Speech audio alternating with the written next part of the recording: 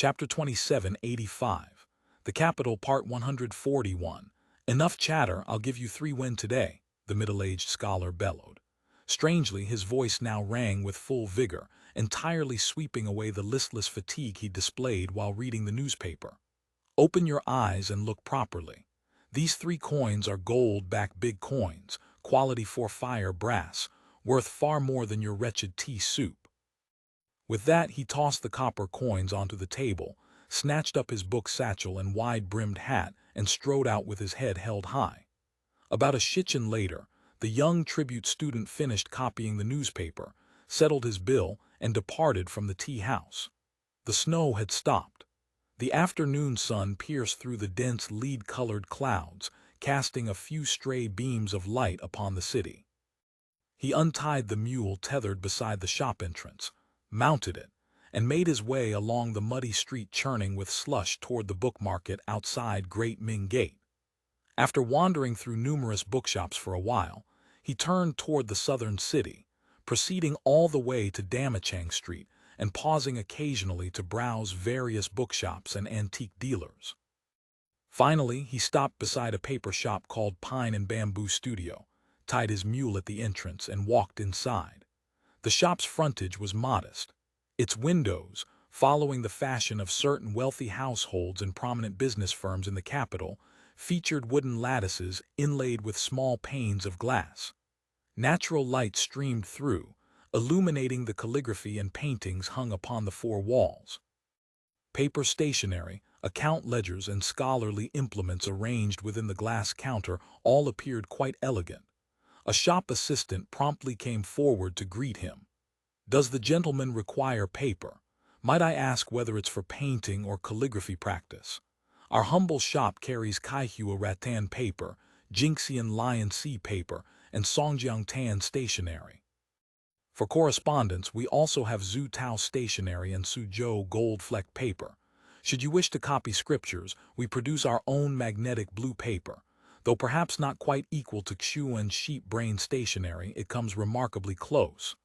I sent a painting here for mounting last month," the young man said. "Is it finished?" "Ah, it's young Master Li. Please forgive my poor eyesight. How disrespectful of me." The assistant lifted the curtain covering the back doorway. "The painting has naturally been mounted to perfection.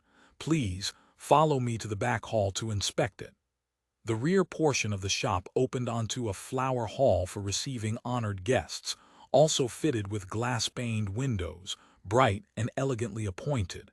Yet the assistant did not stop here. Instead, he led young Master Li through a winding corridor along the side wall, proceeding straight to the back. The second courtyard had been converted into a workshop where craftsmen mounted calligraphy and paintings, bound antique books, and printed and dyed paper stationery. Workers came and went in constant activity, but upon reaching the third courtyard, all grew quiet and deserted. Unlike the buildings at the front, every window of the houses here was sealed tight with black felt paper, allowing not a sliver of light to escape. 2 guards stood before the door where the corridor led into this third courtyard. The assistant halted. "Li Ya has arrived." One guard turned and went inside to report. Soon he returned and led young Master Li into a study in the rear building. Against one wall stood an Australian-style cast iron fireplace. The glow from the coal fire in its hearth, combined with the kerosene lamp on the desk, illuminated a man seated there reading a roll of documents. He wore a 3-shuttle fine cloth Taoist robe and a hairnet. Even had Lin Baiguang entered this room, he would have struggled to recognize his first disciple immediately.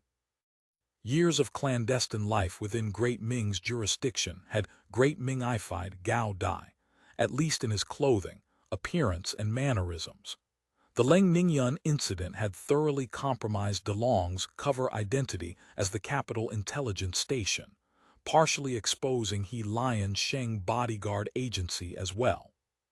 Faced with the danger of intelligence operations in the capital becoming completely paralyzed, the Foreign Intelligence Bureau undertook a drastic restructuring of the local network. Firms like He Lion Sheng and DeLong withdrew entirely from intelligence work, tasked only with making money and providing support, when necessary. All intelligence collection was transferred to a specialized network. The backup capital intelligence point activated within this network was none other than the Pine and Bamboo Studio paper shop. Following the Leng Ningyun incident, the Senate determined that stationing senators in Beijing posed unacceptably high risks for negligible gain. Nevertheless, intelligence from the capital remained vital and required oversight by at least a high-ranking naturalized citizen cadre. Thus Gao Dai was transferred to Beijing to oversee Pine and Bamboo Studio, becoming the general director of the entire underground network in the capital. Although Gao Dai was Cantonese, his long service in the intelligence department and professional training enabled him to speak quite standard Mandarin. As for his slight Cantonese accent, it posed little problem. The capital itself was a place where people from all directions mingled, and a considerable number of Cantonese served locally as officials, scholars, or merchants. The new capital station employed two methods for gathering intelligence. One involved continuing to develop underground informants. The other utilized Pine and Bamboo Studios paper trade to establish connections with eunuchs in the inner court, acquiring waste paper from the Forbidden City. Among these discarded materials were no small number of copies and transcripts of memorials and edicts. Intelligence personnel had to pan gold from this pile of sand. What Gao Dai was currently perusing were two pieces of gold, freshly extracted. One was a copy of an imperial edict ordering Zheng Hongqi, also known as Zheng Zhaifeng, who had been granted the hereditary title of Jiniwe Thousand Households and was a military jinchi of the Dingchu year, to enter the palace for questioning. The other was a placard issued in early February to the ministers of the 6 ministries and the supervising secretaries of the 6 offices of scrutiny, announcing preparations to hold a court conference on the matter of sending troops to punish the Kun. Yet panning for gold in sand was inherently unpredictable. Records of the questioning, the proceedings and conclusions of the court conference, not a single word could be found among the waste paper. Just as Gao Dai was deliberating over this predicament, Liya arrived. He took the Peking Gazette from Liya's hand, leafed through it briefly, and extracted several pages of paper tucked inside. But he was in no hurry to unfold and read them. Instead, he asked, "You met with King Cheng. Any developments?" Liya's Fujian-accented Mandarin transformed into authentic Australian New Language. He gave a brief account of the morning's contact. King Cheng hinted at the end that he wants an increase in his allowance. How much does he want? Another 10 taels per month. He wants payment in Shanxi Bank drafts. Gao Dai's eyebrows rose slightly. This fellow certainly had nerve, demanding like a lion.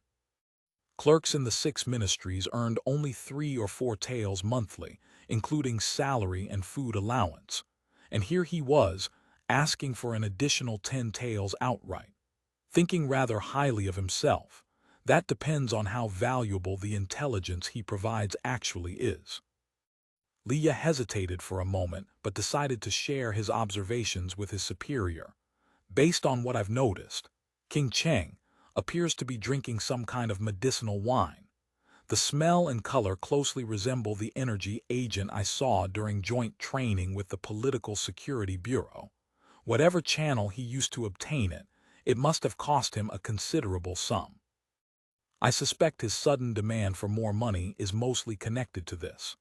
That's possible, Gao Dai said. You understand King Cheng's background, don't you?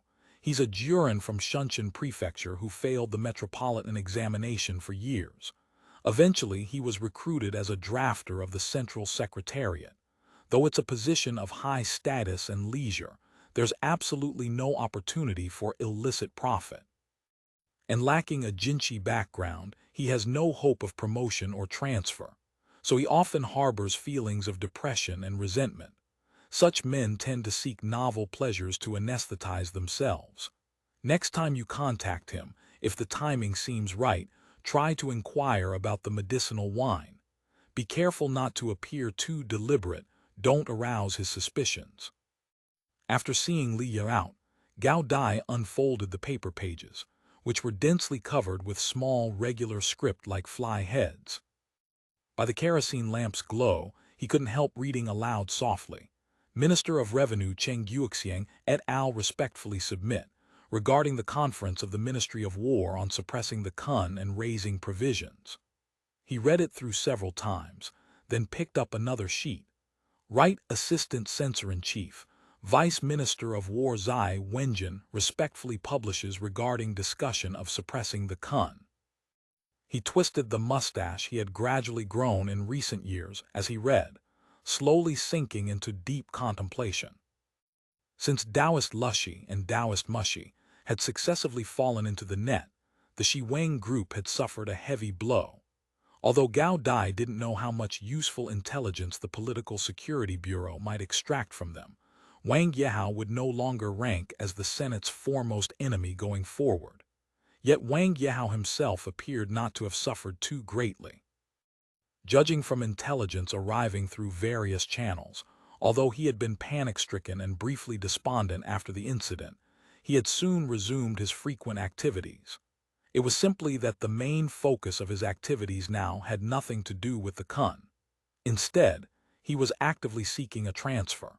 Capital officials seeking external posts was nothing unusual, but the position he sought was in Shandong. Governor of Shandong was certainly a big official, yet at present it could hardly be called a lucrative assignment. Setting aside that Shandong was never a wealthy province to begin with, even the word peace could scarcely be mentioned there now. Large and small roving bandits and local brigands rose in succession within its borders. Drought and locusts persisted. Folk religious sects like the White Lotus Society were itching to stir up trouble.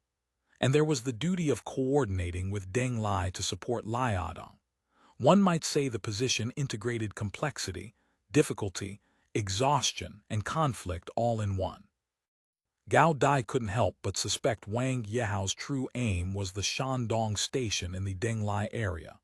When he considered it further, judging from the direction of recent court discussions, there did indeed seem to be a possibility of punishing the Kun. Once a punitive expedition commenced, the new army trained by Governor Sun Yuanhu of Deng Lai, which had recently distinguished itself in battle repeatedly, would inevitably be among the forces transferred south.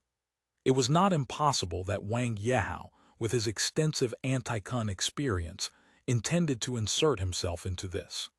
However, the intelligence collected by the network contained quite a few contradictions. Information from the inner court suggested the emperor harbored considerable interest in peace negotiations, yet the outer court rang with bellicose cries for suppression. The court had also issued multiple successive decrees for war preparation. No matter how one looked at it, there appeared to be genuine intent to suppress. Combined with the secret struggle between the Restoration Society and Wen Tyern that had emerged recently, the entire court situation was thoroughly chaotic. Finally, he shook the bell to summon the guard outside, instructing him to call He Chun, the nominal proprietress of Pine and Bamboo Studio, and a cadre on loan to the Foreign Intelligence Bureau from the Political Security Bureau. Gao Dai picked up the intelligence Liya had delivered. These materials must be sent to Lingao today. The full text, He Chun flipped through the pages. There's quite a lot of content. Decoding will take considerable time. How about this? I'll go assist the telegraph operator, little Wang. We'll strive to finish transmitting everything before dawn. Thank you for your effort. Also, starting next month, raise King Cheng's allowance to 50 taels. This needs to be recorded in the accounts. For outer line operations, that's your decision, He Chun said. There's another matter of great importance. Go verify the quantity of energy agent in storage and also the anesthetic in the infirmary. Seeing He Chun's eyes widen, Gao Dai waved his hand to forestall her surprise. Of course I trust my own comrades. But reports from several different sources now indicate that various anesthetics are circulating in the capital area. Some may closely resemble the controlled substances produced by the Senate. Combined with the Ming court's current military movements, I suspect someone plans to supply drugs to the Ming army to counter the Senate's firearm advantage. In short, a war is about to be fought. End of chapter. Chapter 2786. New Equipment, Part 1. Since the launch of the mainland strategy, many Senate institutions had gradually relocated to Guangzhou. Some, though their headquarters remained in place, established branch offices in the city. Due to the sheer volume of business, however, these so-called branches grew larger by the day, while the original headquarters shrank into something more resembling a rear office. Eventually, certain departments began relocating entirely. The General Staff and the Department of Army were among the first central institutions to move to the mainland in their entirety. According to a decision made by the General Assembly at the end of 1635, central departments were to first establish offices in Guangzhou. Yet as military struggles intensified, both the General Staff and the Army completed their full relocation. After all, the mainland strategy's focus was on ground combat. Having the General Staff and Ministry of Army stationed across the sea proved a significant hindrance to military operations. When they first arrived on the mainland, conditions were severely limited. The General Staff and the Army crowded together, settling in the former Ming Army drill ground east of Guangzhou City, which they surrounded with fences. Apart from a few old buildings, most personnel worked out of pitched tents. This field state persisted for nearly half a year. Since most senators had been dispatched to reinforce frontline troops, working from tents was barely acceptable. Naturally, no one could tolerate such crude conditions indefinitely. When the war entered a stalemate, Director Hong of Joint Logistics, known as Liangqin, set about acquiring land. Outside Guangzhou's East Gate, near the Pearl River, he secured a parcel of land roughly in what would become the Dadao Road area in the modern era. There he built the new headquarters. This time, tents gave way to prefabricated houses. The original barbed wire and bamboo fencing was replaced by proper brick walls. Bastions were later added to these walls, followed by supporting barracks, trenches, and fortifications, transforming the compound into a military fortress guarding Guangzhou. The prefabricated structures inside were gradually rebuilt into permanent buildings. By early 1637, the site, temporarily dubbed South China Headquarters, had finally seen all its simple temporary structures demolished. Essential infrastructure was now in place: office buildings, wired telegraph, a dedicated wharf, dormitories, a water tower, coal storage yard, boiler room, and bathhouse. It had become the Army's largest stronghold in Guangzhou. The General Staff and Department of Army had now relocated to Guangzhou completely. Following this, training bases previously established in Hong Kong also moved to the mainland one by one. Hong Kong's conditions still imposed too many limitations. Water resources in particular were scarce. Concentrating too many large institutions there only caused them to interfere with each other's daily operations. The Army and the General Staff were temporarily squeezed into an L-shaped, three-story building, but conditions had improved dramatically compared to before. Some senators joked that if hostile saboteurs fired a rocket at this building, the Fubo army would be instantly hemiplegic. After major hostilities and bandit suppression campaigns drew to a temporary close, both the Fubo Army and the National Army entered a period of rest and reorganization. The workload of the General Staff and Department of Army grew relatively lighter, allowing them to focus more on troop development and training consolidation. The Army had demonstrated its status as the Senate's #1 gold-swallowing beast through nearly 2 years of the mainland strategy and public security warfare. Naturally, this also exposed quite a few problems that evolved into a major debate over whether the military system required reform and whether weapons should be upgraded. These two topics were perennial favorites in the Senate, trotted out for discussion every year. The conclusion: none whatsoever. As a certain senator from the First Weapon Design Bureau once remarked with frustration, The force of inertia always exceeds the desire for technological change. The statement was not wrong in itself, but the reason inertia ran so strong lay largely in the costs required for technological change versus the benefits it would bring. Contrary to what senators might assume, those who managed armies, whether the militaries of the Third World or the post-Cold War U.S. Army seeking defeat in solitude, were fundamentally uninterested in technological leadership. They cared far more about cost. Of course, combat generals naturally wanted the most advanced weapons possible, preferably Zen treaty technology crushing Stone Age primitives. But weapons were essentially waste that produced nothing and only consumed resources. Army managers had to weigh the costs of maintenance and application. In April 1637, spring had burst forth in Guangzhou.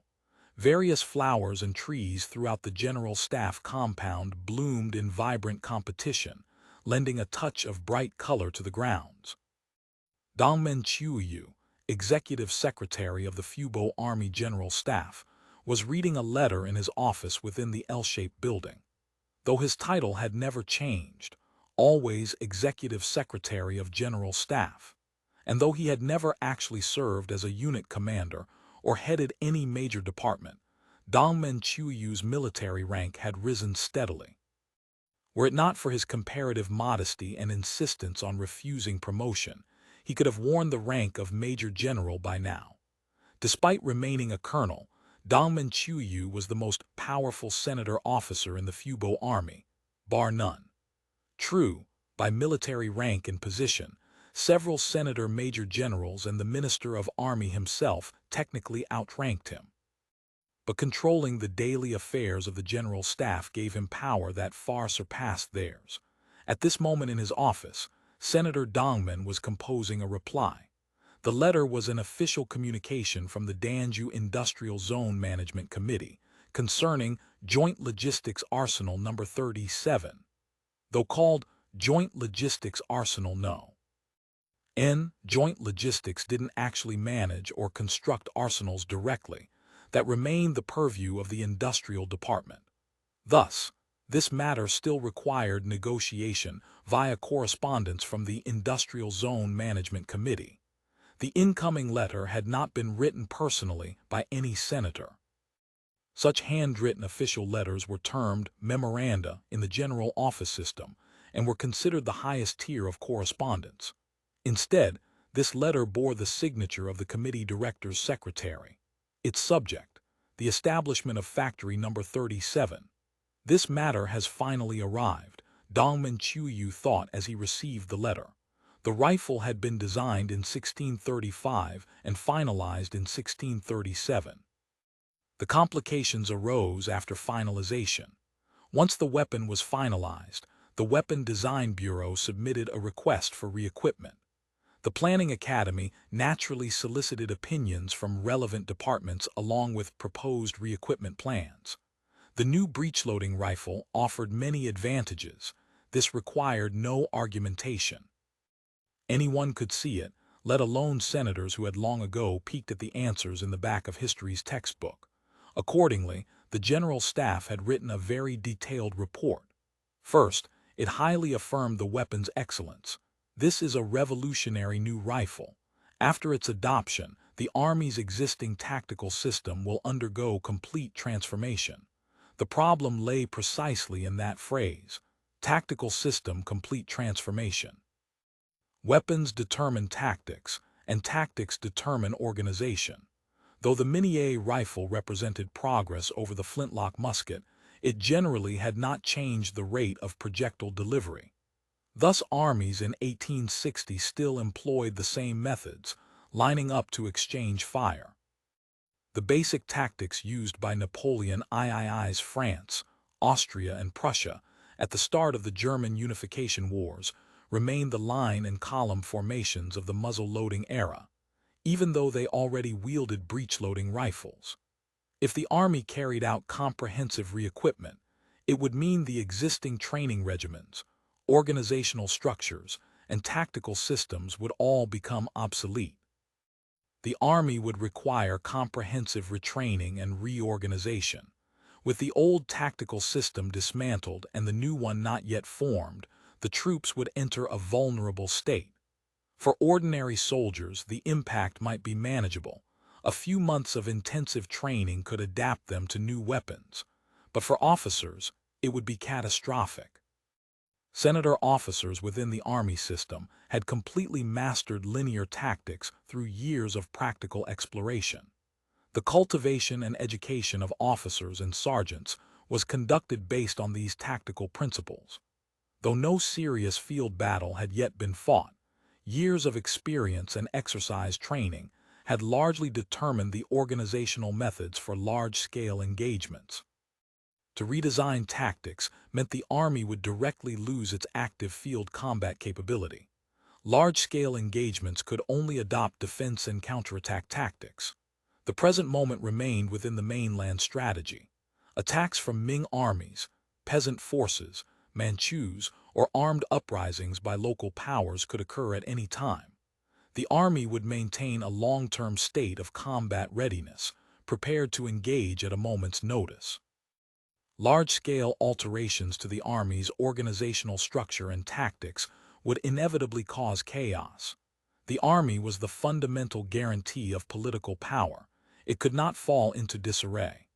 Therefore, to avoid compromising the combat capability of existing troops, the ideal approach was to establish new units. These new troops would adopt new weapons and new training methods. The problem was that this approach would not only suddenly expand the Army's size, but because the new rifle held absolute advantage over the Mini-A rifle, these new troops would require senators in key positions. Having senators serve as battalion-level officers was, at present, essentially impossible. Thus, senator officers of the Army held entirely contradictory feelings toward comprehensive re-equipment, a mixture of love and loathing. They naturally hoped for well-equipped troops, but they did not want everything they had built to be torn down and started over from scratch. As for joint logistics perspective, it was rather blunt. Since the start of the mainland war, as controlled areas expanded, the battle lines had grown ever longer, and Army size would only continue to increase. The Type 1637 would place extremely heavy pressure on both logistics and industrial capacity simultaneously, especially regarding ammunition consumption and supply limits. Comrade Thorpe pointed out in his report that under the new tactics, soldiers would operate in skirmisher formation, beyond the close control and command of officers. In complex terrain and intense combat, soldiers would tend toward preventive shooting at suspicious targets, seeking to eliminate more enemies before potential threats could launch attacks. This would objectively increase ammunition consumption. Automatic weapons, interestingly, would not cause the same problem, because soldiers knew the weapon in hand could fire a large volume of ammunition in a very short time to strike down multiple targets. With Mini-A rifles, soldiers knew there was only one bullet in the gun and reloading took time, so they would shoot more cautiously. Switch to new rifles, and the growth in ammunition consumption would be unpredictably large. Because inland areas remained in their original 17th century state, transportation costs were extremely high. If new weapons were adopted with their massive ammunition consumption, the resulting logistics demands and costs would expand beyond imagination. Under 17th century transportation conditions, the ammunition consumption of muzzle-loading weapons matched the logistics ceiling. Joint logistics stated plainly, "The weapons are excellent, but we can only supply what is most suitable." Advanced does not mean suitable. If the Type 1637 is to be fully equipped, a large quantity of transportation assets must be added: ships, carriages, livestock, and more. The Navy's report was simple, merely stating that this gun was good and, if the length could be shortened, would serve as an excellent naval rifle. It emphasized pointedly that the Marines urgently needed to equip this new rifle. End of chapter. Chapter 2787. New Equipment Part 2. Perfectly suitable, perfectly easy to use. "You lot who always crave the new and discard the old," Comrade Thorpe remarked. "How many years has the Hall rifle even been in service?" Despite Joint Logistics' mockery about the Navy's fickleness toward new equipment, the Navy proved highly supportive of adopting the Type 1637. This was only natural. The spare ammunition allocation for sailors' rifles was negligible compared to the massive quantities required for warships, and sailors rarely used their rifles anyway, making ammunition consumption a non-issue. As for the base force and Marines, the former was stationed for defense with warehouses immediately behind them, while the latter operated primarily along coastlines and rivers, seldom venturing beyond the reach of naval supply lines. Moreover, their establishment numbers were small, their self-sustained combat duration was short, and most of their actions were small-unit raids. Such operations placed specific demands on rifle rate of fire and range. The General Staff Political Department also submitted a report. In it, the General Political Department pointed out that troops using the new rifles would require more complex tactics, which in turn placed higher demands on the cultural and educational level of officers. Only with greater literacy could they properly comprehend and apply these new tactical doctrines.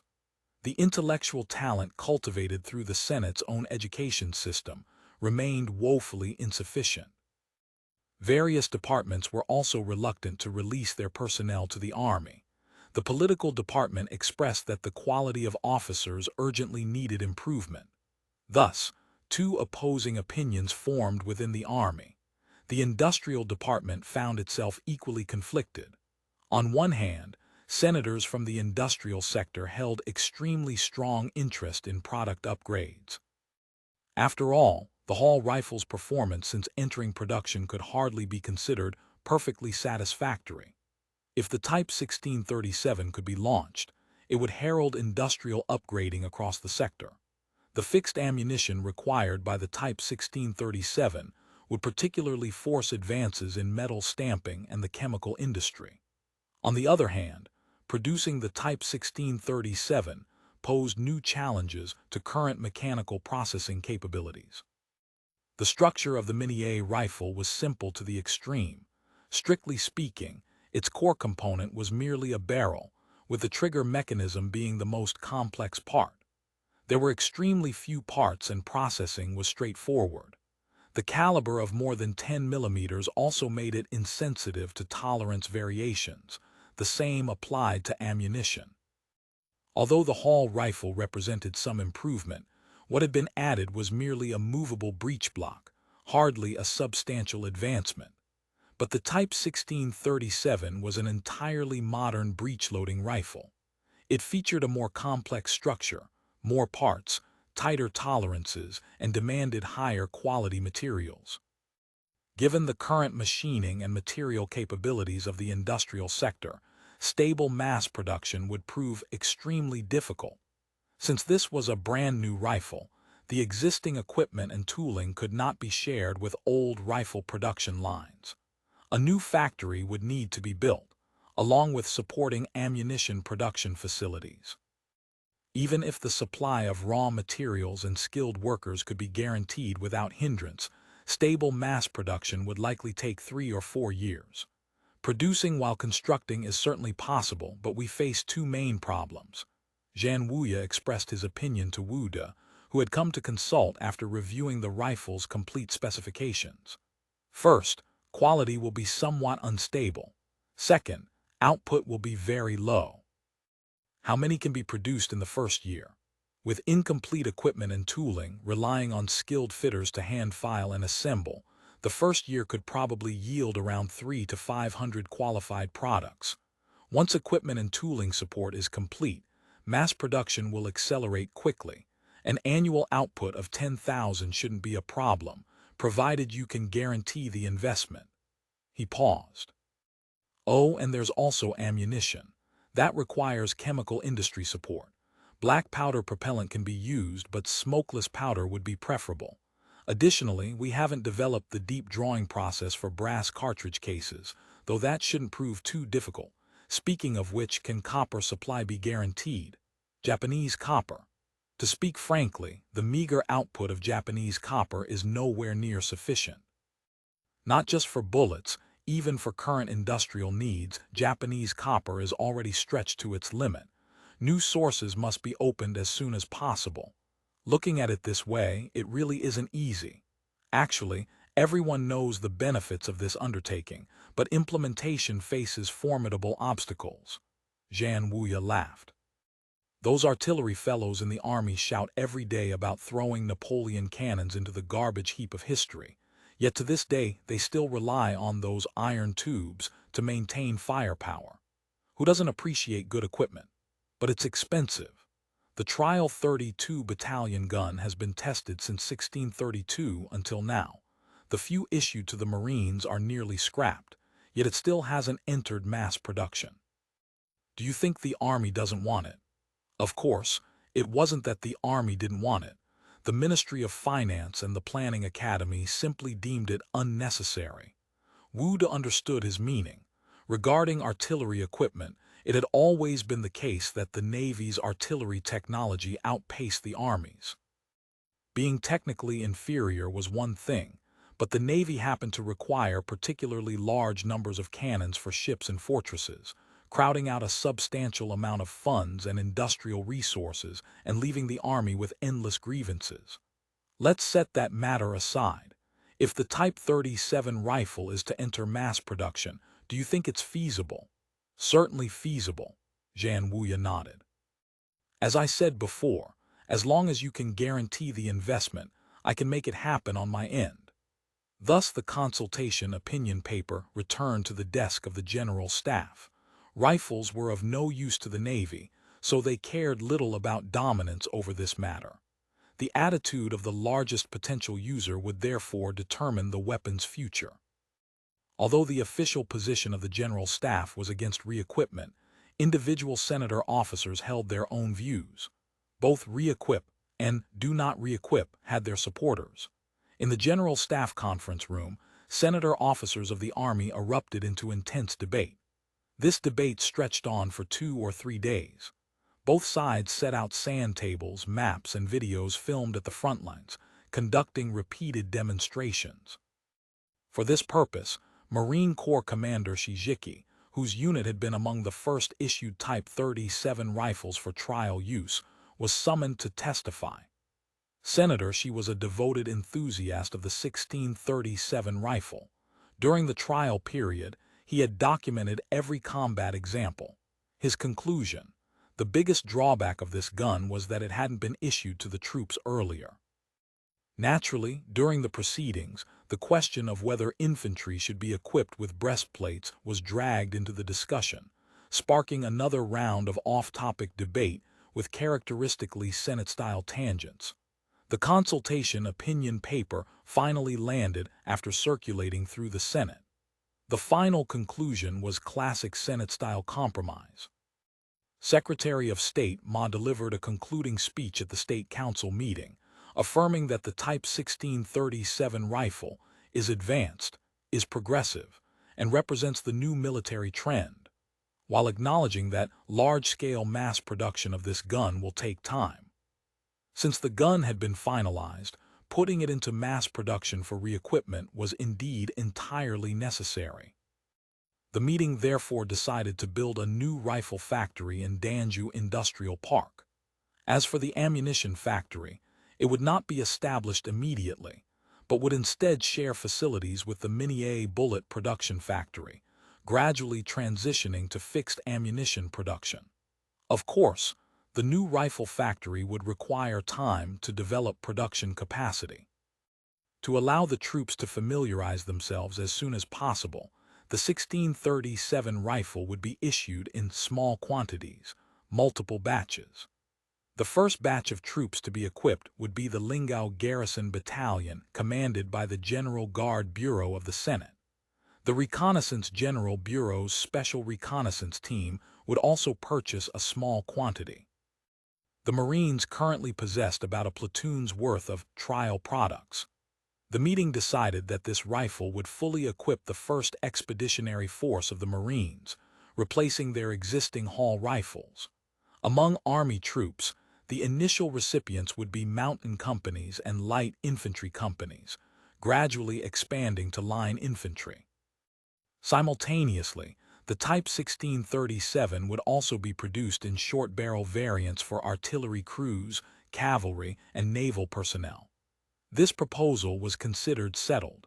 For the opposition, gradual re-equipment would not disrupt the existing force structure.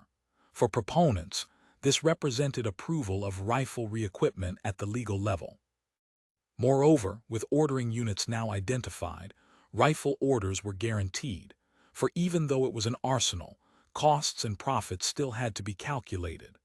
Now the matter of Factory No. 37's establishment naturally landed before Dongmen Chuyu's eyes.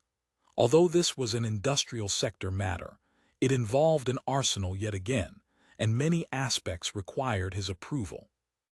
Judging from the incoming document's contents, several senators involved in designing the 1637 rifle had arrived in Danzhou, preparing to roll up their sleeves and work hard. After all, this was their brainchild.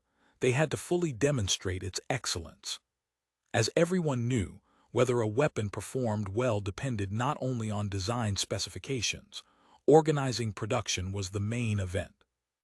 Countless weapons throughout history had boasted seemingly beautiful design indicators only to end in complete failure due to production deficiencies.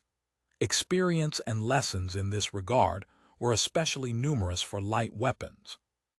The rifles currently issued to the Marines and General Guard Bureau for trial use had all been carefully manufactured and processed by mechanical sector senators leading technical experts, using materials selected with painstaking care. Naturally, they performed excellently, but mass manufacturing, relying on hastily trained workers with limited skills, would inevitably see quality decline. This Li Yiwo didn't design the 1637. Why is he joining in? Looking further, Dongmen Chuyu discovered that Joint Logistics Factory 37 was to be established using the Reconnaissance General Bureau Repair Workshop as its foundation. The so-called Reconnaissance General Bureau Repair Workshop was actually a small workshop for making guns, specifically for Li Yiwo to handcraft various modern light weapons, satisfying certain senators' obsession with particular firearms. For instance, Senate versions of handcrafted Tokarev TT-33s, Brownings, and Lugers, quite a few senators own one of these, all came from this repair workshop. So that's it. Dongmen Chuyu realized why they wanted to bring Li Yiwo into the partnership. The first reason was naturally that Li Yiwo himself possessed excellent craftsmanship.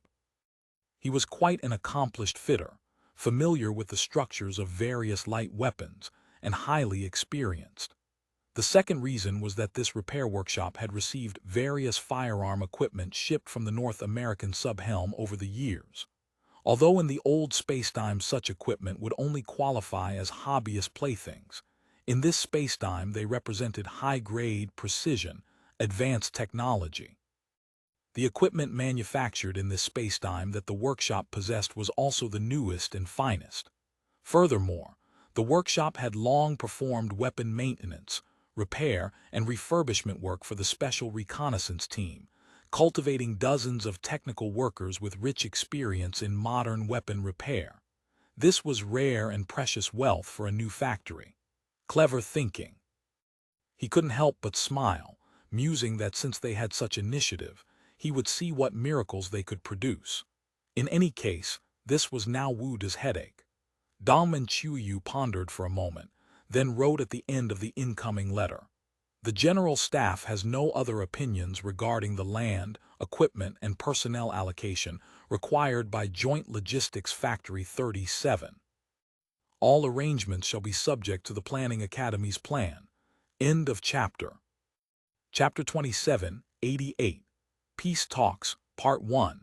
Intelligence regarding the Imperial Court's suppression campaign in the capital began flowing continuously into the Foreign Intelligence Bureau through commercial and foreign intelligence channels. Before long, by way of the Security Affairs Liaison Conference, most senators had also learned of the situation. Regarding the Ming court's suppression campaign, most senators outside the military sector laughed it off, feeling it had little to do with them. First, no one believed the Fubo army would suffer military defeat. Second, the current battle lines had advanced to the Five Ridges. Let alone senators in Hainan, even those in Guangzhou could scarcely feel any threat from the Great Ming. Guangzhou was not only more prosperous than before, but had risen another level in extravagant indulgence, thanks to Australian novelties and the influx of government agencies and enterprises. The city had taken on a distinctly hedonistic atmosphere of luxury and dissipation. But for the army and the intelligence and security agencies, duty-bound as they were, there was no laughing it off. They were about to enter combat readiness immediately. Combat readiness for the army meant managing thousands of threads and loose ends, but combat readiness for intelligence units was far simpler, nothing more than determining what the emperor planned to do and how he intended to do it. Judging from the intelligence reports, the Great Ming was indeed proceeding with offensive preparations. Their aggressive intent could even be called undisguised. In this spacetime, the concept of strategic deception remained vague, and achieving watertight operational secrecy proved difficult in practice. Thus, Jiang Shan considered this matter nailed down and beyond dispute. The question of how to do it was the key point. Strictly speaking, how the Great Ming would conduct their suppression was not the primary concern of intelligence agencies. In the 17th century, there were only a handful of routes for attacking Guangdong and Guangxi from the south. The Ming army possessed no capability for amphibious landings or airborne operations. The general staff needed little effort to analyze the Ming army's possible marching routes and battle plans, leaving intelligence agencies with limited responsibilities in that area. What truly interested the intelligence agencies was the special information mixed among the reports arriving through various channels. Namely, did the Great Ming genuinely want to go south? Or rather, what was the true purpose behind their southern campaign? Anyone who wasn't a Ming official speaking barefaced lies knew the odds of success in a southern punitive expedition against the Kun were no better than recapturing Shenyang and eliminating the Manchus. One might even argue that eliminating the Manchus was at least worth striving for. Hong Taiji and his pillaging bands were struggling too. A war of attrition and delay would benefit the Great Ming, but driving out the Australians, that was already an impossible task. Rashly launching a punitive expedition with virtually no chance of victory was strategically disadvantageous for the Great Ming. If the senators could see this, could the men of insight in the Great Ming not see it as well? Did they possess some secret weapon? Secret weapons naturally don't exist, Su Qi said, but generally speaking, the drinker's heart lies not in the wine. He was not in the Foreign Intelligence Bureau's conference room at this moment, but in a conference room of the Internal Security Affairs Bureau. The weekly Internal Security Conference was being held there. Since the establishment of the Foreign Intelligence Bureau, at Jiang Shan's suggestion, all intelligence and security agencies under the Senate held such meetings every week to exchange intelligence and maintain communication. The purpose was to analyze and utilize intelligence effectively while enabling departments to borrow resources from one another as needed. Because the system operated effectively, the practice had continued. At this moment, the conference room was filled with people. The four great guardians, Foreign Intelligence Bureau, Reconnaissance General Bureau, Political Security Bureau, and National Police, were all present, along with the recently established General Guard Bureau. As was customary, someone from the Commercial Department also attended. Where does it lie, then? In the face of the imperial court. Wang Ding laughed. Punishing the Kun is Changzhen's way of maintaining face. We analyzed this problem from the beginning. The imperial court cannot turn a blind eye to our capture of Guangdong and Guangxi. The Great Ming has 2 capitals and 13 provincial administration commissions. We took away 2 with ease. The court's dignity has been swept to the ground. Without action, who would take this court seriously? Even if it means failure, this battle must be fought. It's a matter of attitude. Wouldn't losing cost them even more face? One can fight a losing battle, but one cannot admit defeat, Li Yan said. Everyone understands this logic. Jiang Shan smiled. Things are not that simple. He cleared his throat. Integrating intelligence from all sources, we believe the great Ming court is preparing for peace talks. A slight ripple passed through the conference room. Those present were all intelligence and security personnel, thoroughly familiar with mutual deception, honeyed words concealing daggers, feints to the east while attacking the west, all such routines. Yet the phrase peace talks still aroused their keen interest. Were peace talks beneficial? Indeed they were. Both the Ming court and the Senate harbored intentions of negotiating. One side wanted to gain breathing room to concentrate strength against the later Jin and peasant armies. The other naturally pursued the strategy of building walls high and storing grain deep, easing external pressures to create development space, while also conducting infiltration through trade. Both sides' ultimate purpose was to secure more time for military preparation. But international relations in 17th century East Asia operated through the suzerain vassal tributary system. The Central Plains regime of China served as the unified center, with various tributary states acknowledging this central status to constitute the outer vassals of the central regime. What the suzerain-vassal relationship contained was not merely international relations. The foundation of this relationship was the Huai order, regarding China as Hua, the civilized, and surrounding countries as Yi, the barbarians. The issue of status became an insurmountable obstacle. Having the Senate acknowledge the Ming Dynasty as suzerain was impossible. Having the Ming Dynasty accept the Senate as an equal was equally unacceptable to them. The situation of the Portuguese in Macau was special. Strictly speaking, Macau was merely borrowed residence. Ming government offices had always existed there. In the eyes of the emperor and his ministers, they could accept the claim that the Kun were descendants of Huaxia. But at the same time, in their view, the Kun had lived overseas for so long, ignorant of celestial dynasty etiquette, that they were already indistinguishable from overseas barbarians. Allowing the Ming Dynasty to sit as equals with such a political entity severely violated the political correctness of the realm. Of course, the situation was not entirely hopeless. After all, the Senate remained fundamentally different from the Manchus. Since 1618, the Manchus had waged war for nearly 20 years, leaving hundreds of thousands of Ming troops dead or wounded, with millions of Liaodong people massacred. Their multiple incursions through the passes had caused even greater destruction, with countless military and civilian casualties near the capital. The Kun, by contrast, had merely occupied Guangdong and Guangxi. The Ming troops eliminated on the battlefield numbered only in the tens of thousands. They had committed no sensational massacres, nor had they pillaged the regions near the capital. Besides, they claimed descent from the Song dynasty. Emotionally, that was easier to accept. But how to proceed specifically, and under what pretext to negotiate peace, this remained an enormous challenge, especially for the great Ming, which had always ceded no land, paid no indemnities, and made no marriage alliances. Even when the emperor was captured at the Tumu crisis, they had continued fighting, and the court had not yet reached a moment of existential crisis. So when Jiang Shan's conclusion emerged, everyone harbored varying degrees of skepticism. First, let me explain why we've reached this judgment. Jiang Shan picked up a report.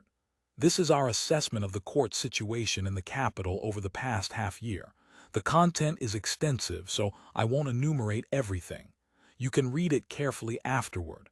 I'll just highlight a few important points. First is Yang Sicheng's memorials and records of his imperial audiences. Original text excerpts and related translations are appended to the report. Generally speaking, his pacification thinking follows exactly the same pattern as in history. He treats the peasant armies as the primary target, that is, To resist foreign aggression, one must first secure internal stability, is the guiding ideology of this future Minister of War. His thinking, whether in history or now, is fully approved by Changzhen.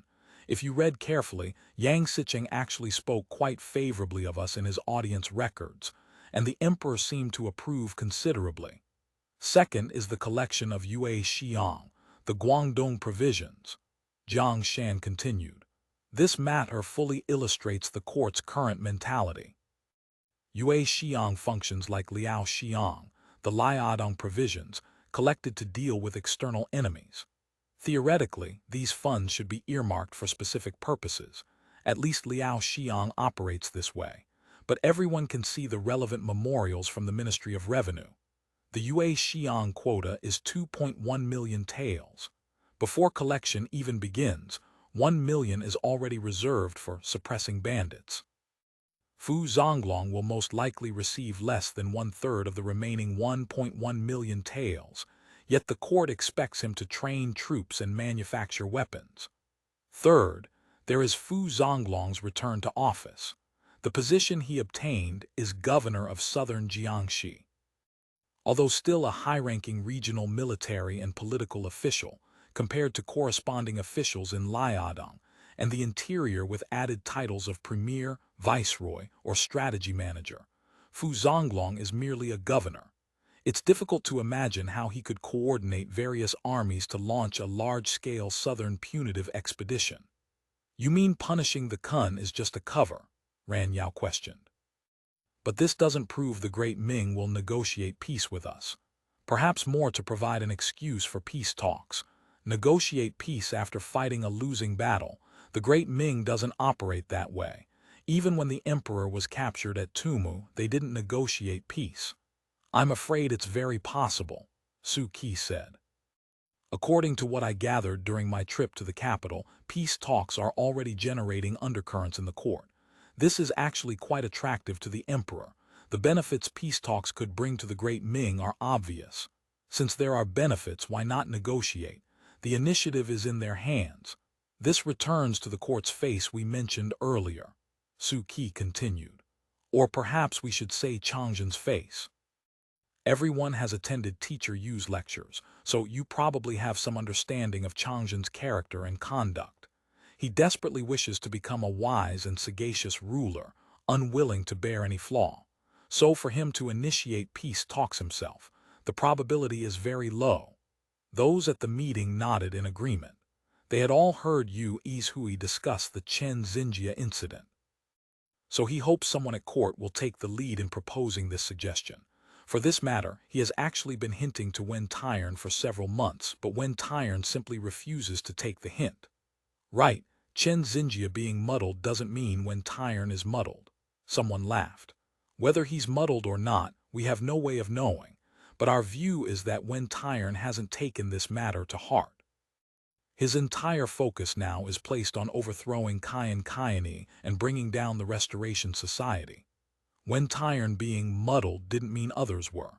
After all, the Chen Xinjia incident had not yet occurred, and officials had not yet lost faith in the emperor.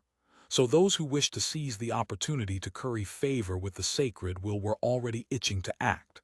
End of chapter. Chapter 27, 89. Peace Talks, Part 2. The composition of these individuals was remarkably complex, comprising both local administrators and high-ranking court officials. Though none had ever truly encountered the Kun in person, they had long been hearing about and witnessing the proliferation of Nanyang goods. Through their intertwined networks of relationships, they had gleaned much about the Kun's words and deeds, especially after the Kun captured Guangdong and Guangxi.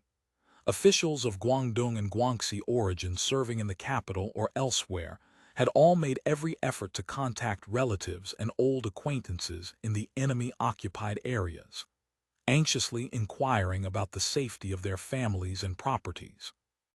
Once the fighting subsided, some officials even dispatched servants home to assess the situation firsthand.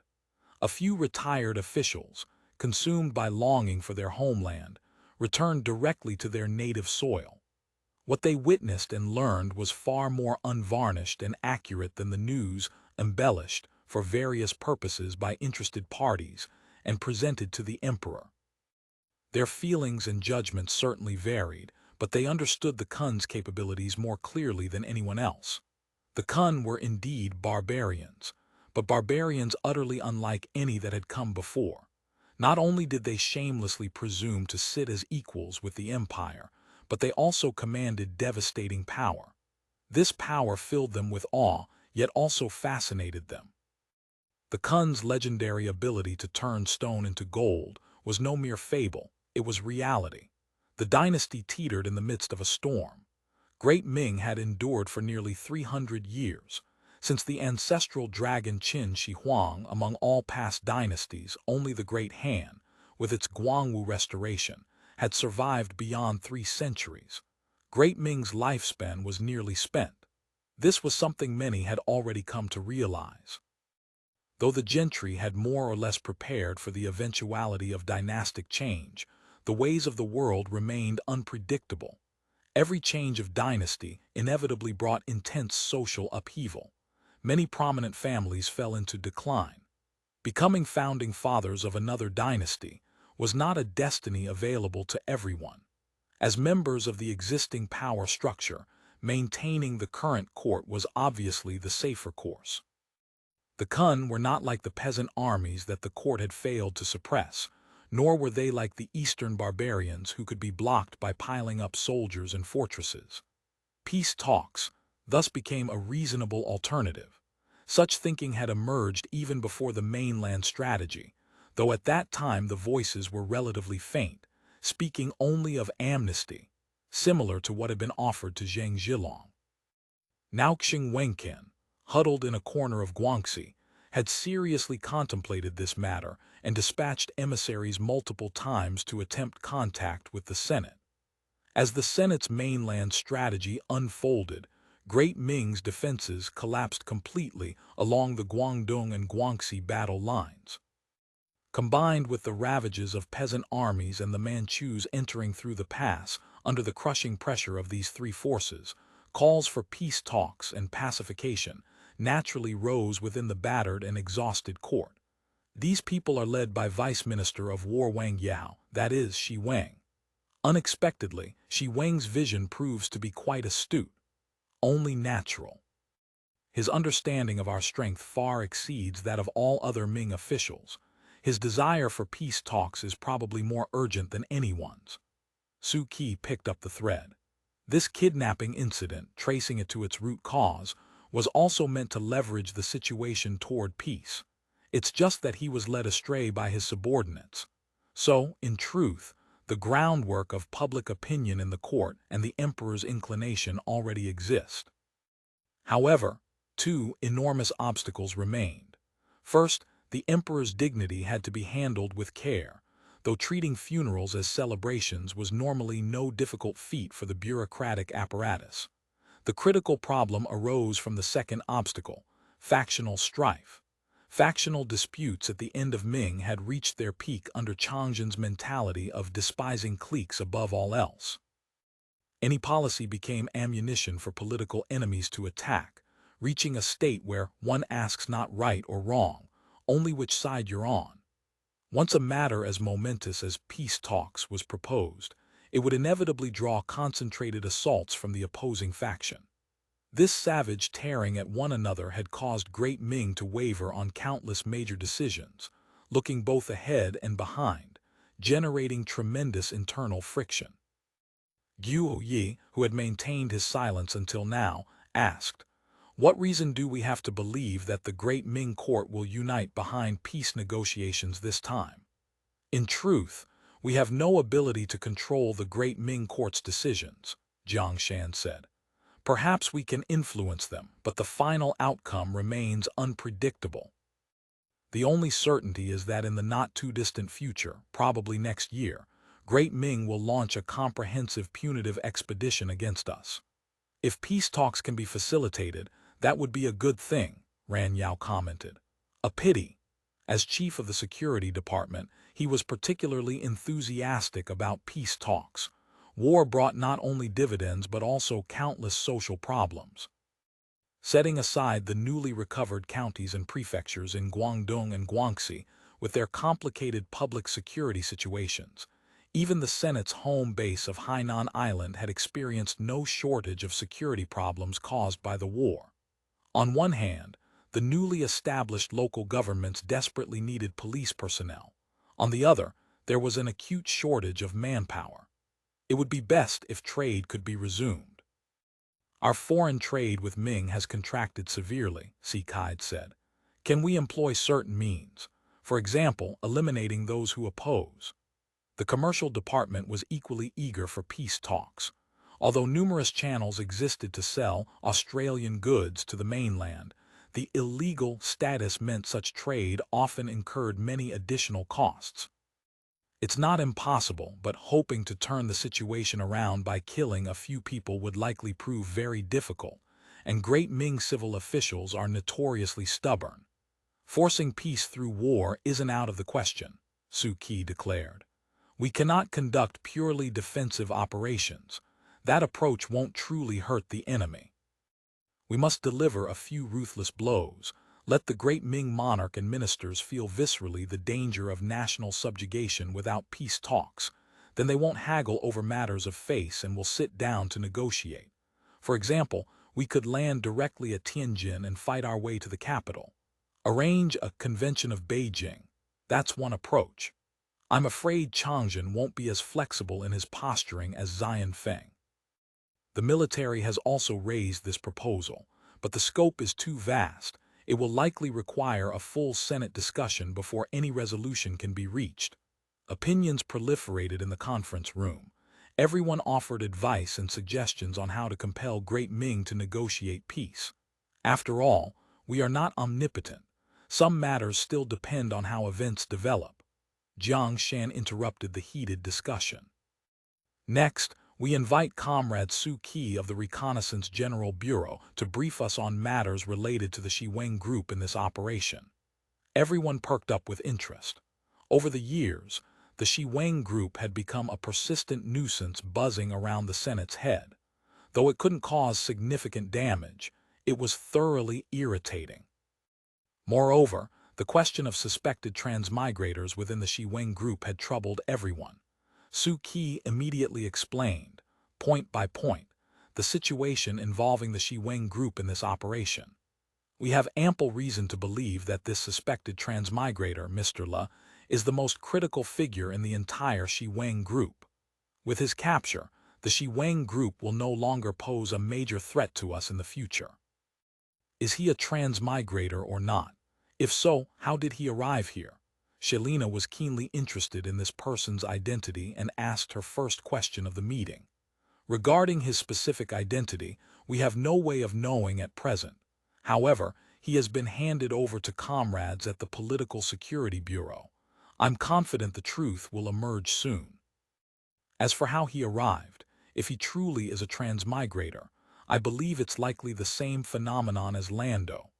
Hearing that the Political Security Bureau was handling this matter, Shelina raised her eyebrows with evident distaste, but she controlled her emotions well and pressed on.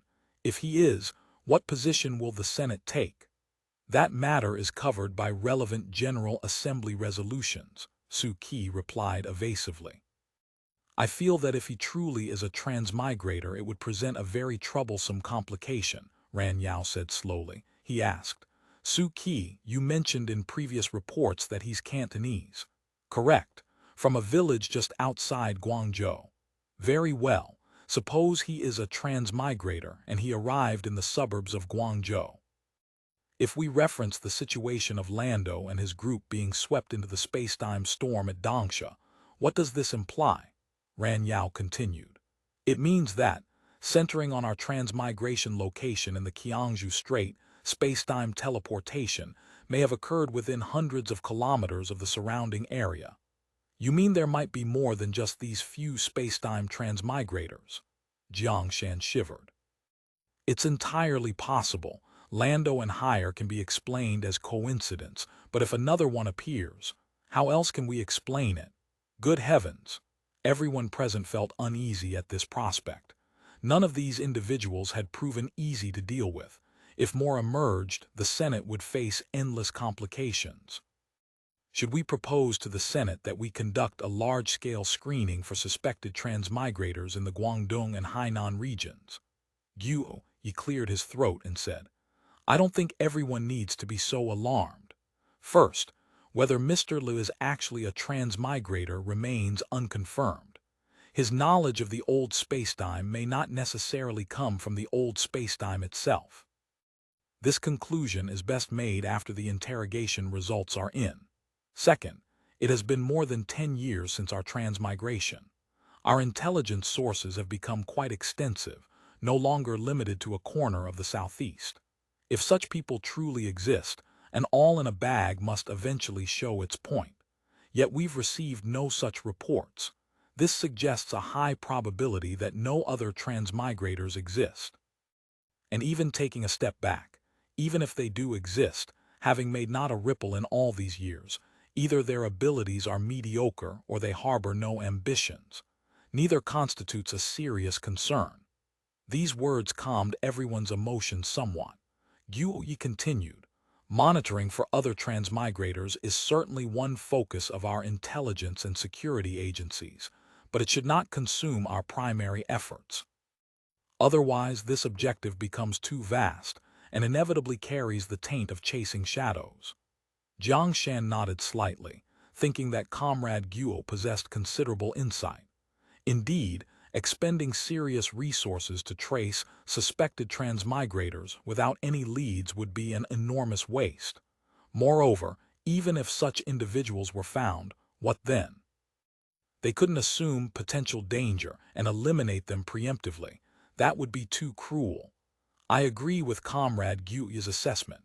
Currently, our most pressing task remains confirming the origins of this Zhou Lezhai, while simultaneously extracting intelligence on the inner workings of the Shiwang group.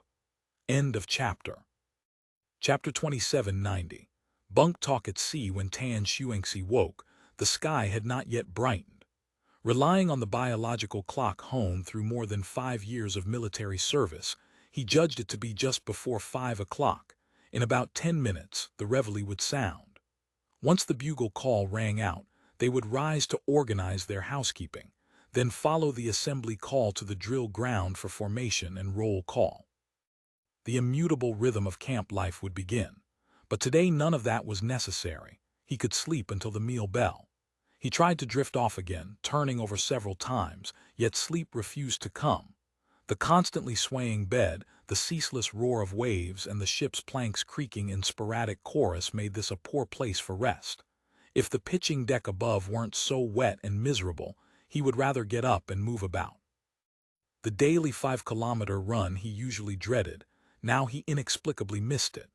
The air in the cabin was foul and humid. A hurricane lamp hung from the beam, swinging with the ship's motion, casting weak light. Everything beyond arm's reach blurred into shadow.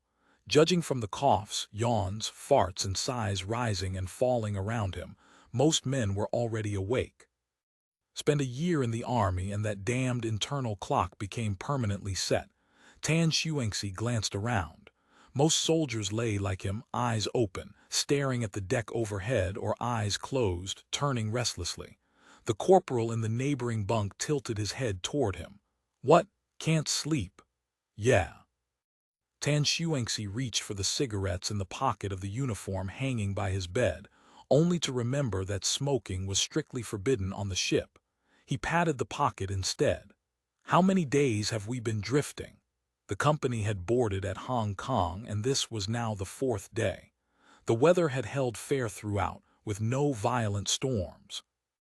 Only on the 2nd day had the wind and waves picked up and soldiers began getting seasick. Because of the rougher conditions, their time on deck for fresh air had been cancelled. The men could only sleep, chat, and play cards below deck, where the air was stale and the light dim. Everyone felt half suffocated. Rest easy.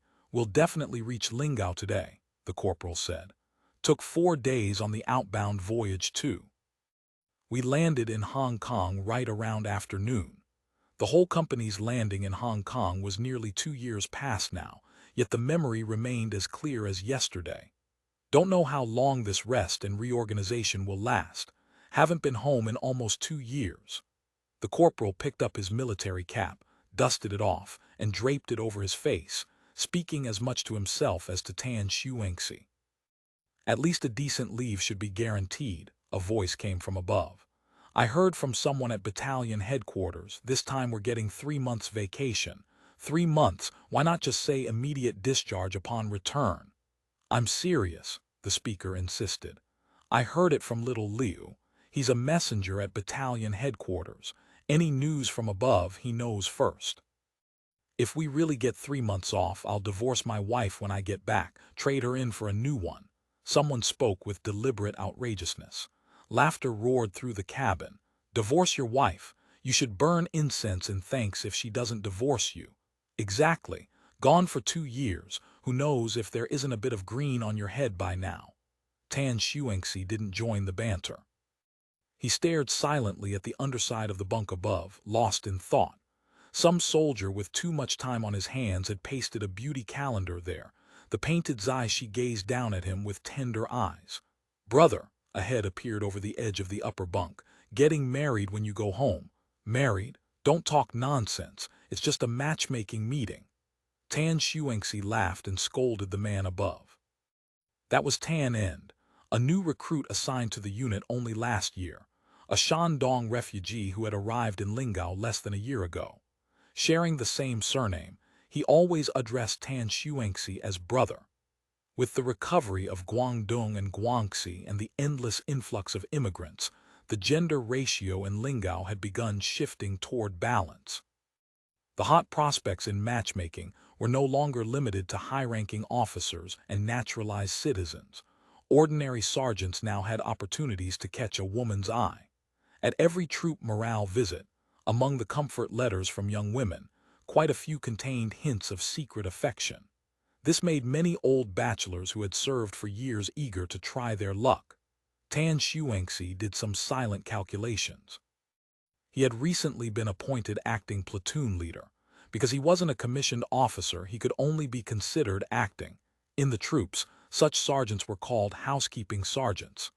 Though a housekeeping sergeant fulfilled the duties of a platoon leader, he remained acting after all. As the Rai saying went, a maid holding keys, managing the household but making no decisions. If a new officer was assigned to the company, he could be replaced on the spot. The company commander had urged him to upgrade his diploma as soon as possible. With a Class B diploma, he could apply for officer candidate qualification. Officer candidate was still just candidate, but officer vacancies in the troops were plentiful right now. There was a good chance he could be promoted to warrant officer rank before long. That would count as having 1 foot in the officer corps, wearing not a sergeant's short sword but a command saber. His platoon leader appointment would become permanent. So he planned to take advantage of this rest and reorganization period to enroll in a military cram school, storm through the preparation, and sit for the Class B diploma exam. Officers going on matchmaking meetings and sergeants going on matchmaking meetings, the prospects they could hope to meet were naturally quite different. After all, in the eyes of common folk, sergeants were just soldiers, earning a few extra dollars. How could they be mentioned in the same breath as officials? While lost in these thoughts, a burst of laughter from nearby interrupted his reverie. He didn't know what they were laughing about but joined in with a few dry chuckles. The laughter gradually faded. Nearly every soldier in the cabin was awake now. Unable to go up on deck to wash, and with mealtime not yet arrived, men lay on their bunks chatting. The topics were all the same, what they planned to do after getting home. He caught a weak voice speaking intermittently. Ambushed at Shiaguan.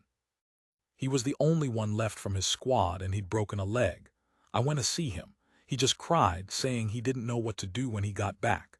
I didn't know what to say either, could only comfort him that the Senate would always give him a bowl of rice. He said he'd joined the army to bring glory to his ancestors. Going back like this, he was afraid he couldn't even find a wife. Sigh, that's just fate. Tan Xuanxi sighed silently. Fate, this was fate, strange and varied, yet impossible to grasp. He turned his head toward the staff sergeant in the neighboring bunk. "Old Ma, what are you planning to do when you get back?" "Me," the staff sergeant lowered his voice. "I plan to apply for discharge." "What?" Tan Shuangxi was so shocked he nearly fell off his bed. Sergeant Ma was like him, only recently promoted. He was the son of honest fishermen, a famously good-natured man in the company, a kind uncle in the soldiers' eyes, a dull sergeant in the officer's view. Yet he wanted to discharge now. "Fought for 2 years, only earned this much of a future, and you're thinking of discharge?" a soldier nearby asked. "My family are fishermen. We've done pretty well these recent years. My father and several uncles sold all the old boats, took out loans, pooled their money to buy a new boat for deep-sea fishing. Very profitable. They just don't have enough hands, and nobody in the family has much education. They can't manage things efficiently. So they called me back to help." "Isn't that a waste?" Tan Shuangxi couldn't help feeling regretful. Sergeant Ma turned over, adjusting his position, and continued. "Can't really call it a waste. I first became a soldier because the village assigned corvée labor, then we were fighting bandits and government troops. That was all good work, protecting the peace of our home. I couldn't hide from it. Now all of Guangdong is liberated, and the world should be peaceful soon. Everywhere will be like Lingao, people can work and live in peace. I've been thinking I'm not soldier material. No matter how hard I work in the ranks, I'll only ever make sergeant. Give me a company to command and I wouldn't dare take it. I'd rather go back to sailing and fishing. I just like fishing." A soldier asked curiously, "You really don't want to be an officer?" "Saying I don't want it would be a lie. I'd love to hang a command saber at my side. How impressive that would be. See some new recruit walking out of step and just go up and give him a kick." The corporal's exaggerated tone drew laughter from the soldiers nearby. "But I'm not cut out for it. Commanding a squad is already hard enough. Commanding 100 or 80 brothers, wouldn't I just be flustered and confused? I can't bear that responsibility." "That's true too. I don't feel like soldier material either. If I could discharge, I'd have gone to find a job long ago. Plenty of factories in Guangzhou are hiring. If discharge were allowed, I would have stayed in Guangzhou to sign up." "Discharge? You're all dreaming," someone sneered. "Think transferring us back to Lingao means no more fighting? If we were still fighting, we'd stay in Guangdong. Why ship us back thousands of li? Got any inside information? Spill it." "I don't have inside information. But the great Ming lost Guangdong and Guangxi. Can they just accept that?" The soldier speaking was the company clerk. "Wouldn't the emperor try to reclaim some face? I'd say there's plenty of fighting still ahead. Returning to Lingao is just to replenish our ranks. After all, we took too many casualties these past 2 years, filled in new recruits so many times, and were still under strength." "But the company commander said last time that those who want to discharge can apply. Only those who have served more than 3 years and been wounded at least twice can apply. Whether old Ma qualifies is hard to say." The clerk was educated and counted as one of the core personnel in the company. His words carried weight. The chatter around them immediately cooled. This rest and reorganization will definitely come with a big leave. "Does everyone have plans? Let's hear them." Tan Shuangxi addressed those around him, thinking privately that he couldn't let the conversation die down now. "I just want to go home and help my dad clear new land. He's been talking about it for ages. My family arranged a bride for me. They want me to go have a look. If she's suitable, we'll marry. I want to go shopping at Eastgate Market with a Ria from the village." "Platoon leader, what about you?" someone finally asked. Tan Shuangxi chuckled. "On leave, first thing sleep. Sleep until I wake up naturally. Then eat rice and salted fish until I can't stomach another bite." This answer drew the biggest burst of laughter yet. With the Fubo Army's food supply, no one would consider those 2 things life goals. "Then take my dad and mom for a stroll around Eastgate Market, eat a meal at the cooperative," Tan Shuangxi added, giving his real plan. End of chapter. Chapter 2791. Reverie of the future. These are all trivial matters. Aren't there any important ones? The important matter is matchmaking, arranging blind dates. For common folk, that's about as significant as life gets, Tan Shuangxi said. If there's a match, just marry her off. It's never that simple, Tan Xuanxi shook his head. First you have to determine whether there's actually a match, then negotiate the betrothal gifts. There are countless complications involved. Getting a wife is harder than passing the imperial examinations. It's much better now than 2 years ago. There are far more women available, and the betrothal gifts have come down considerably. In the army, hot-blooded bachelors were never in short supply. Once the topic turned to women, the conversation could go on endlessly. When it came down to it, everyone wanted a wife, but the market price of marriage remained beyond most men's reach. It would have been nice if we could have been discharged in Guangdong. When we were stationed at Shiaguan, the young women and wives around the post kept eyeing us. Some even came asking if we'd be willing to stay. What a shame. The speaker's voice was heavy with regret. Why didn't you just stay then? Stay and become a deserter. They'd catch you and put you before a firing squad, though there were some bold enough to try. A soldier from Joint Logistics ran off with a woman. They mobilized all of us to search for him. After a month, still no trace. Lucky bastard got away with it. What's lucky about that? He traded his soldier status for a wife. I wouldn't want it. Being a soldier is good. You'll have solid prospects after discharge. Isn't that better than becoming some family's live-in son-in-law? That's true enough. Even after discharge, there's a good future ahead. Take the discharge pay, set up a proper household. Wouldn't that be something?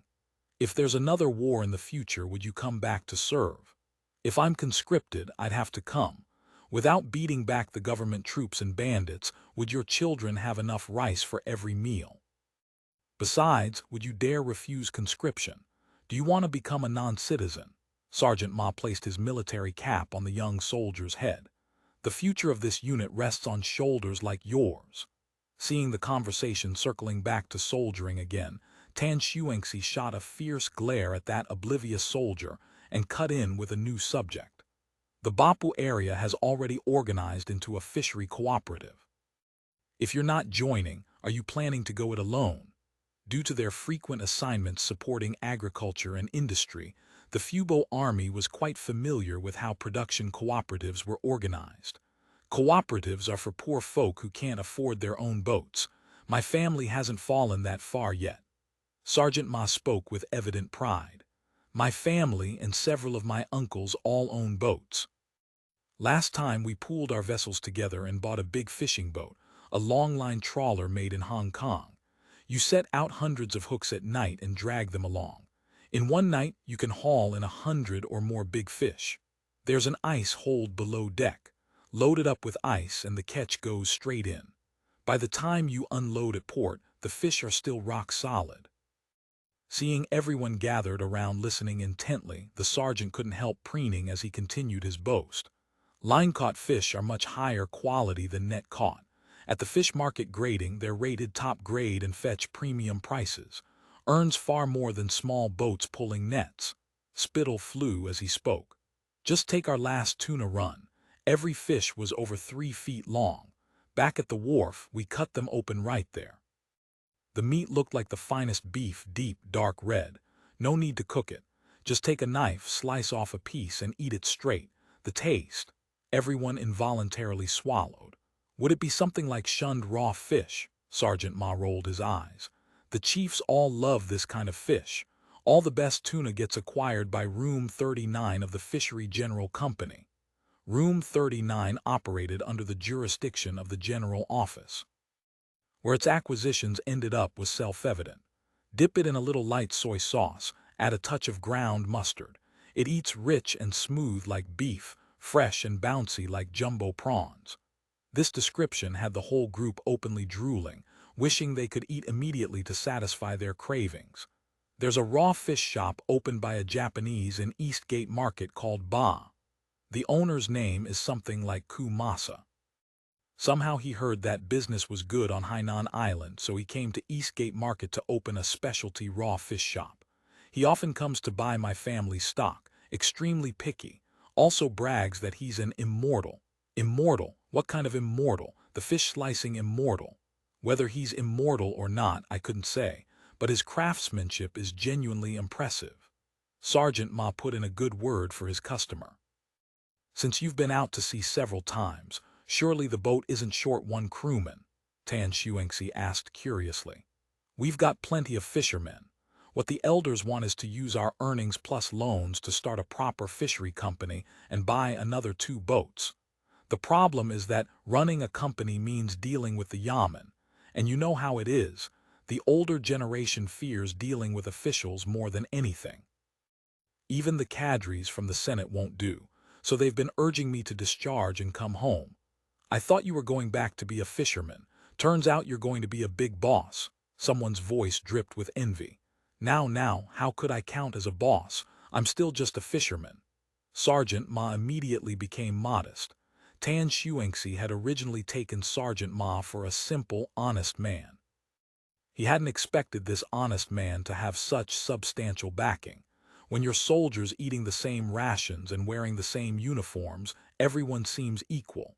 But once talk turned to discharge, each man's true circumstances became apparent. His own family wasn't poor either. Among the company, his family's situation ranked upper middle, but compared to Sergeant Ma, they clearly didn't measure up. After all, his family just scratched their living from the soil. Just as he was sinking into melancholy, a sharp whistle suddenly pierced the air from the hatchway, followed by the sentry's booming voice. "Officer on deck, salute." The moment this call entered the cabin, company commanders, platoon leaders, and squad leaders sprang up like coiled springs, shouting, "All hands assemble." Everyone reacted instantly, leaping from their bunks to stand at attention. The grill door of the upper deck swung open. 3 neatly dressed figures descended the stairs. Backlit as they were, their faces couldn't be made out clearly, but from his bearing it had to be Battalion Commander Lin Fu. Tan Shuangxi stood barefoot beside his bunk, snapped to attention and saluted. "Report, Major. 1st Company, 1st Platoon at rest." Awaiting orders. At ease, Lin Fu approached the narrow aisle. Nearby soldiers hurriedly pressed back to clear a path. Lin Fu made a circuit of the ship's cabin, confirmed no prohibited activities were underway, and soon issued his orders. "All personnel, organize your quarters. After breakfast, we'll make Port Bapu for a brief rest and reorganization. After lunch, the entire battalion marches back to Anya Fortress. Leave your baggage on the ship." After delivering his orders to the company commanders, Lin Fu turned and left the cabin. Just as he ducked through the hatchway, many soldiers heard him chuckle and mutter to himself, "Still dipping soy sauce." Once the battalion commander departed, the entire cabin erupted into activity. Everyone busied themselves with personal cleaning and hygiene while ribbing the sergeant. "You and your tall tales." Eating fish dipped in soy sauce instead of vinegar. Sergeant Ma remained unconvinced, defending himself. "The battalion commander obviously hasn't tried it. The chiefs all eat it this way." Shortly after, new orders came down. The deck was now open. Each company could go topside to wash up and get some fresh air. A burst of cheers immediately rose through the cabin. Due to the rough sea conditions, they hadn't been allowed on deck for 2 days. Everyone had been going stir-crazy. Men scrambled to pull on clothes and shoes, grabbing their washing supplies as they headed up to the deck. The weather outside was glorious. Though wisps of mist still drifted in the distance, the sea stretched out in a sheet of clear jade. A light breeze carrying the faint taste of salt swept across the T-800's deck, washing over the soldiers' bodies.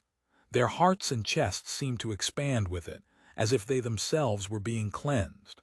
Hundreds of ship ropes trembled in the wind, producing a chorus of creaking sounds. Due to the wind's direction, not all the sails had been hoisted. Yet the masts towering tens of meters high and the thousands of square meters of canvas hanging from them remained awe-inspiring sights to the army soldiers. Quite a few men were already on deck. Most wore the standard white undershirts they slept in. Some used ladles of hot water poured by paymaster soldiers to wet towels and wash their faces. Others had toothbrushes stuck in their mouths, white foam continuously dripping from the corners of their lips. The crossbars extending along both sides of the ship's rails were lined with squatting figures. One after another, they dropped their trousers and gripped the ropes, contemplating life. This peculiar method of relieving oneself was only possible in fair weather. Tan Xuanxi, disliking the stench, squeezed his way all the way to the bow before beginning to brush his teeth. The ship didn't restrict freshwater use. After all, they were sailing along the coast. But with so many men aboard and limited deck access, many soldiers simply hadn't brushed their teeth or washed their faces for days, chewing gum as a substitute. Tan Xuanxi had made do this way for the past 2 days. Today he was determined to clean himself properly.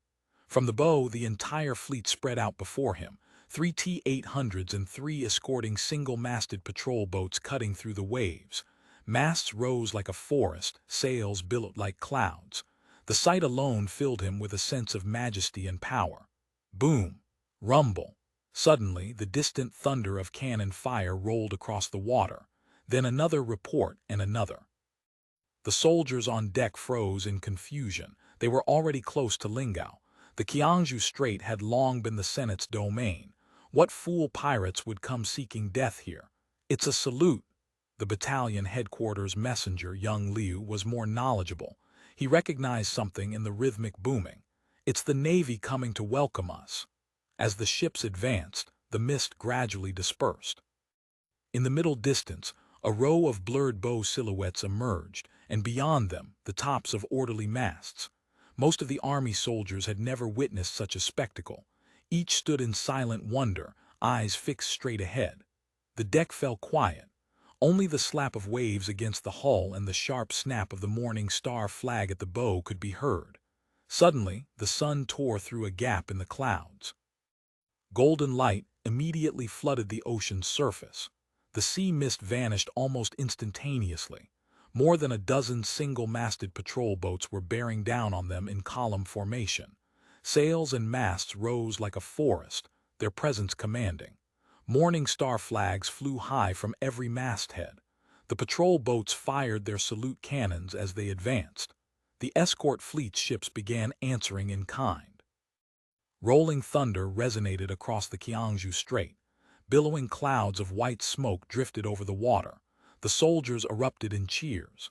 The sailor stationed at the top of the mast suddenly called down to Lin Fu on the bridge. "Major, the Navy Strait Detachment has sent you a semaphore." He stared at the approaching vessel opposite, shouting out each word clearly. "Navy Strait Detachment salutes the heroic soldiers of the Army." Welcome home. End of chapter. Chapter 2792. The meeting Zishan, you're a rare guest here. Ma Qianzhou smiled, looking up from the document before him. No sooner had he spoken than an attractive female secretary brought in tea. Originally, Secretary of State Ma had never employed female staff in his immediate circle, only naturalized male citizens. But starting 2 years ago, the number of women around him had increased, which inevitably sparked discussion among many senators. Some said he was blending in with the mundane world, a diplomatic way of saying he was compromising his principles, while others claimed he was trying to avoid accusations of gender discrimination. Either way, those big secretaries in dark cotton tunics with collars buttoned up to their chins had vanished. Zhao Zishan bowed with a smile plastered across his face and offered his thanks. He picked up the teacup and made a show of inhaling its fragrance. Excellent tea. Once the secretary had withdrawn, he continued, "Secretary of State Ma, about the welcome ceremony plan that was forwarded a few days ago. I've already approved it.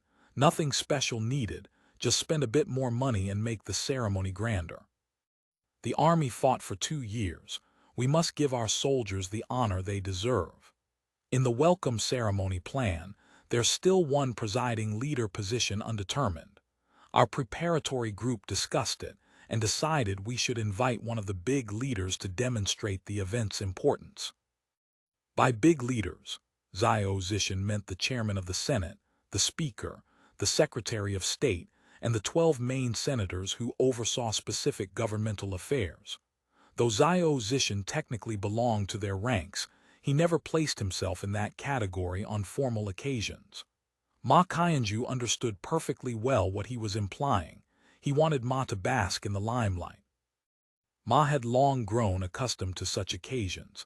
they held no special appeal. If not for the need to maintain a certain exposure rate, he would rather not squander precious time on ceremonial functions. Invite Chairman Wang to preside over this. He sounded the horn for the expedition, so it's only fitting that he welcome the triumphant return. The first act of our mainland strategy will thus draw to a close. Ma Qianzhu spoke with considerable emotion. Zhao Zishan deliberately assumed an expression of difficulty. Chairman Wang has no free time at the moment. He agreed to Senator Lin, that is, Lin Hanlong's request, and went with him to Gaoshan Ridge to conduct optical experiments. He's not expected back for another week. Lin Hanlong, optical experiments. Ma Qianzhu couldn't immediately connect the two, and countless questions arose in his mind. Chairman Wang specialized in optics. Though he didn't end up working in his field, he received professional training nonetheless. Senator Lin posted a request for help on the BBS regarding the 2-meter rangefinder, and Chairman Wang happened to see it. I don't think a welcome ceremony warrants interrupting scientific research. It would suffice to have a main leader attend. Zhao Zishan hastened to explain, biting down particularly hard on the word main.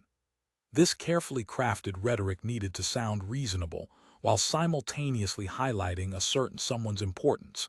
It had taken him half a day to formulate. The effort proved effective.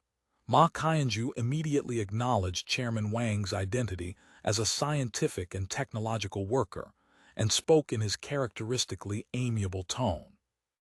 Then I'll make the trip on Chairman Wang's behalf. Zhao Zishan couldn't help but feel a surge of pride. I'll handle things accordingly then. I'll send you the detailed itinerary later. With the major matter decided, Zhao Zishan took a few more sips of tea, chatted about some irrelevancies, and prepared to stand up, pat his backside, and leave. That's when Ma Qianzhu tossed out another topic. Have you read the latest issue of Morning Star? Zhao Zishan had, of course, read it.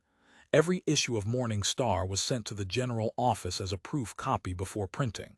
Apart from editor-in-chief Dingding, he was always the first to see it. Yes, I have. You mean Great Ming's recent intention to negotiate peace? Correct. What do you think? I largely agree with Comrade Zhang Shan's view. Great Ming wants peace, but will still need to fight another battle first. Zhao Zishan paused. If that succeeds, it will be more advantageous for us. Securing a period of peace would be ideal. Ma Qianzhu frowned deeply, but said nothing more. The next day, major matters were discussed and decided at the regular State Council meeting of the Central Government Administration Council. As the meeting drew to a close, Ma Qianzhu raised the matter of peace talks once again. Everyone is presumably aware that the Ming state may very likely seek to negotiate peace with us soon. Seeing a stir among the senators, he raised his hand to forestall discussion. Though it appears both sides are inclined toward talks, the war is not yet over. Whether on the Guangdong-Guangxi front or in the rear, sporadic battle reports arrive daily. Every day brings news of cadres and soldiers killed in action. From a strategic standpoint, we achieved a complete victory. However, as the sages said, victory always has a price, and the price we paid was enormous. 2 years of war have left negative impacts that are now becoming apparent. Setting aside the fiscal deficit, numerous problems have begun to surface at the level of social governance alone. The General Staff Political Department and the Political Security Bureau's Social Conditions Division have prepared detailed reports. Among both troops and civilians, there are signs of war weariness and discontent. Discipline issues have also emerged among frontline units. Though these remain isolated cases for now, such sentiments will likely spread if left unchecked over time. Everyone must pay attention and work to address this. Frontline units have recently begun returning to their stations successively for rest, reorganization, and replenishment. Naturally, they will receive all the honors and rewards they deserve. But the stark contrast between frontline and rear, the trauma of watching comrades fall, the pain left by the battlefield, these things may well stir up strong emotions among our officers and soldiers. I ask that everyone remain vigilant. We've discussed this with the General Staff, Ran Yao said. Comrade Dongman is preparing to propose to the General Office that the Lingao Garrison Battalion also wear military police armbands. If that's insufficient, we'll mobilize part of Hainan's local National Army troops to ensure main stations and their surroundings are adequately staffed with military police. Our police system has also drawn up plans. Ma Qianju nodded. Discipline inspection is one aspect. The key lies in providing proper psychological counseling and implementing preferential treatment policies. Soldiers must feel respected and needed. That is what matters most. Our civil affairs system has issued specific documents and formulated plans. However, preferential treatment and compensation involve quite a few different areas. It would be best to have a coordinating agency to handle everything together.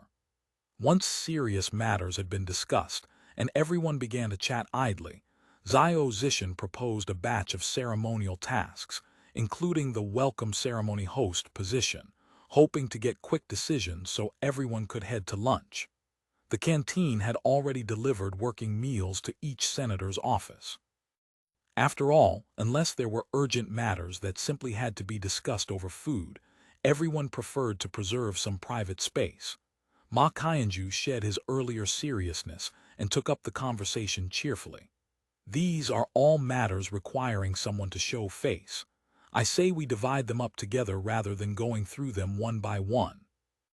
With that, he picked up a stack of meeting materials and flipped through them, reading out the names of all the meetings. He held up the documents to show everyone their thickness, his manner relaxed. Quite a lot. We have many taxes these days and just as many meetings. Actually, our taxes aren't many, they're few. Great Mings are too few. Cheng Dong started to say more. We'll discuss that problem later. Ma Qianju quickly cut him off. The Dutch trade delegation. Does this sort of meeting really need to be brought before the council? See Kaid, you and the commercial sector can receive them. For the Dutch, that's respectable enough. This isn't a state visit. If some Prince William shows up, then it won't be too late to invite Chairman Wang. Secretary of State Ma, I must point out that these visitors are not representatives of the Dutch East India Company. C. Kaid raised an objection. The visiting delegation consists of important bankers and major merchants from the 7 provinces. While some among them are undoubtedly VOC shareholders, they are not the same thing. It would be better to have Comrade He Ying attend. I'm offering you the limelight and you still don't want it. Ma Qianju criticized silently, but he smiled and nodded toward He Ying nonetheless. He Ying, this minister, was the most idle among the ministers, spending most of his time in a part-time capacity with the Commercial Trade Department.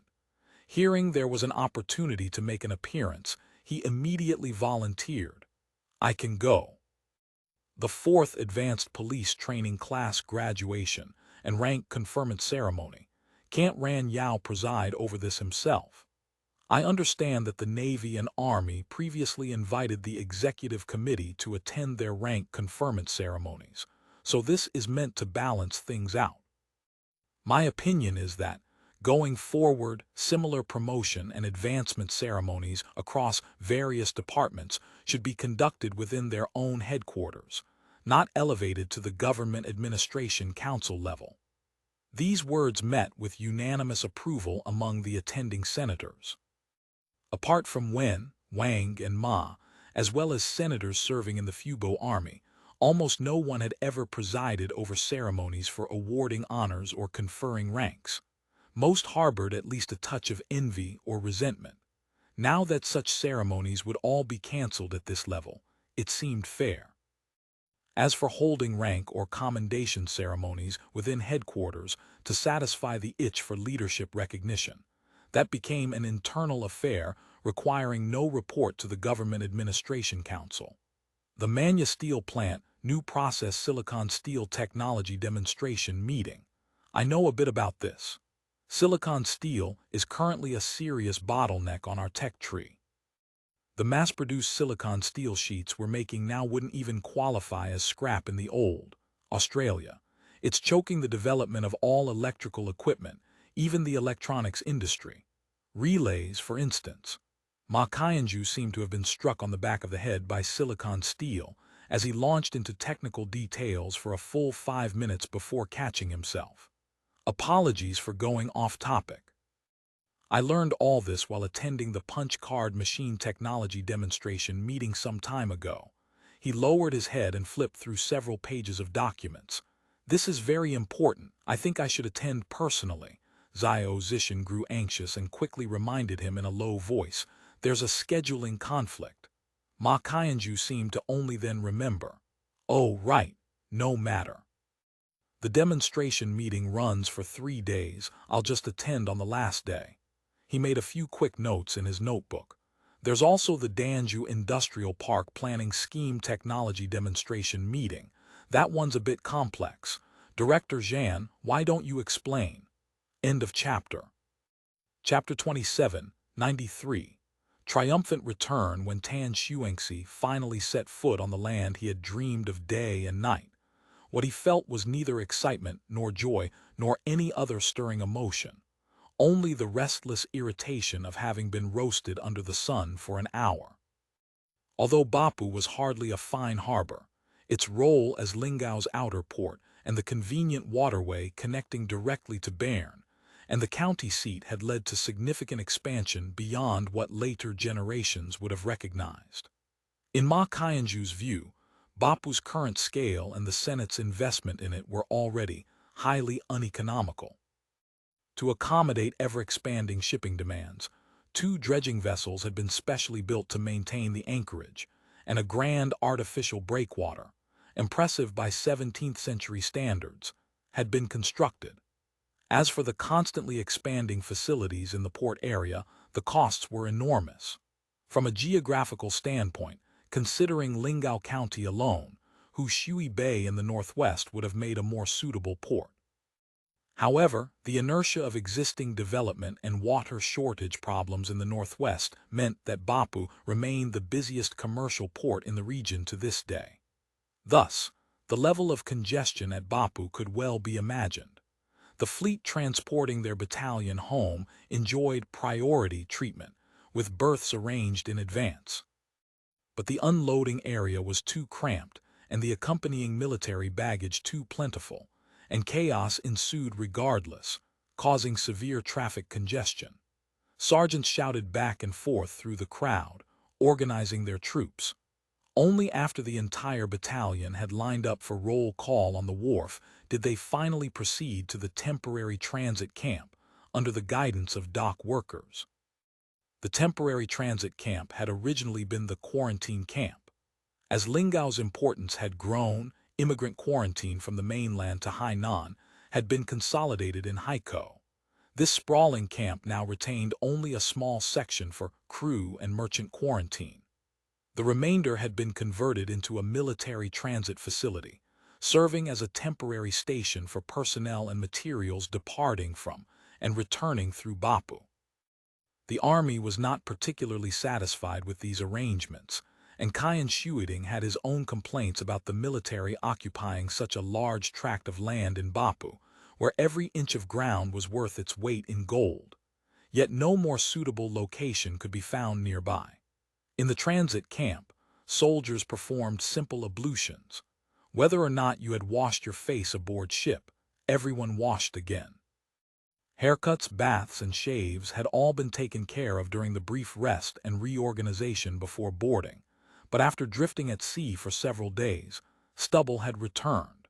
Those soldiers with particularly prominent whiskers were singled out by joint logistics officers and made to shave. Tan Xuanxi washed his face while cursing the half-day wasted baking in the sun. Still, the fresh water used liberally, and the steaming tea restored his spirits. Attention! All personnel changed to service uniform. As the battalion headquarters messenger delivered the order, soldiers hurriedly unslung their backpacks and retrieved their service uniforms. These were the same uniforms issued when they had departed from Hainan. Apart from wearing them during the initial expedition and a handful of military reviews and ceremonies in Kaiju, the uniforms had barely been touched, stored with the heavy baggage at the joint logistics station in the Chaosin area all along. The preservation was excellent. Unlike their combat uniforms, the old Year One type, which had been replaced who knew how many times. Once they had tidied their appearance and changed into service dress, soldiers who had looked somewhat ragged moments before now appeared capable and imposing once more. This was precisely the effect the general staff had intended. "Unfurl the colors," came the order, and battalion and company flags were drawn from their protective covers and unfurled. Red Iron Fist banners and blue Morning Star flags caught the breeze and rippled in the wind. Whole battalion formed two-column marching order, advance by sequence. As drummers and fifers struck up a brisk marching tune, the 1st Infantry Battalion filed out of the transit camp, leaving Bapu Port behind and setting off along the highway toward Bern. Accompanied by the beat of military drums, the soldiers marched with lively steps. The weather was fine. Sunlight glittered on the waves of the Wenlin River. From time to time, a train of barges towed by Daihatsu boats passed along the water, and sailors spotting the column would sound their steam whistles. Some of the more spirited soldiers waved their caps at the boats, which often drew longer blasts in return. Farmers working in the fields straightened their backs, removed the straw hats from their heads to fan themselves, and watched the long procession pass. The bolder ones shouted at the column, "Are you coming back from the north?" Someone in the ranks answered immediately, "Yes, we fought all the way to Guilin." To Tan Xuanxi and the comrades around him, the scene before them was both familiar and strange. He had always enjoyed the soldier's life, tense yet fulfilling, exciting and full of purpose. But this time he felt the beauty of peaceful existence in a way he never had before. Field labor that had once disgusted him now, viewed from a distance, seemed suffused with warmth. Up ahead, someone in one of the companies started singing the departure march. The song spread from the front of the column backward. Tan Xuanxi and the soldiers around him joined in. The joy of homecoming and their love for this place transformed into cheerful singing and bright, spirited eyes. The column drew ever closer to the East Gate Market. A tall, colorfully decorated arch emerged at the far end of the road. Thick wooden pillars supported a massive plaque bearing 3 bold characters: Arc de Triomphe, Gateway of Triumphant Return. Beneath the arch, a welcoming crowd had gathered. As the soldiers arrived, countless firecrackers exploded on either side. Then, from large loudspeakers, came the cheerful strains of "When Soldiers Stride Back Home." People lining the streets waved flags and fresh flowers. Colored paper scraps and streamers drifted down from the rooftops on both sides of the road like festive snow. "Salute," came the command. Officers raised their hands in salute, while sergeants and soldiers turned their heads in unison to perform eyes right. Police and temporarily seconded National Army soldiers maintaining order along both sides of the road returned the salute on command. Several children in the crowd followed a leading child's shout, "Salute, to officers." They offered military salutes in various awkward postures, drawing a burst of delighted laughter from the soldiers. Why do we fight? For noble titles for our wives and protection for our children? No. For glory to our ancestors? No. For the glory of the Senate? No. It is to protect the life we love, to let more common folk live such a life, to let everyone under heaven live such a life. Tan Xuanxi had never been able to understand this complex reasoning before. Now, having experienced life and death on the battlefield, suddenly returning to normal existence, he understood at last. On this stretch of road through the urban area, the column moved very slowly because the crowd was simply too large. If not for food safety and order concerns that prohibited civilians from giving food to soldiers, the march would probably have been slower still.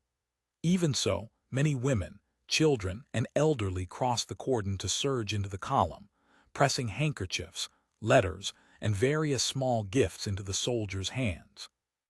An old farmer squeezed his way to Tan Xuanxi's side, grabbing the soldier next to him with a voice mingling anxiety and hope. "My son is a soldier in the 8th Battalion. Have they been withdrawn?" The 8th Battalion had been formed in Lingao. New recruits supplemented during its formation had come mainly from Danzhou and Lingao. Seeing that the 1st Battalion, which had also departed from Lingao, had returned, it was only natural to think of the 8th. The soldier was dumbstruck. He had no idea where the 8th Battalion even was. Tan Xuanxi stepped forward to help.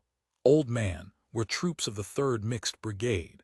The 8th Battalion belongs to the 1st Mixed Brigade. All battalions are arranging rest and reorganization now. I expect they'll be back very soon too." "You can rest easy. The 1st Brigade was in the Guangzhou sector. They took Guangzhou almost without firing a shot. Your son will definitely come back safely. Just wait for him at home." The old farmer seemed as though he had swallowed a reassurance pill. The anxiety in his eyes gave way to relief, and he clasped Tan Xuanxi's hand repeatedly, thanking him. Using the need to salute as an excuse, Tan Xuanxi quickly extracted his hand and bid the old farmer farewell. The 1st Brigade had indeed taken Guangzhou without paying any real price, but later losses during the public security operations had not been small. "Brother, you must come back safely," Tan Xuanxi murmured to himself, trotting back into formation. As the column entered the bustling commercial district, the crowds grew denser still. Some were students organized by their schools, wearing matching uniforms and waving flowers and flags. Others were shop assistants and customers from nearby establishments, abandoning their business for the moment to stand by the roadside imitating the students' cheers, calling out in new language with accents from both north and south. Windows on the 2nd and 3rd floors of shops swung open. First, a morning star flag would appear, held aloft on a bamboo pole, then several smiling faces would pop out, arms waving small flags.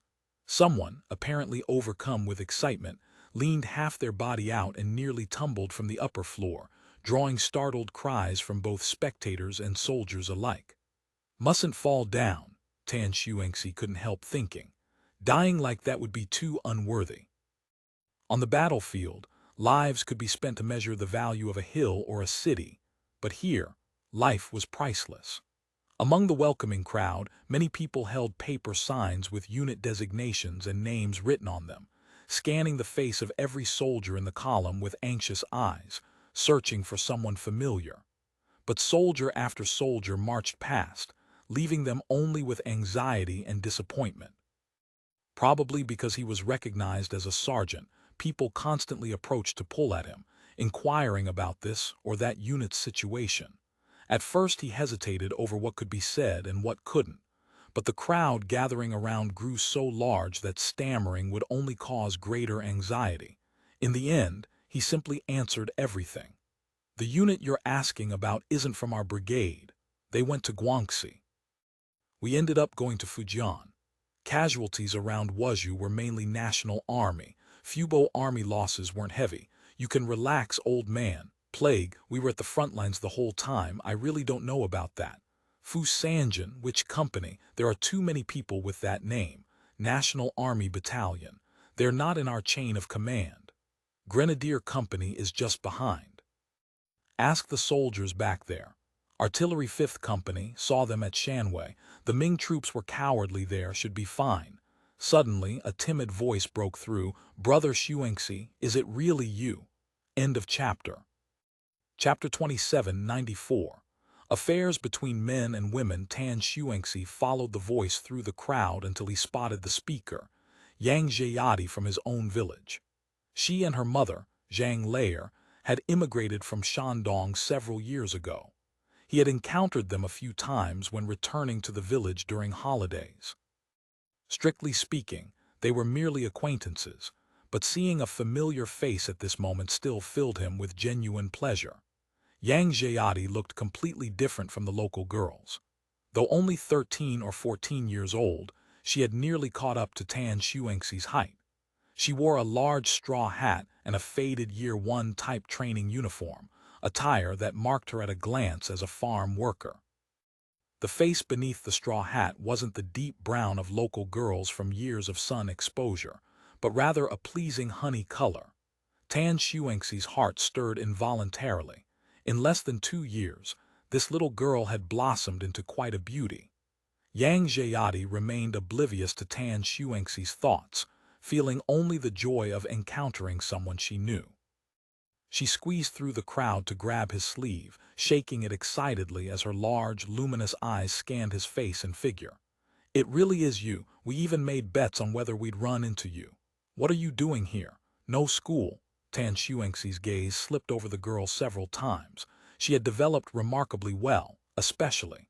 "I already graduated from higher primary school," Yang Jiadi said excitedly. "Didn't pass the middle school exam, so I enrolled in agricultural technology night school. Now I'm at Nanbao Tropical Crops Farm. Today, all the farm staff got the day off to welcome you back. What about your father and mother? Did they move to Nanbao too?" Tan Xuanxi was somewhat surprised, since both of Yang Jiadi's parents worked under Manya Iron and Steel Complex. Their income was considerably higher than what one could earn on the farm. "They'd never come here." Yang Jiadi made a comical face. "They're heading north soon. Heard they're going to Fashion to build an even bigger steel plant." "Really?" Tan Xuanxi was taken aback. He wasn't surprised to hear they were going to Fashion, but that the family was about to separate while Yang Jiadi grinned so carelessly, like a flower in the sun. Besides, a 13 or 14-year-old girl working alone in a strange place, how could her parents possibly feel at ease about that? "And your brother?" He remembered Yang Jiadi had a brother. He was originally going to Danzhou, but later someone talked him out of it. Yang Jiadi lowered her voice and glanced around before whispering, "I'm only telling you this because we're close. Never go to Danzhou for recruitment work. No matter how high the wages are, there are lots of work injuries." "Really?" Tan Xuanxi was startled. Not long ago, his company had received a soldier discharged due to injury. His letter had mentioned going to Danzhou for recruitment work.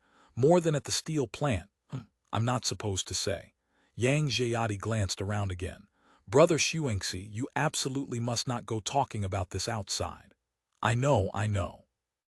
"We understand discipline. This stays between us. So where did your brother end up going?" "He's also preparing to go to Fashion. The chief said the Fashion side is launching all sorts of projects. I just don't know if it's safe there or not." Tan Xuanxi immediately offered reassurance. Fashion was recovered peacefully. There wasn't any fighting at all. The National Army is still garrisoned there. "It's very safe."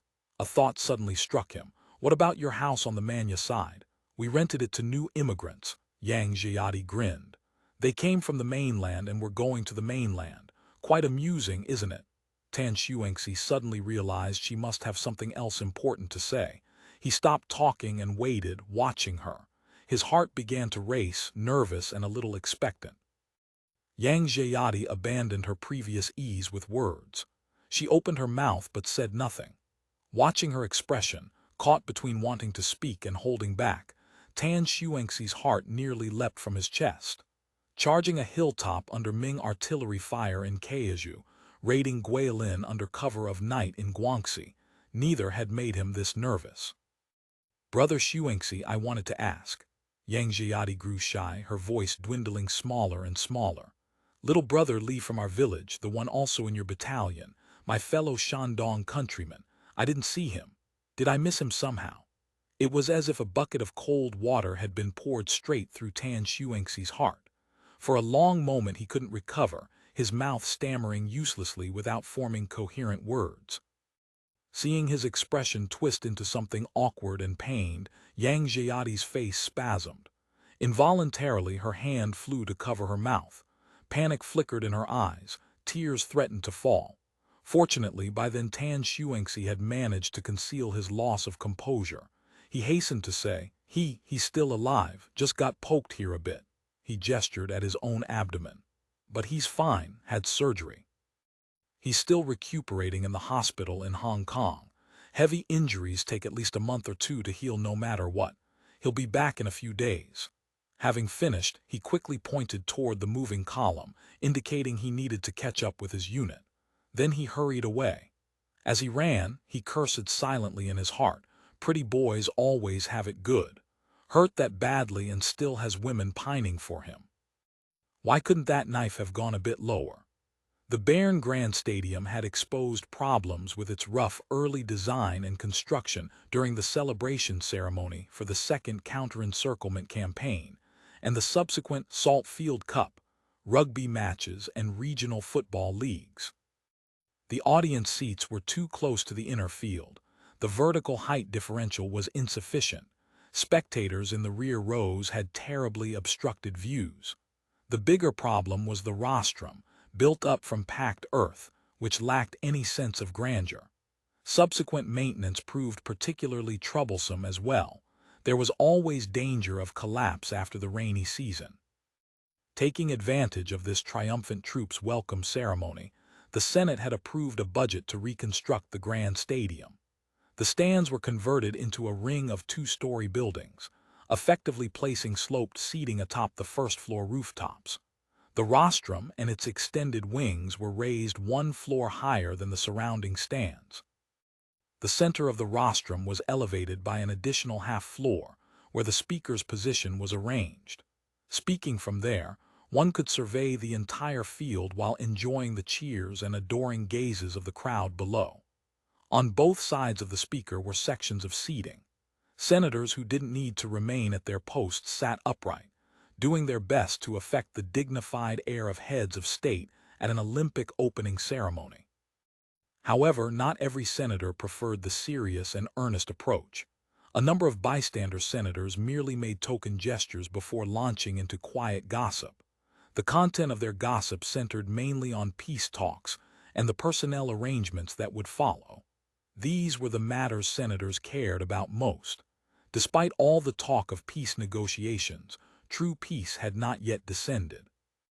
The general staff was still compiling operational plans, both defensive and offensive. Although the peace talks hadn't even gotten off the ground, rumors and speculation about them were flying everywhere. From the potential format of negotiations to what new circumstances they might bring, every variety imaginable, too numerous to count. Among them, the most widely spread and intensely discussed was the marriage alliance theory. The notion of a marriage alliance actually had a long history. It had originated when Yu the Tiger declared in the officer club at Nanhai Coffee House, "Want peace talks. Daddy has only one condition, must marry a princess." This had originally been merely one of Yu the Tiger's life ambitions. Unexpectedly, a jest spread further and further, accumulating ever more elaborate details. By now, in addition to claims that once peace talks succeed, Changzhen will select a daughter of the imperial clan to marry President Wen/Secretary of State Ma/Engineer Wang under the title of princess. Legends had also emerged that Changzhen desires to take Kun women as imperial concubines to demonstrate the sincerity of peace negotiations. Naturally, this wasn't entirely without foundation. The monthly intelligence summary from the capital station had mentioned that the Ming court had decided to increase the Yue Xiang tax, settling on a general policy of suppression. Subsequently, a feudal prince had submitted a memorial arguing, "The true Kun have lived overseas for generations and returned many years ago, yet never submitted a memorial pledging allegiance. Though arrogant and rebellious, they are nonetheless descendants of Huaxia." He requested that the emperor recruit surrendering Kun even while suppressing them. The Kun thieves excel at manufacturing instruments, accumulating wealth, and organizing by clever methods, exactly the talents the celestial dynasty urgently needs. Suitable places should be selected to settle them. Furthermore, he invited the emperor to take one or two Kun women into the imperial harem to reassure those coming from overseas. This memorial, bordering on absurdity, was taken seriously by no one at court, from the emperor down to his ministers. The capital station had simply treated it as raw material, placing it in the compilation of memorials of this month in the report's appendix. Unexpectedly, upon reaching Lingao, it became a sensation instead. Vivid rumors spread claiming that Senate leaders had already reached a preliminary agreement and were preparing to use the method of marriage alliance to advance peace talks. They even said that the girls to be sent had already been selected. Ranking first among the candidates was Zhang Yunmi. Other names on the list included her close friend Lin Ziqi, Qian Duoduo. Even Zhang Xiaoying, who strictly speaking didn't count as a little senator, had somehow become a member of this roster. For a time, senator families with daughters above 13 or 14 were thrown into panic, rushing to the general office to demand an explanation. Xiao Zishan was baffled for quite a while, wondering where on earth this wild speculation had come from. He could only pat his chest and guarantee, absolutely no such thing. In the end, he even had Wang Luobin write an article, publishing a piece in Weekly News discussing the peace talks and specifically stating their position on this issue, expressing that there was absolutely no such thing. Only then did the matter gradually subside. At this moment in the senator's seating beside the rostrum, someone was expressing indignation on behalf of the little Senator Zhang who had briefly become a figure of intense interest. Zhang Berlin asked tentatively, "Chief Secretary Dong, have you heard?" "Heard what?" Dongman considered several possibilities in his mind. "That marriage alliance nonsense again, it's all rubbish." "I know it's rubbish. I mean her personal situation." "Understood." Dongman grasped what he was trying to say. "You really never give up," he thought. "That thieving heart of yours just won't die. I've heard rumors saying little Zhang and Mayor Liu have a very close relationship. That kind of close." Zhang Berlin's expression was somewhat strained. Dongman understood exactly what kind of close he meant. He leaned back slightly. "Where did you hear this?" "A few days ago I went into the city to handle some business, in the Great World area, overheard it from a conversation between two men who seemed to be local cadres." "So you think the matter is true?" Zhang Berlin shook his head. "I'm not sure. After all, this is too. He spoke haltingly with very little confidence. End of chapter. Chapter 2795. Affairs Between Men and Women Part 2. Zhang Berlin said "two" twice but couldn't find quite the right word. The best description would be a fresh flower planted in cow dung. But he quickly seized upon higher moral ground with greater rhetorical force. "This Liu Xiang has gone through several life secretaries. He even has children. He speaks with that condescending, patriarchal tone, and he's as sleazy as they come. Little Zhang marrying him." Dongman Chuyu thought it wasn't particularly wise to voice such heartfelt complaints aloud. Though in his view, the likelihood of Zhang Yunmi taking a fancy to Liu Xiang wasn't necessarily greater than her fancying him. But little Zhang had tempered herself in local postings for years now, already showing the momentum of someone capable of governing a region.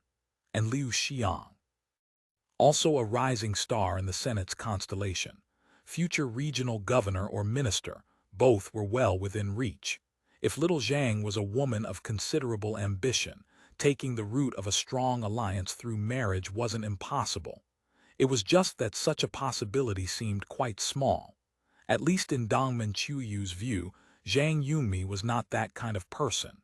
Of course, these were merely conjectures. After all, no one knew Zhang Yunmi's true inner thoughts. Dongman considered his words carefully. Berlin, when little Zhang was a student, she enjoyed wearing beautiful clothes, singing and dancing, being an idol. That's the privilege of young girls. But idols eventually have to graduate. Little Zhang has already graduated. She now has her own work, her own life. She's already an adult. Whom she grows close to, whom she likes, that's her personal freedom. All senators are equal. I understand, Zhang Berlin said urgently, but I just feel this resentment inside me. Yumi doesn't like me, I can accept that completely. My temper is sometimes impulsive, but I'm not unreasonable. Of course she has freedom of choice. Little Zhang dating others, this I can accept entirely. But why specifically Mayor Liu? The way I see it, that bastard surnamed Liu exploited his position to deceive little Zhang. Dongman Chuyu tried to reason with him. Who said Zhang Yunmi and Mayor Liu are dating? Aren't you conjuring up a couple out of thin air? Everyone in Guangzhou is saying it. That's just rumor. They merely had a few more work-related dealings, nothing more. Zhang Berlin continued venting his dissatisfaction as if he hadn't heard. Right, so Liu Xiang is now the mayor of Guangzhou Special City, a high provincial official. Because of their work relationship, he can show off his so-called political skill and ability in front of little Zhang every day. Following Liu Xiang, whether now or in the future, would bring considerable political support and assistance. But so what? Without Liu Xiang's support and help, can't little Zhang stand out on her own? The Senate has only about 500 seats total, and not everyone needs to pursue administrative work. Wait until our controlled territories expand. Positions will be largely vacant then. Even the do-nothing senators will have to be pushed up to fill spots.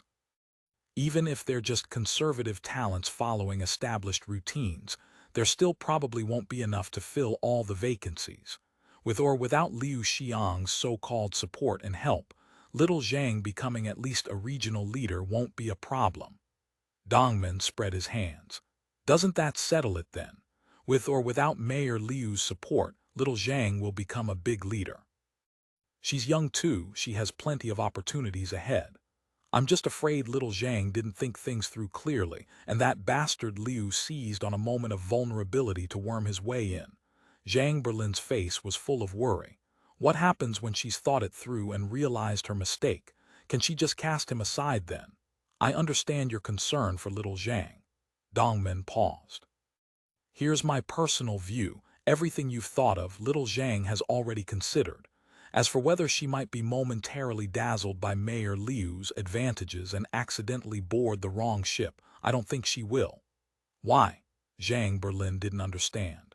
No particular reason, no concrete evidence. I just trust little Zhang to think things through clearly.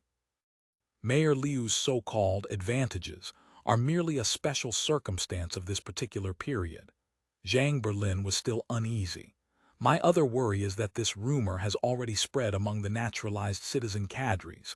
I'm afraid she might yield to the pressure for a moment and let Mayor Liu push things along. If you like her, you have to trust her. Besides, these are all just rumors. As long as she's made up her mind, no one can shake her resolve. Dongmen Chuyu thought to himself. Regarding Zhang Yunmi, Liu Xiang has no chance, and neither do you. Suddenly, thundering cheers and applause erupted from the field, interrupting the whispered conversation in the stands. The senators joined in with perfunctory applause. Navy People's Commissar Ming Qiu stood at the most prominent position on the rostrum of Bern Grand Stadium. He surveyed the neatly dressed students and naturalized citizen workers in the stands, then looked down at the several orderly squares of Fubo army soldiers on the field. At He Ming's request, he delivered a brief speech, nothing more than the usual exhortations to continue striving for greater victories and the like. Ming Qiu felt no particular excitement, nor much joy. Navy People's Commissar Ming Qiu had remained forever on the waters off Kinmen. The man standing here was merely a retired former naval officer. He had already submitted his resignation to the Senate, stepping down from his position as Navy People's Commissar. In the future, he would serve as an instructor at Hong Kong Naval Academy, teaching and nurturing the next generation for his remaining years, laying the foundation for the future Navy. Tan Xuanxi stood at the center of Bern Stadium. The sensation of being surrounded and cheered on by tens of thousands of people left him slightly intoxicated. To have such glory in this lifetime, it was worth it. He listened to the two chiefs' speeches with utmost seriousness. The deafening sounds coming from all directions made it impossible not to be serious. We all come from the 5 lakes and 4 seas. For a common goal, we have walked together. Today we already lead all of Hainan and Guangdong, but it is still not enough. We need more resources and more people to walk together with us to achieve national liberation. Tan Xuanxi recalled once more the fleeting thought that had crossed his mind during the morning march. Why do we fight? He had originally been a refugee from Guangdong. After completing the purification process, he was assigned to settle in Manya because he knew how to work salt. During the Battle of Chiang Mai, he had gone to the front as a laborer, participating in transporting ammunition and treating the wounded. The smoke and blood of the battlefield had stirred something courageous within him. He ended up joining the battle on the firing line. He grappled with government troops atop earthen dikes and rushed to evacuate the wounded. At that time, his thinking had been simple: I never want to live those old days again.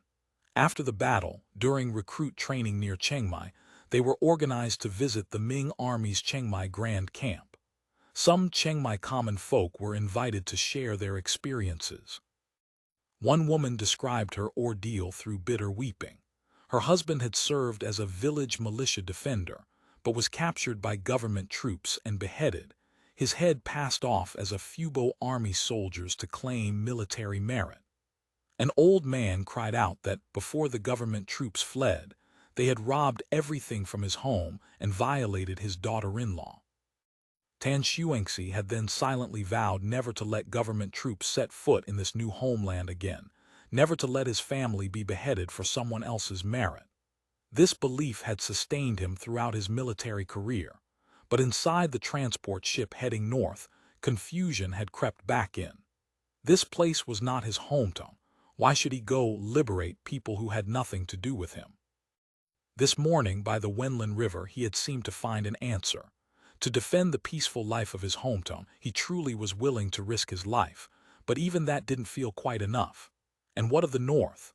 Guangdong and Guangxi, and even further, the vast lands of Great Ming. It seemed not quite worth it.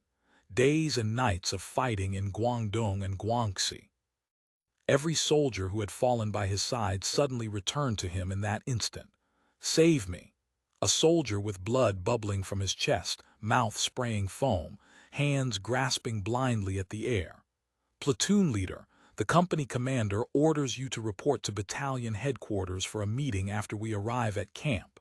New assignment. A messenger ran over from the front of the column, pulling Tan Xuanxi back from Guangdong and Guangxi to the peaceful world of Lingao. Tan Xuanxi took the opportunity of replying to the messenger to collect his emotions. By this time, the welcome ceremony had ended. Quite a few cheering crowds still remained in the stands, but the rostrum was empty. The column ahead had already begun forming up to march out of the stadium. It was already dusk when Tan Xuanxi arrived at the station. This stretch from Bern to Manya was nothing worth mentioning for soldiers accustomed to marching, especially since they were walking on a properly paved road. This was far superior to the official roads and various narrow mountain trails they had traversed in Guangdong and Guangxi. This road was most familiar to the soldiers, especially for veterans like Tan Xuanxi, who had walked the route from Bern to Manya more times than he could count. When the troops had supported industry and agriculture, most work sites were reached by marching along this road. Even the road itself bore the marks of their sweat. From a crude highway barely passable for vehicles to a proper road paved with cinder and gravel, smooth enough for carriages to travel at a brisk pace, how many changes it had seen. It could truly be said to be changing with each passing day. People came and went along the county road. Groups clustered by the roadside, watching the troops return. Someone was constantly inquiring about news. The marching pace couldn't stay fast throughout. They only arrived at Manya Fortress past noon. Manya Fortress had also arranged a grand welcome. The 1st Battalion's stay-behind detachment and the sick and wounded who had been sent earlier to Manya Army Hospital for recuperation all came to the camp gate to greet them. Comrades reuniting, the affection was exceptional. They inquired about recent events from the campaign and news of mutual acquaintances, surprise and happiness, but also sorrow and sighing. Returning to Manya Fortress counted as coming home. The canteen had long prepared steaming meals. Chicken, duck, fish, meat, everything one could expect. And it was served buffet style, eat as much as you want with plenty guaranteed. Even alcohol, usually forbidden, was supplied openly this time. Crates of Wenlin River beer. As long as you didn't drink yourself under the table, help yourself. Tan Xuanxi did not indulge like the others. As acting platoon leader, he and all the other company and platoon leaders had been ordered to remain clear-headed, ready to handle any situation that might arise during the night. Although the battalion hadn't specified what kind of situation, everyone understood clearly. They were guarding against night disturbances. Those who had previously served in the Ming army called it Camp Howl. If someone had a nightmare and started screaming madly at midnight, the whole battalion might follow suit, descending into chaos, even hacking at each other and trampling one another. In the past, Tan Xuanxi and the others had thought it was merely a story.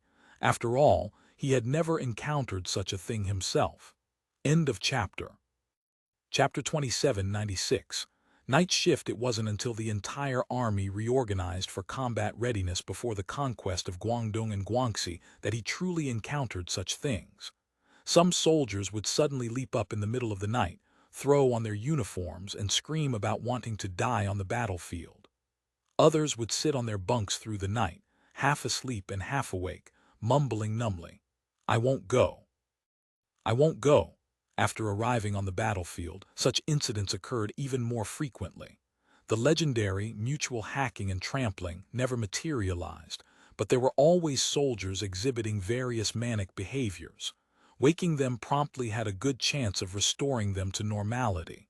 Some, however, broke down entirely, unable to hold a rifle anymore. These had to be sent back to Hong Kong for treatment. Troops returning to camp should, reasonably speaking, feel they had come home, with their feet on solid ground. People would truly relax, but the emotions of fear, anger, and hatred accumulated over hundreds of days and nights, all converging together, were very likely to erupt suddenly when their spirits were most at ease. Regarding the problem of Camp Howl, Tan Xuanxi had listened to a course lectured by a section chief Deng from the Mental Health Institute when he was promoted to corporal at the training corps. Though he only half understood, grasping little more than terms like PT-something-D, hysteria, and collective unconsciousness, he did learn one simple fact: the trampling and hacking during Camp Howl incidents were largely done intentionally by those taking advantage of the chaos, repaying grievances with grievances, repaying hatred with hatred. Even knowing how Camp Howl came about, officers and sergeants still felt their scalps go numb at the term. In a dormitory of 30 or 40 men, someone howling at midnight was creepy enough, even if it didn't trigger a riot. "Everyone sleeps while we're on duty. We really drew the short straw," Sergeant Ma said in the duty room, freshly brewed strong tea in hand. "It's nothing much. These past few days on the ship I slept and woke and slept. I've had my fill of rest." He made a gesture of shuffling mahjong tiles. "How about gathering a game tonight?" "Gather a game?" Sergeant Ma laughed. "Leave orders haven't been issued yet. Playing cards during duty, you're preparing to squat in the confinement room." "Such consciousness! A pity you didn't continue as a soldier," Tan Xuanxi said with a grin. "If we can't play cards, then we'll have to chat." He took out a pack of cigarettes from his satchel. Come, strong tea with cigarettes, the duty ration." Sergeant Ma produced a carton of cigarettes from his own satchel. "Smoke mine." Tan Xuanxi was an old smoker himself. One glance and he laughed. "You street lamp hanger, these aren't army supply grand production. They're White Saint ship.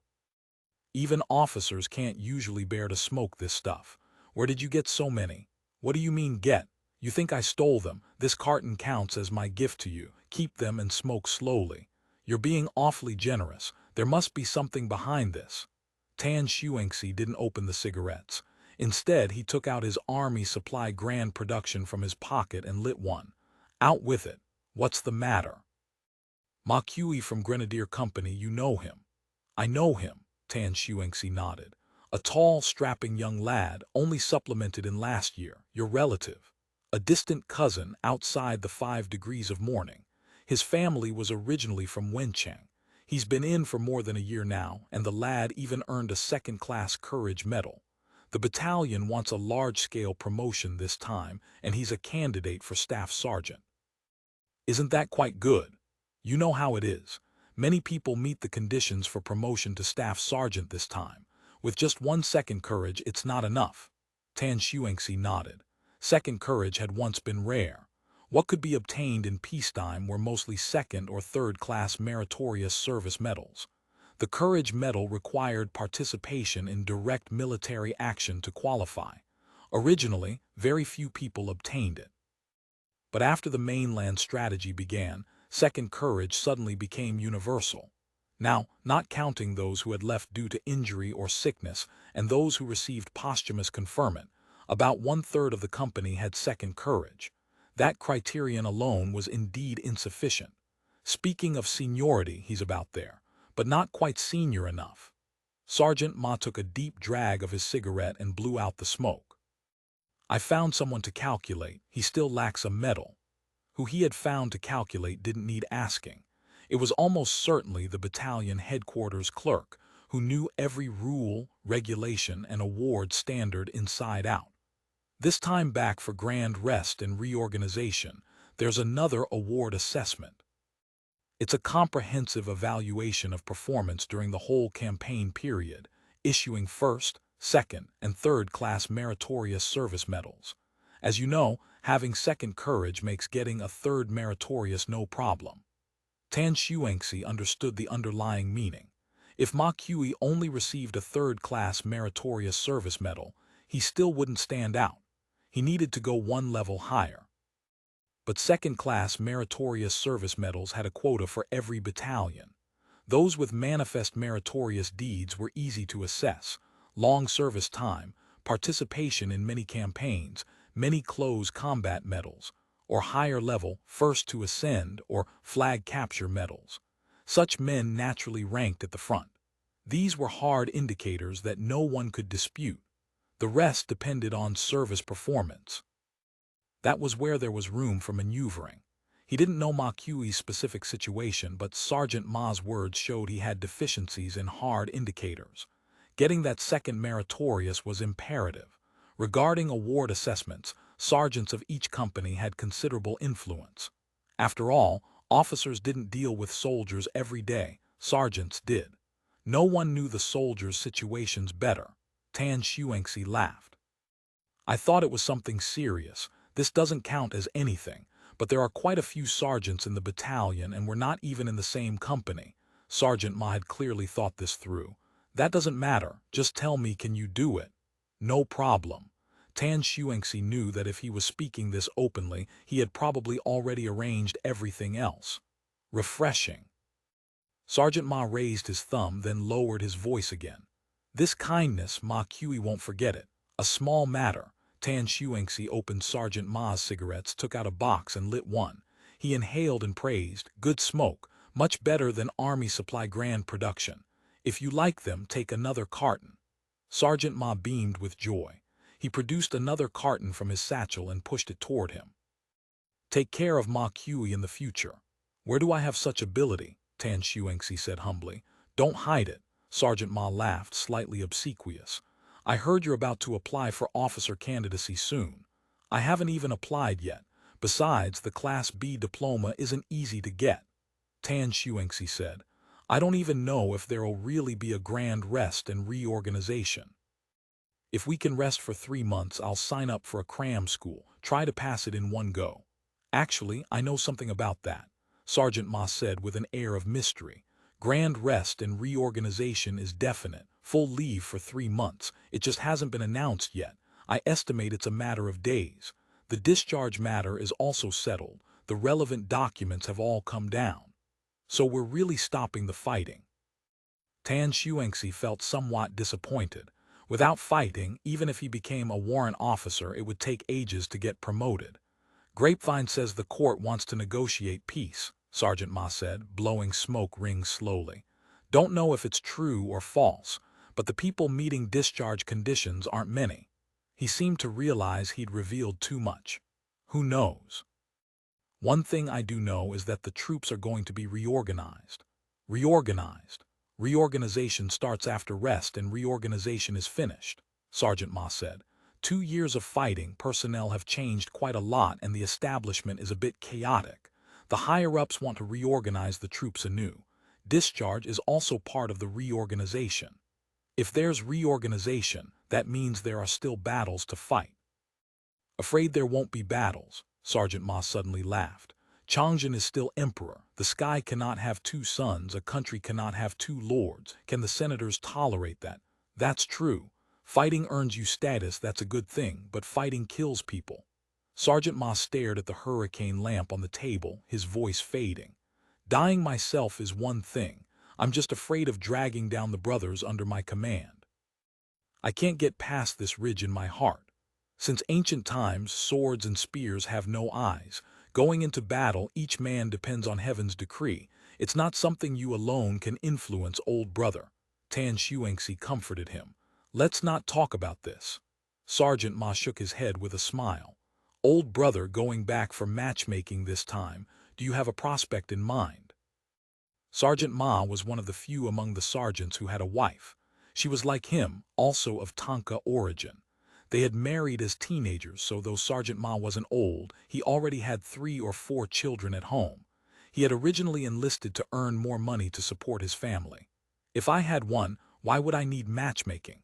Tan Xuanxi smiled bitterly. My family's circumstances are average. If I hadn't been promoted to sergeant, matchmakers wouldn't even come to our door. My family sent word that local girls are unwilling to marry soldiers. This time, the village had to come forward on my behalf.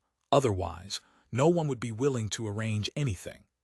Unwilling to marry soldiers meant nothing more than fear of death in action, fear of injury and disability.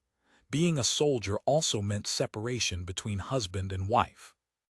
If stationed near home, it was manageable, but now overseas deployment was becoming more and more common, and the separation stretched longer and longer. My father said we can't blame girls for being unwilling to marry. Tan Xuanxi sighed. The Magpie Bridge meeting comes only once a year. You went to the mainland for almost 2 years. What girl is willing to keep that kind of living widowhood? He sighed again. I really envy you getting to discharge and go back to manage your family affairs properly. I don't seek wealth. Just to marry a wife, have a few children, earn enough for the whole family to eat warmly and dress warmly, living harmonious days together, that would be enough. Don't speak such spiritless words. Fishing and farming, that's the trade for men with no better options. You're younger than me, and your military merits are many. You have a great future in the army. Sergeant Ma joked, maybe a big chief someday. AI, stop making fun of me. Chiefs are senators. What kind of figure am I? I'd be satisfied if I could become a battalion commander someday. For Tan Xuanxi, Lin Fu was his greatest idol.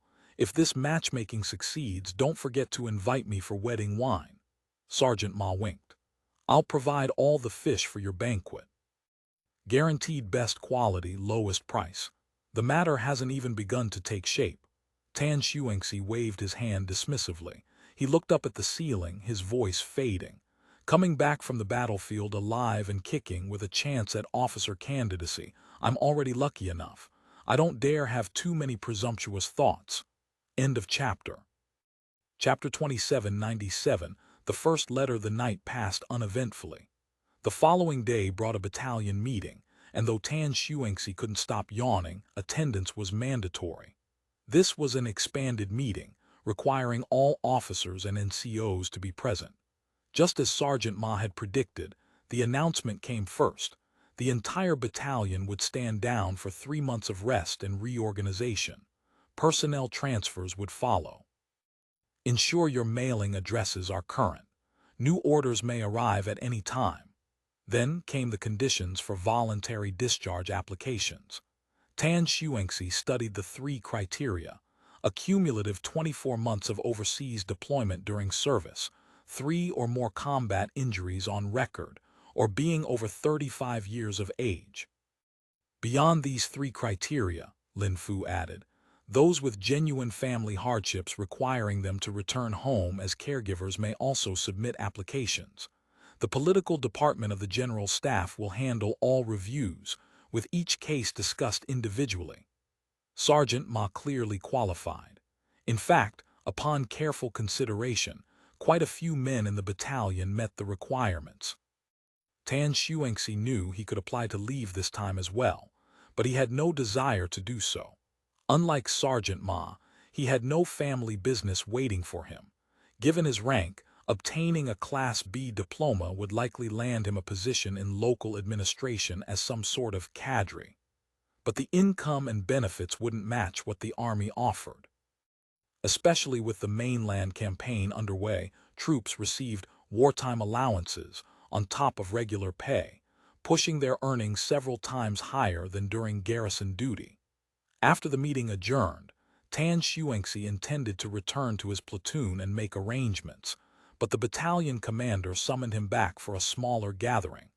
The attendees were specifically selected NCOs from each company. Lin Fu presided over this meeting as well, but the true protagonist was an unfamiliar officer from the General Staff's political department. The content was simple. The NCOs would pair up and visit the homes of fallen soldiers from their companies to deliver death notifications and personal effects. This is a task of great importance, one that may consume considerable time.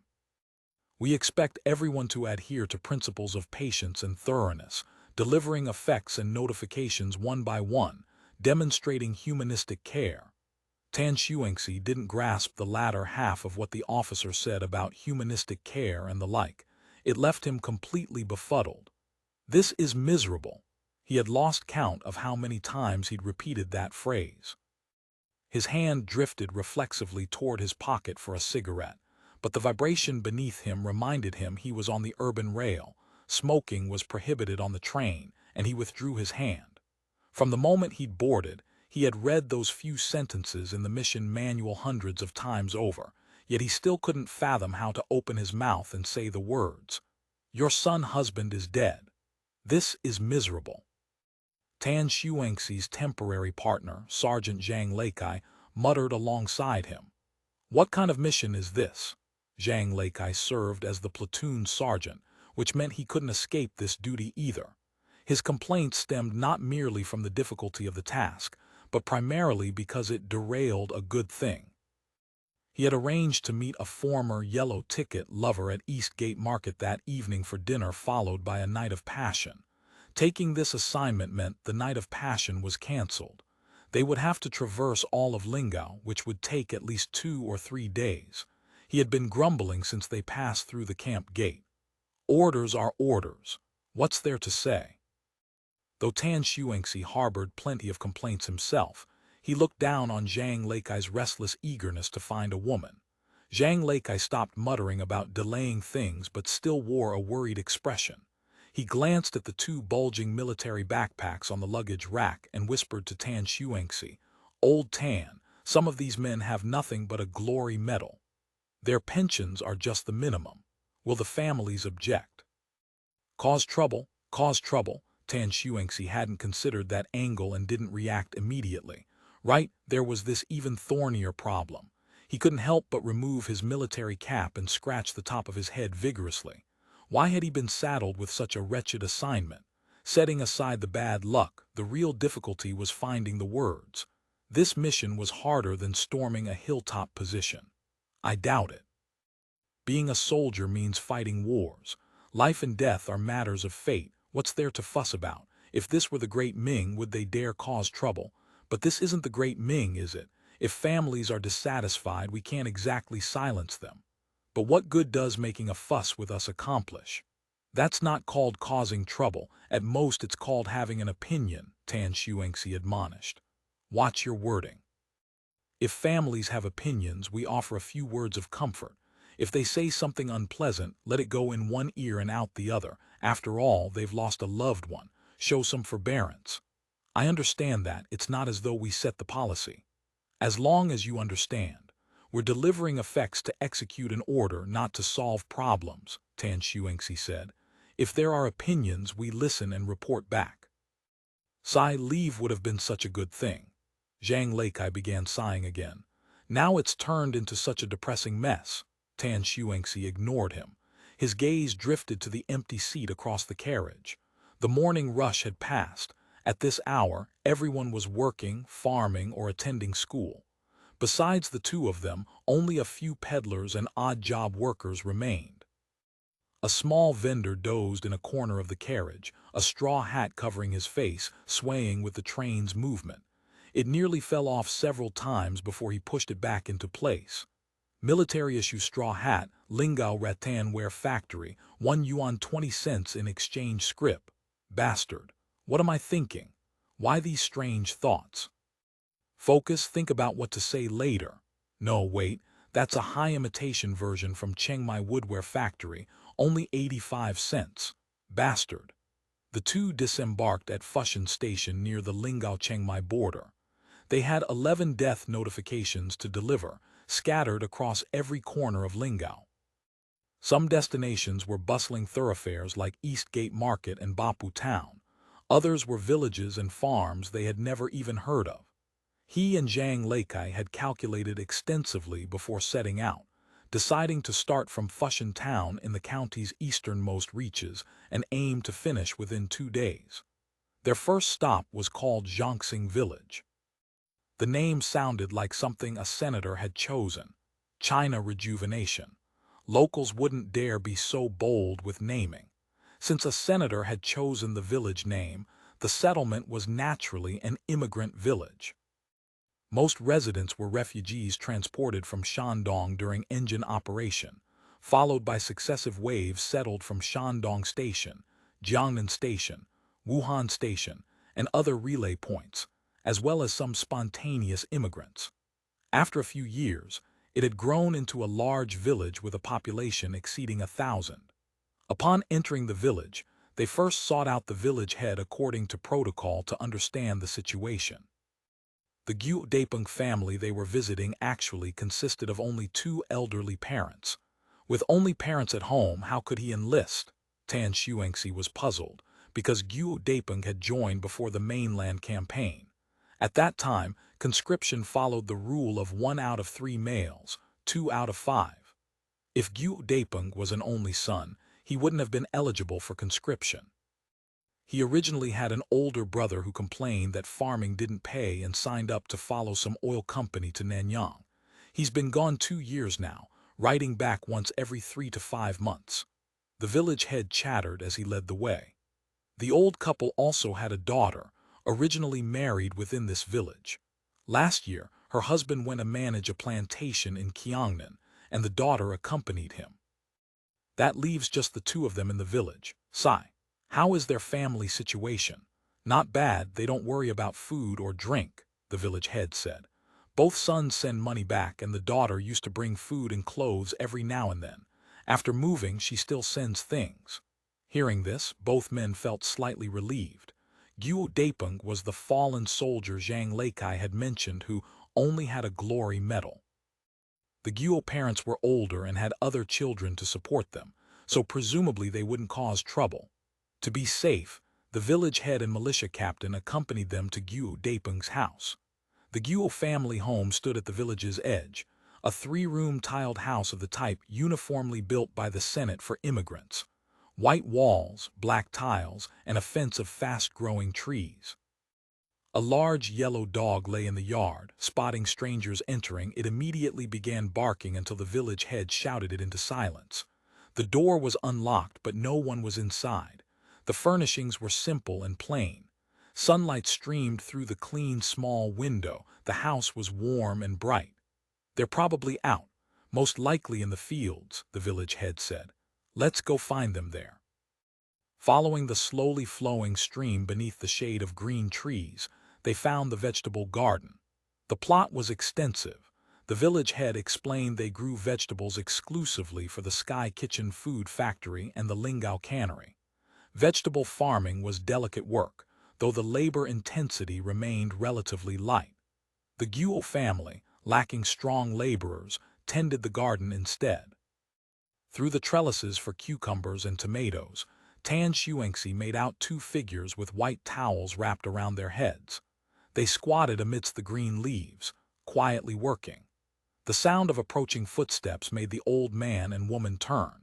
Seeing the village head and militia captain bringing 2 unfamiliar Fubo army NCOs, the old man struggled to his feet. He seemed to sense something, his bright eyes fixed directly on the military uniforms Tan Xuanxi and his companion wore. "This is them," the militia captain said softly. "Time to say something." Tan Xuanxi's mind raced, yet he couldn't produce a single word. He felt Zhang Leikai nudge his leg. His mouth opened, but nothing came out. The old woman rose as well. She widened her eyes at this group of ominous visitors, seeming to want to say something. Black egg, Bunk? The old man asked quietly, pulling down the towel on his head to wipe away sweat. His new speech was quite good, carrying a trace of Shandong accent that reminded Tan Xuanxi of several northern soldiers under his command. Tan Xuanxi saluted reflexively, then hurriedly removed his cap and said with difficulty, "Gu Dapeng, he fell in battle." Then he remembered something else he was supposed to say. The old man paused as if he didn't understand what "fell in battle" meant. Suddenly his whole body swayed, his hands reaching out, grasping at the air as though trying to catch something. The village head rushed forward to steady him. The old man waved him off and said, "It's nothing, just a moment of dizziness, an old ailment." He stood there in a daze for a long time before nodding to the NCOs and saying, "Coming from so far away, it's hard on you two officers to make the trip. Come home and sit for a while." End of chapter. Chapter 2798. Sitting on pins and needles after the old man nearly collapsed, the old woman seemed to grasp what had happened and began to sob. Her voice was soft, yet it seemed to shake the quiet afternoon. She reached out with a trembling hand to steady her husband, and together they retrieved the bamboo basket sitting nearby. Tan Xuanxi wanted to help, but something rooted his feet to the ground at the sight of the elderly couple supporting each other. The militia captain took the old woman's arm and casually slung the basket over his own shoulder. She did not refuse. She released the basket, took her husband's arm, leaned against his shoulder, and together they walked slowly out of the vegetable garden. Zhang Leikai muttered, "Should we follow them?"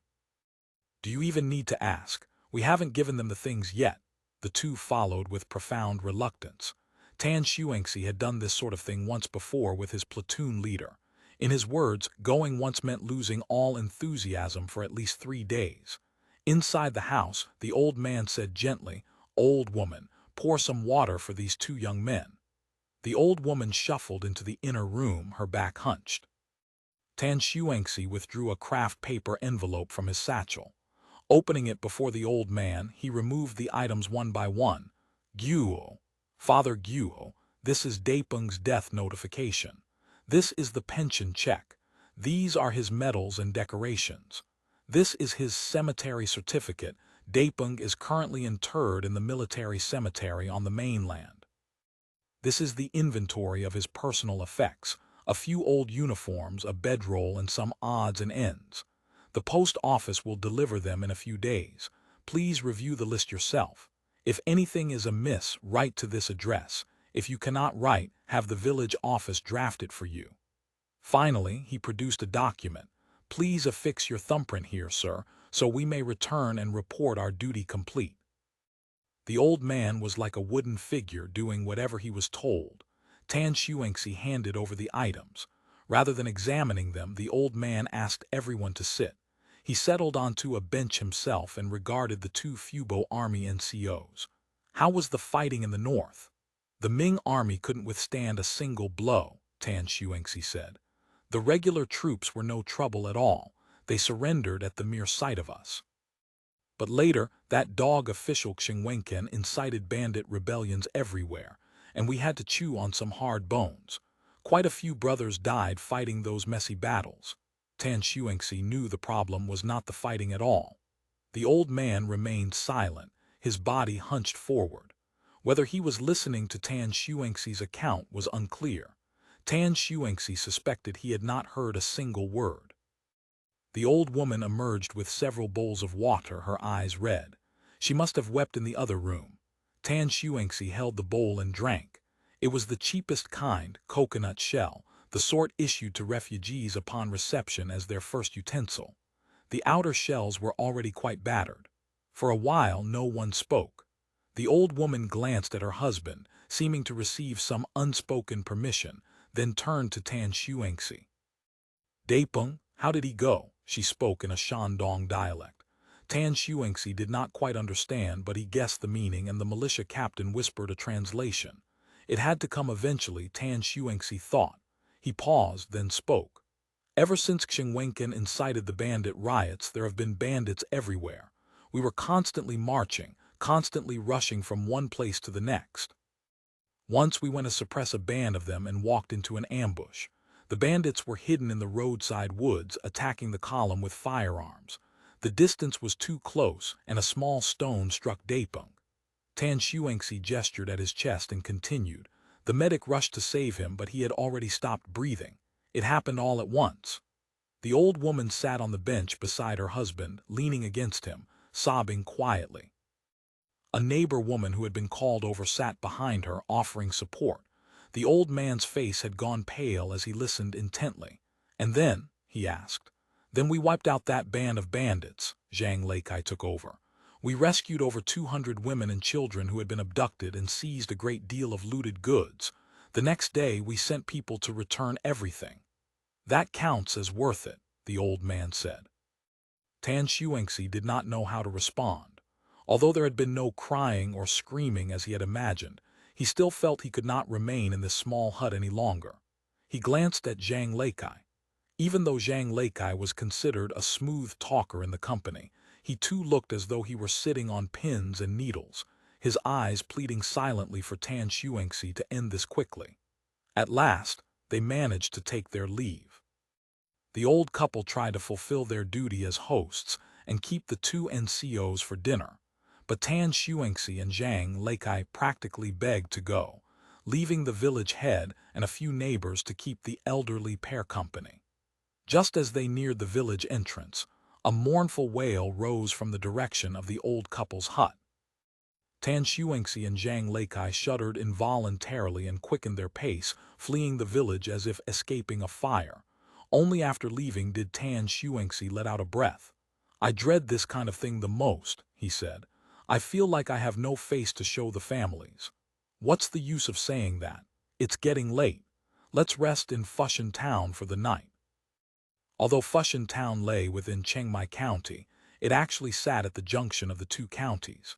The indigenous people here were also Lingao people and spoke the same dialect. Due to its convenient location and the presence of a Lingao urban rail station, commerce was relatively prosperous. The two arrived in Fushan and secured a room at the local military-designated hostel. With nothing else to do, an evening drink was inevitable. After a few cups of wine, Tan Xuanxi finally voiced the words he had held back all afternoon. "How are Gu Daipeng's parents going to live from now on? There's the pension and the survivor's subsidy. Do you think the old couple won't be able to get by?" Zhang Leikai said. "Besides, they have a son and a daughter. Even if they aren't around, they send money back. Once their eldest son returns, things will naturally smooth out." "Yes, there's still a son in the family, so they won't be bullied by others." Tan Xuanxi took a sip. If he really were an only son, it would all depend on whether the villagers had any conscience. "It depends on how the village arranges things. I think the village head is a decent man. Zhongxing is an immigrant village. The family has no ties here, which is actually a good thing.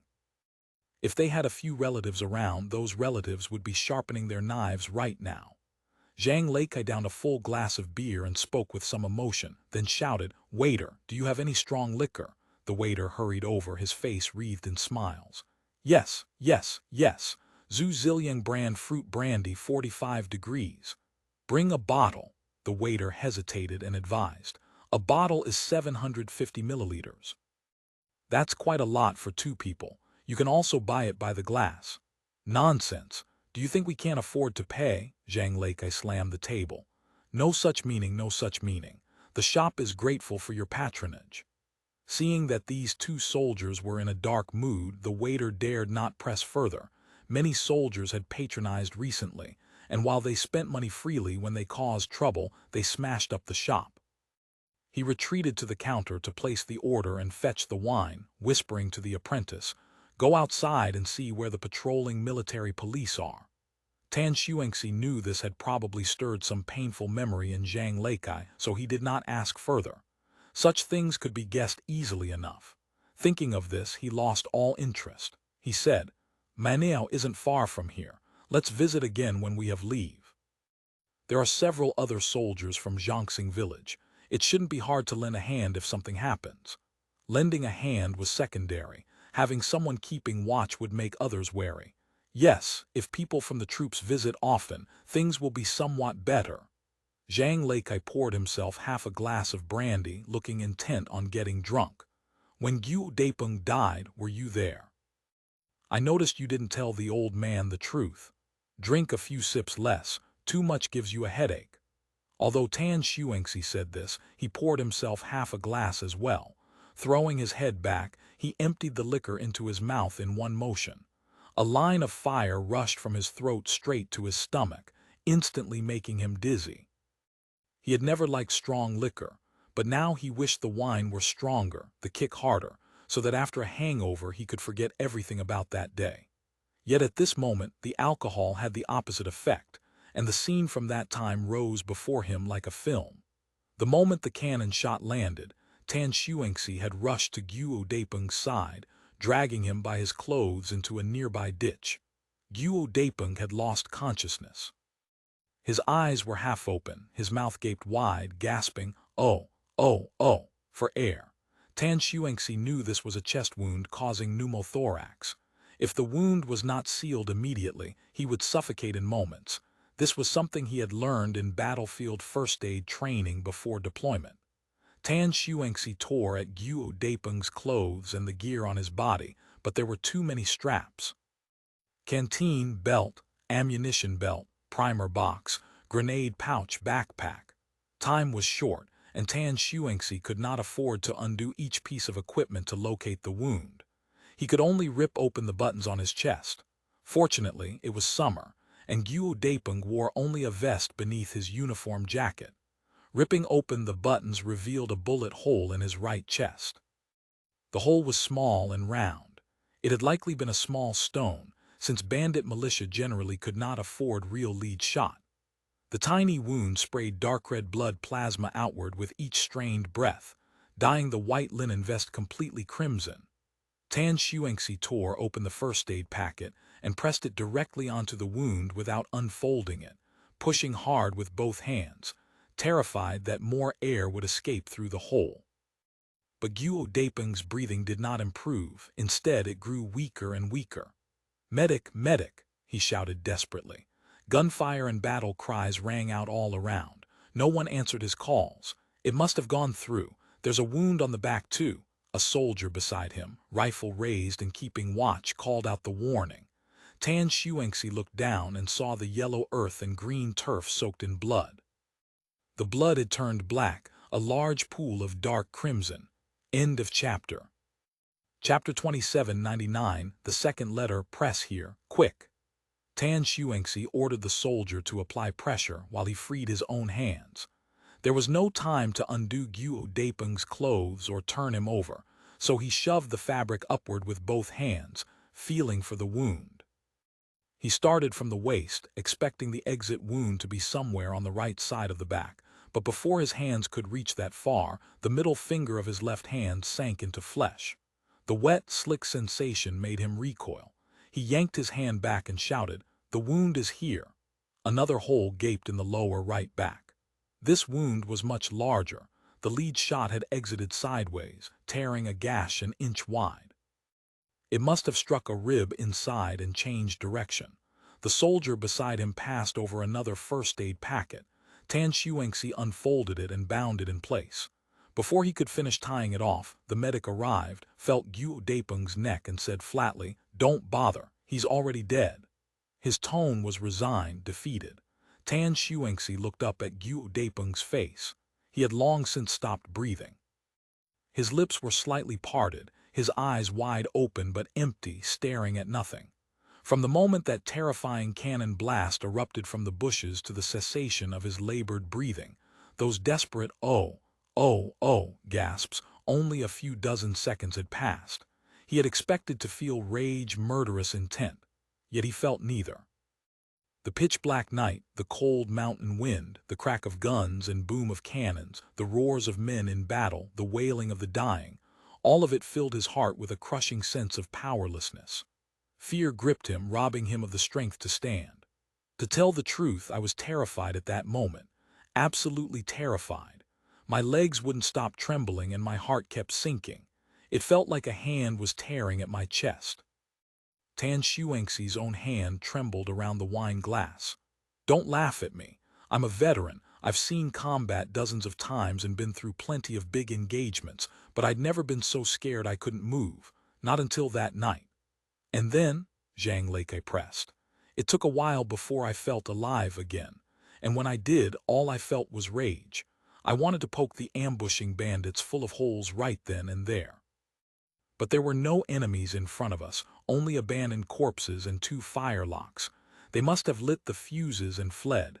The forest was dense and the grass tall.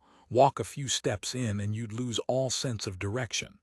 Tan Shuangxi wiped his eyes. Old Zhang, you know what? When we fought so fiercely at the Battle of Chiangmai, moving corpses, transporting the wounded, repairing fortifications on those earthen embankments, I wasn't scared at all. But after this, every time we marched near the edge of a forest, my heart seized up. I kept feeling like a cannon blast would ring out at any second. Did you send out point men? Infantry drill manuals require scouts in front and on the flanks of the main body during marches. When encountering complex terrain like forests, they must search as they advance. This is a basic combat requirement. You know why Guo Daipeng didn't even get a 3 Excellence commendation in the end? Because he was the point man and he thought it was too hard to walk through the forest in the dark. Tan Shuangxi let out a rough breath, threw his head back and took another deep gulp. Can't really blame him either. From enlistment to death, he only served half a year. New recruits die fast. The ones who survive become veterans. Zhang Leike drank until his eyes were red. Look at our platoon, more than half are new faces. Once the wounded and sick return, we'll be over strength. Isn't that why they say we're reorganizing? Zhang Leike said, probably expanding again. I heard we're going to fight a major war against the imperial court. Fight straight to the capital and sit on the dragon throne. Sitting on the dragon throne is only a matter of time. But do emperors really take turns? There are several hundred senators. Probably works similar to how things are now. How many years can a person live? I wonder how many senators are secretly unhappy about it. Having drunk his fill, Tan Shuangxi grew bolder and voiced the doubts hidden in his heart. What are you saying that for? Zhang Leike sobered instantly, glancing around nervously. Do you know where we are? Tan Shuangxi realized he had misspoken and quickly resumed drinking. By unspoken agreement, neither mentioned the matter again. They turned instead to the next day's business. Tomorrow we're delivering to Hu Wide's family, Tan Shuangxi sighed. He and his wife were very devoted to each other and they were newlyweds too. I'm afraid she'll cry herself blind tomorrow. I heard he was a live-in son-in-law. That's right.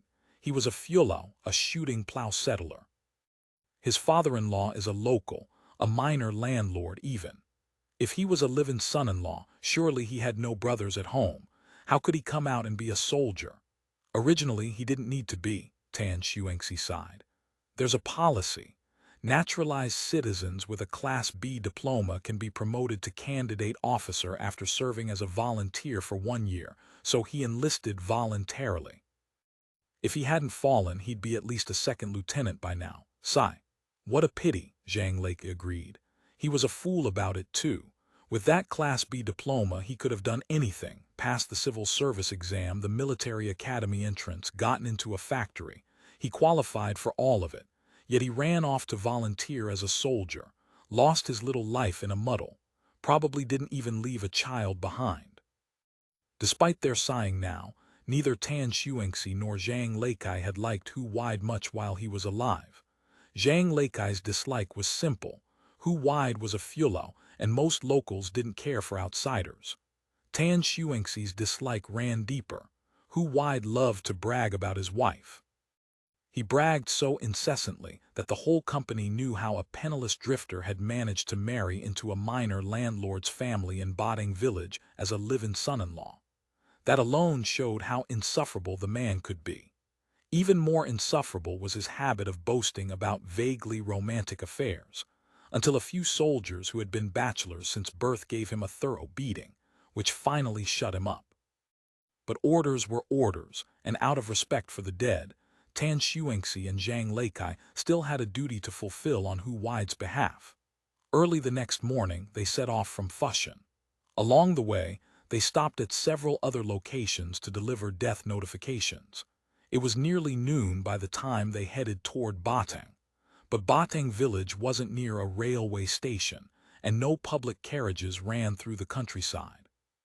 The two men had to rely on the iron legs trained into them by army life, asking for directions as they walked the country roads. They arrived in the afternoon. They had walked the entire way. There were no markets along the road, so they had only grass rations to stave off hunger. By the time they reached Batang, they were exhausted and famished. At the village office, they learned that Batang was a large settlement with 16 pagia under its jurisdiction. Hu Wide's home was in the 11th jia, still nearly 5 li from the village office. "I'll get someone to guide you. It's not easy being on official duty," the village head said, then asked. "From the looks of you, I'm guessing you haven't eaten yet." "We really haven't." Tan Shuangxi was past caring about politeness. "Is there a food stall around here? We'll eat a meal before moving on." "Where would a countryside place like this have a restaurant? Besides, you're here on official duty. How can we ask you to spend your own money?" the village head called over a half-grown boy. "Go tell your mother that comrades have come to the village on official business. Make food for 2 and bring it here." Then he turned back to them. "Comrades, sit and rest a while. The food will be ready soon." He brought out a large teapot and poured herbal tea for both of them. Normally, discipline would have required them to decline, but burning with hunger as they were, they couldn't be bothered. They sat down and waited for the food. While waiting, Zhang Leikai inquired about Hu Wide's family situation. They knew very little about this comrade-in-arms after all. Aside from the wife he had so vigorously bragged about, he had never mentioned anything specific about his home life. "His family," the village head began. "His father-in-law is named Fang. The Fang clan is a major family in this village. His father-in-law was originally a landlord, owned dozens of mu of land, farmed it himself, and hired a few long-term laborers. He's prospered greatly these past few years and is considered a model household for the heaven and earth society. So the family is quite wealthy. Wealthy, certainly, but the old man is stingy as they come." The village head laughed. Hu Wide was originally a long-term laborer in his household. He was presentable, could read, and knew his numbers. Before long, he had the Fang girl so charmed she refused to marry anyone else. At first, Father Fang looked down on him. First because Fulao folk have no roots, and second because this young Hu seemed a bit too slick, and the old man worried he was unreliable.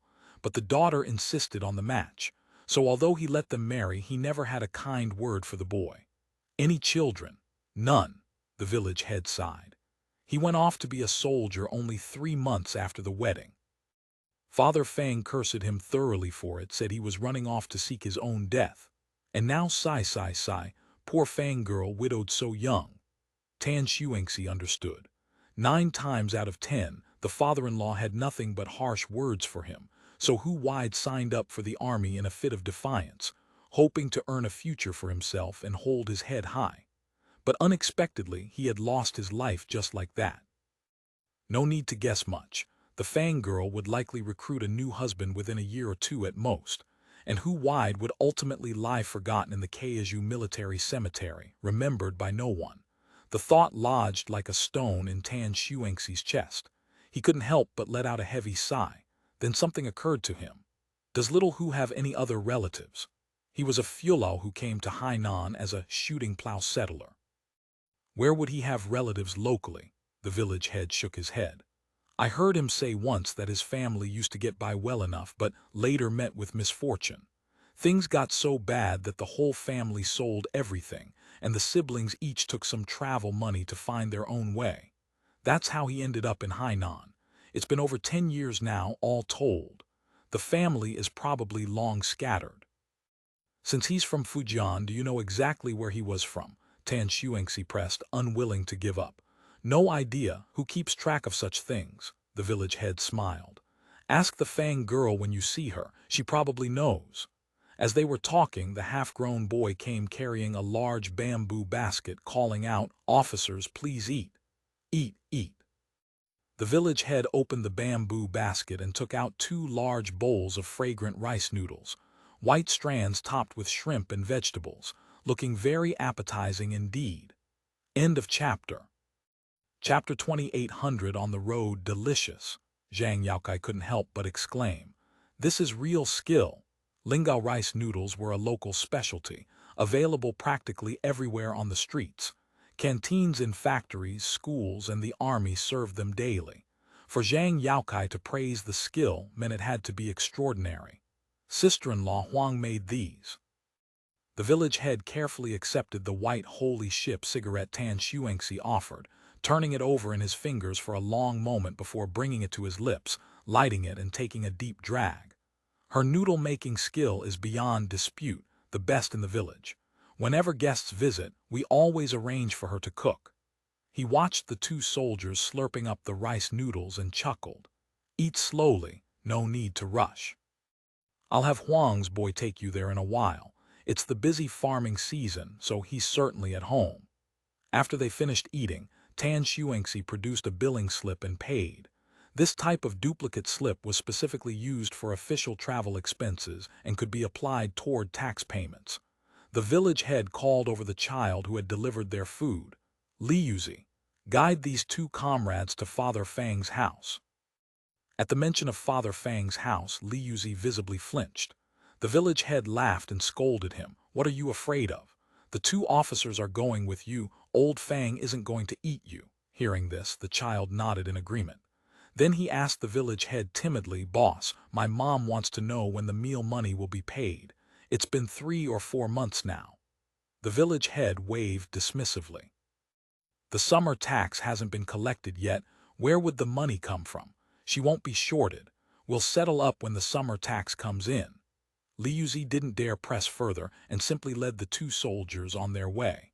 The village road was unpaved but appeared well-maintained and reasonably level. Windbreak forests lined both sides. Batang was a mixed village, containing both old local concentrated villages and new immigrant settlements, so the character of each jia they passed varied considerably, some simple and weathered with age, others newly built. The pedestrians on the road spoke with accents from all regions. Walking was tedious, so Zhang Yaokai drew Liyuzi into conversation. You seem afraid of this Father Fang. Is he really that difficult to deal with? Liyuzi was only about 10 years old and he answered with evident irritation. More than just difficult, he speaks with outright hostility. If you're beneath him, just a few of his remarks would be enough to make you die of anger. So his popularity isn't very good. Depends on whether you have money. If you're rich, it's good. If you're poor, it's bad. Liyuzi spat to the side. But to cadres like the village head, the station police, and the Heaven and Earth Society special commissioners, oh, he's perfectly polite. Snobbish dog, pa. Tan Shuangxi and Zhang Yaokai exchanged glances. This family would be difficult to deal with. Is his family very wealthy? He was rich before the chiefs came and now he's even richer. Liyuzi kicked at a pebble. But he's terribly stingy. Don't anyone think of getting the better of him. Hearing the child speak this way, the 2 soldiers felt their spirits sink further. It wasn't that they wanted any advantage, but stingy people often had eccentric, stubborn personalities. This errand would likely become tangled and drawn out. After walking for some time, Liyuzi suddenly announced, his land starts here. All along their route, the fields had been meticulously cultivated with healthy crops. But here, a water channel divided the land on either side, and the difference was stark. The fields west of the channel were perfectly level, crisscrossed with irrigation ditches. Not only did the crops grow more vigorously, but every nook and cranny had been planted with cash crops. Every inch of soil was clearly put to careful use. This Father Fang knows his craft, Tan Shuangxi, who came from a farming background, praised sincerely. The Heaven and Earth Society taught him all of it. Little Liyuzi said with undisguised envy. Before that, he was just a small landlord. Did your family ever hire the Heaven and Earth Society? Zhang Yaokai asked casually. After my dad died, the family had no money. We couldn't afford people from the Heaven and Earth Society, and we couldn't afford their good seeds either. Liyuzi sighed. Their conversation had touched on sorrowful matters, so Zhang Yaokai changed the subject. "The fields in your village are farmed well," Tan Xuanxi observed. "Those who can't farm well don't farm anymore." Li Yuzi explained that ever since the Senate promulgated the provisional regulations on homesteads, although household land couldn't be bought or sold, management rights could be transferred for a term. Families with little land or insufficient labor gradually contracted their plots out to larger households. Li Yuzi's family had done the same. The big households pay land rent every year. Scraping together enough to eat isn't a problem. "If you're not farming, what do you plan to do?" "There's plenty to do. I'm not old enough yet, but when I turn 12, I'll go out as an apprentice." Li Yuzi spoke with confidence. "My mom's uncle works at the printing and dyeing factory in Nanbao. Last time he wrote asking if I wanted to apprentice there. Apprentices earn 1 yuan and 20 cents. When he mentioned 1 yuan and 20 cents, his eyes shone. Tan Xuanxi smiled. "How old are you? Why don't you go to school?" 11. I finished junior primary school. My grades weren't good enough for senior primary and the family couldn't afford it anyway, so I run errands for the village office to earn 2 meals a day." Zhang Yaokai teased. "You seem quite clever. Why not sign up for the Army Youth School when you turn 12? Everything's at public expense." "My mom won't agree." Li Yuzi shook his head. "My real dad died fighting. My stepdad was crippled in battle too, but actually I want to go." "Your father was a martyr," Tan Xuanxi was surprised. "Which battalion?" "Not any battalion. My stepdad told me they were all old security corps. They fought a battle with pirates at Bapu. Many died or were crippled. The soldiers who survived without injury, they're at least company commanders by now." Saying this, he sighed with resignation. "As a survivor's child, senior primary school should be free for you. Tuition is waived, but living expenses aren't. My dad is missing an arm and can't do heavy work. I have younger brothers and sisters. 2 pensions alone can't support such a big family." "Even so, the village head still owes your family money." Tan Xuanxi felt a flash of anger. "It's delayed, but it always gets paid eventually. After all, cooking for the public still earns a few coins." Li Yuzi spoke with weary acceptance. "Your mom's skill is excellent. Since you aren't farming in the village anyway, why not set up a stall or open a small shop in a nearby town? It would be far better than struggling here." Li Yuzi nodded. "They've thought about it, but they keep hesitating. After all, opening a shop requires capital, and they don't know if it would succeed. The village work at least lets us scrape by." Just then, someone hailed from the distance. "Li Yuzi." The group looked up and saw 3 or 4 people driving oxen through the fields. The one in front was calling out to Li Yuzi. Li Yuzi pulled off his battered straw hat and waved back. "Who's that?" "The head laborer of Father Fang's household. His name is Chen Linhuang, also a Fulao." As they spoke, Chen Linhuang reached the road. He was a sturdy young man, his skin tanned dark, wearing only a thin linen undershirt soaked through with sweat. His bare forearms revealed solid muscle. A fine specimen, Tan Xuanxi thought involuntarily. Sturdy yet light and agile in movement, excellent material for light infantry. Before he could speak, Li Yuzi introduced them. These 2 officers came from the troops looking for Father Fang. Chen Linhuang had been smiling, but his expression grew serious the moment he heard this. He studied the 2 soldiers carefully and asked quietly, "Is it about Hu Wide?" Tan Xuanxi knew this man was likely an acquaintance of Hu Wide and nodded. "It is. He." Chen Linhuang's face darkened further. "He's gone." Tan Xuanxi nodded heavily. "Yes, we're here to notify his family." "That fool." Chen Linhuang's voice was thick with disappointment and resentment. "What do you—" But Chen Linhuang didn't let him finish. He turned to Li Yuzi. "You can head back now. I'll take the 2 officers to see the old man." "Good, good, good." Li Yuzi had no desire to see old man Fang anyway and was more than happy to be relieved of the duty. Chen Linhuang sent Li Yuzi on his way, exchanged a few words with the laborers in the field, then took the lead. "Father Fang isn't home right now. He's directing work at the West Estate today. I'll send someone with a message right away." After saying this, Chen Linhuang beckoned to one of his men and gave him brief instructions. The man hurried off at once. The group continued toward the Fang family residence. Along the way, Zhang Yaokai couldn't help asking, since the Fang family has a west estate, surely there's an east estate too. The family residence is at the east estate. The west estate is just a level thrashing ground with a few laborers' quarters. They keep livestock and store equipment there. 2 estates, he must have considerable land. Tan Xuanxi marveled inwardly. He hadn't expected Hu Wide's father-in-law to be such a substantial landowner. Probably 700 or 800 mu. Half is his own, half rented from villagers. Chen Linhuang wiped the sweat from his forehead with a towel. Originally, his family didn't even have 100 mu. It all came from having the Heaven and Earth Society as a backer. Between opening wasteland and renting land, he's become a demonstration household.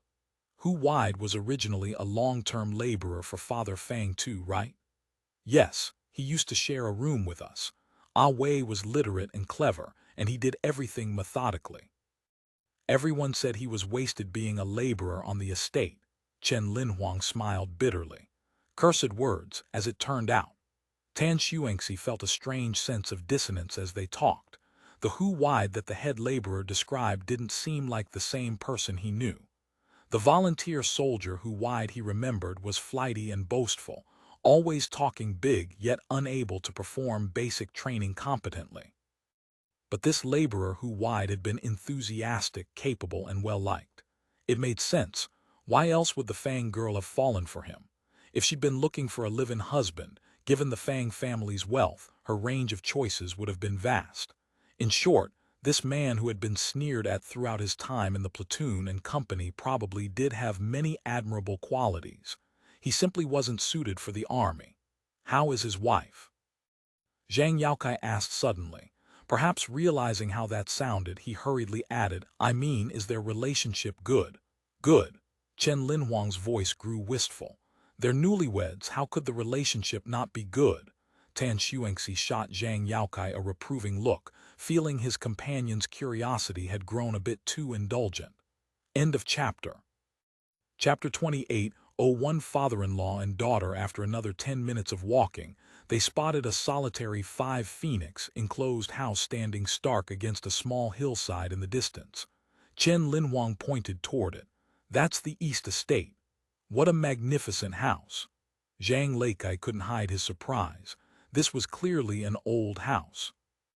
Though Zhang Leikai spoke Fujian dialect, he was a native-born Lingao local and knew that families capable of building such residences in the old days were no ordinary folk.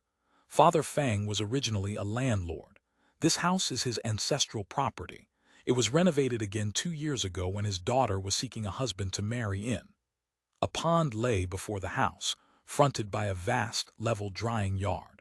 Both were relics of an earlier age. Just these 2 features alone proclaimed that the Fang ancestors had been wealthy people.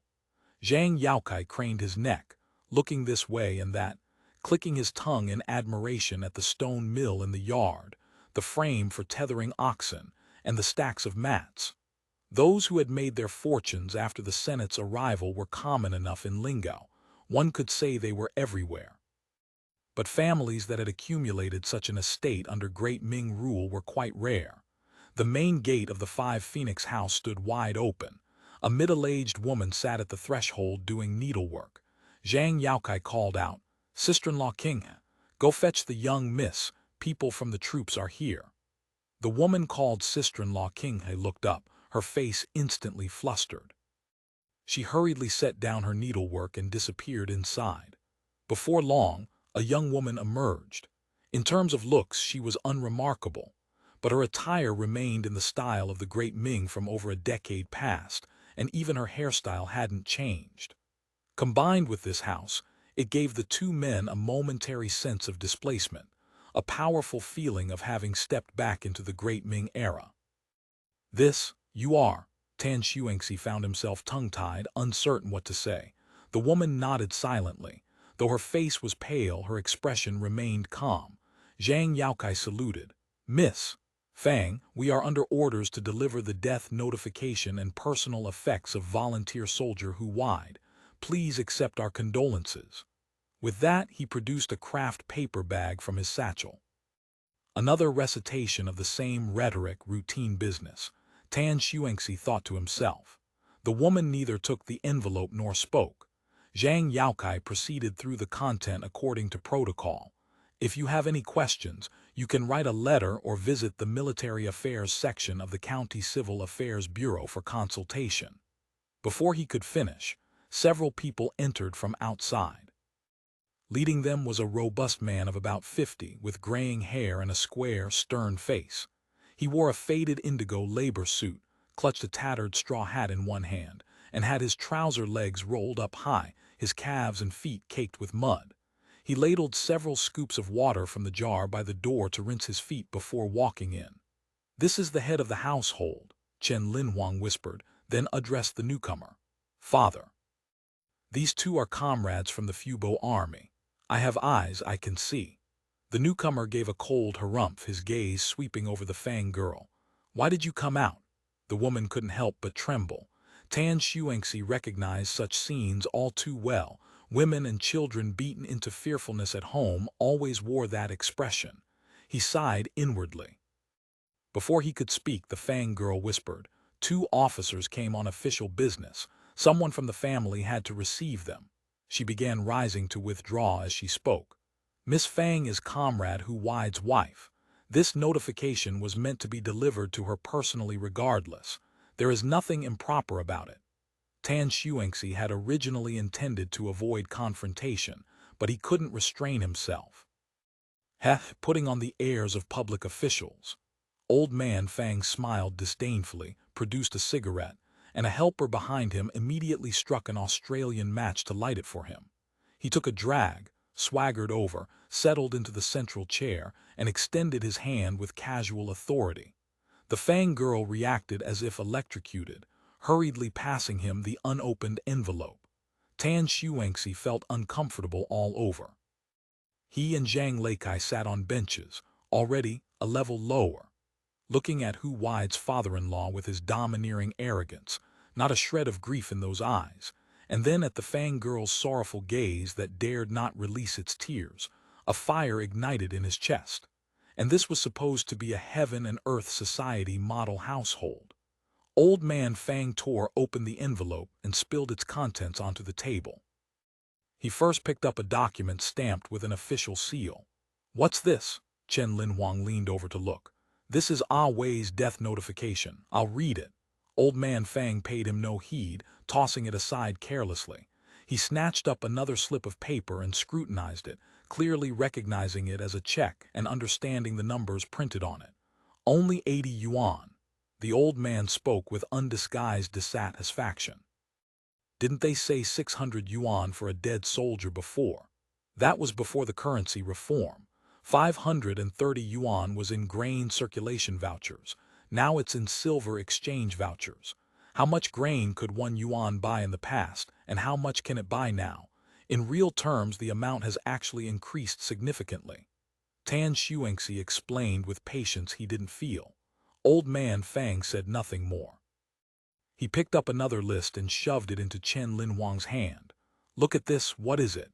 "It's a list of Ah Wei's personal effects," Chen Linhuang said. "One thick and one thin military blanket, 2 sets of service uniforms, 1 satchel. Enough, a pile of junk." Old man Fang cut him off impatiently. "Where are the things?" "They'll be mailed subsequently," Chen Linhuang said. "It's written right here. Just divide them among yourselves when they arrive." Chen Linhuang looked alarmed. He glanced at the Fang girl and whispered, "Father, this isn't appropriate. Ah Wei's mementos should go to the young miss." Chen Linhuang's voice was very low, but it still reached everyone's ears. The Fang girl could hold back no longer and began to sob quietly. The long-term laborers and women nearby all wore expressions of unbearable pity. "What use are they to her?" Hu Wide's father-in-law snorted coldly. "She can't wear them, and just looking at them makes her cry. No Fulao is any good. I never should have married my daughter to him in the first place." "Dad," his daughter finally spoke, "don't say such things. They came with good intentions to deliver the letter. It's their errand. What good or bad intentions have anything to do with it?" Old man Fang surveyed the items on the table, spotted another check and snatched it up. 73 yuan, 3 dimes, 4 cents, 1 wen, he muttered, reading aloud, then turned to ask Chen Linhuang, "What money is this?" Tan Xuanxi interjected quickly. "It's the military pay he saved up." "Just this much," old man Fang said. "I heard that going to war pays well. He was gone for over a year and a month, and this is all there is." Tan Xuanxi was indignant but forced himself to explain. "Sir, Comrade Hu Wide sacrificed himself over 4 months ago. He was deployed overseas for a total of only 3 months, so he didn't save much money. Don't try to fool me."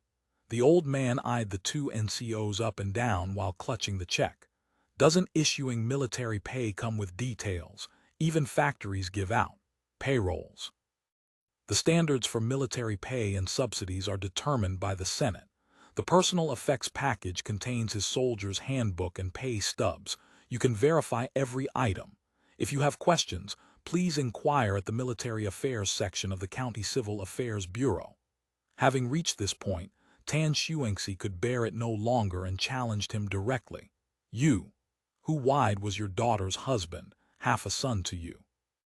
Do you not care at all about how he died? What difference does it make if I know? Can knowing bring him back to life?" The old man sneered. "The weather is so hot. Sorry to trouble you with making this trip. Hu Wide was our comrade in arms. Of course we had to come." Tan Xuanxi was on the verge of explosion. What kind of attitude was this old wretch displaying? "So you came, so what? You still have to leave just the same." "Dad." His daughter finally erupted, crying and shouting at the old man. "I'm begging you, stop talking."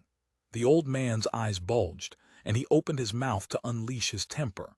But Tan Xuanxi could contain himself no longer. He shot to his feet, eyes blazing with fury as he glared at the old fellow. "We are delivering Comrade Hu Wide's personal effects to his widow by order of the Senate. Unrelated personnel, please conduct yourselves with dignity." He was battle-hardened. The aura of ferocity and courage honed on the battlefield erupted from him in that moment. The previously arrogant old man Fang opened his mouth to retort but wilted, not daring to speak again. The Fang girl looked toward Tan Xuanxi. "When did my husband die? Did he suffer?" Tan Xuanxi had been righteous and stern just moments ago, but facing the woman's grief-stricken gaze, he choked up. Zhang Leikai had to speak in his place, recounting the story they had agreed upon during their journey. "He caught miasma. The miasma in the forests of Liangguang is terribly poisonous. He had a high fever for several days.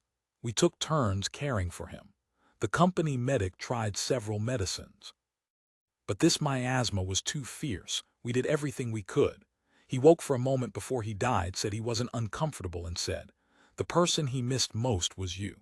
Hu Wide's wife nodded as she listened, her head sinking lower and lower until she covered her face with both hands, her body racked with convulsive sobs. Old man Fang, unwilling to be ignored, sneered. "When a man is about to die, his words turn kind. Just pretty talk to deceive people. Where is he buried now?" The Fang girl ignored her father and asked. "Comrade Hu Wide was cremated on site after his sacrifice. His ashes are now interred in the military cemetery in Kaiju. The specific address is on the death notification." At the word cremated, the Fang girl could no longer contain herself. She wailed aloud. Tan Xuanxi knew most people couldn't accept the concept of cremation, so he hastened to explain. "He sacrificed himself near Fujian. The weather was extremely hot and the roads were bad, so we had to act according to circumstances. If you wish to bring him back for burial later, you can submit an application. Burned is burned, saves the trouble of bringing him back." The old fellow nodded, his tone dripping with sarcasm, a sound almost like laughter escaping at the end. Tan Xuanxi wanted nothing more than to kick him, but seeing the wailing Fang girl, the fire in his heart died away. Hu Wide was dead and his wife still had to live in this family. They were father and daughter after all. What could he possibly do? End of chapter. Chapter 2802. Lodging. Swallowing his anger, Tan Xuanxi produced the receipt form. "If you could please press your fingerprint here." The Fang girl stamped her print while sobbing, her voice trembling with tears. "When he passed, were you there with him?" "Yes, we stayed by his side and did everything we could." "Weren't you afraid of catching it?" the old man said coldly. Tan Xuanxi softened his tone. "Sir, you haven't served in the Fubo army. In the troops, men become brothers to one another. It has to be that way. It's how we survive on the battlefield and complete our missions. There, even strangers quickly become close friends." He spoke with conviction, thinking to himself that this much, at least, wasn't a lie. Hu Wide had been irritating, true, but once on the battlefield, everyone's bonds grew tighter than ever. It was only that an accident had cut things short not long after. Hu Wide's wife said, "You're too kind. I know Ah Wei had an unpleasant temperament and never got along well with others." Indeed, his habit of showing off and talking big was merely the mildest of his faults. His real problem, the one that made him nearly impossible to get along with, was his stubborn self-righteousness. Hu Wide's death was half his own doing. It had started as a minor wound. He refused the medic's bandage and insisted on following the old country remedy of sprinkling dry soil to stop the bleeding. The result was tetanus. He suffered in the company for 3 or 4 days before they sent him to the rear hospital, where nothing more could be done. Even the trained medical soldiers had been reluctant to tend to him, for he was like a man possessed. After the disease took hold, Hu Wide's entire body went rigid. At the slightest sound, wind rustling through leaves, a shaft of sunlight falling across his face, his already taut muscles would convulse again. His body arched like a fish on a hot skillet, arms thrust vertically into the air, face contorted by spasms, mouth emitting hissing, guttural groans. The tetanus bacillus caused total body muscle tension and seizures. When the respiratory muscles spasmed, the patient lost the ability to breathe and died, or so the medic who'd escorted him to the medical team explained upon returning. Everyone had heard of tetanus during first aid training, but the Clostridium tetani bacterium itself and the horrifying transformation it wrought were blind spots for all of them. Even the medic couldn't explain the particulars, only repeating what he'd heard from the senator doctors. Wounds must be cleaned and disinfected. Once tetanus sets in, there's no hope even if you're sent to Lingao. And so, how Hu Wide had actually died when he had died, what his final moments were like. What Tan Xuanxi knew amounted to nothing more than what appeared on the death notification. The claim of staying by his side was merely a comforting lie. "Thank you," the Fang girl murmured the words, staring blankly at the floor. Over and over she repeated, "You still loved me. It's all my fault. I should never have let you enlist, not even if you beat me to death." Tan Xuanxi let Chen Linhuang lead him out of Hu Wide's house in a daze. He sat beneath a large tree by the thrashing ground for a while before feeling that he had returned to himself. Chen Linhuang spoke apologetically. "Sorry, comrade, that's just how Father Fang is. He looked down on Ah Wei from the start, only agreed because his daughter insisted. With that mean, harsh manner of his, I can't imagine what it must be like working for someone like that." Zhang Leikai looked at Chen Linhuang with sympathetic eyes. Chen Linhuang laughed. "His words may be ugly, but he pays well. Let him say what he wants, I won't lose any flesh over it. He treats people like that and he pays more. Father Fang's wages are the highest around here, same rate as the state-run farms," Chen Linhuang said. "Otherwise, why would anyone put up with working so hard for him?" Tan Xuanxi fell silent. He gazed wistfully across the thrashing ground. The sun was setting, bathing the fields and houses in gold. But amid this beautiful scene there would never again be Hu Wide. In a few more years only the Fang girl, who had shared the bond of marriage with him, would still remember him. He suddenly recalled something and turned back. A moment later he emerged again. Zhang Leikai looked surprised. "What did you go back for?" "I wanted to ask the Fang girl where in Fujian Ah Wei was from. If we ever get a chance to go there, we could look for his family." "Any luck?" "No." Tan Xuanxi spread his hands and shook his head. "The Fang girl only knows he was probably from somewhere around Jiangsu or Quanzhou in southern Fujian. Ah Wei never said exactly where." "Forget it, let's go." Zhang Leikai lost interest. "We'd better hurry or we'll be walking in the dark." "Worst case, we can ask for lodging at the village office," Tan Xuanxi said. The two set off at a brisk pace, retracing their steps along the country path. Before long, Chen Linhuang caught up and stopped them. handing each a packet wrapped in lotus leaves. Judging by the oil stains seeping through, it was likely cooked food. The Fang girl asked me to bring you some glutinous rice chicken. It's what we laborers eat, simple fare, but it'll fill your bellies on the road. Having food at all is good enough. This is too kind. They were, in fact, rather hungry. The Fang girl can't make many decisions on her own. Father Fang rules the household, Chen Linhuang explained. Please don't think poorly of it. Chen Linhuang hurried off. Tan Xuanxi and Zhang Leikai exchanged a look laden with complicated emotions, then departed in silence with the packets in hand. By the time they returned to the village office, the sun hung low on the western horizon. They requested lodging there and were fortunate that, when the building had been constructed, accommodations for visiting officials had been taken into account. There were 3 dormitory rooms. The village head also invited them to dinner. After the meal, the village head had someone set up a small table beneath the large tree on the thrashing ground in front of the office, inviting them to drink tea and chat. Several of the village's prominent figures came as well. The mainland campaign had been underway for 2 years now. Although newspapers and bulletins reached the village, news was still relatively scarce.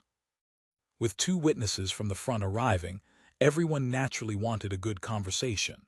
The village head poured tea for everyone. The teapot and cups were clearly Australian in style, and the hot water was even stored in a thermos bottle, almost exactly like the reception room at battalion headquarters.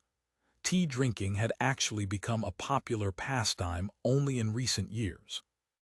In the past, only the wealthy with a touch of refinement could afford such elegant pursuits. Now, a large bag of crude tea could be had for a few cents, and these days, a few cents was no longer an amount anyone needed to scrimp and save. Nowadays we've got living banks, the village head said. Selling eggs for a few days is enough to buy tea. Not just tea either, salt, odds and ends, all of it scraped from chicken backsides. Developing the courtyard economy was a major priority, with chicken raising particularly encouraged. Eggs had become an important source of income for farmers. As for where the eggs went, it was the egg factory recently opened by the Heaven and Earth Society in Truth, a food processing plant specializing in eggs. Purchased eggs were processed into egg powder, salted yolks, and flying whites, dried egg whites. These also frequently appeared on the Fubo Army's mess tables as military rations. The group drank tea and talked of various matters, especially the war in Liangguang. Everyone wanted to hear about it. The 2 men naturally obliged, embellishing their experiences along the way. Through their narration, the listeners felt transported to the campaign itself, at times excited, at times wringing their hands, at times sighing endlessly. After dinner, more and more children gathered on the thrashing ground, laughing and playing together. A few of the older ones huddled in a group, apparently discussing something. Each held a wooden stick with a paper flag pasted on top. Fragments of their argument drifted over. I'm not being it today, you go first. Then I'll be it. No cheating. Soon the children divided into 2 camps, taking positions on opposite sides of the thrashing ground. Were they playing cops and robbers? That was a rite of passage for children growing up in villages around here. The group playing bandits looked much as they had in Tan Xuanxi's day, wielding tree branches as weapons. A few mischievous ones had commandeered brooms from home to use as great swords. Most likely, they'd get a beating when they returned later. Among the children playing government troops, someone shouted, "Form ranks," and the ragtag assembly actually arranged itself into a double line of battle. The shorter children stood in the front row, the taller ones behind, all shouldering their sticks on their right side. From within the formation, another child bellowed, "Load." The children in line lowered their sticks, stood them on the ground, and pretended to reach into their pockets to perform the loading action before raising their sticks into a firing stance. Well now, they've learned it pretty well. Tan Xuanxi couldn't help but praise them. Their drill work rivaled that of new recruits. The next command followed. Return sights to 0. Tan Xuanxi grinned broadly. Who had taught them this? It was remarkably professional. The other group of children began trotting forward. They had no formation, but each was brimming with spirit, voices raised in earth-shaking cries. "Kill the Baldies!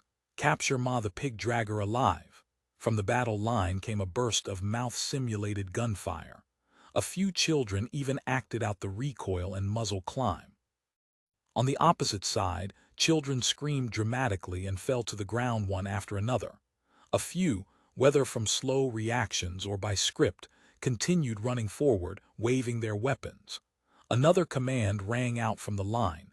"Fix bayonets, charge!" The two groups of children crashed together. Soon the game ended amid crying from children on one side or the other. Several peasant women plucked their mud-covered offspring from the pile and headed home for the second half of the evening's discipline session, political security bureau style. Tan Xuanxi and Zhang Leikai awkwardly wiped tea and tea leaves from their chins and clothes. That cry of "kill the Baldies" from the children had made them both spray their drinks. The village head explained, slightly embarrassed, that the game had been taught by the village's station police officer, a veteran of the Chiangmai campaign. Even the children's makeshift mini rifles, those sticks, had been selected by the officer to approximate the proper shape. As for those lines that verged on sedition, they had been taught by Chief One of the Heaven and Earth Society.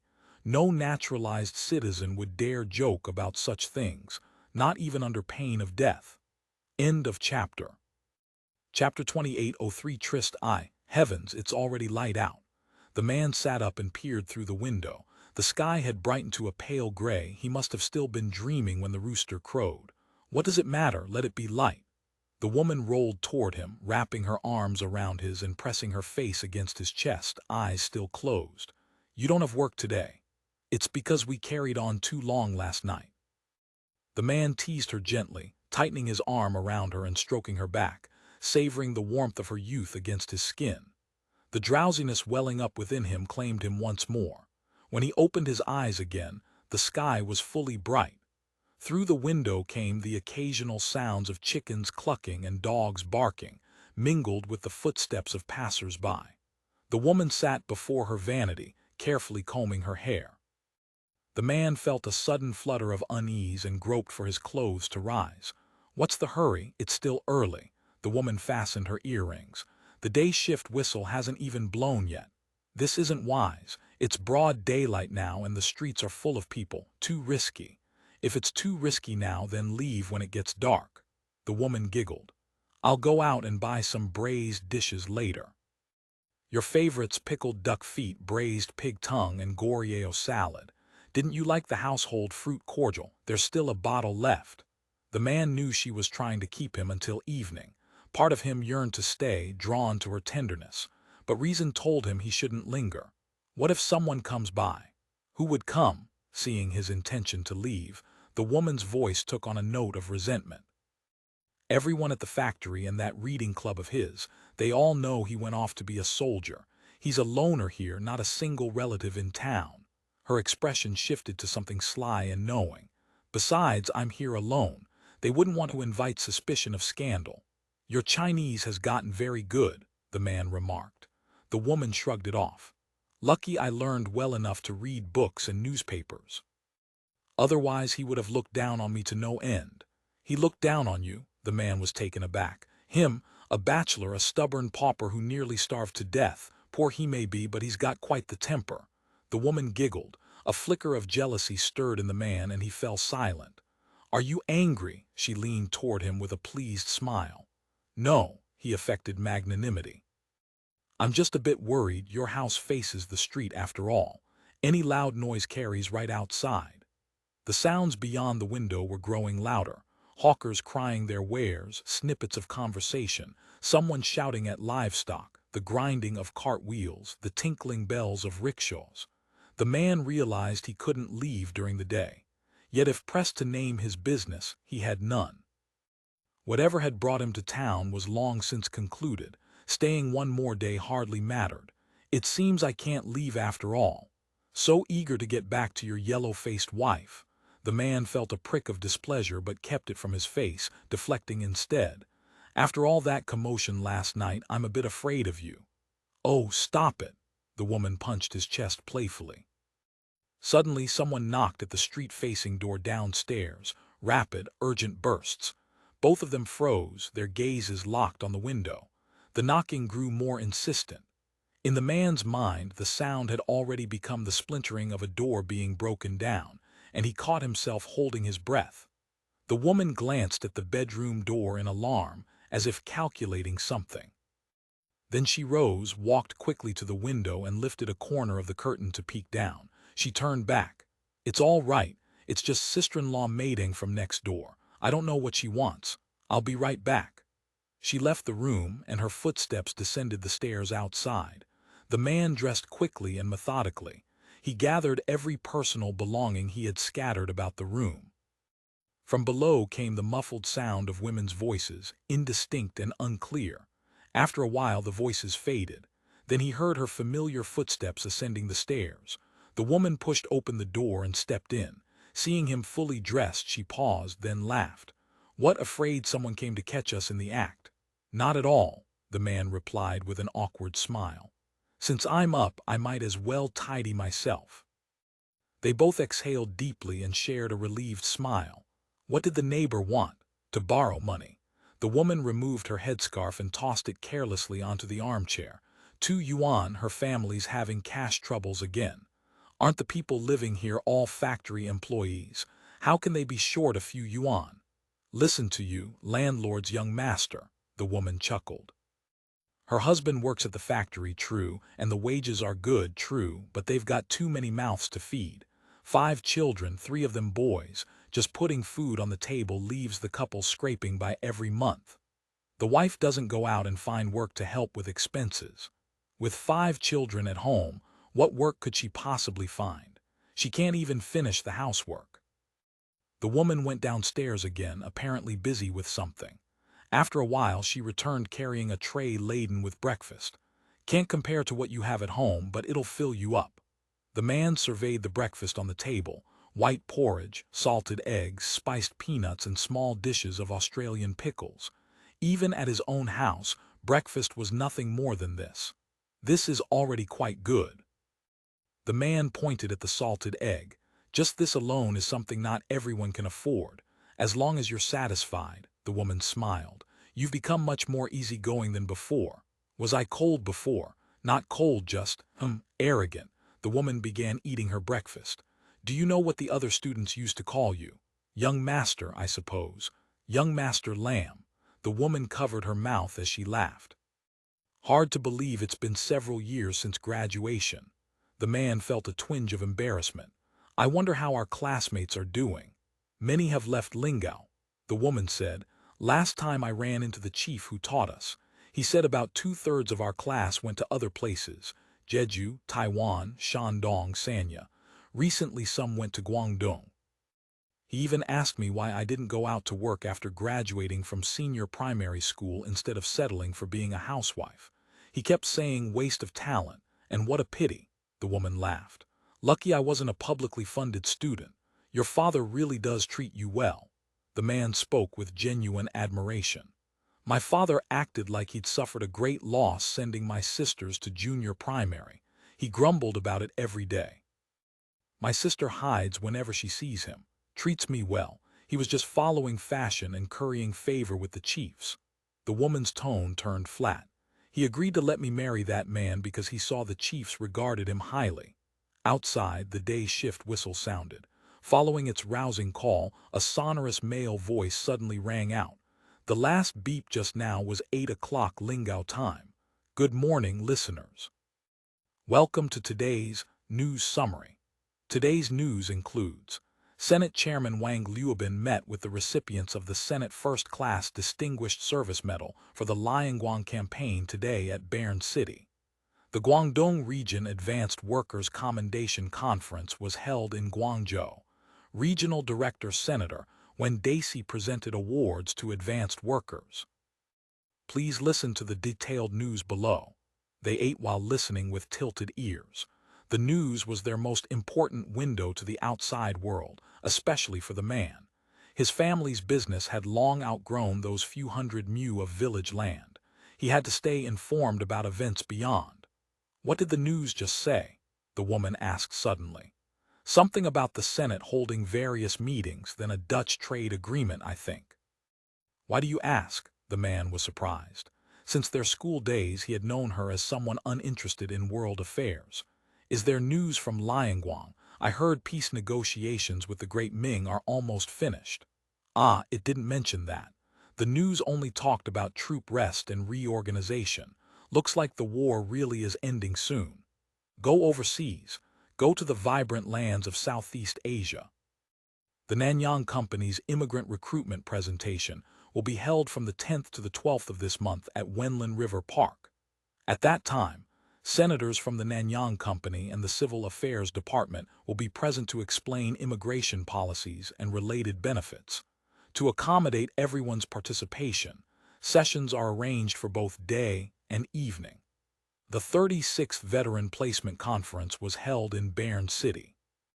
The theme of this conference is the proper placement of retired and disabled soldiers and their families. Today's news summary program has ended.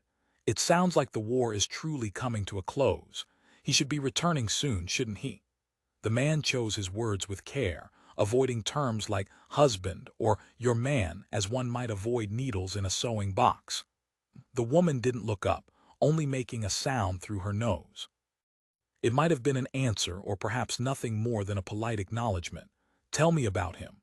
The man seemed to have suddenly found an interesting topic. Him, there's not much to tell. Why do you ask? The woman began clearing the bowls and chopsticks from the table. I'm just curious. Is he handsome? Does he treat you badly, or does he have other lovers? The man felt, for the first time, how clumsy he was with words. No, he's actually quite handsome, and he treats me very well. The woman's voice grew softer, her gaze dropping. He's just a bit poor. Otherwise, he's really quite good in other ways. Back then, I was the one who insisted on marrying him. Coal is the blood of modern industry, and Hongji Coal Mine is the energy workshop continuously transfusing lifeblood to Lingao. Since the establishment of the Hongji Station, generations of stationed officers and soldiers have overcome arduous and harsh natural environments, grasping production with one hand and promoting peace with the other, defending the rights and interests of the Senate and the people through practical actions. Next, please listen to the special report. 3,000 li westward, stationed to defend the country, writing loyalty. The woman washed dishes downstairs. The man wandered around the room in boredom. He had grown thoroughly familiar with this bedroom by now and could find no novelty in it anymore.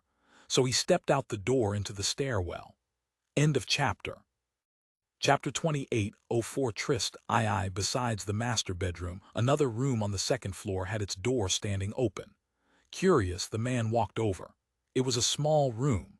By the window sat a writing desk bearing an Australian oil lamp, an inkstand, paper, and other stationery.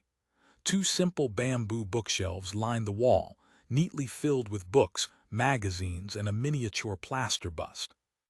From the arrangement, this appeared to be a study, except for the small bed placed against the opposite wall. The walls were whitewashed, and a watercolor painting with amateurish technique hung there. The man recognized it at once as a work from the woman's art class when she was in school. The room was spotlessly clean. The window stood open, looking out onto the backyard of the residence. It was much quieter here than the bedroom facing the street, a fine place for reading and writing. The woman came upstairs carrying a tea tray. She found the man seated at the desk, intently reading a book. Its pages were larger than ordinary books, whether thread-bound or Australian-bound, yet it contained only a few dozen pages. On the cover of thick paper was a color woodblock print of girl and fawn, with the masthead proclaiming the title, Lingao Literature. Judging by the date, it was the latest issue. You like reading this too, the woman murmured, setting down the tea tray. She turned to retrieve two enamel-painted food tins from the cupboard in the stairwell and placed them on the table. I fancy myself something of a literature enthusiast. The man laughed, casually flipping through the journal. That's right, back then you even submitted articles to Fang. The woman laughed and poured tea for the man. High-quality black tea, piping hot, releasing a rich, mellow aroma. Some articles in here are quite well written, like, this one happens to be about pickles. He turned to show her the page. The woman, however, showed little interest. She merely glanced at it, muttered what's there to write about pickles, and handed him the teacup. I love reading essays like this, plain and simple. Reading them gives a feeling that the years are quiet and good. How sentimental, the woman laughed, then suddenly found herself studying the man more closely. What's wrong? You two are so alike, she said. Neither of you can walk past a few books without stopping. These books are his, I take it.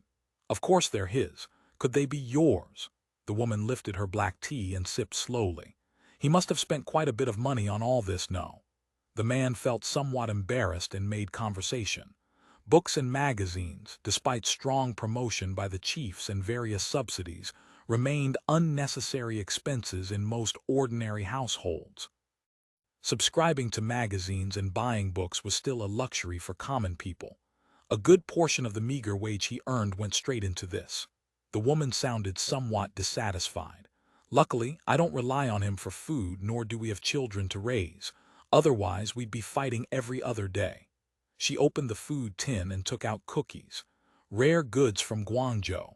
In Hainan, only Bern sells them. The woman dropped a sugar cube into her teacup and stirred it with a small teaspoon. He's good in every way, except he loves these books more than he loves me.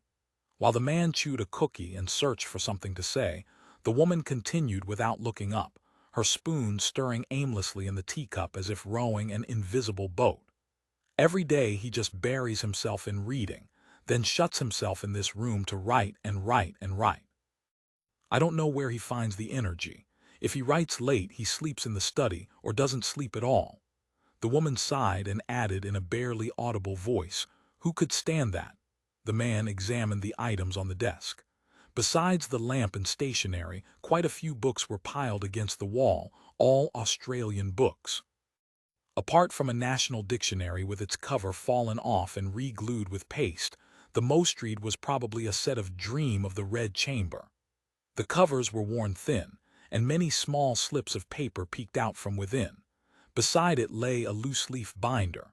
The man flipped through it, the literary section of the Lingao Times, bound neatly and arranged in chronological order. He has several binders like this, the woman said with some annoyance. The bookshelf is full of them. He's never been that attentive to any woman. Indeed, more than 10 such loose-leaf binders lined the bookshelf, along with rows of Lingao literature, stacked from the inaugural issue in chronological order. Clearly, the reader treasured them deeply.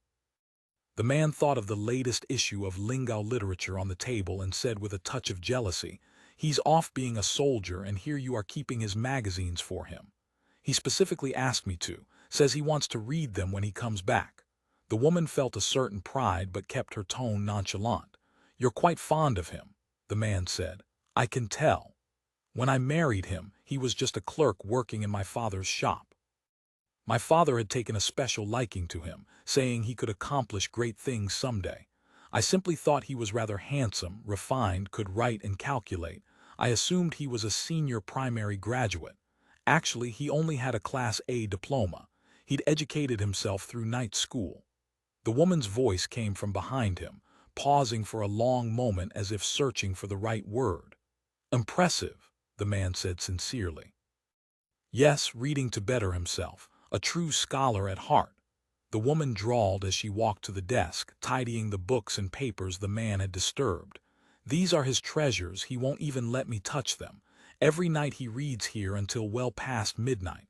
Then he started writing himself, wrote a thick stack of papers, all kept in this drawer." The woman opened the drawer. Inside was indeed a stack of neatly arranged paper, all high-quality Australian manuscript sheets. One drifted out and landed at the man's feet. He picked it up. Many characters were written on it with an Australian dip pen, along with numerous ink blotches from edits. Through the gaps in the corrections, he could make out a poem. "Morning mist and dawn rain moisten the green willows, / nestlings in the hedge chirp new cries. / time hides old things away, yet the spring breeze ripples with autumns of the past." The woman plucked the sheet from his hand, returned it to the manuscript pile, stroked the papers with her palm, and laughed softly. He read a few passages to me once, something about wind, clouds, emotion, love. I couldn't understand. After that, he stopped reading to me. She gently pushed the drawer shut. The woman seemed to have forgotten the man behind her, continuing as if speaking to herself. This set of Dream of the Red Chamber, he must have read it dozens of times. I asked him, is it really that captivating, more captivating than me? You know what he answered? You're lovelier than Baiachai, but not as lovely as Dayu. It made me so angry. There's not a single picture in that book, only words. On what basis does he say that? Truly lost his mind. The man's curiosity returned to an earlier question. Then why did he go off to be a soldier? He could have stayed at the factory, boundless prospects there, and according to the conscription policy, someone like him wasn't even required to serve. The woman thought for a moment, then shook her head helplessly. I'm not entirely sure myself. After a pause, she remembered something. He said he wanted to see the distance. The distance? What distance? Just for that, the man pressed, bewildered. What a strange reason, abandoning such a young, beautiful wife and a promising career. Truly incomprehensible. Yes, and he said the things he wrote were too shallow because he'd experienced too little, so he wanted to go out and see the world. The woman recalled something else. He mentioned that 3 kinds of people are most likely to become writers, and soldiers are one of them. If he wanted more experience and knowledge, he could have become a traveling merchant. If he lacked capital, working as a commercial representative for a company would let him travel everywhere, even to Nanyang. This was stranger still. The man found it inconceivable. Who knows? Perhaps he felt army life was more stimulating. The woman smiled and pointed to a Lingao newspaper on an empty chair. Yesterday's Lingao Times. The neighbor brought it over, said there's something he wrote in it. I haven't read it yet. The man reached for the newspaper, but the woman snatched it back, folded it, and set it on the table. Don't look. Let's neither of us look. The woman laughed. You don't look, I don't look. This time belongs to us. The man smiled awkwardly. A strange husband and a strange wife. He and the woman had been senior primary classmates. In those days, they hadn't been particularly close, young and thin-skinned then, somewhat influenced by the notion that men and women should maintain their distance. He had thought of her simply as an ordinary merchant's daughter, rather quiet.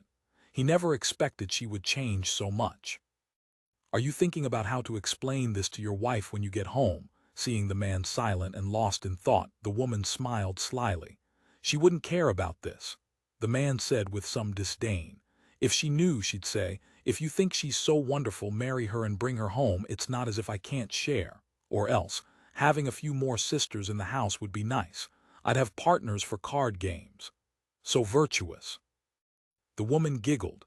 Ah, you must have married a girl from a prominent household. No wonder, no wonder, she paused, a teasing note in her voice. And you still look down on her like that? I don't look down on her. The man hastened to defend himself. Never mind, I understand. Although it was an arranged marriage, she's quite good and we're considered an affectionate couple. The woman made a sound full of disdain. Afraid I'll try to cling to you. Men. Do you think I'm that casual that just any man would do? Of course not, I like you too much. If you had married me back then, I wouldn't have known what to do with my happiness. The man rushed to counter her, piling up every flattering word he could muster. Talking nonsense again. I think if that day ever came, you'd run faster than anyone. The woman was amused. Never. The man wanted to add a few more sweet words, but a knock sounded at the door downstairs. End of chapter. Chapter 28:05. Visitor. Both were startled again. The woman signaled for him to stay silent and rose to check the bedroom herself. When she returned moments later, her expression was flustered and she whispered urgently, "Stay in this room. Don't make a sound." The man's face went pale. He knew she was a bold woman by nature. Whatever could frighten her was clearly no ordinary matter. "Who is it?" he asked nervously. "That's none of your concern." She fixed him with a stern look. "Just stay here and keep quiet." He watched her hurried figure descend the stairs, his unease growing with each step. From below came the sound of the main door opening, followed by voices in conversation. From what he could hear, several men had arrived. The man tensed. He crept silently to the doorway where he could glimpse the scene in the main hall below. 3 men stood there, a middle-aged man in plain clothes flanked by 2 soldiers in uniform. The blood drained from his face. He didn't know what business these men were on, but such a combination looked exactly like an arrest party for someone accused of sabotaging a military marriage. If they knew about his affair, that he'd been here since last night, being beaten half to death would be the best outcome. Prison was certain. His mind went blank, filled only with regret. What had possessed him to pursue this woman? He had a good life. Why throw it away for a fling in this floating world of pleasure? Yet he quickly steadied himself, his thoughts racing. This wasn't technically being caught in bed, and he'd left no incriminating items in the bedroom. As long as the woman didn't betray him, even if questioned, he could maintain that he was simply a normal friend, paying a visit to an old classmate. There was room to maneuver. After all, his father sat on the county advisory council and could speak to the senators. The woman had been terrified when she opened the door, but standing in her own home, she forced herself to appear calm. "What brings you gentlemen here?" "Is this about my husband, Tan Heyanen?" So her husband was named Tan Heyanen. This was the first time the man had heard the name. Until now they had both carefully avoided mentioning him. "You are Tan Heyanen's wife?" "Yes, I am." She made no move to invite them in, leaning against the doorframe with an unfriendly air. "Let's speak inside," the pagia said. "It's not proper to talk standing at the door." The woman had no intention of letting them in, but seeing curious onlookers gathering on the street, she reluctantly stepped aside. "Come in, then." The 2 walked into the main hall. The interior gave the same impression as the exterior: clean, neat, simple yet elegant.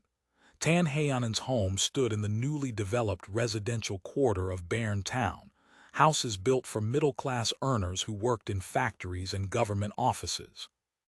Many merchants had also purchased homes here, drawn by the private plumbing and modern conveniences. Along the modest street, red brick 2.5-story buildings stood in neat rows. Windows and doors followed a uniform style, clean and attractive. Flower pots adorned the small courtyards before each entrance. Tan Heyanen was a volunteer soldier, and those who volunteered typically came from good families. The moment Zhang Leikai walked onto this street, he knew Tan Heyanen was a man of the town. The woman who answered the door wore an Australian-style dress, more beautiful and elegant than the village girls he'd encountered along the way, the fabric obviously of higher quality. Her face and hands were pale and smooth. "Please sit. I'll make tea." Having regained her composure, she realized that rushing to send them away would only arouse suspicion. Better to play the gracious hostess. "No need, no need," the pagia waved his hand. "These 2 comrades have business to discuss. They'll leave once it's finished." "It's no trouble at all." She disappeared into the kitchen and soon returned with 3 glass cups. "Herbal tea, please drink and cool yourselves." She sat down gracefully, her mind churning. Why had the army suddenly sent someone? Wasn't Heyanen with his unit? A vague unease threaded through her suspicion. Then her gaze fell upon the coat rack by the door. On the rack hung the coat and shawl she usually wore when going out. But on the topmost hook sat a Panama hat, unmistakably a Panama hat. Such items were sold only at that single bay shop in Eastgate Market, the inconspicuous one with the number 82 plate. Anything from that establishment cost at least half a year's income for an ordinary person, sometimes several years' worth. When the man arrived, he'd been wearing that hat. Out of habit, he must have hung it casually on the rack by the door. What should she do? Panic seized her. From where the visitors sat, a simple sideways glance would reveal the hat. A man's hat in the house could be explained away as Heyanen's, but Heyanen could never afford such a hat. Through her mounting fear, she watched one of the soldiers rise, salute formally, and speak. "We represent the political department of the Fubo Army General Staff to inform you that your husband, volunteer soldier Comrade Tan Heyanen, fought bravely in the Liangguang campaign and has made the ultimate sacrifice." Something seemed to explode inside her head. The Panama hat and her husband's death tumbled together in her mind, tangling into chaos. She fainted. When she came to, she had been helped into an armchair. Her philtrum throbbed with pain. Sister-in-law Maiding was looking down at her with concern. "She's awake, she's awake," the woman cried happily, then asked gently, "Would you like some water?" The woman waved weakly. "No need, no need." She struggled to sit upright, her entire body terribly weak. An unreal, dreamlike sensation swirled around her. She stared vaguely at the floor, wanting to grasp something, yet not knowing what. "Sister-in-law Maiding," she whispered, "do you have any shochu at home? Please pour me a little." Of course, Sister-in-law Maiding hurried off. "Sister-in-law, are you all right?"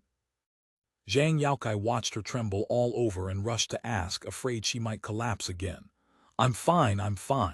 The woman shook her head. "Please continue." Tan Xuanxi quickly retrieved the craft paper bag from his satchel and read aloud, adhering strictly to the official text.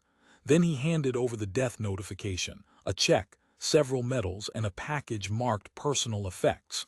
The woman opened the package. Inside lay a pair of half-finger gloves she had sewn herself, along with a badly worn sheepskin notebook, another gift she'd given her husband. She stroked the threadbare gloves and turned the pages of the battered notebook, lost in thought. At last she released a faint sigh. "Zhang Lakai said, Tan Heianen was an excellent soldier, hardworking and brave. He was a good man." He emphasized those final words, "a good man," as though sighing, yet also somehow accusing. Sister-in-law Maiding returned with half a bottle of Heiking cane shochu. The woman poured herself a cup, threw back her head and drained it. Then she did so twice more. Under the gaze of everyone present, the room fell into heavy silence. "His larger personal effects will be sent by mail," Tan Xuanxi said quietly. "If you have any requests, you may also report them to the military affairs section or directly to the unit." He had been close with Tan Heianen during their service. Though one was a local and the other an outsider, they shared the surname Tan, and that bond had made them look out for each other. She nodded and finally began to sob, drawing a handkerchief from her bodice to cover her face.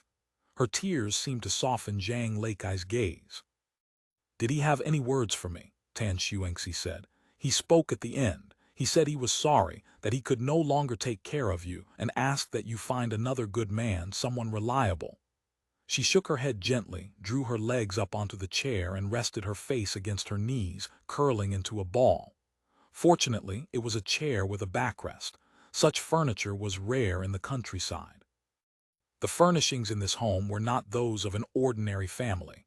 Tan Xuanxi knew that before enlisting, Tan Heianen had worked as an employee at a large trading firm dealing in local goods. Though not a naturalized cadre, his income was no less than theirs, not to mention that his father-in-law was a wealthy merchant. He had been handsome, literate, and numerate. His calligraphy was excellent, his speech pleasant, refined, giving the impression of a particularly learned man. He'd often written letters for the soldiers in his company, rich, cultured, with a beautiful wife and a bright future. And now he was dead. The thought left Tan Xuanxi with a weight in his chest. Heianen's final words were, "The moon tonight is truly beautiful." Tan Xuanxi let the memory unspool slowly. "The battle happened at night. After we wiped out the raiders and found Heianen lying on the ground, he was already fading. He said what I've told you, and then he said the moon was beautiful. Those were his last words." Tan Heianen's wife wept again. She murmured to herself, "The moon tonight is truly beautiful." But those were not Tan Heianen's last words. The survivors of that chaotic night remembered clearly. They would never forget as long as they lived. His final utterance was pain. The last sound had sprayed out with the blood foam. Tan Heianen's death was senseless, utterly senseless. After finishing his second watch, he'd probably wanted to find something to eat at the cooking squad. Instead of returning with the soldier from his shift, he'd taken a shortcut through the woods and stumbled into a lurking sentry. The sentry called out the password. Either Tan Heianen forgot the countersign or momentarily panicked. Either way, he didn't answer. If he had simply shouted, "It's me, so-and-so," there probably would have been no problem. After months together, over 100 men would at least recognize a voice. At worst, he'd have faced a reprimand later, but he said nothing. He kept walking forward. The sentry opened fire. "He missed you," Tan Xuanxi said simply. "He always looked at the moon at night, always said it was beautiful. He would tell me, though miles apart, we share the beauty due. She and I are looking at the same moon." This wasn't invented. Because of their shared surname, Tan Xuanxi and Tan Heianen had been close, often chatting about family matters. End of chapter. Chapter 28:06 Rare Moments of Ignorance. Tan Xuanxi continued. Everything was chaos during the night raid. We were all firing toward the bandits. All we heard was him cry out just once, "Ouch." By the time we found him, he was already gone. "Did he bleed much?" Her voice was hoarse. "Not much." A feathered arrow struck his chest, almost directly over the heart. We gathered around him. He gasped for a moment, and then he was gone. "He didn't suffer." As if straining to offer some comfort, Tan Xuanxi added, "Although his service wasn't long, he fought with great bravery. He received 2 second-class courage medals and 1 second-class distinguished service medal. The South China Army commended him in general orders."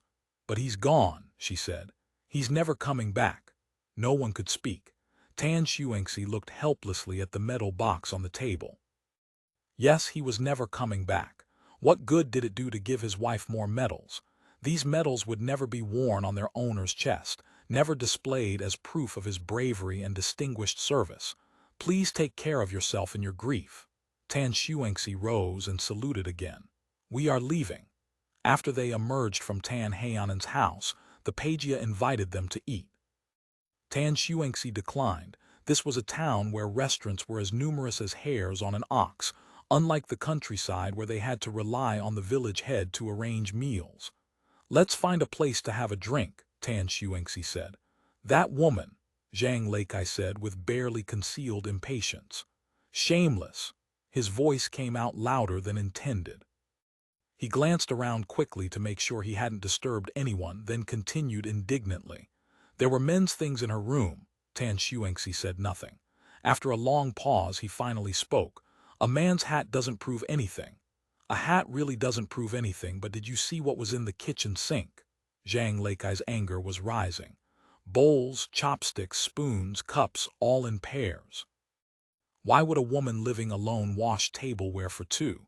And the unfinished food in the kitchen was all carefully prepared. Don't tell me the man who visited was a relative. Even if he was a relative, he trailed off. Intermarriage between cousins wasn't rare. Even if a man visited, it doesn't prove anything, does it? Tan Xuanxi offered. The great Ming law requires catching adulterers together in the act. You only saw a few clues, you can't prove a thing. That man was upstairs, Zhang Leikai insisted. Didn't you hear the floorboards creaking? I'm hungry, let's find somewhere to eat. Tan Xuanxi cut short his grumbling and pulled him into a small restaurant along the street. It wasn't yet lunchtime and the shop was empty. The owner perked up at the sight of 2 soldiers entering. Lately, many returning veterans had been coming through and they all shared one trait. They spent freely and generously. Good customers. He hurried over to greet them. "Comrades, what will you have? Do you have a private room?" Tan Xuanxi knew Zhang Leikai was brimming with anger and needed to vent somewhere safe. Yes, though the conditions are modest. Please forgive us, we're just a small establishment, nothing fancy. As long as you have one, save the excuses. The owner quickly ordered the shop assistant to show them to a private room in the back. The conditions were indeed modest. Apart from being a separate space, it was no different from the main dining area. But Tan Xuanxi was satisfied. This will do. What will you gentlemen eat? Bring 4 cold dishes to go with the wine and half a dozen bottles of Wenlin River beer. Tan Xuanxi ordered 4 appetizers, salted peanuts, marinated jellyfish, and the like, then asked, "I noticed you have a sign outside for Dongshan mutton. Is it authentic?" "Look at you, comrade," the owner replied, slipping into his local dialect. "I'm from Wanning. Would I serve anything less than authentic? Everything's raised by my family back home, shipped here alive to Lingao, slaughtered fresh just yesterday." "Bring 2 gin of boiled sliced mutton, skin on," Tan Xuanxi said, and a plate of stir-fried lamb tripe. Right away, the owner nodded eagerly, then leaned in and whispered, "The shop has fresh sheep testicles, Yangbao, would you gentlemen like a portion? Guaranteed to do you good. Is there any gamey smell?" "We have a secret recipe, absolutely no gamey smell." "Bring a portion," Tan Shuangxi said. "Coming right up." Zhang Leikai waved his hands in protest. "Brother Shuangxi, you don't have a woman at home, why order that? No, I don't need it, but you do. Aren't you going to meet your lover after we finish delivering the letters?" "What lover? I have absolutely no interest now." Zhang Leikai sighed heavily. "After seeing how things ended for Brother Heianen, my heart's gone cold." As they talked, the waiters' shouts rang out from the front. Soon the wine and dishes were all laid out before them. "The sheep testicles are still stewing in the pot, they'll be ready shortly," the owner informed them. "Will you want rice or noodles?" "Not yet." Tan Shuangxi waved him away. The moment they were alone, Zhang Leikai burst out, "Brother Shuangxi, I don't understand. Why did you want to protect her? She's carrying on with another man. The adulterer was upstairs. With the Pagia representative as our witness, we should have charged up there and caught them in the act. You think this man was waiting naked in bed for us to catch him?" Tan Shuangxi replied evenly. "Even fully clothed, a lone man and widow under one roof, plus evidence of eating and drinking together. If that's not adultery, what is it?" Zhang Leikai's voice rose with indignation. "We should have seized him and beaten him half to death first. Even if the police station couldn't convict him, at least we'd have vented our anger for Brother Heianen." "You said it yourself. You can't convict him." Tan Shuangxi's tone remained calm. "Yes, you beat the man, you feel satisfied. But then Tan Heianen's disgrace would be set in stone, not only real but known to everyone in Bern. Besides, what if there's nothing going on at all? Maybe it was a relative, maybe a neighbor, or maybe just a messenger she invited in for conversation. She's a woman, not a prisoner." Zhang Leikai considered this. It was true enough. But he still couldn't swallow his anger and said resentfully, "I've seen officials wear that hat.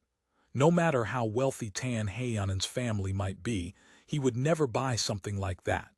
This adulterer must come from money. Brother Heianen was fighting at the front while she carried on with someone in the rear. She certainly knows how to pick them. I can't say whether she carried on with anyone or not, but her feelings for Brother Heianen were genuine. I could see that." "When did you become such an expert on women?" Zhang Leikai muttered sullenly. "You're right, what would I understand?" Tan Shuangxi thought to himself in silence. Better not to think about marriage before leaving the army. He didn't want the day to come when his woman would be left crying over a piece of paper. A man shouldn't live like that. Brother Heianen is already gone. Do you want him to become idle gossip now? Seeing Zhang Leikai still brooding, Tan Shuangxi tried to persuade him. "True," Zhang Leikai deflated. "Making a scene would only be ugly." Tan Shuangxi picked up a piece of jellyfish and put it in his mouth. "In the end, Brother Heianen knows nothing anymore. The living have to go on living. I spent more time with Brother Heianen, so I know something about their marriage. She treated Heianen well. It wasn't an act." He remembered Tan Heianen mentioning that almost all his wages went toward buying books, newspapers, and stationery. The postage alone for submitting articles and corresponding with literary friends cost a considerable sum each month, yet his wife never complained. "The key is, she understands me. Do you know what I mean? She knows what I'm thinking, what I want. Being with her, there's a tacit understanding between us. I feel completely at ease." Recalling these words of Tan Heianen's, Tan Shuangxi couldn't quite grasp what "she understands me" really meant, but he could understand his brother's feelings. Had she really been unfaithful? He didn't want to believe it, but what Zhang Leikai had pointed out was hard to refute. If they had been so devoted to each other, why would another man have come between them? Zhang Leikai gulped down his wine. "I don't care whether the affection was real or fake. I just feel Brother Heianen was so wronged." As he spoke, he tore open the front of his uniform. "Just thinking about it for his sake makes my chest feel tight. Stop dwelling on it. There's plenty in this world you'll never figure out. If you try to think through everything, you'd only suffocate yourself." As they spoke, the waiter announced himself and brought in a steaming clay pot. he whispered. "The stewed sheep testicles. You two enjoy them while they're hot." Lifting the lid, they found a rich white broth sprinkled with green garlic leaves. The translucent testicles quivered in the simmering soup. Just as the owner had promised, there was no gamey smell at all, only a deep, savory aroma. "Come on, eat up. Then go see your lover tonight," Tan Shuangxi said, trying to lift the mood. "If you're tired, get a good night's sleep. There's more work to do tomorrow." Suddenly, the sound of military music drifted in from outside, flutes and drums, accompanied by the boisterous cheers of a crowd. The two men exchanged glances. Tan Shuangxi called to the waiter. "What's happening out there?"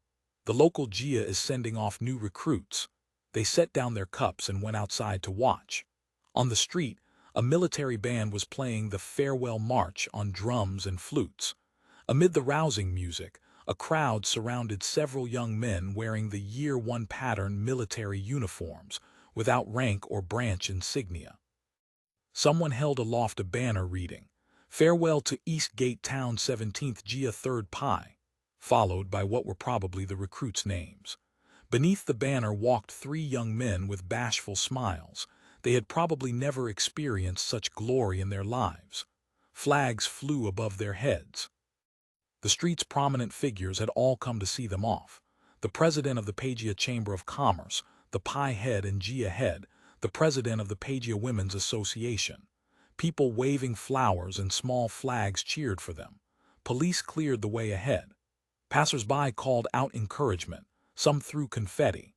The three recruits did their best to appear brave and fearless as they marched in step with the music. When they spotted the two Fubo army soldiers standing by the street, the three young men stopped together and raised uneven salutes. Tan Shuangxi and Zhang Leikai quickly returned the gesture in unison. "Serve the Senate and the people. Restore China." The slogans rang out, the music swelled again, and the farewell procession marched on. End of chapter. Chapter 28, 07 Daya Village, more young men heading off to be soldiers. Zhang Leikai returned to the private room with a sigh. "Someone has to go, don't they?" Tan Shuangxi said. "This splendid, colorful world of ours, someone has to watch over it." Zhang Leikai said nothing. He lit a cigarette and blew slow smoke rings. Tan Shuangxi, bored out of his mind, picked up the day's fresh issue of the Lingao Times from beside the table and began flipping through it idly. Suddenly his eyes went wide, and he nudged Zhang Leikai's arm. "Look at this." Zhang Leikai startled so badly he nearly dropped the cigarette butt on his arm. Thinking it must be urgent news, he hurriedly stubbed out the cigarette and leaned over. "What is it?" What he saw, however, was the literary section of the Lingao Times. Though they usually enjoyed reading the newspaper, they typically skipped that part. "What's this?" "Look here." Tan Shuangxi pointed at a small block at the end of the literary section. Zhang Leikai focused and saw it was a poem signed by Tan Heianen. "Because I truly like her, I want to share all beautiful things with her." Setting aside love, simply liking someone also makes you want to share the beauty you feel with her. For example, the moon tonight is truly beautiful, and the wind is gentle too. When Tan Shuangxi woke, his head still felt ready to split. After drinking a big bowl of hot water and lying wrapped in his blanket for a while longer, he finally felt somewhat better. The sun was already high. He had missed the broadcast time signal and guessed it was already past 9. Zhang Leikai hadn't returned yet. A moment of spring night is worth 1,000 gold pieces, and that fellow probably wouldn't be back at the inn until noon. After dinner the previous evening, Zhang Leikai had left. With nothing else to do, Tan Shuangxi had continued drinking to drown his sorrows. The beer ran out and wasn't satisfying enough, so he ordered fruit brandy. By the time he realized how late it had gotten, he could no longer stand steadily. Fortunately, not far from the restaurant stood an inn bearing a military-designated sign. The restaurant owner, fearing Tan Shuangxi might cause trouble while drunk, sent 2 shop hands to escort him there and check him in. Just as his head was aching most fiercely, Zhang Leikai found him. "So this is where you've been hiding." Zhang Leikai was beaming. "I had to ask the restaurant owner before I tracked you down. He sent me here." Tan Shuangxi waved his hand weakly. A good man, truly. A serving of stewed sheep testicles cost us 15 cents. Of course they have to serve you well. Seeing Tan Xuanxi's haggard state, Zhang Leikai added, feeling rough from drinking too much. You don't usually drink much. Downing that amount all at once will do this to you. Never again, Tan Xuanxi muttered. Zhang Leikai, on the other hand, was full of energy. Seeing Tan Xuanxi looking so sickly, he fetched water for him to wash his face, then went outside to buy him porridge. The camaraderie they hadn't built over years of serving together had somehow solidified during these few days of their mission. The last one is a platoon leader. Zhang Leikai sat at the dining table watching Tan Xuanxi drink porridge while flipping through the mission documents. Platoon leader, Tan Xuanxi repeated unconsciously. Li An's had been the platoon leader of his platoon.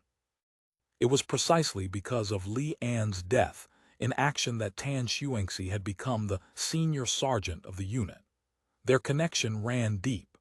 Tan Xuanxi's entire journey from an ordinary soldier at the start of the campaign to senior sergeant and acting platoon leader, none of it would have been possible without this officer's guidance. Although Li An's was much younger than him in Tan Xuanxi's eyes, this graduate of the Jeju Island Army School had been like both father and elder brother. Such a pity. Lieutenant Li originally had a boundless future ahead of him, Zhang Leikai said with deep regret. Look at this. It's always the talented ones who die. Li An's had been a true academy-bred military cadre. After graduating from senior primary school, he was admitted to the Jeju Island Army School and completed the first 2-year infantry program. Compared to the old military and political cadre schools that lasted 3 months, 6 months, or at most a year, this batch of graduates not only possessed higher cultural levels but, due to extended professional training, also boasted first-rate military aptitude. The senator officers valued them highly. All were targets for priority cultivation. Tan Xuanxi said solemnly, "He was my benefactor." That's right. If not for him, you'd have been dead long ago. This touched on a past incident. Back when they were pursuing Ming troops during a night march, Tan Xuanxi's platoon had been assigned to the battalion's collection duty, specifically recovering straggling soldiers. The night was dark and the road slippery. He slipped and tumbled into a mountain gully, losing consciousness. When he woke, the unit had already passed. He was bleeding from a head wound and had twisted his ankle. Lying alone in the gully's undergrowth, surrounded by wilderness, crying to heaven brought no answer, calling to earth brought no response. He could only sit and await death. But unexpectedly, platoon leader Li An's had noticed him missing during the morning roll call. While the unit rested, he led men back at the risk of being attacked by stragglers and bandits, walking nearly 20 li on mountain paths to rescue him. If not for him, not only would my bones have been lost without a trace, but most likely my file would bear an inexplicable missing stamp. Tan Xuanxi spoke with deep emotion. He was from your hometown, right? He and my grandmother were from the same village, Tan Xuanxi said. The Li family were the village carpenters. His father was skilled. He worked outside all year round and always brought back a good amount of money and rice at year's end. Their life was better than most in the village. That's why he could study and learn to read. After breakfast, the two set off. Daya village, where Li An's family lived, was a fair distance from the urban rail. It was a coastal village. They could either take the coastal transport boat from Bapu or take the rural routes public coach. To save time, they decided on the coach. Unexpectedly, at the Bairn Transport Center, Tan Xuanxi ran into an acquaintance, a villager from Daya village who had come to Bairn to deliver goods and was now heading back after unloading. The two hitched a ride on his cargo coach. Once aboard, they found the wide carriage more than half loaded. Judging from the packaging, it was all daily consumer goods, liquor, fabric, soap. There were also farm tools, fishing gear, and hardware materials. Fields receded on both sides of the road as they traveled. The route to Daya village was average. The gravel surface was fairly level, but the foundation was thin, and they frequently encountered significant potholes that made the whole coach jolt continuously. "Sorry about the bumps, this is a cargo vehicle." The driver called back to them. "The suspension's a bit rough, not as comfortable as a passenger coach." "No problem, having a ride is good enough." Tan Shuangxi handed the driver a cigarette and started chatting idly, hoping to distract himself and ease the lingering discomfort from his hangover. "The road isn't very good. Built with pooled funds, how good can it get?" The driver smoked and chattered on. This road wasn't considered an official highway, but rather had been built with money and labor contributed by Daya village and several villages along the way. However, since it was the first time private funds had been pooled to build a road, the county's civil affairs section provided a small subsidy and sent a technician free of charge to survey and design. So the road specifications followed Australian style. It just lacked big machines to compact the foundation, and the materials were substandard. A few months after completion, it had started deteriorating. "These past 2 years, we patch it when it breaks. We patch slower than it breaks," the driver said. "Well, how many vehicles pass on this road every day? Strange if it didn't get worn down." Daya village and several other coastal villages used this road to sell their catches to Chiang Mai County seat and Mainil Fort, while villages not on the coast used it to sell vegetables and poultry. Whether it was the old county seat or Bapu, Bern, Jialai, these emerging towns' giant appetites seemed never to be satisfied. Cargo coaches flowed endlessly along the road, transporting agricultural and fishing products and bringing back industrial goods from town. "It's really different from before." Tan Shuangxi gazed at the scenery along the way and sighed. He hadn't been to Daya village for a long time. As a child, he had loved accompanying his mother back to her maiden home. As he grew older, he went less often. The family was poor, and his mother wasn't enthusiastic about visiting either. After all, life at her maiden home hadn't been easy. Dragging children along meant the face-saving hospitality became reluctant. Grandmother's worry beneath her happy expression, uncle's slightly awkward welcome, aunt's undisguised disgust. Although kinship still compelled occasional visits, they grew fewer and fewer. Later, when grandmother passed away, he had hurried back to Daya village with his mother for the funeral. In a flash, several more years had passed since then. "Now there are 10 times more people than before," the driver said. "All northerners. If you speak the local dialect in the village now, 8 out of 10 won't understand. Everyone can only speak new speech these days." "Everyone understands new speech. There's nothing bad about that." "True, nothing bad. But the children can't speak the dialect anymore." The driver seemed to have some complaints, but he couldn't quite articulate what harm there was in children not speaking it. He just sighed helplessly. On one side of the road, the terrain opened up into vast coastal mudflats. Near the road, grass and shrubs grew thick. On the mudflats, flocks of ducks foraged. Tan Shuangxi knew this was mudflat duck farming. Raising ducks this way not only saved feed, but also produced more eggs of better quality. These were the so-called sea duck eggs. "So many ducks!" Zhang Leikai stood up to gaze at the massive flocks constantly forming various patterns on the mudflat, exclaiming in surprise. "This isn't many," the driver said, "just a small part. These days many households in the village are raising ducks, fewer go out to fish instead." "Oh, why not fish?" Tan Shuangxi was somewhat puzzled. "Fishing takes more capital now. You need big boats, Australian-style big boats at that. Fishing gear isn't cheap either, and you have to buy ice.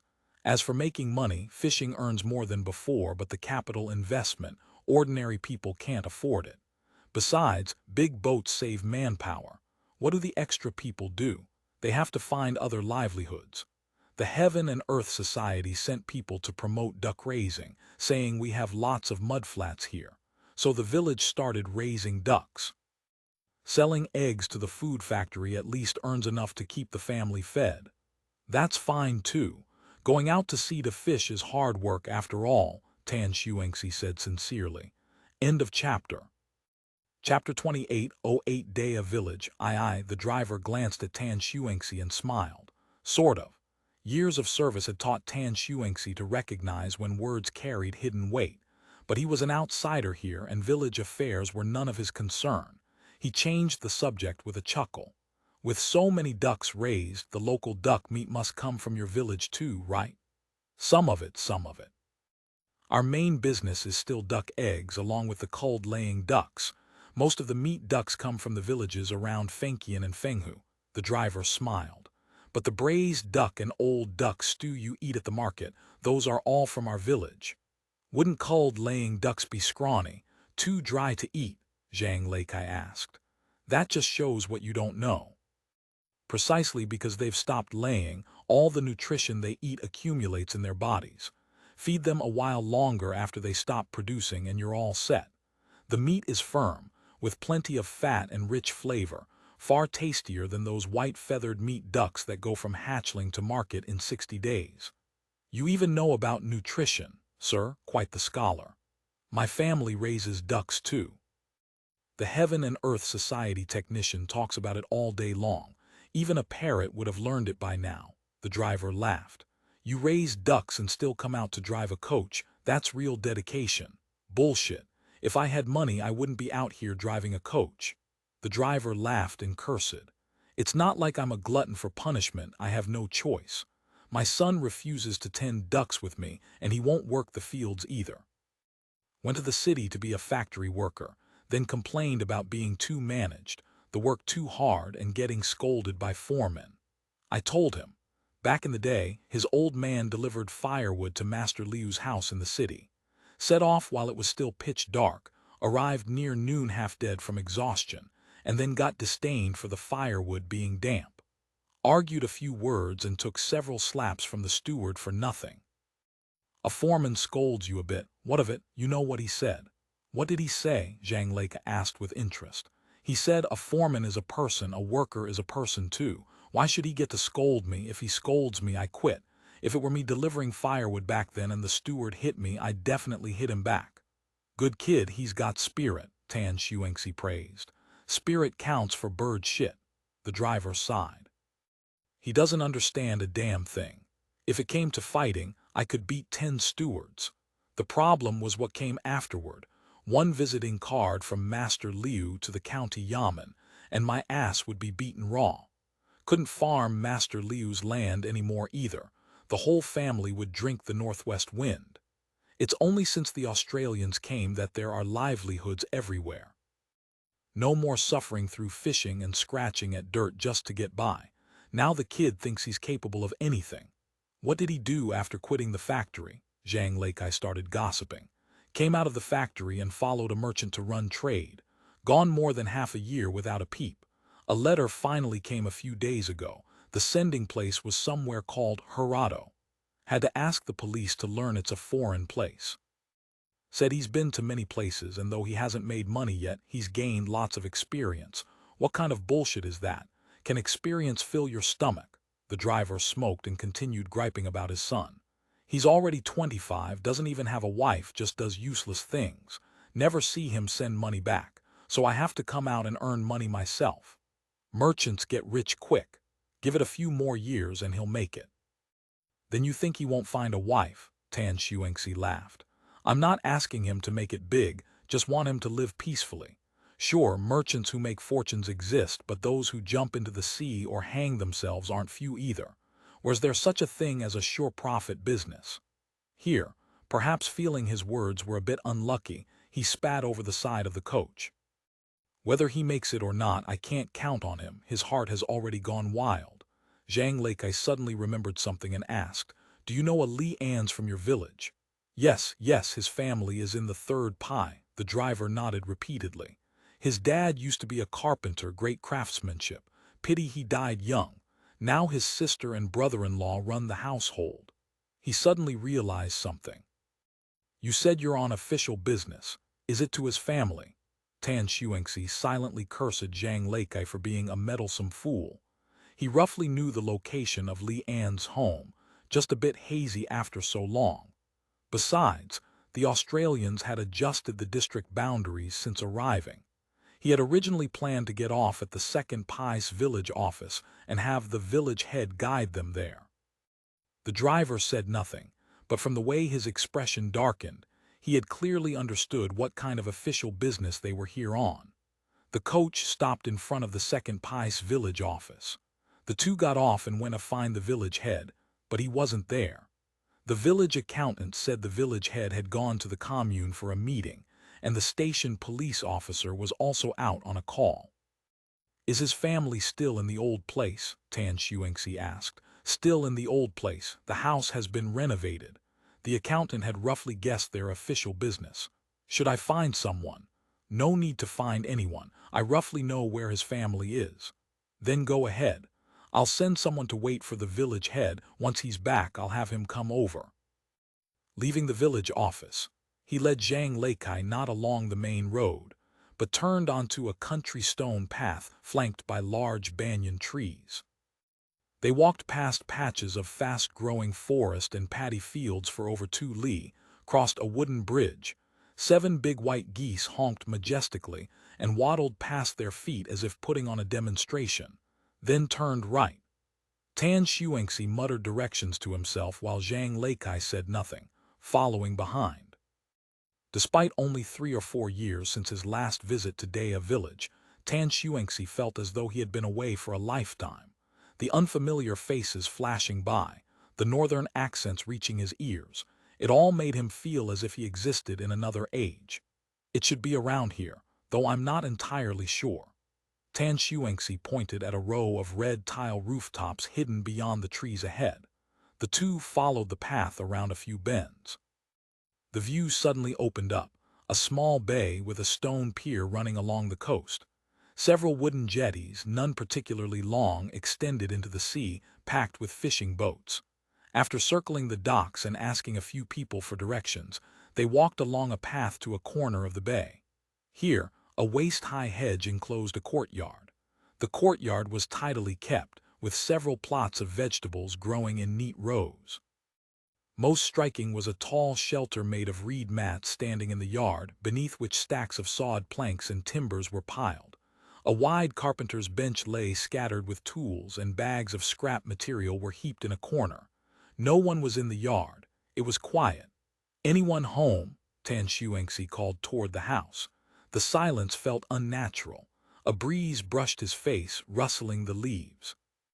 From the 2 tiled rooms in the middle of the yard drifted the faint scent of cooking smoke. Zhang Leikai sometimes liked to say things that sounded learned. Now he plucked a blade of grass to chew and sighed. "The family's doing quite well. Why bother enlisting?" "Young people," Tan Shuangxi said, "aren't we the same? No one held a knife to our necks and forced us to enlist." "I enlisted for a meal. The soldier's pay is high, isn't it?" Zhang Leikai said. The front door was closed. The two had to circle halfway around the yard. Behind the house in the backyard, logs were stacked high. A man in his 30s sat atop the lumber pile, holding a book and reading intently. He was so engrossed that Tan Shuangxi had to cough loudly twice before his eyes left the page and looked at them. Though his expression showed some surprise, he displayed no alarm. "Something you need?" "Looking to buy something, comrades." His northern accent revealed his immigrant status. "We're looking for Li An's family," Tan Shuangxi said. The man smiled. The white teeth showing between his lips made one feel as though the sun had suddenly grown brighter. "I'm his brother-in-law. His sister is inside. The hedge gate isn't latched. Come in and talk." Despite the invitation, Tan Shuangxi found his feet difficult to move. These few short steps he walked very slowly. Zhang Leikai was as unreliable as always, hiding behind him and dawdling. Li An's sister came out. There was no mistaking her. Her brow and eyes were almost identical to Li An's. She was dressed simply, her hair pinned up. Tan Shuangxi looked at Zhang Leikai, who deliberately kept his head down, staring at his own shoes. Tan Shuangxi had no choice but to steel himself and say to elder sister Li, "We are Li An's comrades-in-arms." Come in, have some water," she smiled. "I saw through the window and thought you were here on official business. Why didn't you invite them in?" She quietly reproached her husband, her face full of joy. "It's about my younger brother, right?" "No, we won't go in," Tan Shuangxi answered automatically, though at that moment he didn't know whether he should go in or stay outside. "Don't be so polite." Elder sister Li still carried a wave of warmth, but this warmth only made Tan Xuanxi's heart clench tighter. The brother-in-law studied their expressions and seemed to understand. He took his wife's hand and asked them, "Did something happen to little Li?" Tan Xuanxi nodded silently, saluted, and said in a low voice, "Lieutenant Li An's has fallen in action. We are here to notify the family." Elder sister Li gave a startled cry and covered her face with her hands, seeming about to faint. The brother-in-law hurried to support her. "Don't cry," the brother-in-law said steadily, then turned to the two of them. "What happened? Where is he?" Zhang Leikai took out the notification and handed it to the man. Elder sister Li buried her sobs in her husband's chest. He had to bring her into the house to sit down. At a loss, Tan Xuanxi and Zhang Leikai could only follow them inside and carefully take seats on the opposite side. Sitting on a wooden chair in the main hall, she began to talk to herself. A perfectly fine person had to go take some military academy exam. Said there'd be a future going there, a future. Even talked about being an imperial student, wanted to be an officer, wear a command saber. Only a few years and they bring back a notification. What kind of thing is this? You made the Li family line extinct. How am I going to face father when I die? Elder sister Li wept and complained, her words tumbling out between sobs. It made the two of them feel sour inside. They had witnessed such scenes many times, supposedly immune to tears by now. But at this moment her words pounded at their hearts, dredging up sorrows they had long since buried. "Don't make a fuss. Let them finish what they came to say," the brother-in-law admonished as if giving an order, his eyes fixed on Tan Xuanxi. Probably because Zhang Leikai had been the one to produce the notification, he didn't much like this bearer of bad news. End of chapter. Chapter 2809 Daya Village. Tan Xuanxi handed over the notebook Li An's had left behind, along with the pension check.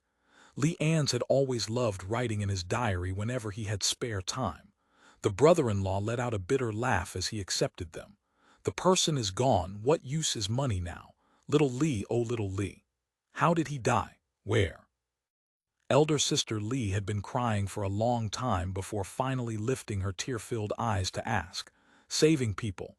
Li An's died saving people," she wept. "He always loved helping others ever since he was little, never thinking of himself. Even if you don't think of yourself, you could at least think of your sister." Tears streamed down the woman's face as she poured out her grief. Tan Xuanxi sat on pins and needles, able only to recite the lines they had agreed upon beforehand. "When we were in Guangxi during the Guilin campaign, we charged into the Ming army's camp, and a cannon fired from the opposite side. Little Li pushed two soldiers beside him to the ground but was wounded himself." Tan Xuanxi glanced at Zhang Leikai, seeming to imply that he was one of those who had been saved. The wound was on his neck. He passed quickly. Zhang Leikai shot Tan Xuanxi a look. When they had rehearsed the lie, that role was supposed to be Tan Xuanxi's, but Tan Xuanxi had chosen to give the fortune of being pulled back from death's edge to him instead. "Cannon, hit in the neck," she murmured, as if unable to believe it. "It was over in an instant," Tan Xuanxi said. "Basically no feeling. No feeling at all. Just like the Fu family's young son from the East End. That time a gust of wind knocked a tile onto him," her husband offered by way of explanation. "The man went unconscious immediately, didn't even feel the pain. But the woman thought about it and still shed tears, flowing without end." The brother-in-law looked at the two visitors, nodded, and helped elder sister Li into the inner room. Tan Xuanxi sat in the main hall, knees pressed together. Several tender chirps came from overhead. Looking up, he saw a mud nest on the wooden beam of the roof, two fledgling swallows poking their heads out. After a while, elder sister Li emerged with her husband. She had composed herself somewhat, clutching a sheaf of envelopes, military mail sent back from the camp. She showed the letters to the two of them. The envelopes were wrinkled, some stained in places, but each crease had been carefully pressed flat again. One could tell how dearly the keeper cherished them. Tan Xuanxi stroked the letters. From a familiar-looking envelope, he drew out several pages and unfolded them to see Li An's own handwriting. The characters were large and crooked, not because the writer was uneducated, but because on the march or during rare moments of rest, he would pull out letter paper to write a few lines, only able to scribble against his knapsack or a large rock. "Sis, I'm doing quite well up north, don't worry. Good food, good sleep. Marching and fighting isn't harder than regular training. I've even gained weight. Morale is high." The Ming army couldn't withstand a single blow. Everywhere we go, people welcome us. As Tan Xuanxi read, he recalled the smiling, friendly-to-everyone appearance of Li An's when they had first crossed the strait and landed on the northern mainland. But later he had lost weight quickly, having caught indigestion there. "I've been promoted to lieutenant now, and the acting has been removed from my title. I'm officially a platoon leader in charge of several dozen brothers. I'm young, but they all respect me." Li An's had been pretty much the youngest in the platoon. The sergeants and veterans generally had served over 3 years. For a young officer to join a unit without some real ability, there was no way to win over the old hands. On this point, Tan Xuanxi was quite convinced. Once in combat, Li An's became a steadfast, resolute soldier, and every man in the platoon admired him. Whether forming a firing line in rank, charging in column, or skirmishing as dispersed infantry, Li An's always stood at the front. "I miss home. I miss the fish you make. Miss the dried squid Aunt Fu in the village makes. Miss the scent of rice flowers at night. Miss the pond on the mountain. Want to go fishing by the sea on my next leave. Really wish father and mother were still here, waiting for me to come back. As for the marriage you mentioned, no hurry, let's talk after the fighting's done." Li An's mother had died young. His father never remarried, supporting the siblings by doing carpentry work. Originally, after Li An's entered military academy and the family's fortunes showed signs of prospering, his father had died in an accident while away on a job. "Our battalion has now been transferred to Guangxi for operations. You haven't seen the scenery here, all mountains. Northern Guangdong was also mountains, but here there are even more. Marching is just constantly winding through mountains. You think you're about to get out, then around the bend lies another expanse of mountains, enough to make your head spin. Mountains constantly winding." Yes, Guangxi really did have many mountains. In the Guilin campaign, the entire battalion had marched 200 li in 3 days to relieve Guilin. They had to march at night, climbing up and down mountains endlessly, turning corners without end. The company commander was impatient, constantly asking the guide how much farther. The guide always said, almost there, just past this mountain." The result? Past this mountain, only more mountains. Don't think about how far it is, don't think about where you're going, just follow along. The chiefs say Yangshuo is a beautiful place with many restaurants and taverns, but I didn't see any. Most of the houses were burned and there were dead people everywhere. A Ming officer, a company commander, openly looted in the county seat, robbing from one end of the street to the other, killing many people. Several big households, whole families on the street were all killed, including babies who couldn't even walk. The National Army soldiers cleaning the battlefield fished 14 people out of a well. Only one little girl was still alive. Looking at the corpses everywhere, several of us couldn't say a word. I couldn't eat all day. Every time I closed my eyes, I thought of those poor souls. We've seen plenty of bad people, but this level of evil, completely devoid of humanity, was a first. Lieutenant Li had enjoyed what could be called a relatively happy childhood. At the company's speaking bitterness sessions, the only bitterness he could speak of was that once a local gentry hadn't paid his father's wages. This had shaped his sincere and kind-hearted nature, unable to bear witnessing the suffering of the world. Whenever he encountered such scenes, he would be unable to eat or sleep well. In combat, this emotion would transform into blazing hatred. The letter ended there. Tan Xuanxi raised his head from the paper and spoke again to elder sister Li. He didn't suffer. It was over in just an instant. As if this sentence could somehow compensate for something. This letter had actually been mailed out by Tan Xuanxi on Li An's behalf. It was after the Battle of Guilin. When Li An's was being carried onto the medical boat by the others, he had handed it to him. Going full circle, Here he was seeing the familiar envelope again, reading contents that had once been private, but the writer was no longer there. That parting at Guilin, that final encounter, neither Tan Xuanxi nor Li An's had imagined it would become an eternal farewell. Thinking of this, Tan Xuanxi's eyes stung, and he couldn't help but shed tears. Li An's wound had been in his abdomen. When Tan Xuanxi rushed over, he was pressing an enamel bowl against the wound, blood seeping out between his fingers. Seeing Tan Xuanxi coming with a first aid kit, he instructed, "Help me bandage it." An abdominal wound required, according to wound treatment procedure, covering it with a clean bowl or cup to prevent the intestines from spilling out. Tan Xuanxi remembered these mnemonics and hurried to bandage the wound. "There are two more." Li An's face was somewhat pale as he gestured. Beside him lay two soldiers, motionless on the ground. A blast of grapeshot had swept across the left flank of the platoon at close range. By the time Tan Xuanxi turned back, Li An's was sitting on the ground leaning against a tree. The abdominal bandage had been reinforced by himself. Tan Xuanxi looked and saw no more blood seeping out. For the moment he seemed to be stable. Both dead. Tan Xuanxi sat down beside him as he spoke, pulled out a cigarette and lit it for himself. "The Ming troops have fled. The fighting is over. They're cleaning up the battlefield now. Give me a puff. You just got wounded. I'm not hit in the lungs. Intestines coming out just means no eating or drinking. Nobody said I can't smoke." "All right."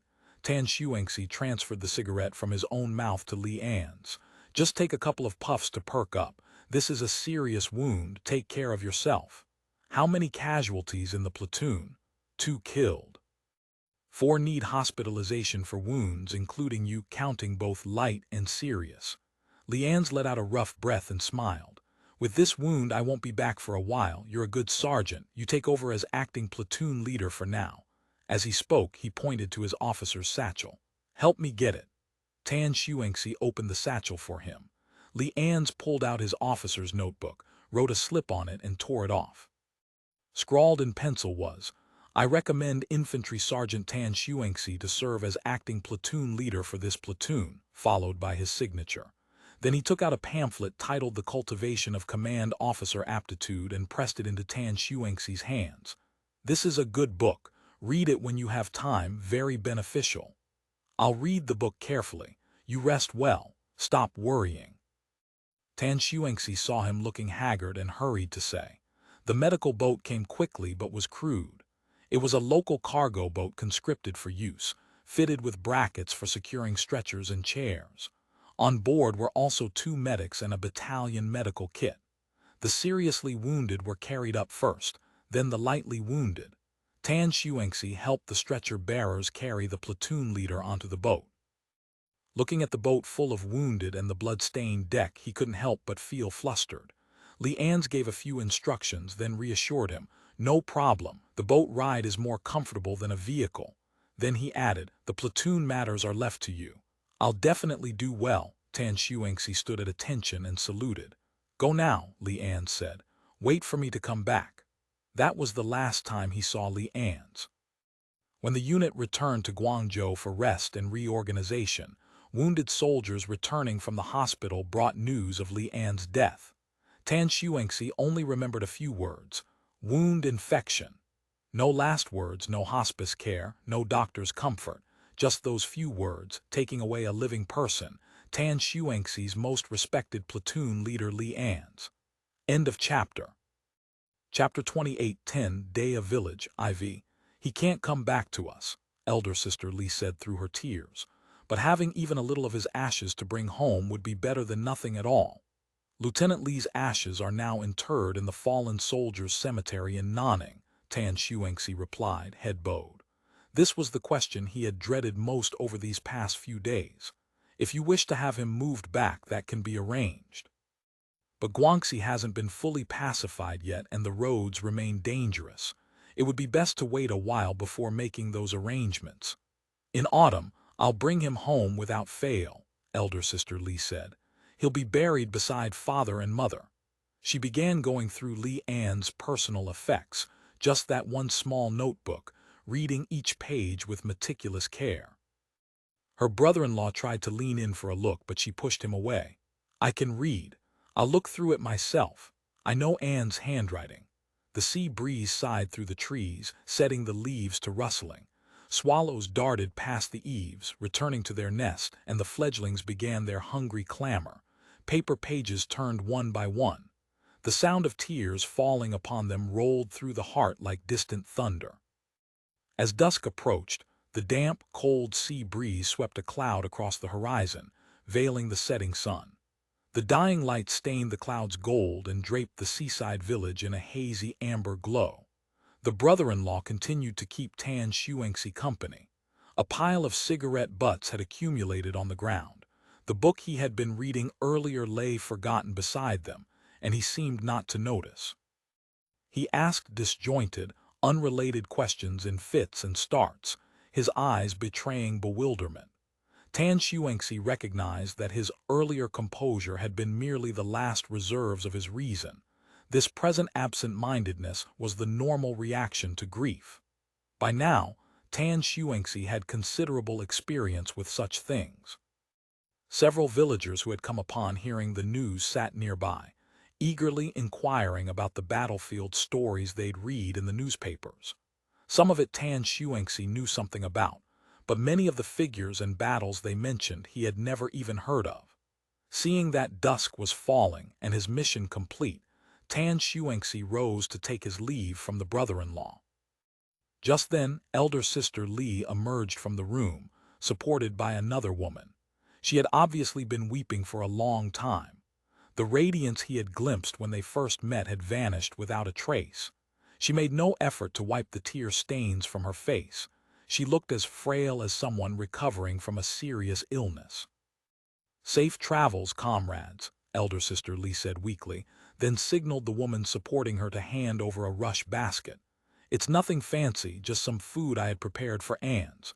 You are all his comrades in arms. Please don't think it beneath you." Zhang Leikai was about to decline, but Tan Xuanxi spoke first. "Thank you, elder sister Li. We're grateful for the food you've prepared.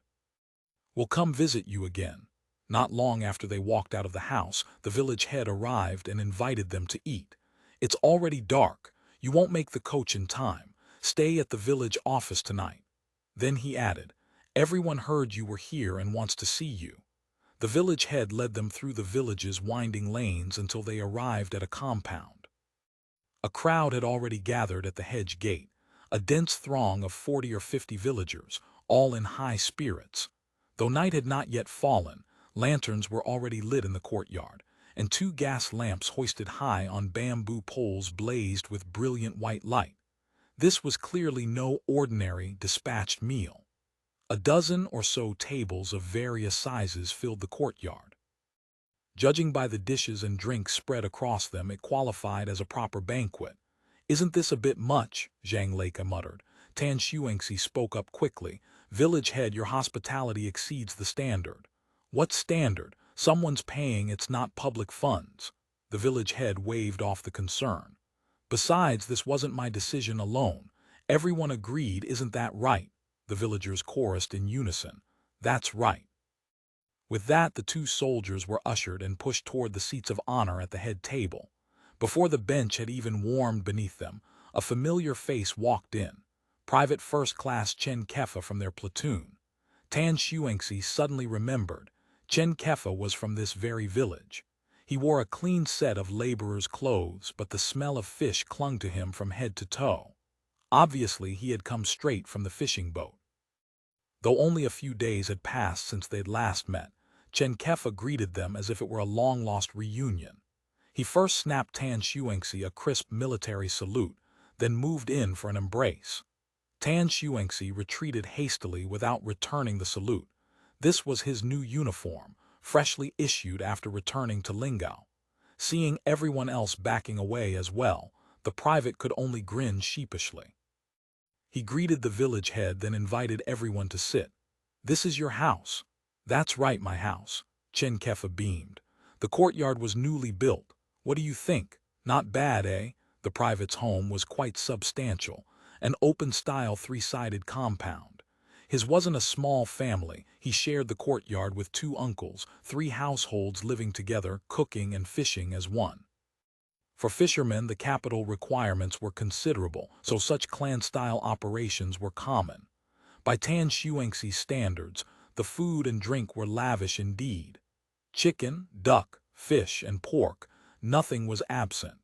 The seafood dishes especially were prepared in a dazzling variety. According to Chen Kefa, this was the handiwork of his 3rd uncle-in-law, who had apprenticed at the Commercial Hall restaurant in Bern Town, and now made his living as an itinerant cook. The liquor wasn't local homebrew, either.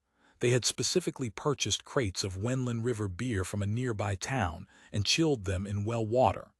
As for fruit brandy, soft drinks, and kvass, everything was fully stocked. "This is too extravagant," Tan Xuanxi said, somewhat taken aback. Zhang Leikai was even more at a loss. It wasn't the season for any festival. What was the occasion? On the other hand, the village head, the station police officer, and the other locals sharing the meal seemed perfectly at ease.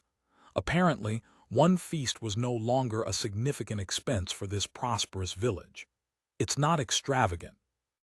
I'm just, what's the phrase, presenting Buddha with borrowed flowers, is that right?" Chen Kefa looked to the village's resident intellectual, the accountant, who nodded with a smile and said, "Close enough. Let's go with that." Chen Kefa had already downed half a bottle of beer. This banquet was originally meant to send off the village's new recruits. New recruits? Tan Xuanxi was puzzled. Where are they? "Still at the docks sorting out the boat. They'll be here soon," Chen Kefa said. "He's a fishing hand on my family's boat." Zhang Lake interjected.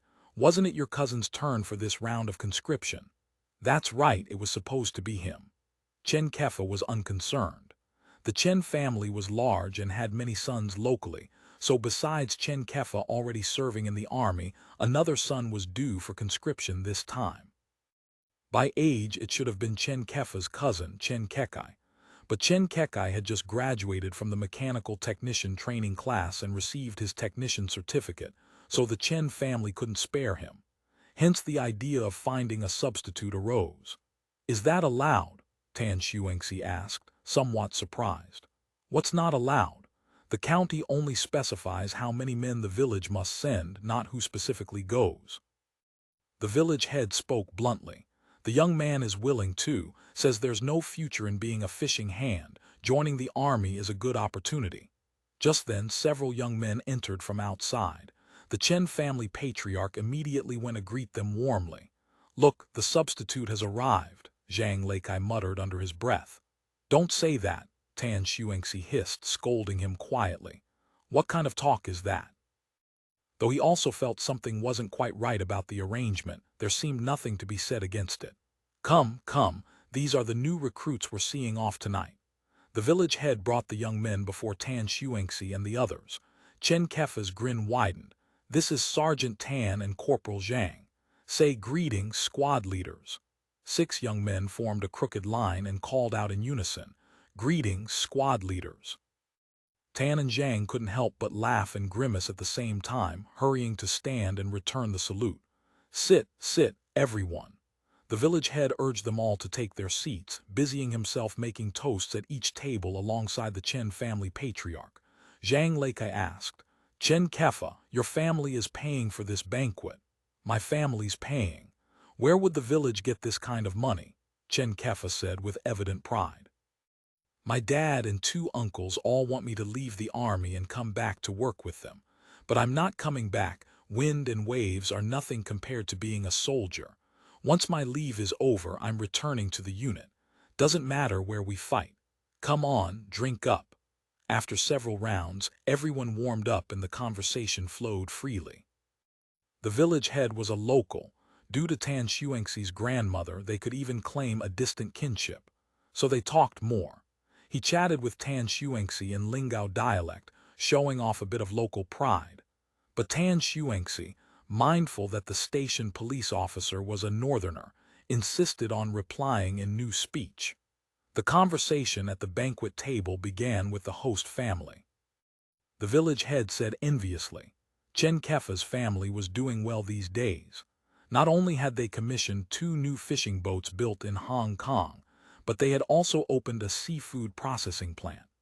Catches went straight from the boat to the plant for processing into various products, far more profitable than selling fresh fish or salted goods. Their roasted fish fillet especially had become a county specialty.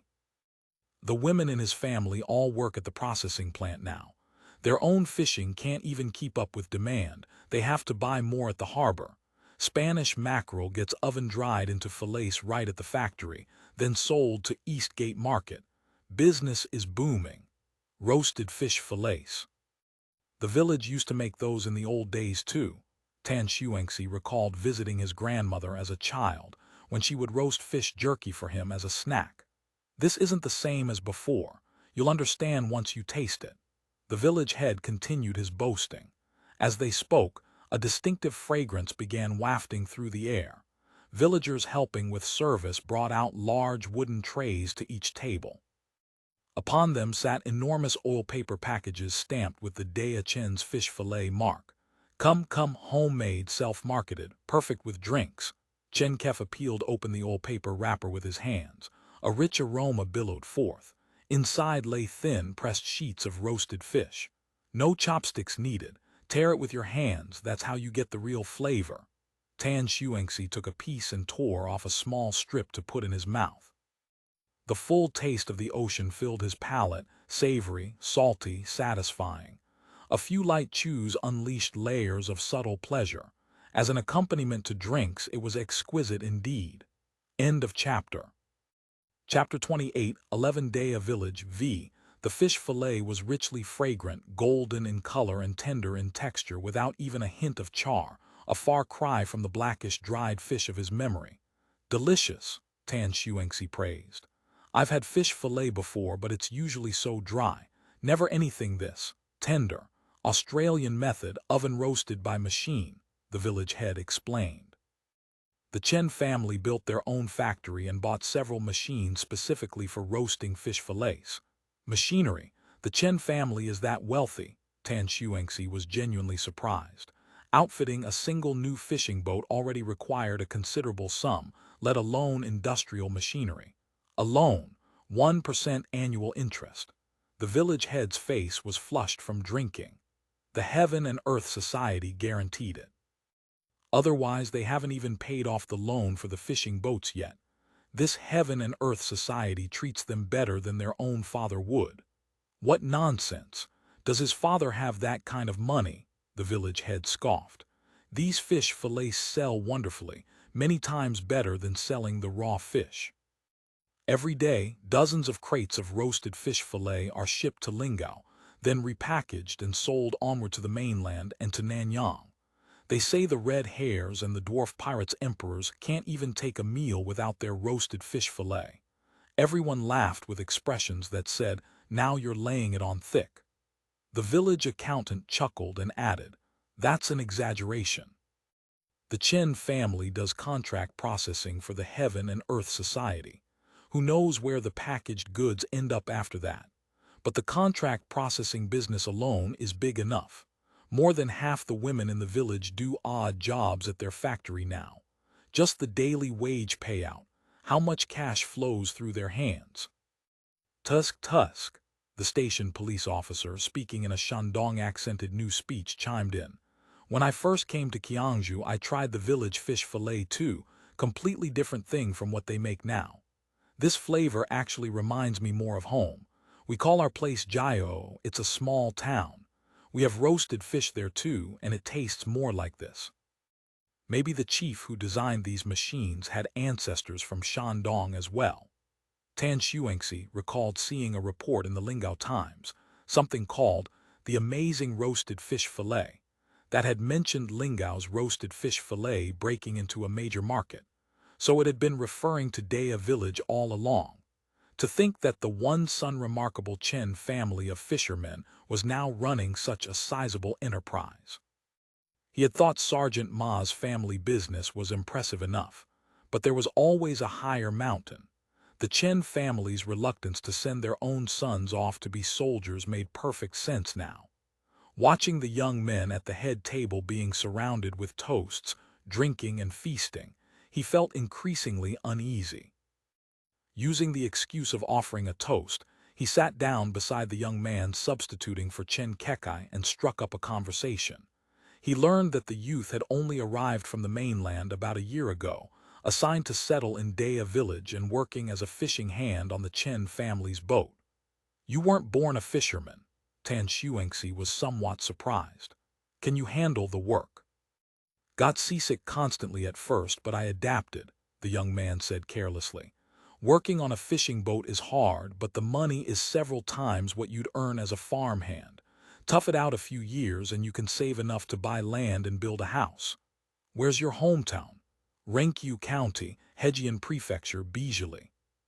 Tan Xuanxi had no clue where Hejian Prefecture or Renkyu County were, but thanks to army education, he knew Bijili was where the Ming capital was located. "Bijili isn't that near the capital. We're still quite a distance from the capital." The young man poured Tan Xuanxi a full cup. "Squad leader, please drink." Tan Xuanxi noticed the young man was quite articulate, nothing like the slow, honest country type he had imagined. He asked, looking at you, "Your family back home wasn't in farming either, right? How did you end up in Lingao?" "Still because of the war," the young man said with weary resignation. "Our old home, truth be told, was better than here. Flat terrain, not as many hills, more cultivable land and plenty of rivers too. In drought years, as long as it wasn't a completely dry year, carrying water to irrigate was manageable. Our cucumbers and radishes were especially good there. Especially the cucumbers, bite into one with the flower still on and thorns still prickly, sweet and crisp like nothing else. My family were tenants, but my father had a talent for pickling vegetables. In the slack season, he'd travel to Beijing Prefecture to help people pickle their stores, earning money for the rent. The landlord was fond of my father's pickled vegetables too. We'd send him several hundred jin every year. Though we never saw a single coin for it, whenever trouble arose, the landlord would lend a hand. Life was passable. Then it all fell apart. In the 7th year of Changzhen, the Tartars invaded, and the whole province was thrown into chaos. Before the Tartars even reached us, we suffered the soldiers' disasters. The county magistrate led the yamen runners to collect grain donations, claiming they were going to invite government troops for protection. After the government troops arrived, collection turned straight into plunder. They said they couldn't leave anything for the Tartars. My father heard the news while on his way to deliver vegetables to the landlord. He couldn't make it back in time to fetch us. Luckily, he knew about an empty tomb outside the village, one that had already been robbed. He had secretly hidden grain there which kept us from starving. Those who hadn't hidden their grain well enough later starved. Nobody dared help them. If you helped, it meant your family still had surplus grain. The whole village was starving. They'd strip you clean. Then the Tartars came. Our whole family hid in that tomb for days and didn't dare come out. When we finally emerged, the village was gone. All the houses burned, corpses everywhere, mostly women, all raped to death. Old Wang's daughter from next door, only 10 years old, lay dead in the courtyard, stripped naked, raped to death. A blood trail led from the main room to the courtyard. No telling how long she crawled before she died. There were too many dead. We didn't dare collect the bodies, afraid the Tartars would come back and find people still alive. So we tossed the nearby corpses into the well and pushed down a wall over them as a sort of burial. Later we learned that those killed on the spot had at least died clean. Those who were captured fared worse. Couldn't walk, and it was a single knife across the throat. On the road, no food, no water, disease killed off batch after batch. Worked as beasts of burden hauling supplies, worked to death. When a siege came, the Tartars drove them onto the battlefield. The defending soldiers' cannons and arrows came over and they died in heaps. You don't go forward, Tartars behind kill you one by one. Go forward, killed by government troops. Go back, killed by Tartars. The captured women. Even more pitiful, you know what the Tartars called them? Shenku, living mouths, the same sound as livestock. Actually, they weren't even treated as livestock. My father said this place was no good to stay.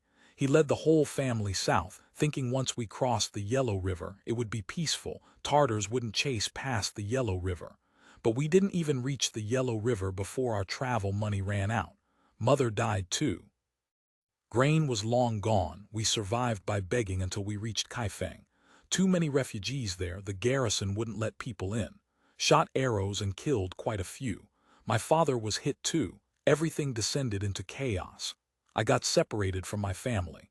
In a daze, I followed the crowd and kept walking south. They said once you reached Jiangnan, there'd be a way to survive. I made it to Jiangnan, then somehow ended up in Lingao. To Tan Xuanxi, such stories were nothing remarkable, they were all too common. 9 out of 10 men in the platoon had similar pasts. If you finally settled down, why do you want to go be a soldier again? Tan Xuanxi couldn't help asking. Is life as a fishing hand too hard? This hardship is nothing, the fishing hand replied. When it comes to suffering, nobody beats us dirt farmers. Life is good here, I'd be happy to stay forever. But I can't let go of my siblings. His voice dropped. I know 9 out of 10 chances say they're already gone, but I'm clinging to that one hope. What if they're still alive? Even if they're slaves or servants or concubines, at least they'd still be living. I keep thinking, can I find them and bring them back?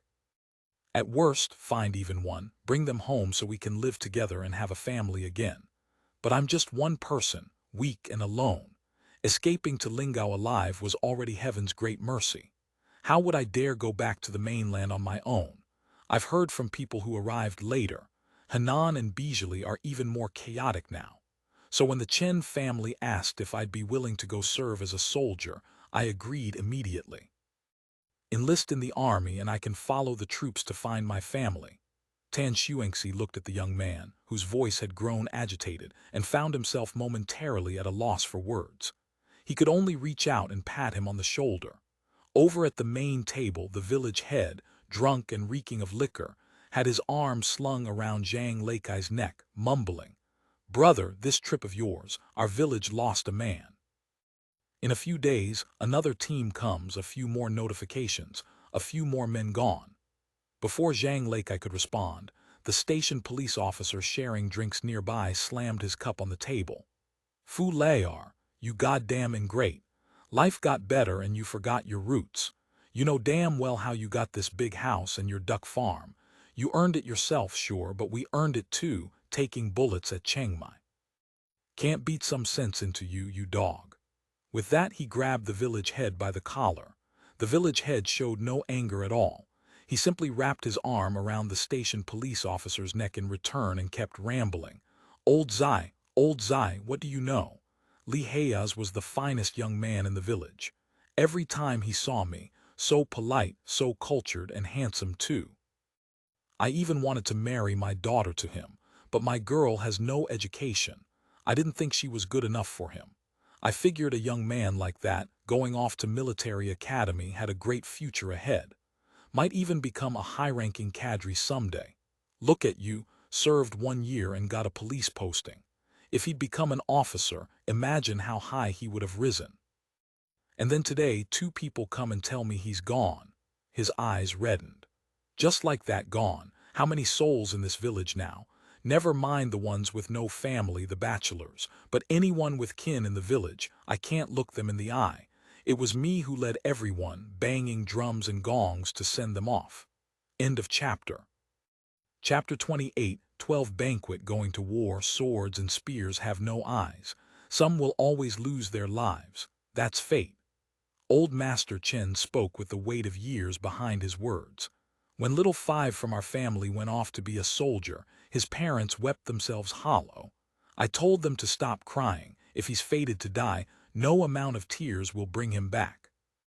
If fortune smiles on him, he'll return even through a mountain of swords and a sea of fire.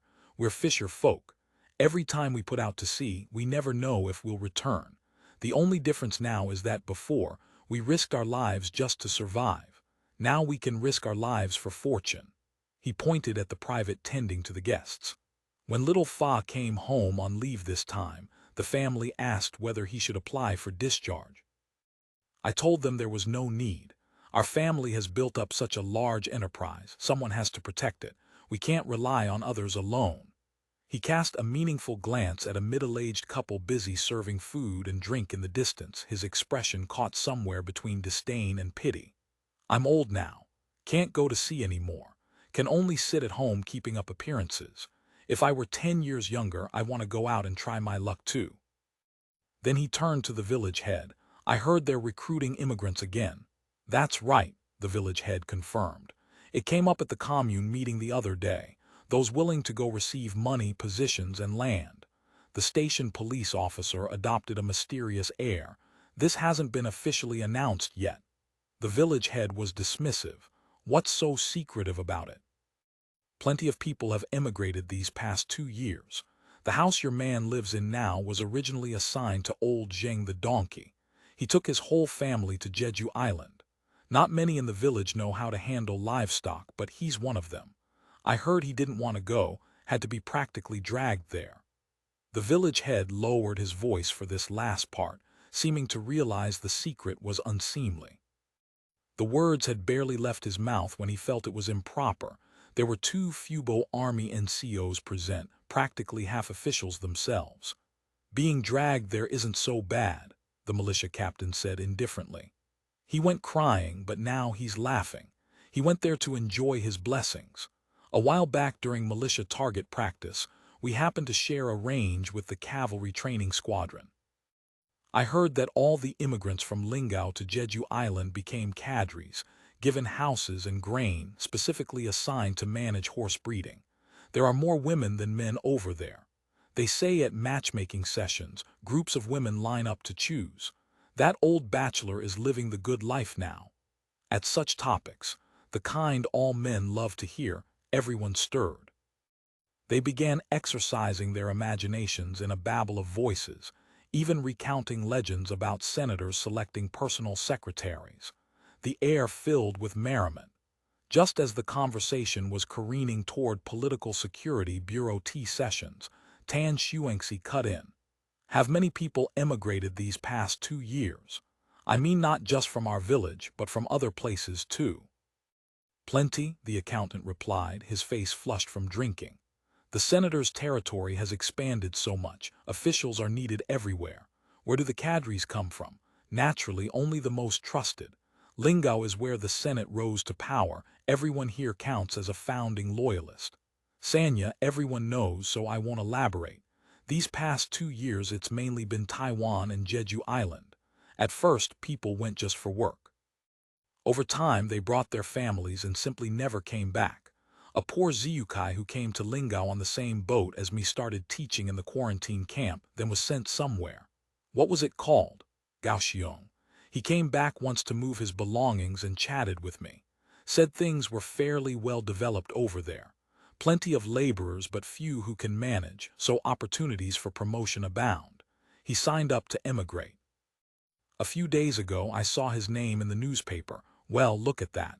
Deputy Principal of Gaoxiong National School. In Lingao, you think his Class A diploma could have gotten him a teaching post at Fang. A few from our village left too. Old Zheng the donkey, the village head already mentioned him. And that fellow from the east end of the village went to the fishery cooperative in Hangji and landed some minor position, married a local woman. He probably won't come back either. The militia captain took a sip of tea, used his finger to pick up fish crumbs from the oil paper wrapper and licked them clean, then said with satisfaction as everyone stared at him, I heard it's not just one wife. Everyone burst into laughter. It took a while before things quieted down. They say this immigration drive is heading south to some place called something. I didn't quite catch it. Somewhere in the Hangji direction. The terms are quite generous. A moving subsidy up front, then 100 mu of land. You build your own house over there, but bricks, tiles, and timber are all provided free. The militia captain lowered his head, contemplating the wine in his cup as he muttered, if I hadn't been scared witless fleeing from disasters, I'd want to go too. It's not too late for you. They say for those going to Nanyang, land is free for the claiming. Stake your claim and it's yours, farm as much as you can manage. Just don't work yourself to death. The sun gradually sank below the horizon, dyeing the blue of the sky ever deeper. Golden afterglow illuminated the clouds at the horizon's edge, gilding the beach, the buildings, and the people gathered by the sea. Flocks of birds returning to roost began circling above the village, more clamorous than before. Women shielded their eyes with their hands and called for their children to come home for dinner. Isn't the South just the sea? Tan Shuangxi had never imagined one day moving to some faraway foreign land, but at this moment he felt certain that place, whose name he didn't even know, must be as beautiful as this village was right now. The silence stretched on. It was broken at last by Chen Kefa, who had been quiet for a long while. Fate is something you earn yourself. He didn't look at the others. He picked up a chopstick of fried dried fish, then unhurriedly took a sip of wine before continuing, head bowed, addressing the fish heads on his plate. Is becoming an official in Jeju Island good? Certainly, you get a position, but you have to command a bunch of people who don't even understand what you're saying. Is that easy? Not at all. Those people, they don't even count as Miao or Yi. Who knows when they'll go mad and draw their knives? They won't hold back. You still remember those Jin siblings from the newspaper, don't you? Is becoming an official in Taiwan good? Certainly. But the miasma from land reclamation has killed many. The sailors told me on the boat. Is Hongji good? Certainly. I heard there are more women than men, and you can marry as many as you can support. But coal mining, any day the mine could collapse and they won't even find your corpse. You all think fishing earns a lot. It does. But fishermen all know, the moment we put out to sea, we've already got 1 foot through the gates of hell. Set out on a cloudless day, haven't even cast the nets when a rogue wind and freak wave capsizes the boat. Our family, which generation hasn't lost several to the sea? 6 months ago, 4th uncle died at sea as well. Pricked his hand on a fish spine, didn't think much of it, started running a fever, headed back. Didn't live to see shore.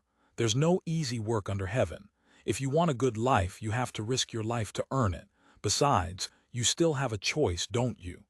If you ask me, what's the difference between life now and before? It's that now you can risk your life for a good life. Go to Jeju Island, go to Taiwan, go fishing, join the army. Before, you might have wanted to risk your life to make that trade, but was there anywhere to make it? When I first joined the army, did I do it to risk my life for fortune? No. It was because our family truly couldn't make ends meet. There was no choice. Whether from the wine or not, Chen Kefa's eyes began to redden. He grabbed the bottle and downed 2 cups in quick succession. Night had shrouded the village. The sea breeze carried a touch of coolness as it swept through the courtyard.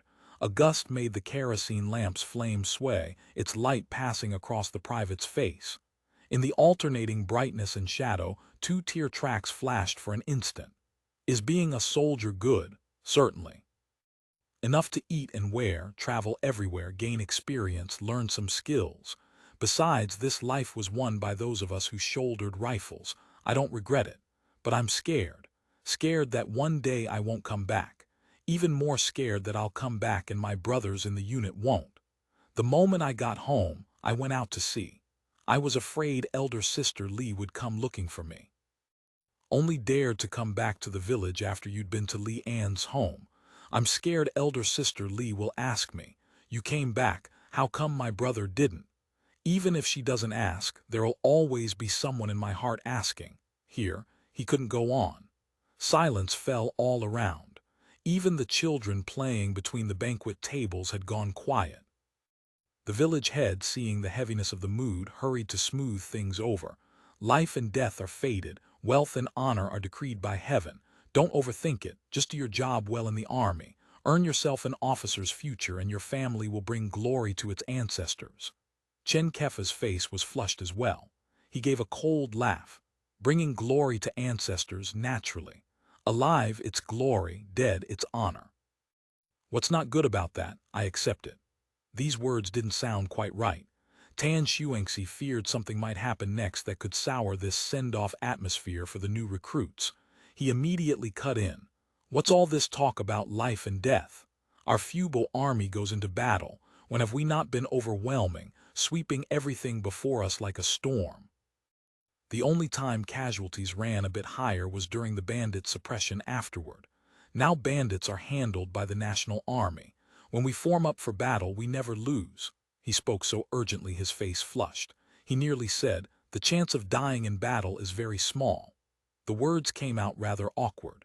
Zhang Leikai immediately followed up. "Brother Chen is right. Before it was sitting and waiting to die. There wasn't even a way out.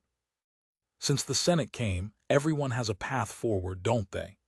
Everyone hurried to smooth things over, and the table quickly recovered its merry atmosphere. But Tan Xuanxi had a vague feeling Chen Kefa still had words left unsaid. He knew one thing, though. Chen Kefa wouldn't apply for discharge. He would go back to the unit. In the night sky, the Milky Way spanned the heavens, stretching from Scorpius and Sagittarius in the south to Altair and Vega at the zenith. To the southeast, Jupiter, Saturn, and Mars adorned the darkness as well. Beneath this vast firmament, the inky, boundless sea surged onto the beach again and again before retreating into the depths. The night wind swayed a kerosene lamp. Its faint glow cast the figures frozen in time into long shadows. End of chapter.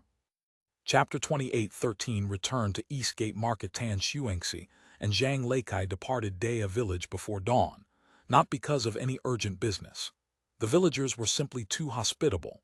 If they didn't leave early, 9 times out of 10 they'd be detained for another meal and pressed to share more Northern Expedition notes.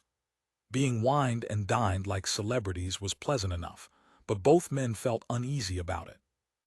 Though relatives may yet grieve while others already sing, is the ordinary way of human existence. Feasting and making merry in the village still felt somewhat heartless, so they agreed to slip away in the early morning.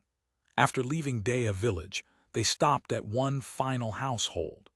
Business concluded, by the time they emerged from that village, the sun had already begun its westward descent. Tan Xuanxi had no watch. Judging by its height, he estimated the time at around 3 or 4 o'clock. "Let's part ways here," Tan Xuanxi said at a crossroads. "Go find your lover." "Already saw her, why would I go again?" Zhang Leikai laughed. "I'm heading home too, the house needs tidying up." "Shouldn't you settle down and start a family? You can't just keep drifting, staying a bachelor and chasing yellow tickets," Tan Xuanxi advised. Zhang Leikai was an immigrant with only one son in the family. "Better worry about yourself first," Zhang Leikai laughed. "You're several years older than me. Besides, why marry? I already have a son. A casual companion suits me better, both sides happy, no strings attached." Tan Xuanxi knew further talk was useless. The two parted at a nearby station. He had originally been eager to complete the task and get home quickly. But now that he had finished those thorny missions one by one, his mind relaxed, and the desire to return home no longer felt so pressing. If he wanted to go somewhere for amusement, whether Mania or Bern, both offered bustling streets filled with all manner of novel and interesting goods, along with delicacies from everywhere brought by immigrants and senators. He had fought on the mainland for 2 years. His overseas deployment allowance alone had accumulated to over 200 or 300 yuan. This money naturally couldn't be touched. It was meant for marriage and establishing a career. So when the bank came to promote during their rest period in Guangzhou, he had purchased Central Reserve Bank bonds. Having invested the bulk in bonds, he still had several dozen yuan left for pocket money. This was more than enough for him to enjoy himself comfortably. Tan Xuanxi thought, coming back wasn't easy. He might as well go to the most prosperous Bern market and have a proper good time. Decision made, his steps grew lighter. Bern market served as the transportation hub for all of Lingao. Both roads and urban rail radiated outward from it as their center. Tan Xuanxi boarded the urban rail and arrived at Bern City before nightfall. In the twilight, Bern Market glittered. Gas lamps had been lit one by one.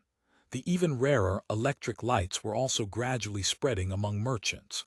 Previously, for reasons of safety and cost, gas lamps had been used mostly for public lighting. Except for a few large department stores, nighttime illumination relied entirely on kerosene lamps.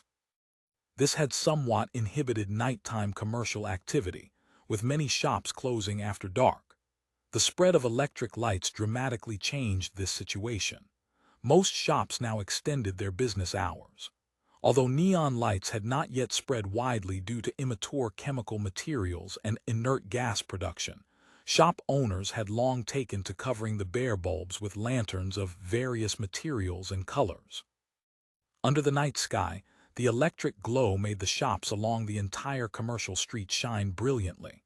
These days, with the northward forces undergoing large-scale rest and reorganization, soldiers on leave flooded in by the drove. The market flourished more than ever. The streets teemed with Fubo Army naval and land officers and enlisted men, some drunk, others laden with packages. Correspondingly, military police with their chain badges had also increased in number. The moment Tan Xuanxi stepped off the train, military police questioned him. After checking his documents, they asked tirelessly what he was here for. Tan Xuanxi knew better than to joke with these fellows who would be discharged before the other retirees. He answered honestly that he was here to consume. Out of the station, he followed the bustling crowd toward Bern Market's main road. Bern City and Eastgate Market outside it were now merged into one. The once heavily guarded Bern City, where only senators and a select few naturalized citizens could enter, now retained only a portion in its original state, serving as premises for certain agencies and residences for some senators. The rest had been demolished. In terms of municipal management, Bern City no longer held special status. It had become specific numbered neighborhoods of Bern Market, rather than the old green zone that had seemed like another country entirely. Naturally, these neighborhoods remained heavily guarded, but for ordinary people, the old Bern town had become legend. Tan Xuanxi didn't know the ins and outs of all this. To him, Bern Market was New York in the minds of soldiers like himself, a glittering world. Though it lay very close to Maineau Fort, during his many years of service, he had come here fewer than 10 times. He just remembered that each visit, the place looked vastly different from before. The first time he came was back when the Fubo Army was still called the Lingao County Security Regiment. Tan Xuanxi had been a soldier for less than 2 months when he was dispatched to Eastgate Market to reinforce security. At the time, the whole county had fallen into panic, rumors spreading that the imperial court was about to come exterminate the Senate. Terror gripped people everywhere, and public security incidents erupted frequently in the streets. Tan Xuanxi had been no exception to that fear. Though he had answered the call to enlist, his motive had nothing to do with defending the Senate. He had joined purely for the military pay and rations. Chen Kefa had put it well. Before the Senate came, men like them couldn't find anywhere to risk their lives even if they wanted to. After the Senate arrived, at least there was a place where one could risk one's life for food and warmth. Tan Xuanxi's village lay close to Maineau. He had witnessed firsthand the good days the salt farm enjoyed after attaching itself to the Australians. His trust in the Senate naturally ran deeper than that of recruits from other villages. On that first visit to Bern City, Eastgate Market was desolate. Over 80% of the shops had shuttered. Some had even stripped away their equipment and signs, leaving only empty storefronts. The shops that remained open were mostly Australian properties. Soldiers had been sent to patrol the streets and maintain order. Tan Xuanxi still remembered the long queue snaking before DeLong Rice shop, people pressed together, clutching stacks of grain circulation vouchers, their eyes wide with fear as they craned their necks toward the shop door. Every time someone emerged with a bulging grain bag or pushed out a cart heaped with grain, the queue would collectively exhale in relief. Then came another round of fearful, tense waiting for the next number to be called. Such scenes could be seen before nearly every shop still open. People retrieved the circulation vouchers they had recently hidden beneath pillows or tucked around their waistbands, panic buying everything they could lay hands on. Copper coins that had vanished now reappeared in the marketplace. Tan Xuanxi and his fellows received their military pay not in circulation vouchers but in gleaming silver. This somewhat steadied their nerves. Even if the Senate lost, the silver in hand wouldn't become waste paper. but there were still people quietly warning them. Hurry up, drop your guns, shed your uniforms, and run. Don't sell your lives for the Baldies, the Imperial Army is about to arrive. Such words did frighten some. The second day at Bairn City, 3 men from his platoon deserted. Just 2 days later, all 3 were caught. The consequence of deserting in the face of battle had been made clear when combat discipline was explained during enlistment. As expected, these 3 were hanged at the crossroads that very day. He still remembered the whole company lining up at the main crossroads of Eastgate Market, watching these 3 unlucky souls struggle and die to the sound of military drums. The weather was overcast. The faces of civilians and soldiers alike were heavy with gloom. Even the senators, whom they had thought omnipotent, wore a rare somber look. 2 of the 3 executed deserters had been refugees with no family or friends in Lingao.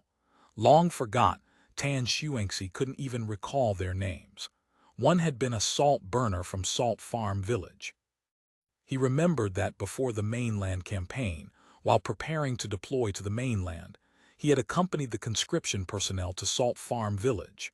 At the village office, he had heard someone mention that name. Now, this crossroads still stood. The eerie gallows had disappeared. The original DeLong grain shop had been rebuilt and was now the location of DeLong Bank's Lingao branch. Those shops that had once kept their shutters tightly closed had almost all changed beyond recognition in the renovations of recent years. The second time he came to Eastgate Market was not long after the first, following the great victory at Chiang Mai. Tan Shuangxi, as a member of the participating forces, arrived full of pride to join the victory parade. The formation had also passed along this main street, heading for the stadium, just like this time. Civilians gathered along the roadsides, their cheers roaring like mountain torrents and crashing seas. The troops wore torn, soot-stained uniforms. The common folk also looked impoverished. The shops along the street were still shabby and desolate, but hearts were jubilant. Tan Shuangxi, who had originally joined as just a soldier for pay and prepared to run if things go south, now felt a different thought stirring within him. The world has changed. The Senate is going to rule. After that, visits to Eastgate Market seemed to increase. He came here 2 or 3 times a year now, especially during leave. He would bring his parents and brothers here to enjoy Australian fare and see Australian sights, then treat them to several meals of various new dishes his parents had never tasted in their lives: kaifeng chicken, Korean cuisine, hot pot. He would use the money he'd saved to buy fabric and daily necessities for everyone. Though his parents always scolded him for wasting money, he knew they liked it. Yes, who doesn't like good food? Who doesn't like dressing neatly and warmly? Who doesn't like those lovely and useful daily goods? Being able to let his parents and family enjoy these things made him feel his service was worthwhile. To him, Eastgate Market was not just a bustling street. It was the embodiment of a life rising ever higher. He and his family had struggled out of the mire and lifted their heads. End of chapter. Chapter 28, 14 Zahras holiday. He strolled aimlessly along the street. His uniform, the braid on his cuffs, the medals on his chest, and the NCO's sword at his waist all drew the attention of passers-by. Being the center of such attention, especially the admiring gazes of certain young ladies, filled him with pride. This was the realm he had once fought to protect. Before, he hadn't truly understood when the senators proclaimed that the people's realm must be protected by the people themselves. His thinking had been simpler. Isn't this realm the Senate's? We carry rifles just to get paid. But after many battles and witnessing how society had transformed, his understanding had deepened. The Senate and the people, these weren't empty words after all. Bairn had grown more prosperous than ever. He marveled silently at the changes. In just 2 years, countless new shops had appeared, filled with goods he'd never seen before. Some items were so novel he couldn't even guess their purpose. Truly, if you neglect your studies for 3 days, you fall behind the times. Just as he was lost in these reflections, a small commotion stirred on the street. Tan Shuangxi, soldier though he was, still possessed that traditional Chinese fondness for spectacle. He quickened his pace to catch up. What he saw was a foreign girl waiting at the public carriage stop. Her attire marked her clearly as a senator's maid. Though Lingao had grown ever more prosperous over the years, and ghosts from east and west had multiplied through capture, trade, or employment, common folk had grown quite accustomed to seeing them. Female ghosts remained rare. Women of this era, whether Eastern or Western, seldom traveled far from home. The exotically featured maids of the senators had long been an enduring topic of fascination in Lingao society. Every public appearance drew crowds of curious onlookers. As one of the senior veterans of the 1st Battalion, Tan Xuanxi had performed security duty at major events many times and had been temporarily assigned to guard senator residential areas and offices in Bern City. He had seen the ghost girl maids around the senators on more than one occasion. Yet despite his curiosity, he never thought ghost girls were pretty. To his eyes, their multicolored hair, blue or brown irises, and sharply defined features made them look like ghosts. This wasn't his view alone. In private, soldiers had all expressed incomprehension at the senators' peculiar tastes. Of course, the senators were unfathomably profound beings. To naturalized citizens, they were nearly demigods. Such strange preferences could only be attributed to the simple explanation that senators simply aren't ordinary people. The maid before him struck Tan Xuanxi as somewhat familiar. He believed he'd seen her multiple times while on guard duty at the data center. Another soldier on duty with him had mentioned that this ghost girl was Persian. Persian, Tan Xuanxi had heard the name before. Village elders, when telling tales of antiquity, said the earliest to arrive by sea for trade weren't the yellow or red-haired Franks, but Arabs, Persians, and Indians. They also said that hundreds of years ago, many such people had lived in Fujian, only to be massacred. But that was merely old tales. A living Persian, a woman no less, appearing beside him still struck Tan Xuanxi as quite astonishing. With the jingling of coach bells, 2 tall black horses pulling a carriage slowly entered the platform. The coach was impressively large and double-decked. The upper deck was open air, perfect for sightseeing and riding in the breeze. Tan Xuanxi had long wanted to ride this coach. The platform attendant blew a whistle and waved a small flag, calling out sternly, "Line up! Line up! Stop crowding!" People reluctantly formed a queue. The coach had 2 doors, the front for boarding, the rear for exiting. No exceptions. Seeing Tan Xuanxi in the queue, the attendant immediately called out, "Make way for this military comrade."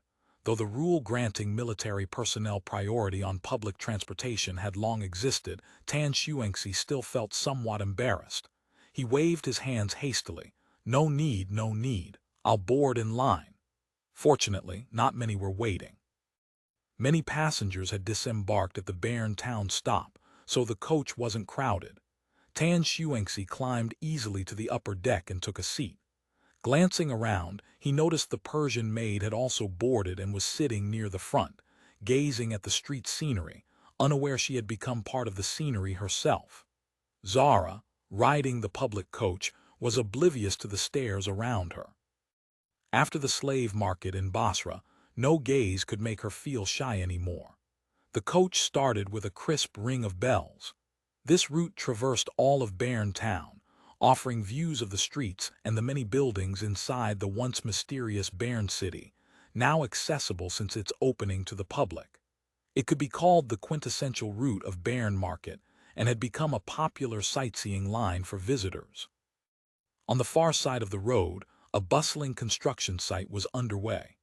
The old Eastgate Market, now known as Bern Town, was expanding rapidly. The extension project for the Lingao Urban Rail was proceeding accordingly.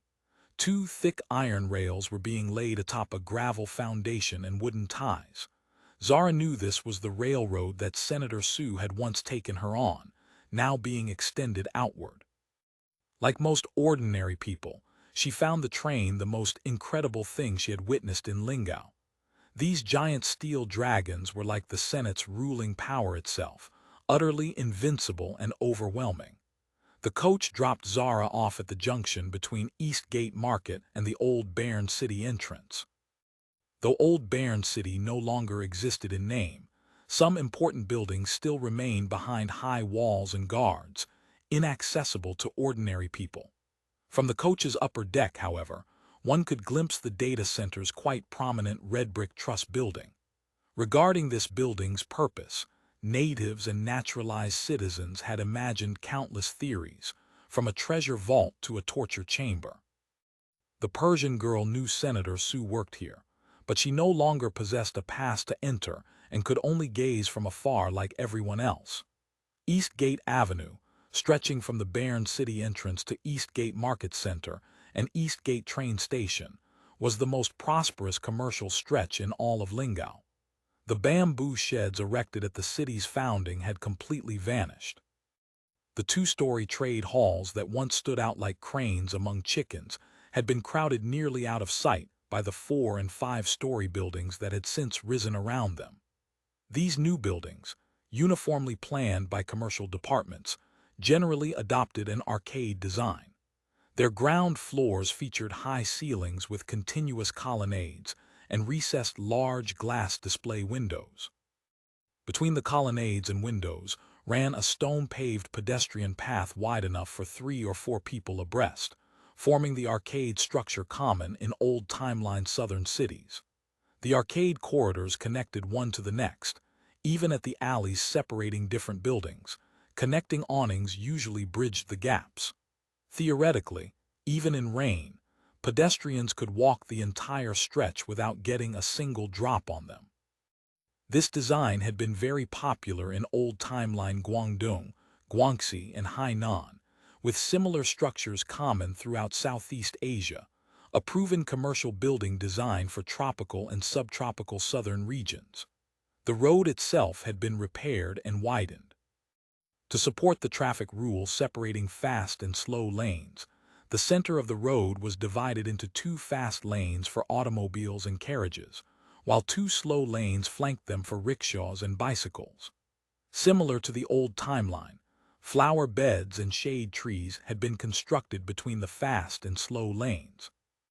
Unlike the old timeline, the slow lanes were no less wide than the fast lanes, accommodating Lingao's current reality where slow vehicles still predominated. Beyond these visible changes, much hidden infrastructure had been added. Gas street lamps were uniformly relocated into the flower beds and among the trees. Their frames were reinforced, and iron crossbars were added between each pair of facing street lamp frames for hanging the Senate's latest slogans and advertisements for nearby shops. Beneath the pedestrian path's stone slabs lay a reserved utility tunnel. To avoid the old timeline blight of cables strung everywhere and roads constantly torn open, this renovation planning resolved from the start to do things correctly by using pre-installed utility tunnels for all piping. Thus, pedestrians walking above remained unaware that beneath their feet ran water supply pipes, drainage pipes, and gas pipes crisscrossing in an underground network, with telephone and power cables to follow. The street-facing buildings would connect in sequence according to regulations, enjoying these services while paying the corresponding fees. Since the agreed time was still ample, the Persian girl found herself in a leisurely mood.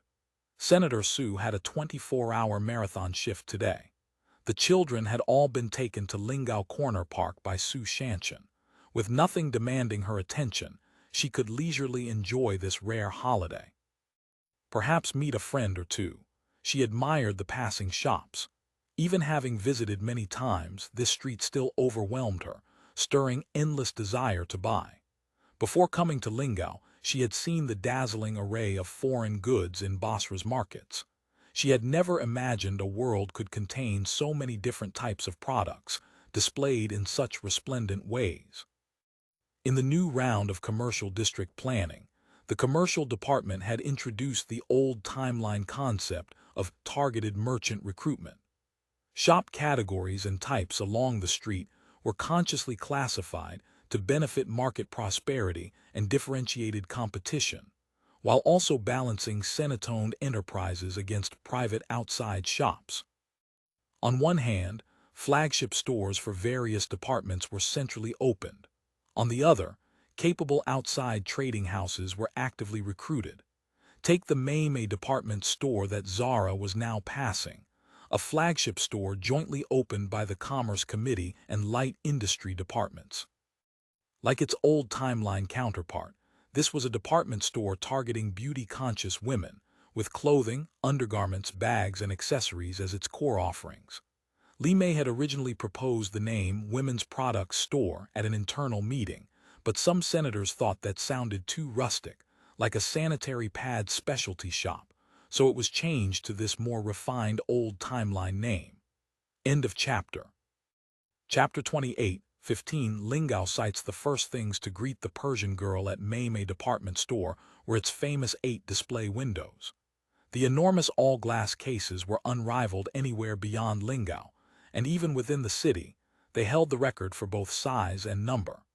Drawing on commercial display techniques from the old timeline, each window presented an artistically staged life scene, changed according to the seasons. One might showcase a bedroom where a woman in alluring sleepwear and lingerie reclined amid beautiful bedding. Another depicted a kitchen complete with lovely linen aprons, gleaming Australian-style cookware, and fine white porcelain tableware. Still others featured groups of girls in Australian-style skirts, both short and long, carrying stylish new parasols, or classical beauties wearing traditional garments tailored the Australian way in what was called hand-style fashion. Countless people formed their first impressions, an endless longing for the Australian way of life through these windows. Particularly noteworthy were the wooden mannequins that served as protagonists in each display. Since such figures had never appeared in this timeline, commissioning this first batch had given the responsible staff considerable trouble. Clothing mannequins generally fell into 2 categories: the traditional, realistic style and the more modern, abstract body style that emerged later. The key difference was that the former featured complete heads and faces in imitation of living models, while the latter was merely an abstract human form, essentially a torso. Either approach presented difficulties when production began. Traditional Chinese figure-making was limited to essentially 2 types: divine Buddhist statues and the stone Wengjiang guardians placed before tombs, both with fixed poses and expressions. When the design drawings first arrived, the figures produced by workers at the woodworking factory never quite captured the desired effect.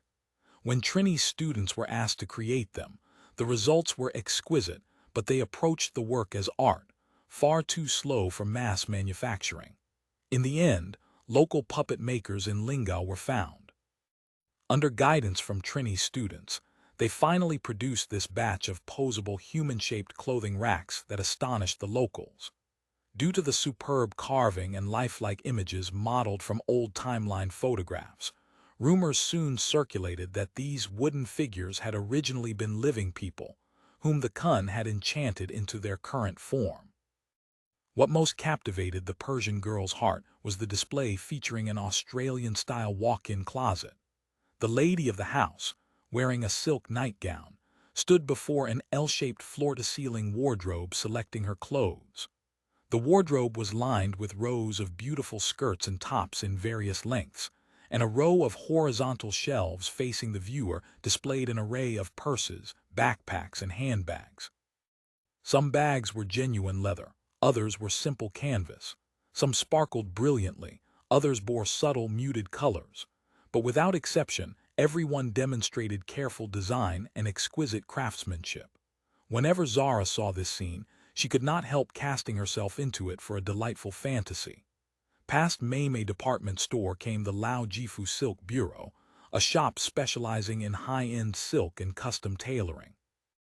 Though privately owned, it had exchanged shares for technical and equipment upgrades from the light industry department. Through its glass windows, bolts of beautiful silk imported from Suzhou, Hangzhou, and Nanjing were displayed in neat rows, including some internal varieties. These fabrics had been fashioned into various lovely garments and decorations.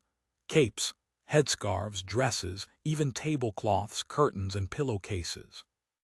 The shawl Zahra now wore had been purchased here when Senator Su accompanied them on a shopping trip last time. Next to Lao, Jifu stood an authentic native merchant, one of Lingao's largest outside traders, Qianghai Treasure's shop.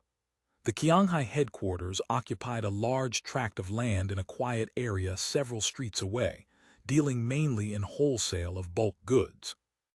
This treasure's shop, opened in the bustling commercial district, sold primarily ginseng, furs, pearls, and various liaodong goods that Li Loyu obtained from liaodong, along with birds' nests, shark fins, and other precious Southeast Asian specialties resold from the two East India companies. Zahra could not understand the radish-like plants with long whiskers displayed in the window, but that did not stop her from understanding the astonishing prices marked above them. Across the street stood the first food store, run jointly by the Agriculture Committee and Light Industry Department. Its main offerings were various candies, pastries, prepared foods, convenience foods, and high-end meat and seafood products. To be both approachable and enticing, the first food store had opened a street-facing sales window selling small packages of candies and pastries as snacks. From time to time, children or young women handed over circulation vouchers and received bags of their long-desired treats in return. Even for someone like Zahra, who had access to the Senate's special supply stores, these dazzling, eye-catching goods still left her overwhelmed and filled with desire to buy. After all, the South Sea Farm's special supply store mostly sold ingredients. It offered nothing like these candy snacks. Beside the first food store, facing Qianghai across the street, stood the flagship Runchitang General Store, owned by a local Lingao merchant family. Runchitang's facade was far more traditional in character. Through its glass windows, one could see rows of neatly arranged Chinese medicine cabinets. Stepping over the high wooden threshold, visitors would find several resident physicians examining patients who waited in line. Walking at the junction between the two shops, one encountered a peculiar mixture of scents, the sweetness of candy mingling with the pungent aroma of Chinese medicines. Farther along, after crossing a side street perpendicular to East Gate Avenue, came the newly opened Dongfeng Famous Carriage Sales and Service Company. As the first Dongfeng Carriage 4S shop designed and opened according to Director Hong's wishes, the section facing East Gate Avenue was devoted primarily to the display and sale of two-wheeled Dongfeng carriages and four-wheeled Honky carriages. The entrance on the side street led to the department responsible for maintenance and servicing. Particularly noteworthy, to promote his products, Director Hong had introduced the old timeline concept of auto show models, specifically purchasing two large Western maidservants to serve as part of the carriage display environment, a decision that attracted enthusiastic gawking from the masses. Carriages were rarely purchased even in Lingao. Due to the climate, horses were extremely expensive to keep, suffering persistently high mortality rates. Thus, mostly only official entities used them. Even senators could not afford the expense of maintaining horses and typically relied on rickshaws instead. This shop essentially served only Senate-affiliated agencies. Private customers were few and far between. Director Hong's operation here was essentially losing money. But even at a loss, he had to keep it open. Selling carriages was all about prestige. Even without a single customer, the storefront had to be maintained. Zahra did not bother crossing the street to observe her fellow maidservants, for her destination was near. The Cooperative General Society, renowned as the Crystal Dragon Palace, and once featured in the widely circulated 8 Sites of Lingao ranking. As Lingao's first large-scale department store, the Cooperative General Society's atrium roof consisted of one massive iron-framed glass dome. When sunlight streamed through the glass, it illuminated all 3 floors brilliantly, making each glass-fronted display case sparkle with enchanting radiance, evoking the treasure-filled Crystal Dragon Palace of the Eastern Sea.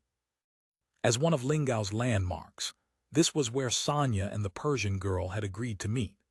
With the new round of commercial district renovations, largely complete, specialized stores represented by Mei Department Store and First Food Store had risen to prominence, greatly challenging the Cooperative General Society's status. To maintain its leading position in Lingao's commercial system, the Cooperative General Society had launched its own renovation and expansion project. While keeping the traditional Crystal Palace as a wholesale window for outside merchants, they had requisitioned adjacent land and begun construction of a new building more focused on retail and lifestyle consumption. According to the plan, this new building would be an unprecedented structure for this timeline, towering above anything yet built. The commercial floors were planned at 6. From the 7th floor upward was a club for elite clientele. The 9th through 12th floors and the rooftop observation deck were designated as Senate-exclusive venues for external hospitality and internal activities, along with several high-rise panoramic apartments. To accommodate this design, the commercial department had already coordinated multiple times with the machinery division, preparing to install Bairn Town's first scenic view elevator here. The decision to build its own club was not a sudden whim on the Commerce Department's part. The success of the Farm Café had been an important factor, and the recent battle for development rights to Zushan Manor had further inflamed the issue. The Farm Café, opened shortly after D-Day, had successfully combined a pleasant natural environment with nostalgia for the old timeline, becoming the senator's de facto venue for socializing and consumption. Wu Nanhai and the Agriculture Committee had not only gained decent economic returns, but, leveraging their home advantage, had converted it into a major lobbying platform outside the chamber. Using the cafe as a venue and dispensing a steady stream of small favors, Old Wu had successfully rallied and bought off a large contingent of soy sauce senators. This was abundantly clear in recent BBS and Senate discussions about Zushan Manor. What was more, a group of people openly encouraged Wu Nanhai to run for the next term's Senate chairman or speaker, putting the matter even more plainly on the table. Beyond mere jealousy, under the behind-the-scenes instigation and incitement of various homebound factions, the commercial system had decided to build its own territory and stake a claim to political influence. For the Persian girl, these power struggles among the big shots remained distant concerns. What she saw now was merely a large construction site enclosed by walls. However, the thick gray-white cement frameworks rising from the ground in crisscrossing patterns made clear this would be no ordinary place. The Senate would once again demonstrate its magical, incredible power to the world. Given the intended building height, the new structure would employ standard frame construction. Combined with the dazzling debut of the elevator, this was truly an epic-making event in this timeline's architecture. End of chapter. Chapter 28, 16 Besties. Zahra did not have to wait long. Soon a rickshaw, a common sight throughout Eastgate Market, came speeding toward her, carrying a petite figure. The passenger who alighted was none other than Sonia, the former naturalist from Lisbon who had become the maid with the greatest freedom and influence in all of Lingao. Sonia wore an outfit unlike anything Zahra had seen before, a short cross-collared jacket similar to a senator's but tailored at the waist. Instead of a skirt, she wore trousers, and on her feet were peculiar ankle-high shoes. Yet her signature straw hat, tilted rakishly with its silk ribbon, remained the same as always. Most importantly, those trademark blue eyes still shone as brightly as the Persian girl remembered. Zahra and Sonia had first met in the Basra slave market.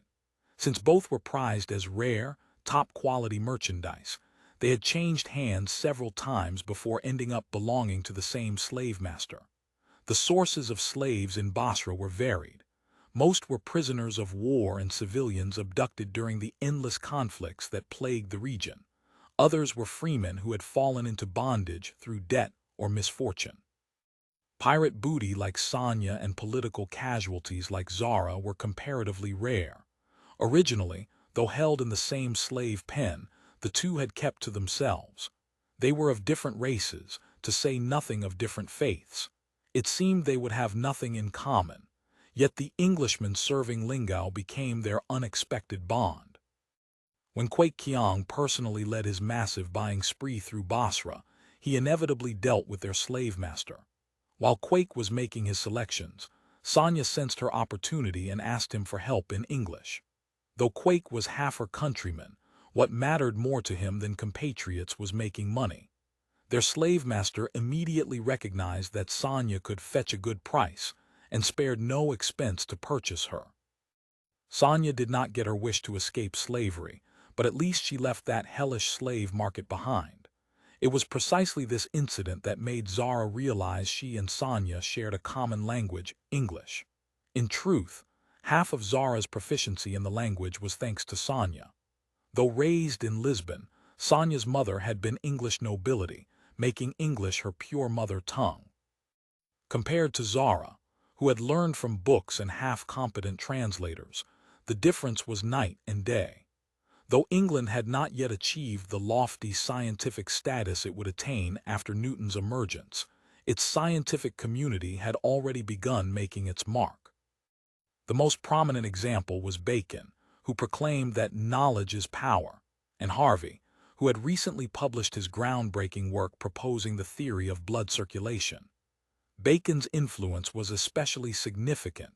His empiricism, with its emphasis on careful observation of natural phenomena, had played a crucial role in shaping Sonia's worldview and aspirations. She had never abandoned English. It was in that stuffy, rocking ship's hold, through constant conversation with Sonia, that Zahra truly learned to speak English. By the same token, compared to Sonia, born by the sea and raised on ships as the daughter of a seafaring family, the pampered Princess Zahra had far less endurance for the voyage. During the journey, she fell ill with fever, vomiting, and fainting more than once. Without Sonia's careful nursing and attention, she might never have made it ashore alive. Leaping from the rickshaw, Sonia embraced the Persian girl walking toward her and kissed her cheeks. "You look wonderful," Sonia said sincerely. "It's been so long since we last met." Though their new speech was now good enough for conversation, at this moment they still habitually spoke English. Zahra returned a flurry of kisses. "Dressed so strangely, where did you run off to this time?"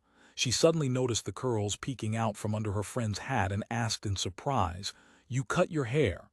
"Yes, cut it short," Sonia said indifferently. "Long hair is inconvenient for field expeditions." "Such beautiful hair," Zahra said, half regretful, half teasing. "Your master won't like it." Two fashionably dressed foreign girls pushing and jostling each other on the street inevitably drew glances from passers-by. Fortunately, the locals knew these were the darlings of the senators, so no one bothered them. "I just got back from an expedition with the long-range survey team, only returned a few days ago." Sonia had recently participated in the Nanyang Company's survey of Ceylon. However, all surveys of the Southeast Asian region were currently conducted in secret under the guise of trade, so she could only say long-range survey team without revealing the specific destination. "Going to sea, always going to sea. Aren't you afraid of being captured by Malay pirates?" Zahra's heart pounded at the words "going to sea." In Basra, she had witnessed too many tragic men and women who had been captured during voyages and sold into slavery. "Malay pirates," Sonia beamed. "We captured a few ourselves this time. On the ship I carefully studied their language and racial characteristics. 3 sentences in and you're already back to that." Zahra was a bit displeased. "How is the child?"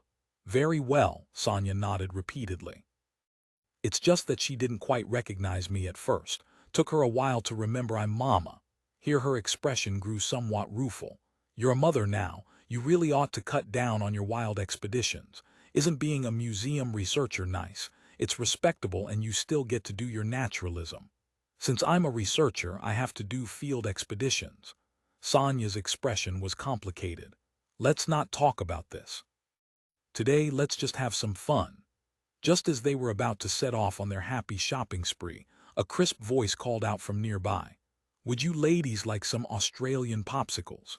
Turning, they saw a boy of at most 11 or 12, his face dotted with freckles, wearing a white vest with a large red flower painted on it.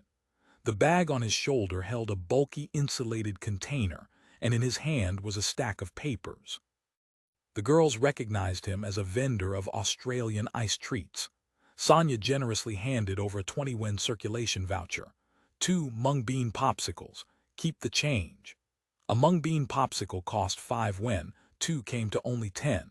This foreign girl had tipped 10 yuan all at once. The boy's spirits soared. So what the old-timers said was true. These strangely dressed foreign girls were 9 times out of 10 senators' concubines. They were the most generous customers and loved all sorts of novel things. Making money off them was the easiest. While accepting the money, he continued his pitch. Ladies, I also have the latest Australian ice cream. The newest product from Tianjin Cold Drinks Factory. Delicious and thirst-quenching. 20 yuan each. Would you like to try? Sonia was someone who loved trying new things, so she agreed at once. The boy happily used long tongs to fish out 2 vanilla ice creams. Unlike the bare popsicles, the ice cream came wrapped in soft white paper, clearly a higher-class product. He filled a woven straw-carrying bag with ice and nestled the ice cream inside. This simple insulation measure would keep the treats from melting for about half an hour. Before leaving, the boy slipped them a piece of paper, explaining it was a discount coupon for a newly opened Australian restaurant with promotional pricing. The paper was not large. It bore pictures and slogans in what was clearly typical Australian printing. Sonia, who was closer to the Australians and could now basically read Chinese, read the text aloud to Zahra. Originating in Tokyo, flourishing in Australia. Try a bit of joy, I'm loving it. Sonia only half understood these words, but the picture in the center was clearer. Several men and women gathered around a steaming plate, smiling and eating heartily. At the bottom, large characters proclaimed, "This month's special, Seafood Supreme Flatbread. Present this coupon for 2 yuan off per serving." The back was printed with a map. On the standard Bern Transport and Tourism map template, a prominent double-arch logo marked the location. It seemed not far from where they stood. Engrossed in the novelty, the girls failed to notice that on the right side of the coupon was a row of small numbers matching those on the popsicle boy's vest. This was the Red Flower Society's newest venture, distributing flyer advertisements. The organization's original purpose had been solving basic livelihood issues for children from troubled families, to which they had later added a work-study element. Now, through partnerships with merchants, they distributed flyers and coupons. Each redeemed coupon earned the distributor a monthly commission, while also making them responsible for preventing the flyers from being carelessly discarded. Since the restaurant was not far, it seemed an ideal place to sit and rest. The two had originally planned to find somewhere to sit and chat over food. Tempted by the flyer, they decided to walk over. They were currently standing adjacent to the Cooperative General Society's new building site, at the intersection of East Gate Avenue and a recently widened cross street. Because this street was nearly as wide as Eastgate Avenue, much broader than the other parallel cross streets, commoners colloquially called it Wide Street. On newly printed Eastgate maps, however, the street's official name was Beihui Street. Many assumed this meant gathering of 100 trades, but in fact, a certain senator had borrowed from the old timeline English name for Wide Street, Broadway. In the not-too-distant future, the intersection of Eastgate Avenue and Beihui Street would become a world-famous fashion crossroads, like Japan's Ginza or New York's Times Square in the old timeline, with countless tourists passing through. Eastgate Avenue, together with the parallel streets of Guangming, Jifeng, Ziyu, and Fuxing, would come to be known as the Five Avenues. These, along with the cross streets of Beihui, Huiqiang, Chengxi, and Hanzheng, would form the brand new city center. End of chapter. Chapter 28, 17 Cultural and Entertainment Life at this moment. All that glory remained nothing more than ink on paper. Even those closest to the senators could not foresee the prosperity this place would one day achieve. To them, Its present wealth and vibrancy already surpassed anything they had ever witnessed. Beneath the arcade, savoring ice cream on a rare holiday, this feeling of unhurried joy would remain vivid in Zahra's memory for years to come. The sensation of that first bite lingered especially. Unlike the simple refreshment of a popsicle, this soft, unfamiliar confection carried a rich milky fragrance and dissolved instantly on her tongue.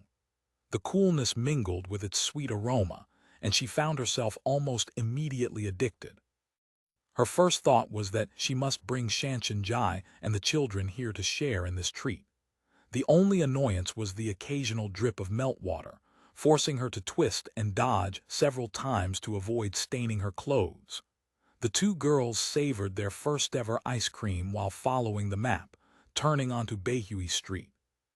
According to the Senate-approved East Gate Market Plan, Beihui Street was designated as a concentrated exhibition and gathering area for new cultural arts and lifestyle. Consequently, even local residents found many things here astonishingly novel. The Central Experimental Theater on Beihui Street was one such marvel, standing directly opposite the new Cooperative General Society building. As its name suggested, this was the dedicated venue for the Senate's most important professional arts troupe, the Central Experimental Art Troupe. The building shared a kinship with the data center, exemplifying that distinctive Chinese yet new style designed by Wang, general manager of Lingao Construction and director of the Central Architectural Design Research Institute. Clearwater blue bricks filled the spaces between soaring wrought iron framework, while the eaves adopted quite traditional flying bracket structures. Half of the architectural community derided it as neither fish nor fowl, while the other half heaped praise upon it. Debates aside, the theater was ultimately built. The entire structure rose 4 or 5 stories high. At the front, 3 consecutive 7-step staircases ascended, each landing spanning 5 or 6 meters wide, finally converging at a height roughly 1.5 stories above the surrounding buildings. There, a row of wide floor-to-ceiling doors allowed audiences to enter and exit. Unlike the data center's austere simplicity, the Central Experimental Theater's street-facing facade displayed 4 enormous colorful billboards. The first depicted an orchestra silhouette against a backdrop of flowers and moon, with bold text announcing a folk music concert called Full Moon and Flowers, scheduled for month's end. The next advertised the twice-daily news documentary Guangdong and Guangxi Under the Morning Star, alongside the once-daily traditional opera, Overflowing Joy. The westernmost billboard struck a somewhat unnerving note. Against a forest of trees from which corpses hung, the silhouettes of a man and woman strode resolutely toward the morning star suspended in the sky. The text below announced that an entirely new stage adaptation of the trial would begin weekend performances starting the following month. Zahra had never attended a performance here. Gazing at these shows made her heart itch with longing. She hoped that someday she might have enough leisure time to come see one. After all, as maids, their entertainment mostly followed the senator's hobbies, and the senator's pronounced otaku tendencies meant that entertainment was either too indecent or dull as dishwater. Since the experimental art troupe encompassed folk music, symphony, drama, opera, and various other art forms, the senator's planning called for multiple specialized theaters, quite a spectacular undertaking. However, limited by current financial and material resources, only Phase 1 had been completed and made operational. Beyond the necessary rehearsal rooms and functional spaces, the core facility was a medium-sized theater with fewer than 600 seats, suitable for stage plays or instrumental performances, and serving as a backup venue for Senate plenary sessions. For this purpose, the Planning Commission had generously approved the installation of a sound system brought from the old timeline. Since the reserved land for future phases 2 and 3 was quite extensive and currently covered with lush greenery, the experimental theater appeared to possess a large garden. Even after subsequent construction was completed, and the theater officially renamed the Imperial Theater, This remained a famous downtown garden, attracting countless tourists and audiences. Across the road from the expansive garden, along the path where the girls walked, stood a structure with 3 visible floors and 4 actual. The front featured a portico design reminiscent of old timeline hotels, spacious enough to accommodate 2 or 3 carriages. Through the bright glass doors, one could glimpse the full-height lobby within, its atrium extending from floor to ceiling on the 3rd level. From a thick main beam at the 3rd floor ceiling hung multiple chandeliers, along with a massive painting depicting 16 girls in plaid skirts. A large vertical sign adorned the side of this building, Checkered Skirt Club Eastgate Theater. Indeed, this was the new headquarters of the Checkered Skirt Club gentlemen. Since quite a few senators harbored reservations about the ACG culture it represented, the Checkered Skirt Club had ultimately lost out to the classical arts line represented by the Central Experimental Art Troupe, and its application to build a dedicated theater had been rejected by the Senate. Just as the senators faced this difficult impasse, an unexpected benefactor appeared: Ziming House. The so-called Checkered Skirt Club Eastgate Theater was, in fact, the former Ziming House Lingao branch. With the Aiwen Street Entertainment District coming into operation, National Police Unified Planning required all businesses involving romantic services to relocate there. This regulation placed considerable pressure on the Ziming House branch, originally situated on the commercial district's main road. Considering the need to maintain Bern Town's overall image, the commercial department was willing to cooperate positively. They had originally considered keeping this prime location while stripping out the relevant services. But the problem remained: what would attract customers to a Ziming House shorn of its core business? Though the well-received dining and other legitimate services could continue, the appeal after removing core offerings was clearly insufficient, and such separation would greatly damage the brand. After much deliberation, the commercial department decided to relocate Ziming House entirely. Just then, the Checkered Skirt Club's application was rejected. Senator Wu Siren, as an important member of the club's senator group and an employee of the National Police, knew of Ziming House's relocation dilemma and conceived ideas about the property. Thus, the commercial department seeking new growth points and the club gentlemen urgently searching for a venue found common ground. Both sides hit it off immediately, agreeing to hold joint shares and transform the vacated Ziming House into this timeline's first idol theater. The specific arrangement had the original Checkered Skirt Club senators take the lead, officially registering a commercial performance company with the Planning Commission, then jointly investing with Ziming House Entertainment Limited to formally establish an entertainment agency. The Checkered Skirt Club became the first performing group under this agency. Since the original Ziming House design had already incorporated performance functions, the renovation proceeded quite smoothly. The former spa pool area was expanded into a stage, with part converted into an orchestra pit. The lobby received tiered seating custom-made by the woodworking factory, providing approximately 150 seats and 60 standing spots. The massage rooms along the surrounding gallery walkway were converted into private boxes, where patrons could watch performances while dining, not only securing prime viewing spots for the gentlemen, but also available for priority use by former Ziming House members. An amusing incident occurred during the renovation. When widening the original small stage, 2 pillars could not be removed due to structural limitations. The Checkered Skirt senators were unbothered, instead viewing this as a representation of karmic fortune, just like in the old timeline. They decided to imitate that precedent by organizing a fan club called the Pillar Society. Due to pronunciation issues, it was frequently misheard as Pearl Society, which led to the Checkered Skirt Club's best-selling merchandise becoming bracelets strung with 16 glass beads. The original Ziming House design included ground-source air conditioning and ventilation, making this theater the first air-conditioned venue in this timeline, much to the gentlemen's excitement. But compared to the old timeline, stage lighting became a major challenge. The gentleman begged high and low, promising countless favors, allegedly including certain services, and finally obtained assistance from senators in the mechanical and optical departments. Using combinations of multiple electric lights and lenses, though incomparable to old timeline LEDs and disco balls, they achieved quite stunning effects. Sonia had no idea that her master, Senator Lin, had played a major role in this design and had accepted related hospitality on multiple occasions. The original Ziming House dining section was also adjusted.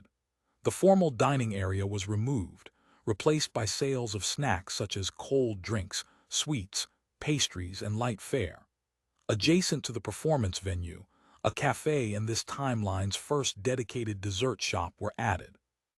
Due to the novel concept and careful preparation, these unexpectedly earned praise and recognition from various sectors and former members alike. The ice cream the girls had just enjoyed was actually a new cold drink originally developed on commission from the new dessert shop. Only when the results proved successful did it enter wider retail channels. Meanwhile, with the continuous arrival of foreign maids, the gentlemen began conceiving ideas in this direction as well. Though the Checkered Skirt Club's audience remained limited for now, rumors suggested that an all-foreign official rival team was already in close training. This series of developments only heightened the club's popularity, achieving the new management team's original goals. Of course, fans of Australian erotic arts need not despair. In the industrial zone near Aiwen Street, a new Ziming House flagship store would soon rise from the ground. End of chapter. Chapter 28, 18 rich and colorful in the near future, given the overly prominent commercial associations of the Ziming House brand. Those involved would seek to avoid creating the impression that the Checkered Skirt Club was merely a subsidiary. They also wished to prevent overuse of the word club. To these ends, the commercial department and the club's gentlemen decided to adopt Troupe Eastgate as the unified name for their developing idol theater chain. In all publicity, it would be completely separated from the original Ziming House Entertainment and the Checkered Skirt Club, connected only through capital and management. Though the name changed several times, this merger would have far-reaching influence on the idol entertainment industry of this timeline. Just as ancient Roman cities invariably featured theaters and arenas, cities in this era could usually find branches of Ziming House and Troupe Eastgate, spreading Australia Song's distinctive pop culture and lifestyle around the world. However, since the club's name happened to match Senator Dongmen Chuyu's surname, many outsiders assumed it was his private property. This misunderstanding caused the Checkered Skirt gentlemen no end of trouble and disagreements. Beyond the Troupe Eastgate Theater, which struck outsiders as outlandish, stood the original flagship venue of the Cultural and Arts Department, the supremely rustic Peely Hall Puppet Theater. Though built using the same red brick truss structure as the Central Experimental Theater, it featured more traditional wooden eaves and windows, and its relatively modest size lent it a more approachable air. A small plaza fronted the theater, and the steps leading from there to the ticket windows were perpetually crowded with children and young teenagers. Compared to the more formal experimental theater and the overly niche Checkered Skirt Club, Peely Hall's puppet shows currently commanded the widest audience and the most demanding performance schedule. Though called the Lingao Puppet Theater, it was actually an improved hybrid based on old timeline Taiwanese puppetry. Naturally, many famous plays from that tradition had been shamelessly originated by senators in another timeline. As the home base of the Lingao puppet troupe, the hall hosted at least 4 performances daily. Under the propaganda department's guidance, new plays were constantly in development. The 2 girls walking past paid no particular attention to the notice board beside the small plaza. On its promotional poster, a girl dressed as a fisherwoman stood resolute upon a reef, braving wind and rain while holding a storm lantern aloft. This was actually a memorable moment in imperial theater history, for after The Trial and The Promised Land, the third of the 12 long-running classics, The Lighthouse, would premiere at the Puppet Theater. The launch of The Lighthouse formed an important component of a major propaganda campaign initiated by the Australia Song apparatus, signifying the Senate's complete change of attitude toward Zhu Ming. In this play, a female was chosen for the first time as both the main subject and central figure, completely overturning traditional drama and literary depictions of women as either virtuous wife and mother figures or romantic heroines, a work considered a milestone in the women's liberation movement. Du Wen was not only an active advocate and promoter of this production, but had herself served as one of its screenwriters. Across the road from what would one day be sent to museums as the prototype billboard for The Lighthouse stood the under-construction Wanbai bookstore, an export-turned-domestic sale establishment. It had secured this prime location adjacent to the Central Experimental Theater rather than neighboring Guangming Avenue beside the commercial press, because the Lingao Wanbai bookstore was positioned as a so-called cultural bookstore. Its interior design incorporated a small performance atrium, providing space for opera and storytelling, while its book selection emphasized literary quality. In appearance, Wanbai Bookstore largely adopted the design approach of its Hangzhou store, becoming one of the rare traditional-style buildings in this area. Past Peely Hall, the girls had already spotted a wide road running parallel to Eastgate Avenue, Guangming Avenue, destined to be equally prosperous in the future. Many assumed the avenue's name was meant to praise the empire's greatness, but it actually derived from the building the girls were currently passing, this timeline's first cinema, Daguangming Cinema. Since the name Australian Shadow Plays had spread not long after the Senate's landing, this venue had become a must-visit for outsiders coming to Lingao. Though the experimental theater also showed films intermittently, its overly artistic atmosphere intimidated many commoners. Ordinary people preferred the more accessible cinema. The cinema stood at the intersection of Guangming Avenue and Beihui Street.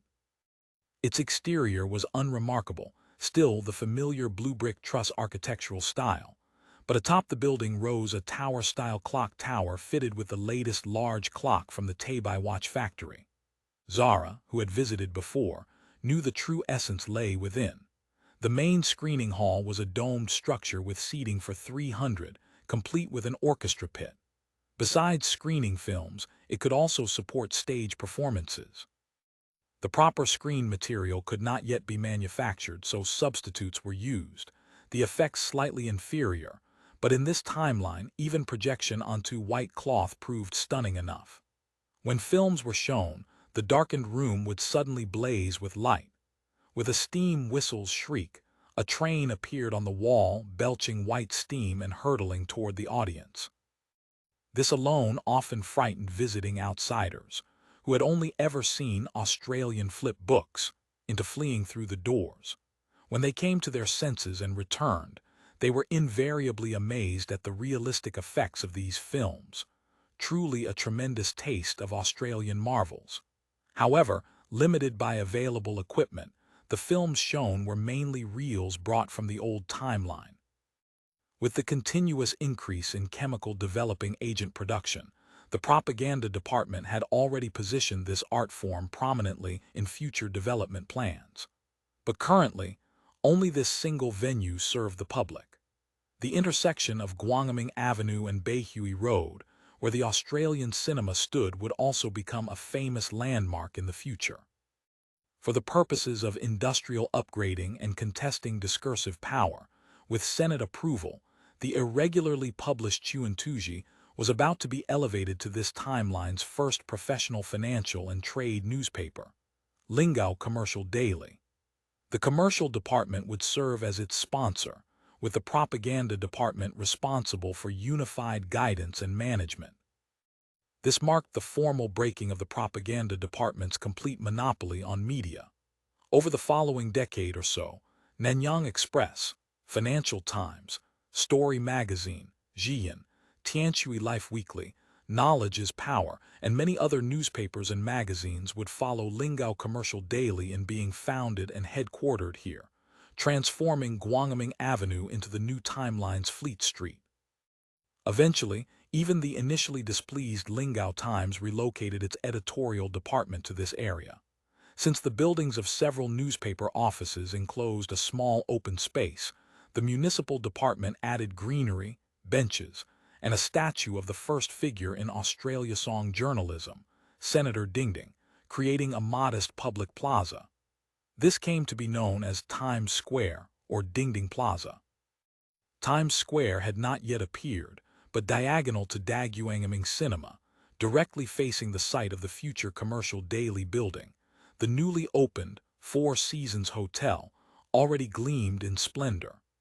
This new-style hotel with its high-end old timeline name was actually the former commercial hall under the commercial department. As Eastgate Market had grown increasingly prosperous, keeping notoriously rough and unhygienic foreign sailors and general merchants here was no longer appropriate. Thus, led by the Commerce Department with cooperation from the Foreign Affairs Department and Port Authority, the original sailor facilities in the Bapu area were expanded and rebuilt into the new commercial hall. The original commercial hall underwent renovation and expansion. The accommodation portion's exterior remained largely unchanged, with only internal room renovations, particularly the addition of independent bathroom facilities to each room. Meanwhile, the former senator reception area was opened as a lobby, with bars, laundries, and other guest services added, transforming it into this timeline's new high-end hotel serving senators and premium clients. This change also carried the intention of competing with Longhao Bay Resort. After all, when it came to luxury enjoyment, Australian style still had to set the standard. The original commercial hall's most famous attached dining section, formerly called the Commercial Hall Restaurant, received the independent brand Tsinghua House. It would temporarily continue operating as a hotel subsidiary, with future plans for independent operation and franchise expansion. The newly branded Commercial Hall Restaurant proved quite energetic. Besides retaining the original building, they constructed an entirely new 3-story building along Guangming Street, not only featuring large glass windows and completely new decor, but crowned with an open rooftop terrace. Watching bustling Beihui Road while enjoying beer and barbecue became a favorite pastime among some local naturalized citizens. Directly facing the new Tsinghua House restaurant stood the destination the girls were crossing the road to reach, Peony House East Gate main store. The two girls crossing the street were drawn less by their map than by the aroma wafting into their nostrils. Even standing on the far side of Beihui Street, they could smell that strange food scent in the air. It was an indescribable experience. At first sniff, a hint of sharp cooking fumes, yet carrying a certain tantalizing power that awakened a peculiar hunger. Wave after wave of fragrance washed over them, quickening their pace. Before them rose a typical 3-story Australian-style truss building. What set it apart was its alternating layers of blue and red brick. Atop the structure stood a golden logo nearly a full story tall. The logo took the shape of 2 side-by-side Chinese-style memorial arches, yet no matter how the girls looked at it, it seemed like a slightly distorted English letter M beside the arch logo. Peony House, rendered in 3 song-style characters, confirmed they had reached their destination. End of chapter. Chapter 28:19 Peony House. The tantalizing aroma emanated from a row of sales windows that opened onto Beihui Street. Below each window ran a waist-high counter with a wooden frame, its street-facing side fitted with large glass panels that allowed passers-by to view the goods on display. The clerks working behind these counters wore short outfits in yellow and red, each bearing the same M-shaped arch logo that crowned the rooftop. Some were men, others women, but all wore identical red and yellow caps of peculiar design. The caps resembled the common Yidong Liu style favored locally, but featured a forward-projecting brim that lent them a somewhat incongruous appearance. Zahra watched as one clerk lifted a long-handled basket woven from thick iron wire, brimming with clusters of golden strips. He poured them into a rectangular iron pan, sprinkling white seasoning flecked with black powder in an even coating. As he worked, that earlier fragrance grew even richer. In the other oil pans, fluffy sheet-like items coated in golden batter bobbed and sizzled. The clerk stirred the pan continuously, using a specialized slotted spoon to portion the fried goods into bags fashioned from newspaper before arranging them in the display case. Another clerk called out in rhythmic patter, fresh from the fryer, Australian fries, 2 cents for a large serving, guaranteed to leave you wanting more. Fish and chips, special deal at 5 cents. Before Zahra could react, the adventurous Sonia had already handed over payment and claimed 2 portions. The clerk who served them was a sharp-eyed, naturalized young man. One glance at these strangely dressed foreign girls told him they were almost certainly life secretaries to senators. He promptly directed them upstairs to the premium seating area where they could dine at leisure. The two entered through a door beside the sales counter and found themselves facing a wood-carved panel embedded in the wall, depicting scenes of daily life in some medieval city. Had Senator Su been present, he would have recognized it as a section of Along the River during the Qingming festival. To the girls, the intricate lines simply seemed detailed and interesting. The passage leading upstairs bordered the dine-in area on one side. The walls were finished in an uncommon white brick that appeared clean and unadorned. Hanging upon them were illustrated dish introductions and propaganda posters mass-printed by the propaganda department. Since this was a restaurant, the themes centered on food hygiene and safety, lending considerable visual interest to what would otherwise be monotonous walls. The floor featured tiles of the sort commonly found in senator bathrooms, laid in alternating white and brown patterns that proved quite decorative. Tables and chairs clustered in groups of 3 or 5, all in the IKEA style. The girls simply thought they resembled the Australian furniture back home. The opposite side of the passage presented a sight neither girl had ever witnessed. Above a half-height white wall rose large glass dividing panels. Through screen windows at the top drifted food aromas mingled with heat. Through the glass, they could observe rows of stove openings set into the wall, each one spewing flames. Before the stoves lay wooden prep boards laden with ingredients of every variety, while staff in red and yellow uniforms with white aprons bustled between ingredients and flames. The sight proved rather shocking. In this timeline, not only had Mencius proclaimed that the gentleman stays far from the kitchen, but kitchens throughout the world were unsightly places kept hidden from public view. To display one so openly was unprecedented.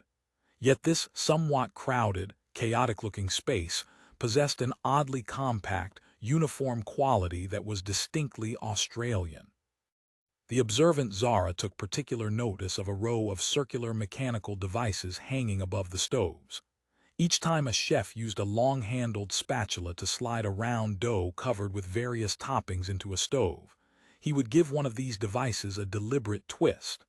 From time to time, a crisp ring would sound, at which point the chef would shovel out the finished product, fragrant and enticing, and immediately plate it for serving. What the girls were witnessing, though they could not know it, was actually a standardized fast food kitchen far ahead of its time. Emulating modern restaurant enterprises from another timeline, Peony House employed the formidable weapons of chain dining. Central kitchens, cold chain delivery, standardized operations, and uniform brand identity. Every day before dawn, cargo coaches equipped with specialized cold chain transport boxes, packed with ice and lined with diatomite insulation, delivered uniformly pre-processed semi-finished ingredients from the central kitchen on Eastgate Market's outskirts to each branch location. Branches with proper facilities stored these goods in their own gas-powered cold storage units. Those without made do with old-fashioned ice boxes filled with ice. All subsequent operations followed strict standardization, with prescribed methods, steps, and even specific temperatures and times for final preparation. This method, which had proven invincible in the old timeline, worked equally well in the new. Even if it could not guarantee fresh, perfect flavor every time, it delivered consistent quality and reliable food standards. The steadily climbing sales since the branches opened told their own story. Naturally, cold chain limitations meant that Peony House's delivery network could currently extend only as far as Hong Kong and Guangzhou. Anything beyond remained unfeasible. Indeed, even across the whole of Hainan, very few areas could receive cold chain shipments. Of course, these methods were easier described than executed.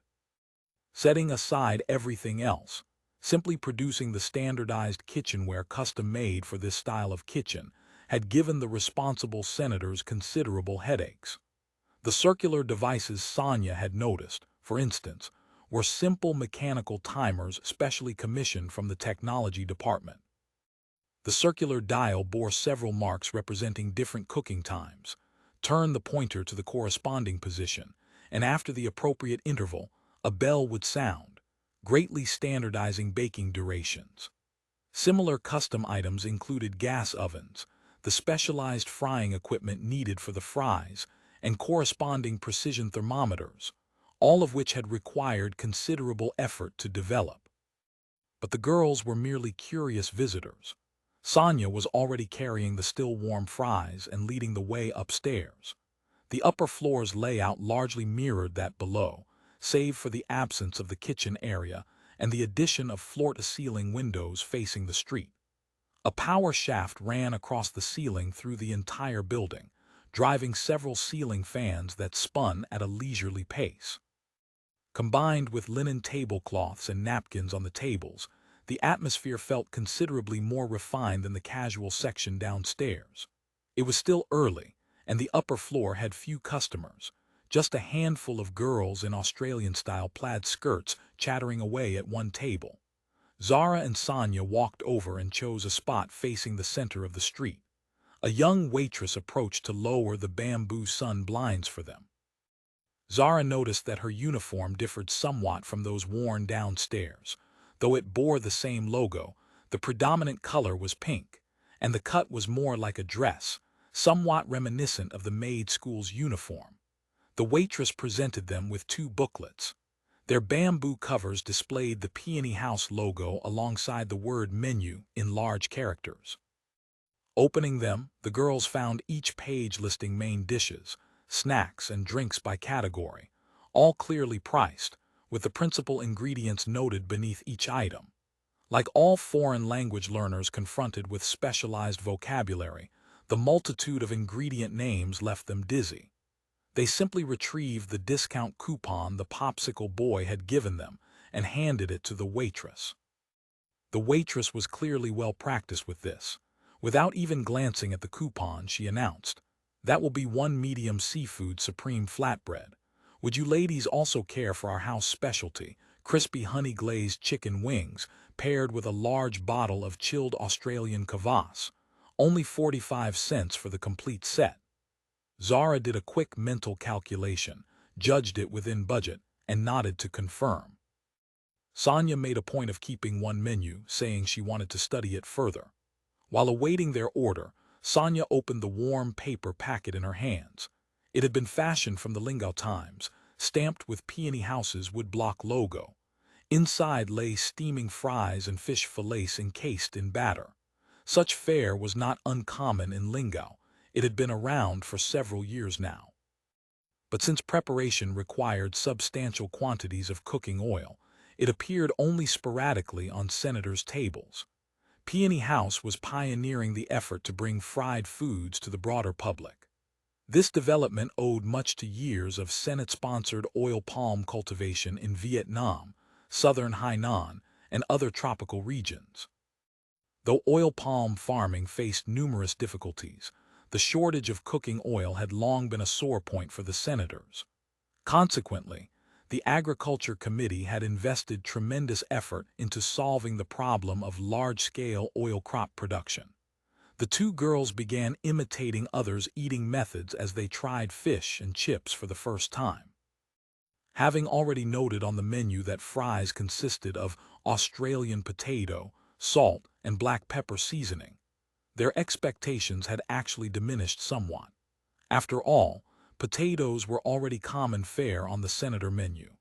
Whether spicy stir-fried potato shreds or beef with potatoes, neither dish held any novelty anymore. As for the fried fish's main ingredient, deep-sea fish fillet, that was among the most ubiquitous offerings in the Senate cafeteria, but the fries proved unexpectedly different on the tongue. Salt crystals carrying hints of black pepper, paired with crispy fried coating, gave way to soft, slightly sweet flesh within. How could this possibly be ordinary potatoes? From that moment forward, Zahra became a devoted fan of fries. She would later attempt to replicate them at home on multiple occasions, but could never quite capture Peony House's flavor. Fries were never a simple task suited to home cooks. Taking the old timeline's Mickey D's as an example, setting aside the need for specially cultivated potato varieties, the factory process involved careful selection and precise cutting. The oil required notorious trans fats to extend shelf life, and temperature control during frying alone would defeat most amateur cooks. End of chapter. Chapter 28, 20 Origins. Like most chain restaurants in the old timeline, Peony House prepared its fries using frozen semi-finished products delivered from a central kitchen. The potatoes were first fried in oil at roughly 175 degrees C, removed before they turned yellow and allowed to cool, then plunged back into oil heated to 190-200 degrees C for about a minute before being immediately sprinkled with seasoning. The frying pans required copious amounts of oil that had to be changed regularly, conditions that made fries thoroughly unsuitable for home preparation. While Sonia savored the fries one after another, she unexpectedly fell silent, leafing through the menu she had kept. Then she suddenly pushed it toward Zahra and asked, "Do you think this story is true?" Zahra looked down and saw Sonia was pointing to the opening pages. On the left was a reproduction of Along the River during the Kingaming Festival, matching the mural at the entrance. On the right was a passage recounting Peony House's origins. The story was, of course, the fantasy version approved by the Ministry of Truth.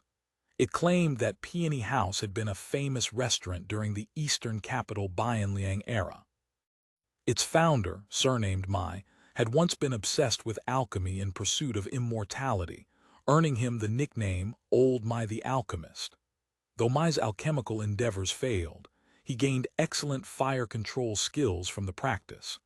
The Peony House he later established specialized in fire-roasted flatbreads, ranked among the finest in the eastern capital. Though the Mai family were merchants, they remained steadfastly loyal to the nation. After the Jingkang disaster, they followed Emperor Gaozong across the river to the south and reopened in the temporary capital.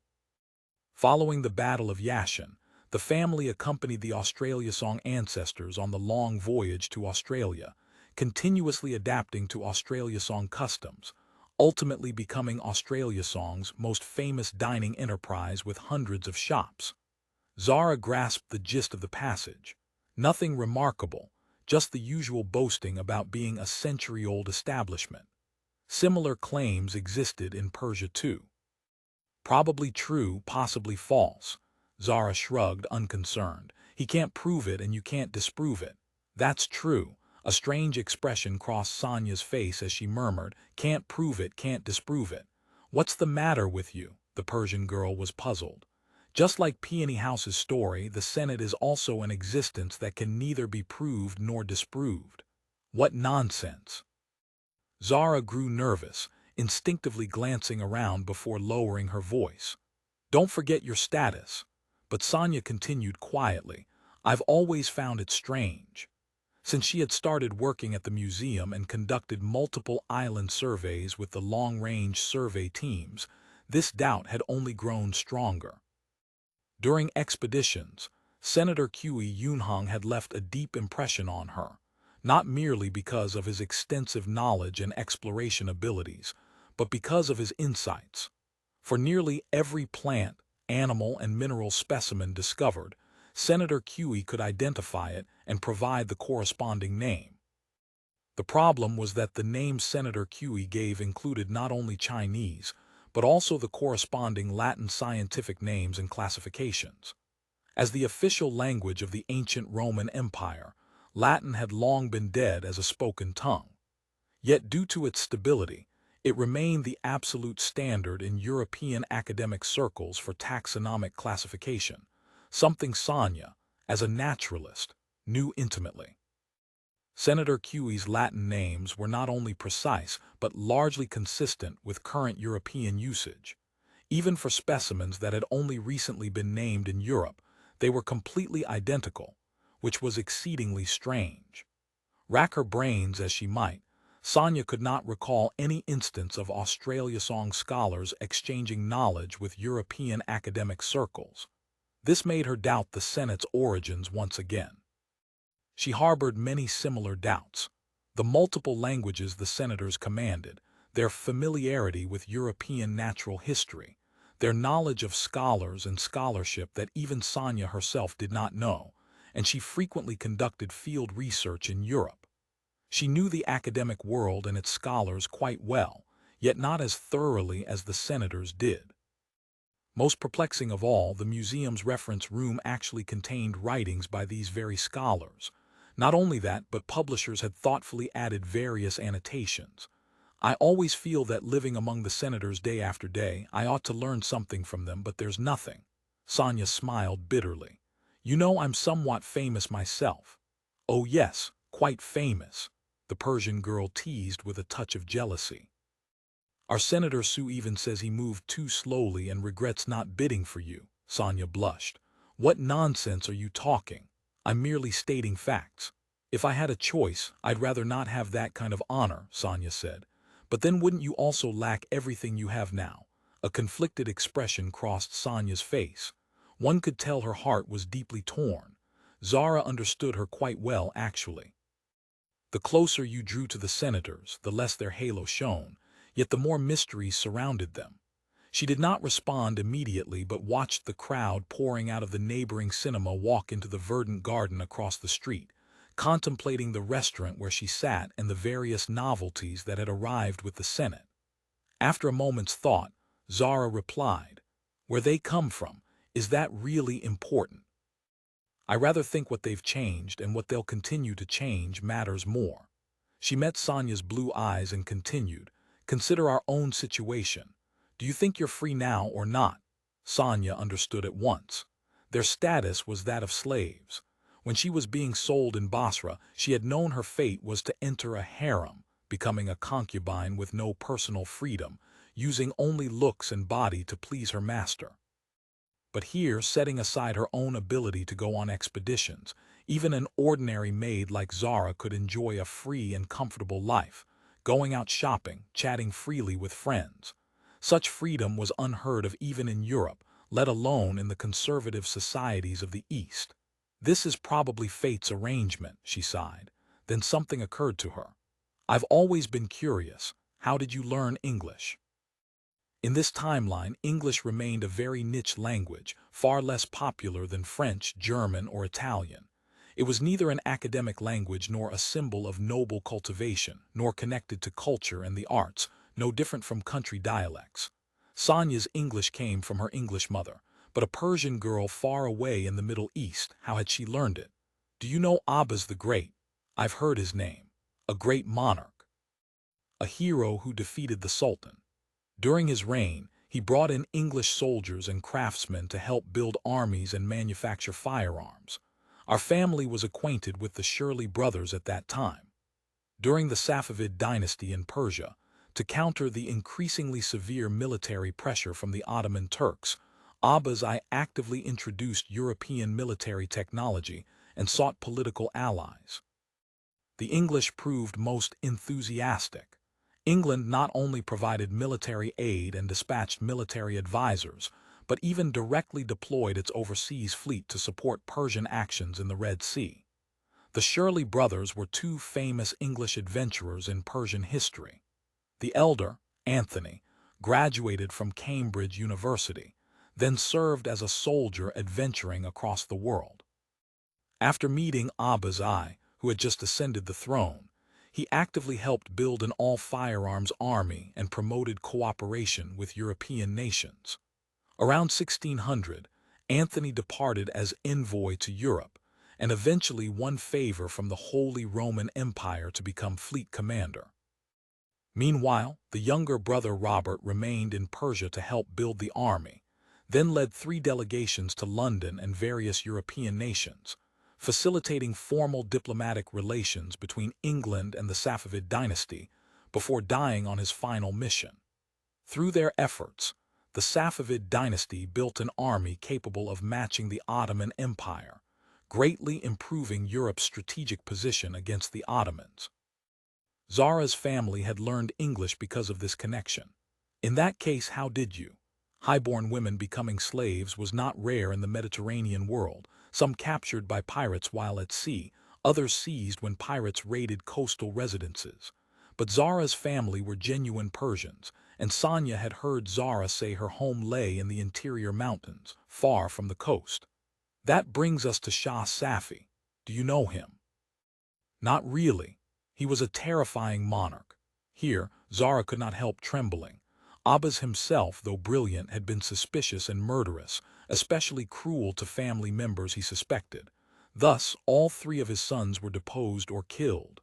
By the time Abbas I died in 1629, he could only name his grandson Safi as heir.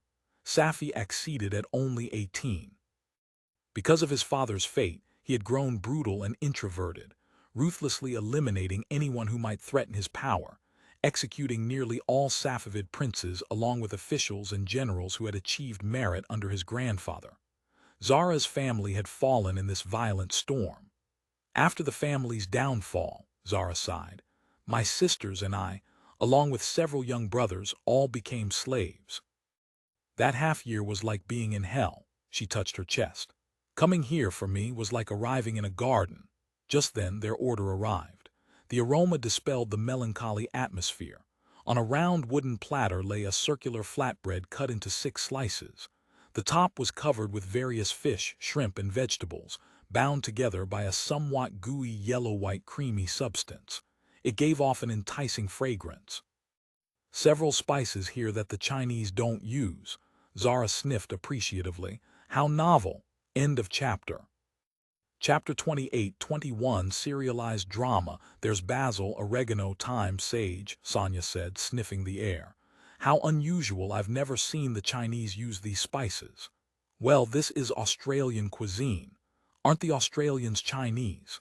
I don't think they're quite the same, the Persian girl hedged. I agree. Sonia picked up her fork, speared a still-steaming slice of flatbread, and popped it into her mouth, washing it down with the chilled kvass that had been served alongside. The flavors were unlike anything she'd tasted before. The yellow-white substance in particular, rich with dairy fragrance yet impossibly smooth, was truly exquisite. With just one bite, both girls recognized the yellow-white substance as cheese, prepared in the European fashion. What neither of them knew was that this ingredient was the cornerstone of old timeline pizza, mozzarella cheese. This mild cheese, originating from a southern Italian city in the old timeline, was crafted from buffalo or cow's milk through a relatively complex process requiring specific cultures and rennet for fermentation, one of the Senate's most closely guarded secrets. Senator Wang, who had brought the cultures across, would earn considerable profit in the years to come by licensing the corresponding technical patents to Peony House's proprietors. The two finished their meal in high spirits. The bill came to roughly 1 silver yuan voucher, close to Zahra's expectations. With the discount coupon, they received an additional reduction. As they departed and observed the stream of diners flowing downstairs, Zahra couldn't help but sigh. Whoever owned this establishment was certainly going to get rich. In truth, Zahra didn't realize that she herself could be considered one of Peony House's mistresses. During the second plenary restructuring, Zhao Zishan had set his sights on the circulation voucher dividends accumulating in senator accounts.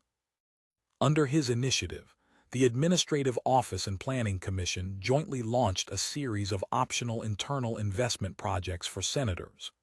Peony House, positioned as the new timeline's answer to McDonald's, was among them, and Senator Su, ranked 5th in total deposits, was undoubtedly an important participant in this venture. Anyone who examined Peony House's shareholder list would find Senator Su's name prominently displayed near the top. Less than 3 kilometers from Peony House, in the administrative district of the old county seat, the weekly Council of State meeting was proceeding as usual. Next item on the agenda, mainland cultural infiltration strategy. This topic is rather lengthy, so everyone might want to take care of personal needs first. Zhao Zishan handed out a stack of documents, distributing one to each senator while speaking with a smile. By the time the leaders returned to the conference room wearing satisfied expressions, Dingding had already taken his seat at the conference table alongside his assistant Akamoto Makoto, his face wreathed in smiles. Though Dingding's expression was bright, he was actually quite displeased inside, especially upon seeing Hu Qingbai, who rarely attended Council of State meetings. His heart brimmed with disdain. At the third plenary, the Culture and Science Ministry had been established by merging propaganda, technology, and education, 3 powerful departments, which resulted in the largest one, education, gaining the upper hand. The schoolteacher Hu Qingbai had usurped the position of culture minister. Who knows how many female students he's corrupted? Dingding cursed internally while greeting Hu Qingbai with a radiant smile. Hu Qingbai's mood at this moment was no better than Dingding's. Theoretical meetings about strategic direction held no interest for him whatsoever. Had Dingding's mainland cultural infiltration strategy not extended beyond the Culture Ministry's purview and required military and overseas station support, he wouldn't have bothered attending the Central Council of State meeting at all. It would be best if this project got rejected outright. Otherwise, he'd inevitably be saddled with yet another such-and-such working group leader title. Such titles were far less important than basic education planning and construction in Guangdong. Even now, the province was already beginning educational development according to Hu Qingbai's vision, establishing a basic education system centered on Guangzhou, 1 middle school, and 2 complete primary schools in the city itself. Larger urban centers like Zhejiang, Wuzhou, Nanning, and Guilin would first build complete primary schools. County seats would establish junior primary schools. Worker night schools in industrial cities like Guangzhou and Foshan, plus literacy classes run through the military, would round out the system. This grand plan required continuous investment. Naturally, the Senate didn't have that kind of money. How to secure Senate funding for his plan, that was what concerned him most. Cultural infiltration, arts and entertainment activities, in his view, all a waste of resources. Just as Hu Qingbai was lost in thought, Dingding had already begun explaining his strategy. We've only paused our northern offensive, but we still need to consider 2 issues. First, how do we acquire more resources from the northern mainland market during peacetime, including human resources? Second, when we advance north again, how do we gain local support? Therefore, we must leverage our cultural advantages to launch an offensive on the cultural battlefield, before setting foot on northern soil, cultivating forces friendly to us, establishing allied armies and collaborators.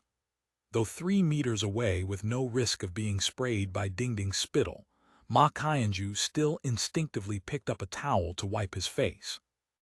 Hot towel rolls were a recent trend. Most formal meetings attended by senators were now equipped with this amenity. What he didn't know was that this Australian-style indulgence had already, under certain commercial interests' promotion, spread to large entertainment venues in Lingao and Guangzhou.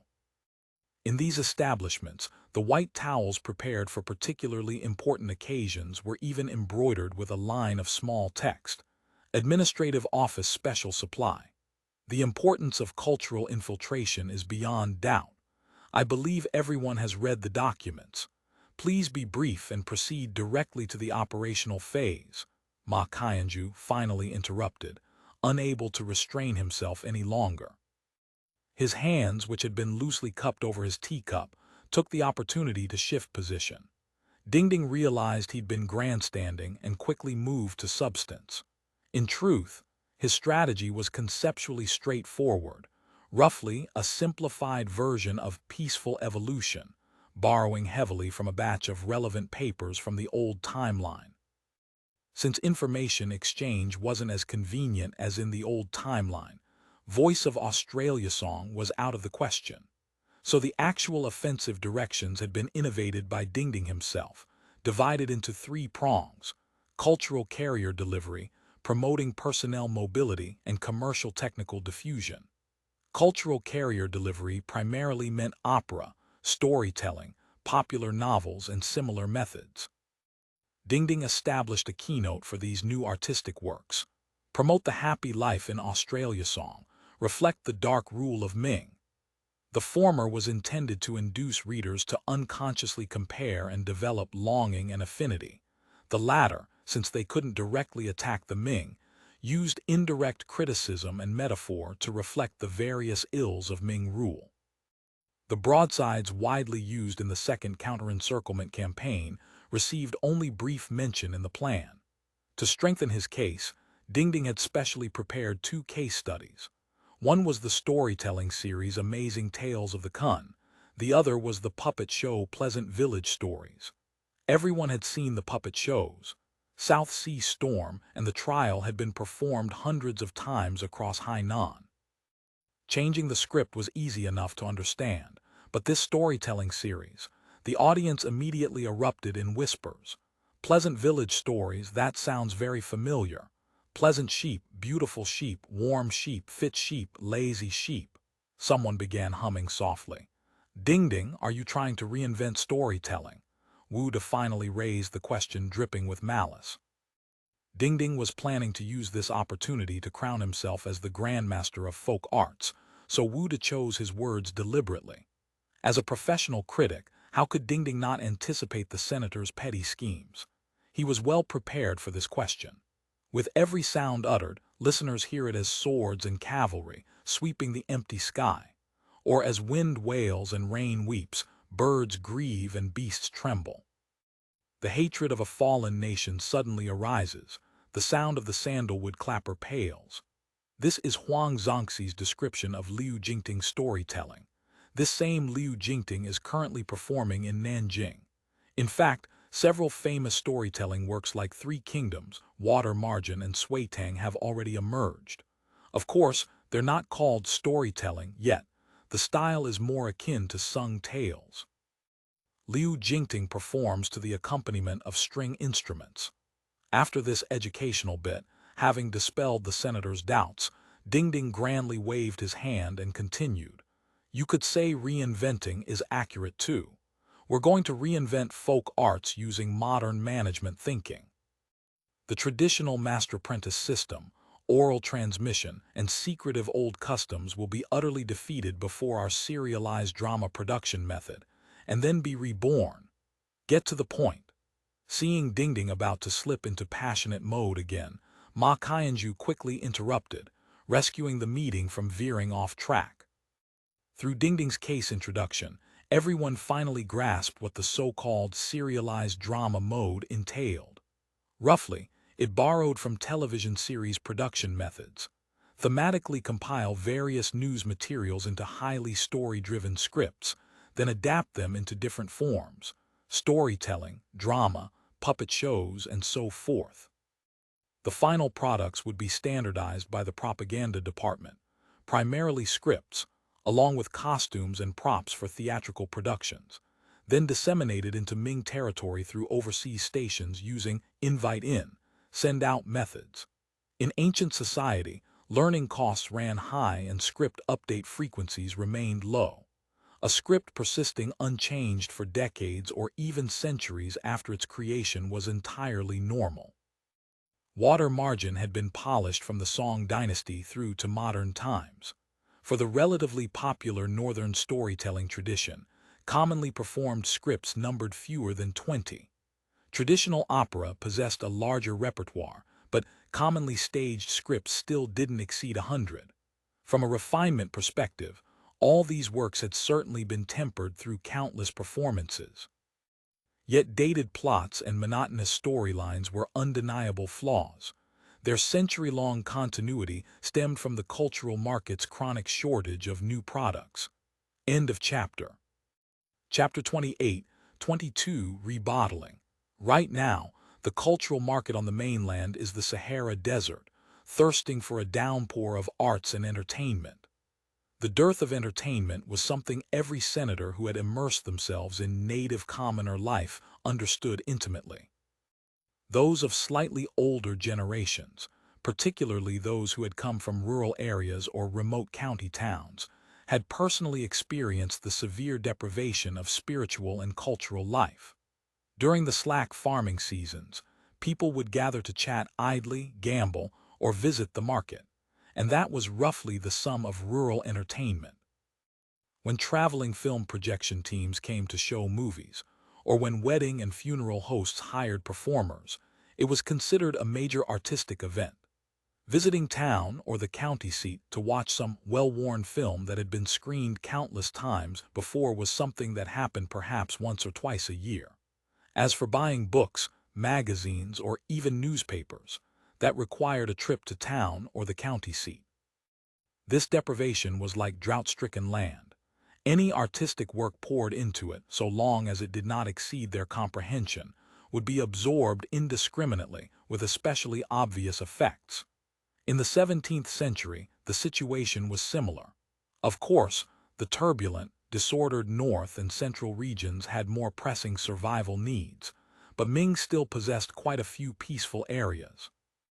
In these regions with relatively stable social order, where commoners could manage to scrape by, there remained a certain demand for spiritual life. Cultural products manufactured in serialized drama mode could be updated regularly.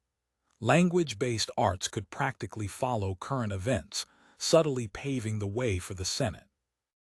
Dingding painted this picture for the Council of State. In tea-houses and theaters throughout Ming's cities, at storytelling stands in township markets, tens of thousands of grassroots performers would use various folk art forms to tell artistic works approved by the Senate 1 or 2 months prior. It was indeed a beautiful picture, and it immediately captured the leader's attention. The special nature of cultural products lay in their self-propagating quality.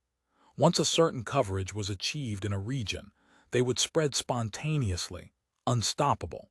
Seeing that his vision had succeeded in captivating them, Dingding was greatly encouraged and immediately added fuel to the fire. In terms of content, the two principles of promote the happy life in Australia song, reflect the dark rule of Ming, were subdivided into multiple themed serialized dramas. Tales of the Amazing Kun was a series of criminal investigation stories, using plots to embody Australia Song's advanced justice, investigation, and trial systems, inducing audiences to resonate with "this would be another miscarriage of justice in Ming," and fantasize about Australia Song is the world of light and justice. Pleasant Village Stories was a comedy reflecting rural life, taking the path of replacing scholar beauty romances with rustic love stories, but whose details revealed just how different Australia Song's countryside was. 3 meals of unlimited rice daily, rice yields of over 1,000 jin per mu, fair and reasonable land taxes, convenient public ox carts. To enhance credibility, some unfulfilled but simple new agricultural techniques also appeared in the plots. As long as someone grew curious enough to try them, they would be thoroughly convinced of the content's truth. Dingding introduced several cases in one breath. Seeing the leaders all gazing off into space, he could not help wondering if his speech had a hypnotic quality. In truth, quite a few had indeed sunk into distant memories, immersed in reveries from when they had watched American dramas like Growing Pains. Culture's influence far exceeds that of science. This was undeniable fact. Clap, clap, clap. someone in the meeting room began applauding. Dingding nearly teared up. Someone who understands me. Sickade. What did this have to do with him? Sickade first placed a high hat upon Dingding as pioneer of modern arts, then sincerely stated that the colonial trade department stations in Tianjin, Hangzhou, Shandong, and later Jin would do their utmost to recruit talent for the mainland cultural infiltration strategy and support the dissemination of artistic works. Then, amid Dingding's tearful thanks, he diplomatically offered a suggestion. There should be content in the serialized dramas reflecting Australia Song's commercial activities. People say we Kun are skilled at all crafts and especially adept at commerce. We should let them see just how adept we truly are. Not only are we good at making money, but everyone who does business with us can profit too. That way people will certainly come with goods to trade. Why not add the goods we need right into the scripts, haha. Damn, sickade you profiteer. 100,000 alpacas stampeded through the senator's minds. But cursing aside, a massive product placement campaign was thus unveiled. Ma Qianju returned from the restroom, shaking his hands as he walked into the conference room and found the lively discussion still ongoing. Pleasant village stories had already evolved into I Love Ziyang Town. Ma Qianju quickly patted Zio Zishan's shoulder and whispered something, and both laughed happily. Ma Qianju walked back to his seat with a smile. Let's stop here. For specific artistic creation issues, please discuss privately with Dingding or start a new thread on the BBS. Don't take up everyone's time here. This kind of topic where everyone could chime in required constant steering of discussion direction. Otherwise, it could drag on for days without conclusion. Then he shifted tack, addressing Dingding in a questioning tone. As a strategic direction, I don't see any problem.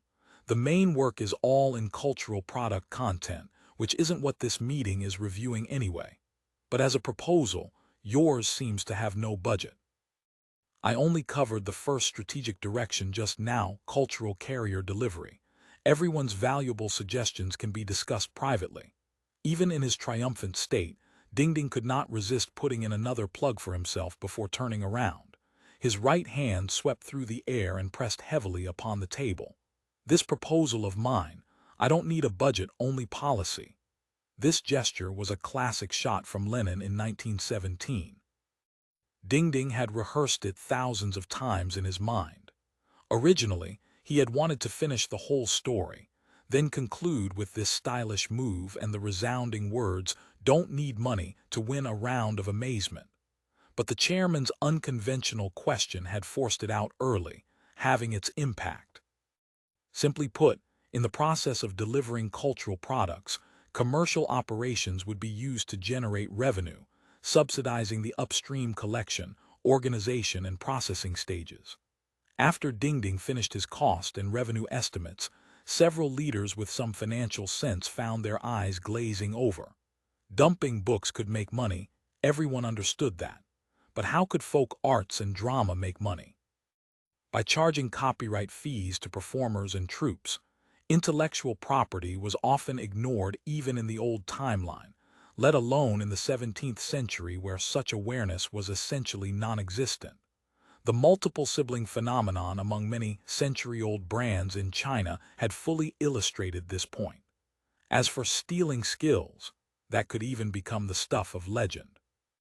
The scripts painstakingly created by the propaganda department might sell for a good price at first, but once released, they would most likely be widely pirated. Dingding should not expect to receive any income. Ma Qianju glanced at Wu De, then at Cheng Dong. The confusion written all over their faces showed they did not believe Dingding's plan either. Their silence also indicated that neither finance nor planning wanted to offend anyone. Who knew what groundwork Dingding had laid beforehand, or perhaps they simply felt the whole thing did not matter anyway. Cheng Dong's thoughts at this moment were indeed as Ma Qianju imagined. Poking holes in Dingding's plan from a budget rationality angle would not be difficult, but what was the necessity? If Dingding could not find money and the plan fell through, the finance ministry would suffer no losses. When necessary, it could even be used as a bargaining chip. While Ma Qianju's gaze wandered, Wuda was also observing the audience's expressions. Finance and the chairman both silent at once. Could there have been some backroom deal beforehand? Either way, this matter had little to do with Wuda, would not consume any materials, let propaganda handle it. For the leaders with real power present, Dingding's proposal was essentially theoretical. Never mind him voluntarily requesting no funding. Even if he did, it would not cost much budget, negligible in the grand scheme of finances. As for results, since there was no budget, there would be no performance evaluation either. Moreover, cultural infiltration work had been done to varying degrees through various channels over the years. Though this proposal integrated things at the strategic level and proposed some entirely new operational models, in essence, it was somewhat reheating cold rice. The prospects were tempting, the operability sufficient, but fundamentally there did not seem to be much need for discussion. Dingding looked somewhat awkwardly at the silent conference room. All the passionate rhetoric he had prepared had no chance to be deployed. He could only swallow and continue his introduction. In an era without communication tools, except for paper novels and similar carriers that could be delivered remotely, all other information exchange depended on personnel mobility. Therefore, in promoting personnel exchange, Dingding listed over a dozen plans in one breath. Establish a study abroad system to attract mainland youth, including 5 steps: selection, preparatory, study, employment, and return, letting young people from Ming personally experience Australia Song life. Expand Australia Song Postal Service's business scope, establishing post offices in places like Tianjin and Shanghai where conditions permit, promoting civilian exchange between Ming and Australia Song. Establish short-term arts training courses at overseas stations, continuously passing Australia Song cultural products on to traditional performers. Listening, Ma Qianju began to smile. This section sounded substantial, but in truth little was new. Most was already contained in other work plans, like the Postal Service. Li Yunxing's Postal Bureau had already opened branch offices in Kaohsiung and Jeju Island, and was currently cooperating with Kiwei on postal agency business for Ming and other East Asian countries. Whether Dingding had conspired with these departments beforehand, or simply copied others' plans from work briefings was unknown. End of chapter. Chapter 28-23 International Student Plan. Allow me to add something to your proposal. Surprisingly, Wuda was the first to speak, his tone affirming. Expanding personnel exchange is certainly the right direction, but you must consider how people will actually travel by land or by sea. As long as we can provide safe transportation, personnel exchange will naturally increase. Otherwise, your plan is nothing but a castle in the air. He paused to collect his thoughts. I've given this some consideration. Currently, there are several routes from Ming territory into ours, from Guangxi via Lingchuan Road, from Sheyaguan via Zhaijing Road, from Nanxing via Wujing Road, from Kaiju via Qilin Road, and from Lianzhou via Dongpo Road. Which of these do you think offers both speed and convenience for travelers? The answer is none. Not a single route is both fast and safe. A poor student who reads your propaganda and sets out by land will take at least half a year to reach Guangzhou. Only our ships offer true speed. If you can establish proper transportation lines, that alone will outweigh everything else.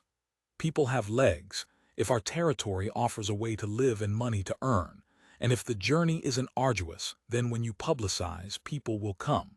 Shouldn't your plan account for transportation as well? For instance, you might establish regular passenger ships running along the West River and the coastline.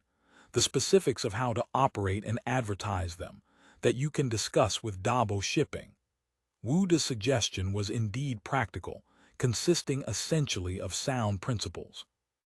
At present, land routes were genuinely unsafe, never mind Ming-controlled areas.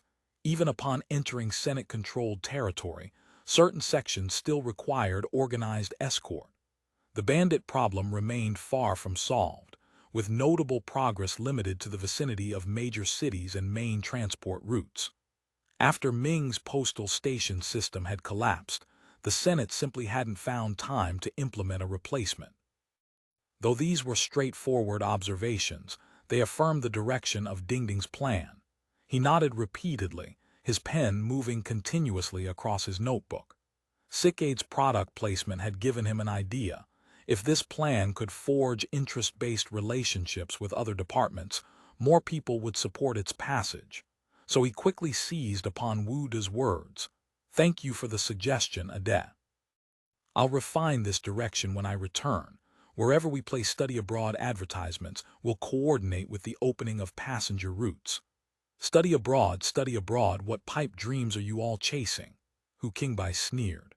"We're not the unemployed alliance with a severe surplus of higher education, running study abroad economics and wholesaling watered-down degrees.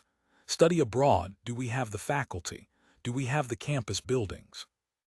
We haven't even begun to fill the gap in Guangdong's basic education." He had never thought much of Dingding and now took the opportunity to vent. The teacher shortage is especially severe, and senator instructors are an even scarcer resource.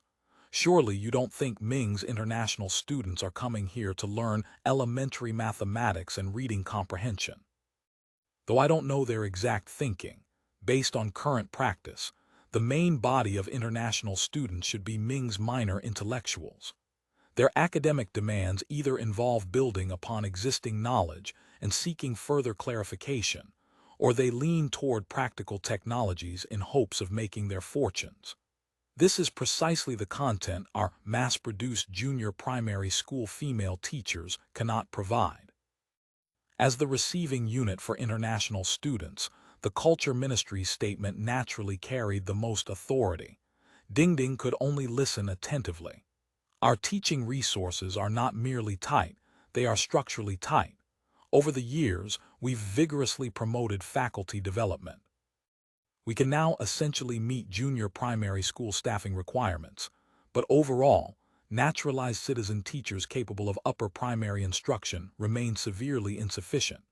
Aside from Fang, no complete primary school has full staffing for upper-grade teachers. As for higher-level senator instructors, except for those of us in education, and a handful in research and industrial fields still teaching, they've essentially vanished. I personally believe we are unable to receive international students, though of course, if the relevant departments can provide faculty, I won't object. Dingding had prepared for Hu Qingbai's pushback. He had already researched the matter thoroughly. Opening an international student program doesn't mean they all have to come to Lingao. We can also establish schools in Ming territory, Dingding said. International high schools, for example. International high schools don't need teachers. We're an education power. After all, people who can teach are a dime a dozen here. What faculty could Ming possibly provide us? Dingding waved his hands quickly. What I mean is, we don't run full-time schools, but rather short-term training courses. Our overseas stations are already running training courses, so why can't we expand them with additional functions? Take health, for instance. His words startled Shinaoran, who had been sipping tea and daydreaming. What does this have to do with me? Old Shi, Dr. Shi, how many batches has your barefoot doctor training course graduated? Shinaoran had actually come to lobby for budget. Liu Muzhu had drafted him for this meeting, so he hadn't listened to a word Dingding said. Caught off guard by the sudden question, he hesitated before answering. One batch graduates every 6 months through rolling training. Over 40 batches by now, I suppose. The results have been fairly good. Of course, complicated cases definitely can't be handled, but it's better than nothing, you know. Dingding laughed heartily. I recall that your simplified general practitioner training course has been fully localized. Finding a few people to run it in Ming territory shouldn't be difficult, correct? As you said, these doctors are better than nothing. But where does Ming have any grassroots healthcare right now? When your doctors cure a disease, commoners will say Australia song is good. If someone dies, they'll simply say the skill wasn't quite there. The influence of medical services is incomparable to other forms of propaganda. Didn't Fu Taoist become a living immortal in Shandong with just some traditional medicine knowledge combined with Australian secret medicines? Look at that fake medicine case. The criminal gang made a fortune simply by selling our medicine dregs. Our general practitioners, working on two fronts, won't each and every one of them be hailed as Hua Chuo reborn? You have a point, Shi Nioran nodded. If you asked which study abroad discipline held the most appeal, medicine was undoubtedly among the hottest. Based on their experience implementing barefoot doctor training in Hainan, the health department employed a circuit training method. Training lecturers would teach and see patients in one location for about 10 days, then move on to the next point. After 1 or 2 months, they would circle back, review what cases had arisen in actual practice, then remain for a few days or a couple of weeks depending on circumstances to deliver additional lectures. The so-called 6 months per batch actually meant only 20 or 30 days physically present at any single location for teaching. If this model were scaled up, a medical ship shuttling between Jeju Island, Danzhou, Hangzhou, and Kaohsiung would be entirely feasible. Trainees could even be brought to Kaohsiung Hospital for internships, and when necessary, these barefoot doctors could be conscripted as emergency medics for the Northern War. Though Dingding had painted a compelling picture, Dr. Shi still asked cautiously, "Can the relevant funding be secured?" "Are you worried about funding?" Dingding replied. "International students pay tuition. I have no objections regarding this money." He glanced toward Hu Qingbai. Hu Qingbai immediately stated that aside from collecting registration fees and administrative fees per capita, all remaining tuition would go to the health department's revenue. This could be considered.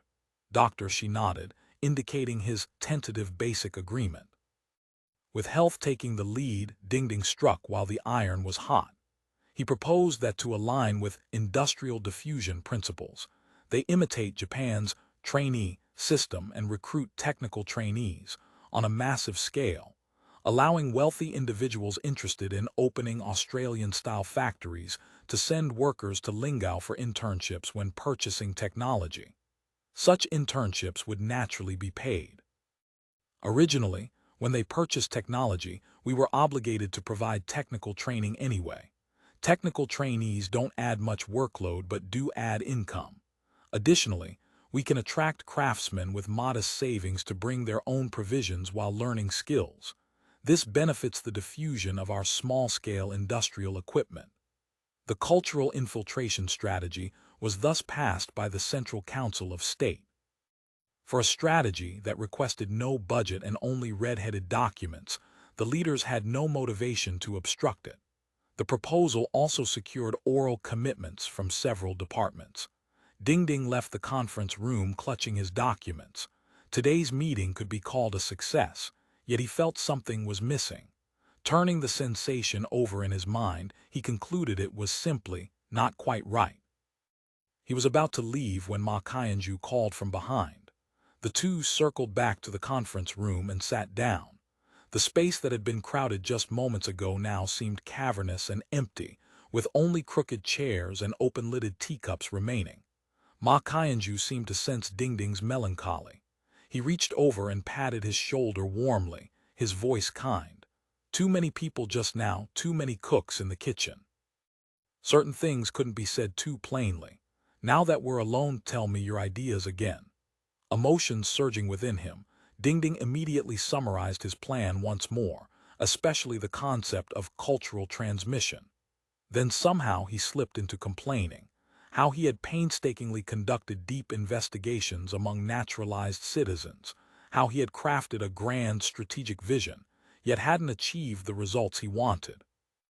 And the international student plan had been forced to compromise, launching only through industrial and medical channels.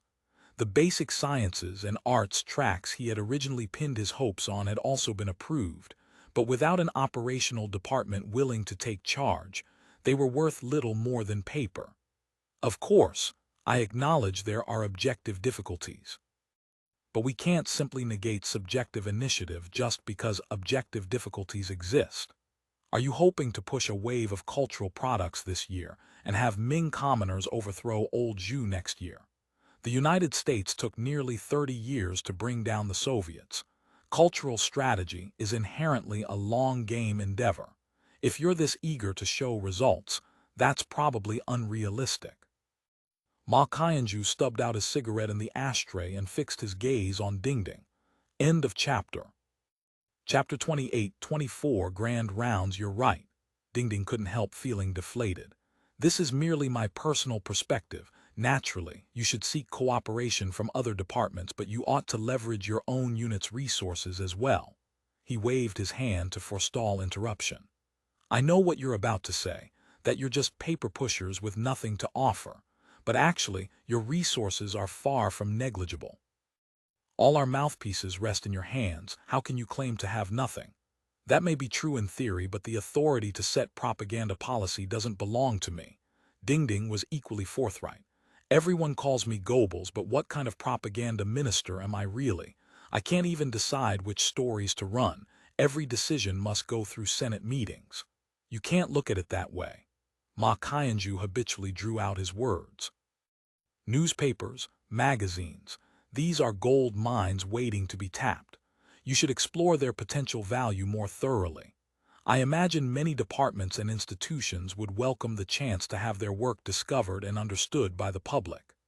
If there were an election for most respected senator, Shinaoran would surely find himself in second place, gazing upward at first.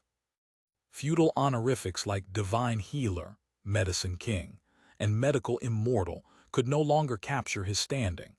According to his own ambitions, every therapeutic prefix in the Australian medicine textbooks could rightfully bear his name. Of course, this was impossible. At minimum, half the naming rights would have to be ceded to the other livestock-raising senators. At this moment, it was the weekly Shinaoran time, the Bern General Hospital Inpatient Department Grand Rounds. Ever since this system was established, the livestock-raising senators privately referred to it as Senator She holding court. Dr. She hadn't initially realized his grand rounds carried such significance.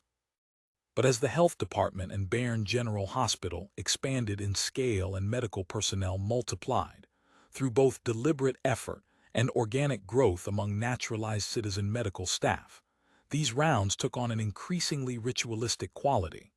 Every Monday morning, grand rounds commenced with a high-pitched announcement from Zhang Ziyi, Lingao General Hospital's nursing director and chief nurse. Dr. She's rounds. At this call, every ward immediately fell into wordless tension. Head nurses, duty nurses, and attending physicians scrambled to adjust their appearances, then parted to either side, lining the corridor in precise order according to education, seniority, and rank. As the fifth-floor elevator doors of the inpatient building slowly opened, the newly constructed Bern General Hospital had been equipped with elevators to accommodate patient transport. Shinaoran's modest figure appeared at the corridor's end. Fu Qilyang and several other senator physicians immediately gathered around, offering greetings with familiar warmth. Good morning, Dr. Shi. Within the hospital, everyone preferred the title director to minister. After all, it felt warmer, more like addressing one of their own. After Shinaoran exchanged pleasantries with his fellow senator physicians, he began his procession down the corridor.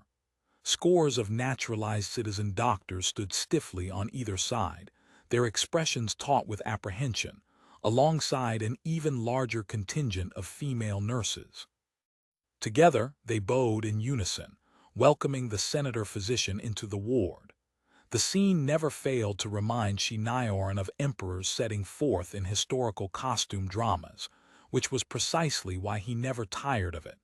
In truth, he merely cast casual glances into the ward rooms. Strictly speaking, Shinaoran wasn't exactly an authority on conventional hospital departments like surgery or internal medicine. His specialty was infectious diseases. But back then, he had been the eldest among them, and his M.D. from the University of Pennsylvania's Perelman School of Medicine was genuinely impressive. credentials that had earned him sufficient credibility to assume the health leadership position. Of course, years of high-intensity work had also rapidly expanded Dr. Shi's clinical experience. It was simply that objective material constraints meant many diseases still couldn't be treated, which left him with some regret. In his own field of infectious diseases, however, Dr. Shi had made considerable professional advances. If his mentor were to traverse here now, he would likely find himself outmatched. Today's focus was the combat injury ward. Originally, the health department had no such discipline.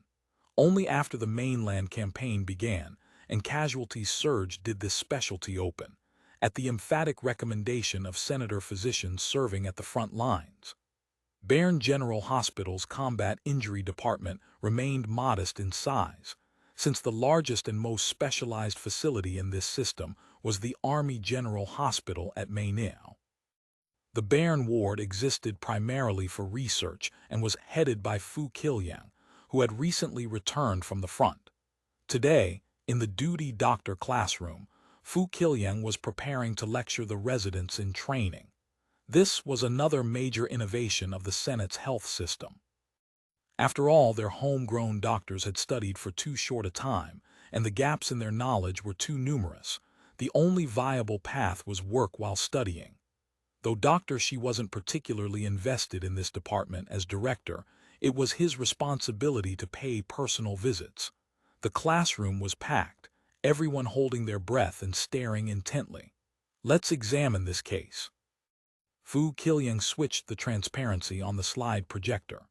The device was manufactured by the optical equipment factory as a substitute for the projectors they couldn't produce themselves. Its structure was remarkably simple, essentially a powerful light bulb paired with a lens assembly. Its chief advantage was that all supplies could be produced locally. Cases and photographs were developed onto glass slides. As for text and diagrams, the process was even simpler. They were hand-drawn directly. A well-made set of slides could serve for 10 or 20 years. Patient 11, male, 17 years old, gunshot wound to the chest. The fragment entered above the sternum, causing a penetrating neck wound. After emergency hemostasis, he was evacuated to the field hospital. Under field conditions, X-rays couldn't be taken. This is the result of his surgical exploration. Fu Qilyang paused, surveying the room. Based on this probing, how should we assess this patient's condition? And how should treatment and nursing proceed? Discuss. A bout of whispering rippled through the room before naturalized citizen doctors began raising their hands. If the carotid artery had been struck, he wouldn't have made it to the field hospital. Since there's no suffocation, the trachea should be intact. The key indicator is whether blood foam is expelled during breathing. There would also be violent coughing. Local cleaning, removal of foreign matter, prevention of airway obstruction. Fu Qilyang found himself both gratified and frustrated. Gratified because the naturalized citizen doctor training was clearly yielding results, especially among those who had served in battlefield rescues. Their proposed treatment plans were presentable. Evidently, they had encountered similar wounds before. Frustrated because most still grasped the what without understanding the why. They couldn't reason from anatomical principles about which tissues occupied that region, what injuries were possible, and then formulate a structured investigative approach. Fu Qilyang shook his head slightly. He would have to start from fundamentals again. Moving the human anatomy chart to the center of the blackboard, he tapped it with his pointer. Who can tell me what organs are located in this area? Another wave of whispers. The naturalized citizen doctor's ingrained reluctance to speak frustrated Fu Qilyang immensely. Sometimes they clearly knew the answers but simply didn't dare voice them, preferring instead to exchange opinions privately.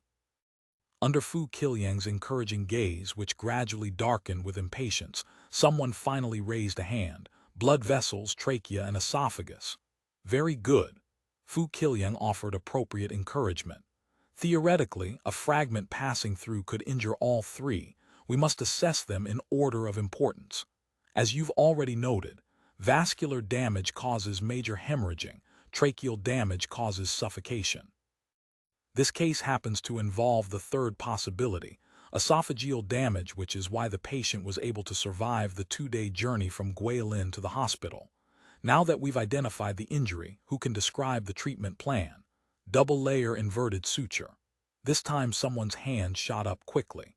If conditions permit, a drainage tube should be placed. Battlefield wounds are rarely simple lacerations. Debridement and tissue trimming are likely necessary. Clear subcutaneous foreign matter, watch for fragments, dirt, necrotic tissue, emergency gauze, and other foreign objects that easily infiltrate wounds. Fu Qiliang nodded. Once the theoretical framework was established, the rich clinical experience of those naturalized citizen doctors who had served on the battlefield began to take effect. This hands-on knowledge was extraordinarily valuable. The practice of veterans teaching newcomers relied heavily on these doctors who knew the what, even if they didn't yet grasp the why. In this case, the patient reached Jiaqing and underwent esophageal suturing surgery immediately. He is now in post-operative recovery. What nursing protocols should be followed? Fu Qiliang turned his gaze toward the nurses. Timely dressing changes, temperature monitoring, vigilance for post-operative infection. He should be fasting, shouldn't he? The nurses were considerably bolder than the naturalized citizen doctors. Daily patient care had made their personalities far more forthright. Moreover, Senator Fu Qiliang was rather handsome, second only to Dr. Hippo, who had departed for Sanya. And Dr. Hippo's first wife had been a nurse just like them, so Fu Qiliang smiled, acknowledging both the nurses' answers and their admiring gazes. Following esophageal damage, once leakage occurs, the strongly irritating gastric contents, along with bacteria-laden oral secretions and food, rapidly enter the mediastinum through the breach, causing severe mediastinal infection. Moreover, because the mediastinum consists of loose connective tissue, and due to negative pressure and cardiac pulsation, inflammation spreads with alarming speed, potentially eroding through the pleura into the thoracic cavity. He paused gravely. In short, the consequences are extremely serious. Therefore, such patients must maintain a seated posture with strict fasting and no water intake to minimize the risk of esophageal leakage. This patient ultimately did not survive.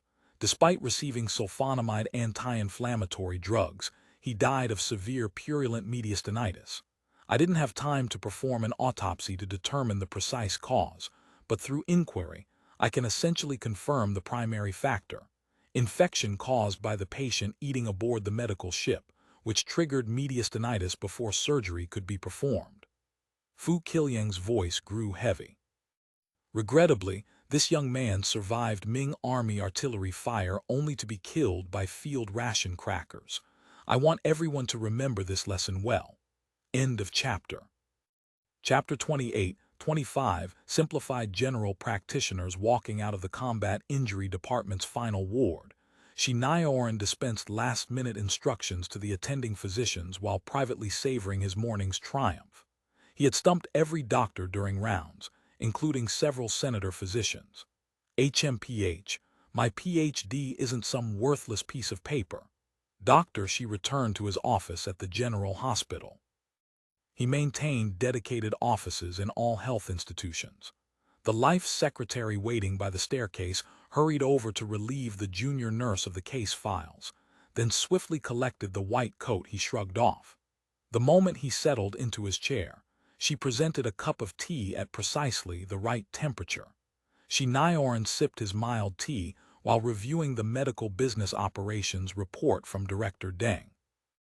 Every hospital's revenue showed explosive growth, the provincial Hong Kong General Hospital most dramatically of all, with both revenue and profit margins up several 100% from the previous year.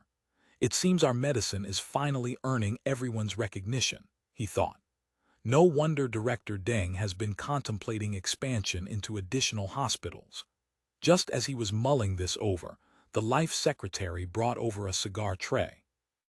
It already contained a properly cut authentic South Sea Caribbean cigar, rolled from tobacco leaves specially commissioned by the Agriculture Committee from Kwek Kiang, imported from the West Indies. Its richness far surpassed the so-called early clearing version from the early days. He struck a match, lit the cigar, and began puffing leisurely clouds. His eyes, however, never left the report. That was when his secretary at the General Hospital stepped in and quietly announced that a senator from propaganda wished to see him. That would be Senator Ding. Please show him in. The visitor was indeed Dingding, just as Shi Nioran had expected. What surprised him slightly was the man's speed. Only 24 hours had passed since the meeting. Clearly, he was a man of action. Dr. Shi didn't hold a particularly favorable impression of this person. He had always felt that besides flapping his lips, Dingding simply paraded around with his tall foreign mare of a wife all day, very much embodying the empty bombast style. Minister Shi, the Simplified General Practitioner Training Program you introduced yesterday was truly creative. I really admire it. Dingding sat down and immediately began heaping praise upon Shi Nioran. Calling it the new timeline's barefoot doctors, benefiting all life, would be no exaggeration. I'm planning a series of special reports on this theme. For domestic audiences, I'll use Living in Australia song, Heart with the World, as the central message. For external audiences, I'll lead with teaching and healing, curing and saving, highlighting the medical system's professional spirit of helping humanity. For the health of the vast people of the North, not hesitating to risk their lives traveling to the mainland to deliver medicine and treatment. Shi Nioran deflected with a string of not at all responses, thinking to himself how remarkable these pen-pushers were. Flattery and nonsense flowed from them as naturally as drinking water. In the time that followed, Dingding dispensed with further pleasantries and directly presented his specific plan. In truth, this plan was only half complete. A proper training program should include at least 3 elements: who teaches, who learns, and what's taught. Dingding's proposal covered only the first 2. The last he had left entirely blank for Shi Nioran to fill in. This is only half a deck, you realize, Shi Nioran said with a teasing smile. I handle the first half, you handle the second. Dingding's attention remained fixed on the plan itself, apparently missing Shi Nioran's playful undertone entirely. The Senate's medical service capability could be roughly divided into several tiers. The first tier was the Health Ministry's Lingao General Hospital, equivalent to Peking Union Medical College Hospital in the old timeline. By the make-do traverser standard, it boasted complete departments, comprehensive equipment, systematic protocols, and possessed this timeline's most precious medical asset, senator physicians. Besides serving senators and their families, this hospital primarily catered to the naturalized citizen class, those receiving wages from the Senate's financial system. This included state-owned enterprise staff and workers, military government education personnel, and students enrolled in education's directly affiliated schools in Lingao. Different tiers of publicly funded medical care were available based on position and status. The hospital was also open to ordinary people, provided they could afford the fees. Since Lingao's wealthy class had been growing exponentially in recent years, Deng Bachuan had established a premium outpatient clinic under his management. Its revenue became one of Bern General Hospital's primary funding sources. To balance outside criticism, Deng Bachuan had also established a people's clinic, providing low-cost or even free diagnosis and medicine. Most naturalized citizen doctors' first assignments began there. The second tier was the provincial Hong Kong General Hospital in Guangzhou, which possessed the basic framework of a medical system, along with some specialized equipment. Though its medical personnel were primarily naturalized citizens, they were senior in tenure and mostly direct disciples, trained by senators. It could be considered to have a relatively complete medical system framework.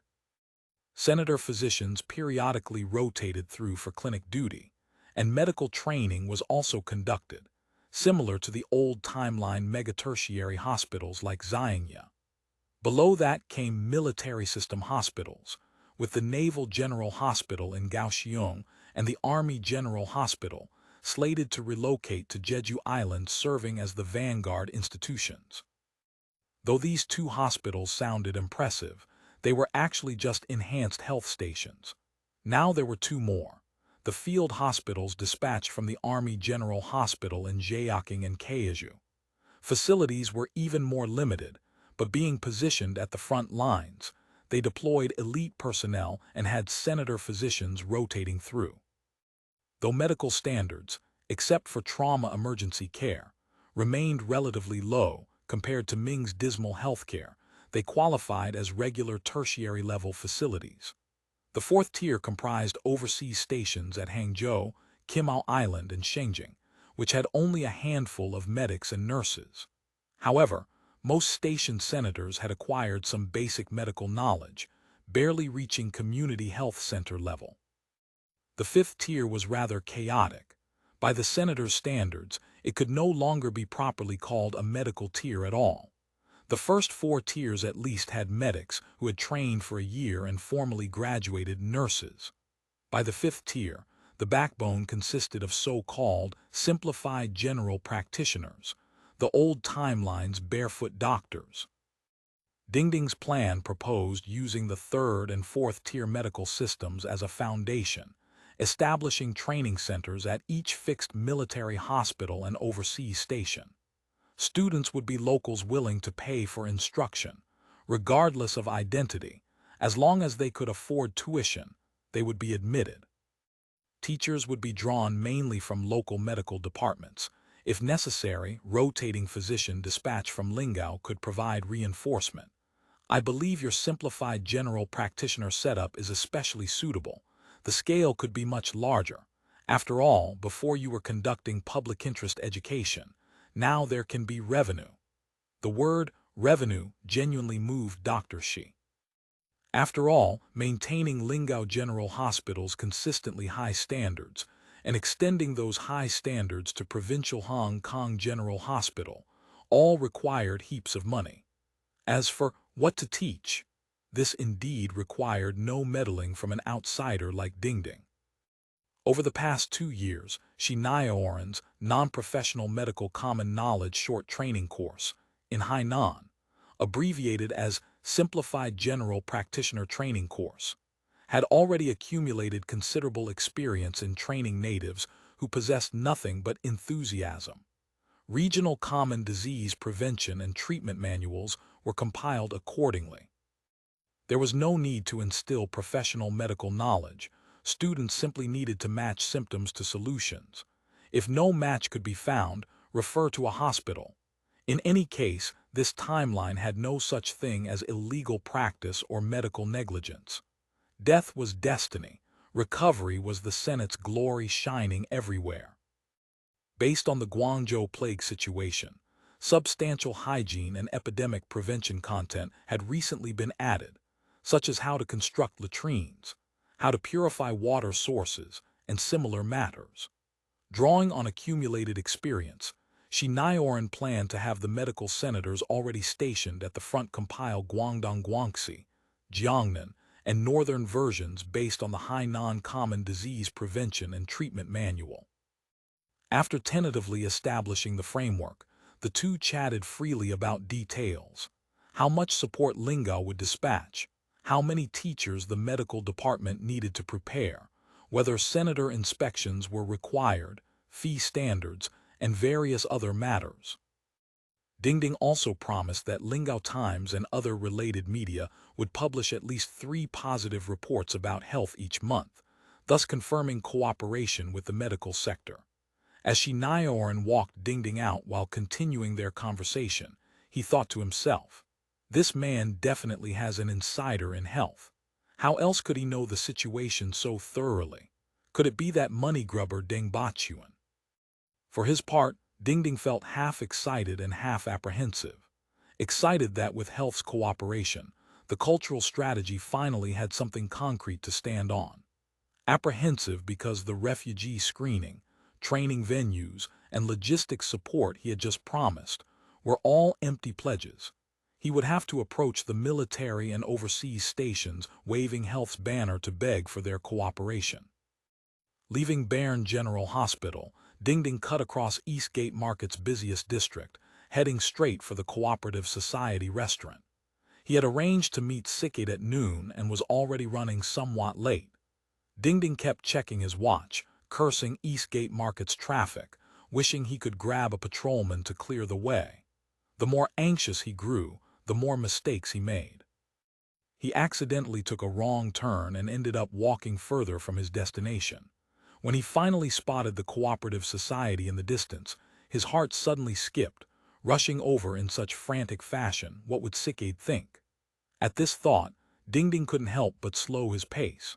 After a few more steps, he simply ducked into a nearby shop, purchased a bottle of chilled kvass, and sipped it leisurely. When Sickade arrived at the Cooperative Society, the agreed time had already passed.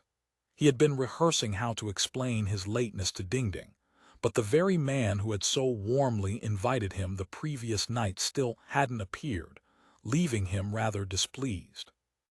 Dingding kept Sickade waiting for about 10 minutes before finally walking in with an air of hurried apology, dropping several file folders with a clatter onto an empty seat, then seizing Sickade's hand while pouring out a stream of "so sorry" and "I'm late," leaving Sickade thoroughly bewildered, his earlier displeasure forgotten before he could even think to tease back. End of chapter. Chapter 28. 26 partners. Dingding had come to regard Sickade as a true partner, rather than merely a business contact, like Dr. Shi. Two factors shaped this view. First, the commercial department wielded considerable power, particularly its influence over overseas stations, authority that far exceeded what other departments could muster. Second, since his election defeat, Sickade had become a marginalized figure despite retaining his title as head of the Colonial Trade Department. The two men shared a certain kinship of the dispossessed, united by their burning desire to reclaim former glory. Dingding ordered food and drinks first, then probed about Sickade's earlier visit to Dr. Shi. He boasted extravagantly about his reception at the health department. So many visitors had sought him out that he'd barely managed to escape in time for this meeting. He even hinted that Shinaoran, eager to secure his cooperation, had arranged at least 10 nurses to form a welcoming line. Sickade didn't believe a word of this nonsense, of course, but he understood the message beneath it. Shinaoran had agreed to cooperate. "With him on board, your matter is half accomplished," Sickade smiled. "From now on, your name will be permanently attached to his Barefoot Doctor program." "Oh no, I'm not chasing empty fame," Dingding protested quickly. "With the northern advance and southern expansion in full swing, we in propaganda ought to contribute something too, shouldn't we?" "Bullshit. Stop gilding your own face." Sickade tore a chicken leg from the clay pot chicken and gnawed at it. "Talk seriously." "I am being serious," Dingding said. "Don't you want to build some new achievements of your own?" This struck at the heart of Sickade's concerns. Since the Nanyang Company's establishment, colonization truly had nothing to do with him anymore. As for trade, overseas commerce had entered a phase of stable but slowing growth, nowhere near the explosive rates of earlier years. Mainland trade had actually declined due to the Northern Expedition. Trade remained a critical growth driver for the Senate's economy, a stabilizing force. How to maintain growth had become Sickade's greatest preoccupation. Originally, as the Senate's largest import-export trader, he hadn't concerned himself with distribution. Once goods were sold, mission accomplished. How to sell them was the channel's business. But with export growth flagging, getting channels to move product faster had become his problem. Otherwise, he would never have considered product placement. Achievements must certainly be made. Product placement is my trial run. If the response is favorable, I'll consider further investment. Sickade immediately assumed a posture of "it depends on your performance." Rest assured about the advertising. Though I'm not in arts or advertising myself, I have some talented people in reserve. Dingding thumped his chest confidently. but I do have a few requests. His demand was straightforward. Sickade would determine what products to advertise, but propaganda would decide how to integrate them. Colonial trade just needs to play the coal boss, the money man. Absolutely no meddling in screenwriting or directing, Dingding said. Don't worry, I can't be bothered to interfere with that little artistic form of yours. Sickade winked. Wait until you have management rights to Linliwood, then we'll discuss specific collaboration projects. You really do have it all figured out, Dingding laughed. Rest assured, when the time comes, I'll definitely help push your people. Seeing the atmosphere was harmonious, Dingding turned to the main topic. The cooperation arrangement with the Military and Livelihood Ministry works as follows. They select key areas, Jiaqing, Kaiju, Nanning, Wuzhou, places with military camps or quarantine facilities. Using existing barracks, they'll establish classrooms and dormitories equipped with guards and logistics personnel. I'll dispatch several naturalized citizen cadres stationed under the cover of Lingao Times correspondents to handle daily operations. The first phase focuses on barefoot doctor training, teachers and materials provided by Shinaioran. Later, once we've gathered enough arts workers, we'll conduct arts production training with our own teachers and materials. Simultaneously, they'll serve as overseas correspondents for Lingao Times, reporting on how various stations faithfully execute Senate missions and save the suffering masses. Dingding raised his glass to Sickade again and continued in a lower voice. Actually, this part requires minimal additional effort or cost. Almost all overseas stations already have quarantine camps with existing literacy teachers we can fully utilize. Of course, their level is too low for international high schools. So my positioning is study abroad preparatory. Those willing to study in Lingao first learn Mandarin, Pinyin, and get accustomed to reading and using simplified characters. Any naturalized citizen with a junior primary education can handle these 3 subjects. Doesn't Hu Qingbai complain about having too many junior primary teachers? Doesn't he lack enough schools to absorb them all? We'll help absorb some. Sickade listened to Dingding's endless stream of ideas and laughed. You've certainly got plenty of schemes. Truly a cultured man. I understand exporting artistic works, but why are you getting so enthusiastic about barefoot doctors with old she? Sure, it counts as part of the international student plan, but overall the health sector gains more, doesn't it? Of course they gain more, but I don't come away empty-handed either. What I want is really just a name, exactly as you said earlier. Originally, what did their simplified general practitioner training plan have to do with me? With this arrangement, I'm now on record for this initiative. Don't underestimate this name. For those of us in propaganda, frankly speaking, what we want is influence. Invisible and intangible, yet tremendously useful in reality. Ah, so that's your game, ha ha ha. Sickade laughed and poured him more brandy. Another drink. Dingding, influenced by his wife's habits, preferred hard liquor with ice or soda, the only way he could handle it. He filled his glass with natural soda water, added a slice of lemon, then took a leisurely gulp. With the wine's momentum, his enthusiasm rose. He began expounding. Old C, do you think putting on a few puppet shows and telling some storytelling segments can peacefully transform the Ming people? How could it be that easy? Instilling any concept in someone, doesn't matter what concept, requires proceeding in 3 steps. First step, gain trust. Make them believe you or at least lower their guard. In the old timeline, it was rent and interest reduction.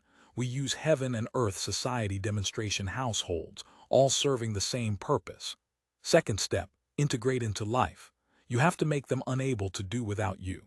Those American movies and TV dramas were initially given free to China, just broadcast them. Get you wanting to watch, loving to watch, making it part of your life.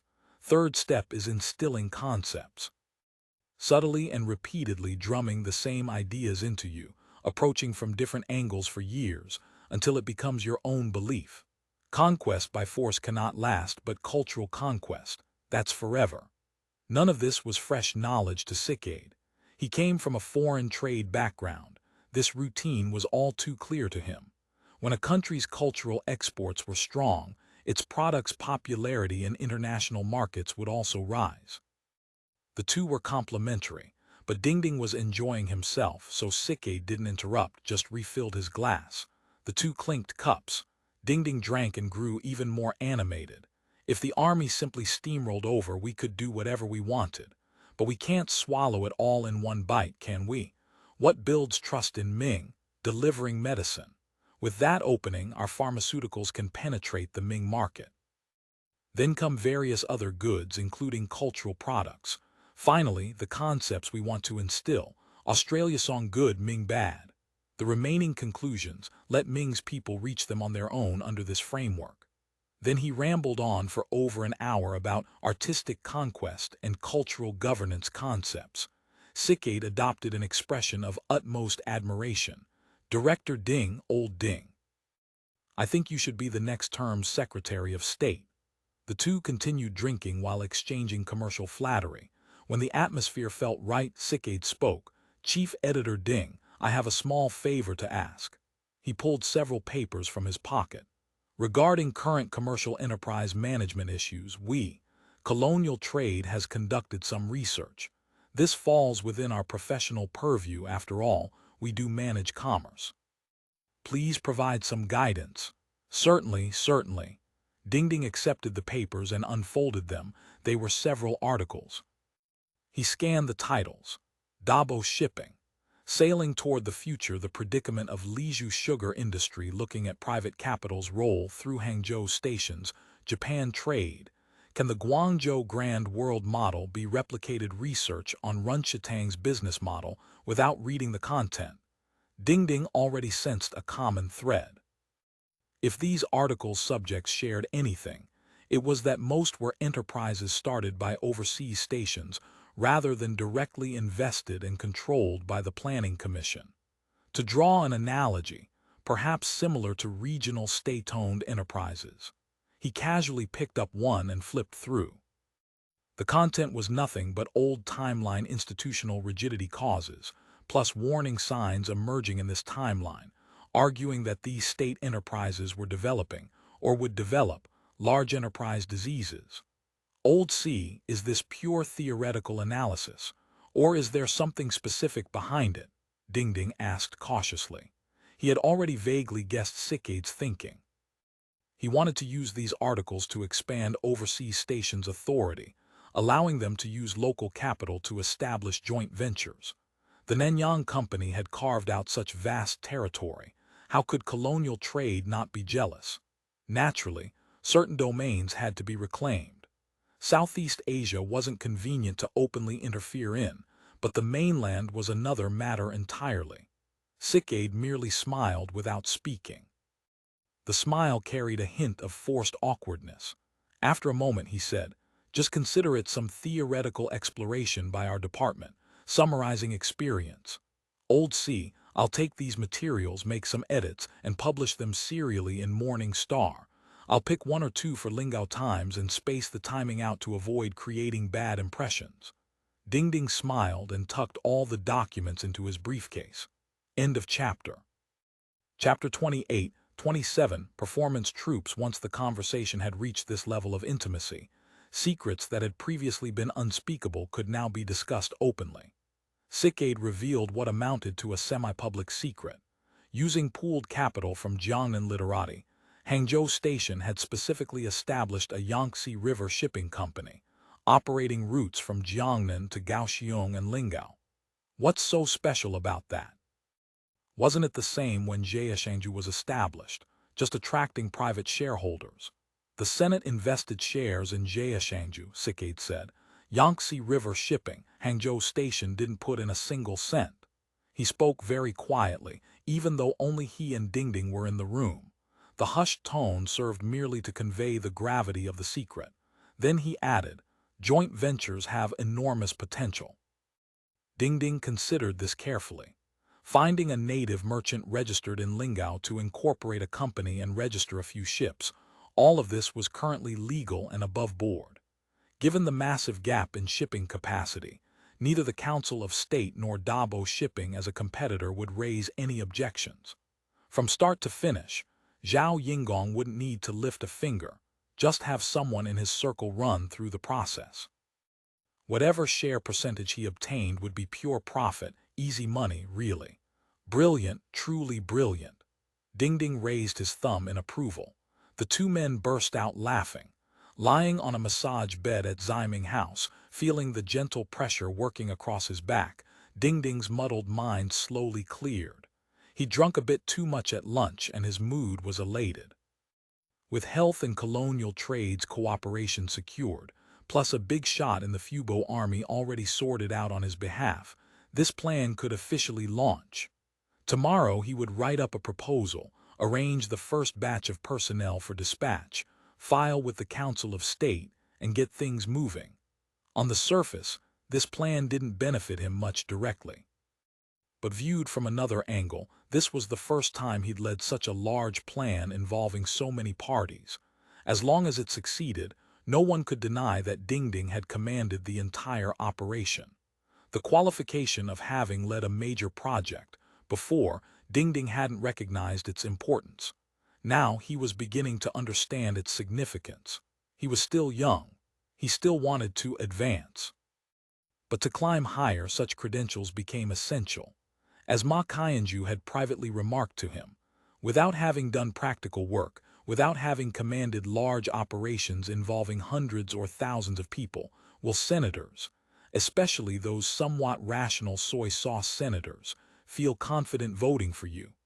Build reputation, build prestige. Maybe I won't make it in time for the next plenary 2 years from now, but the one after that.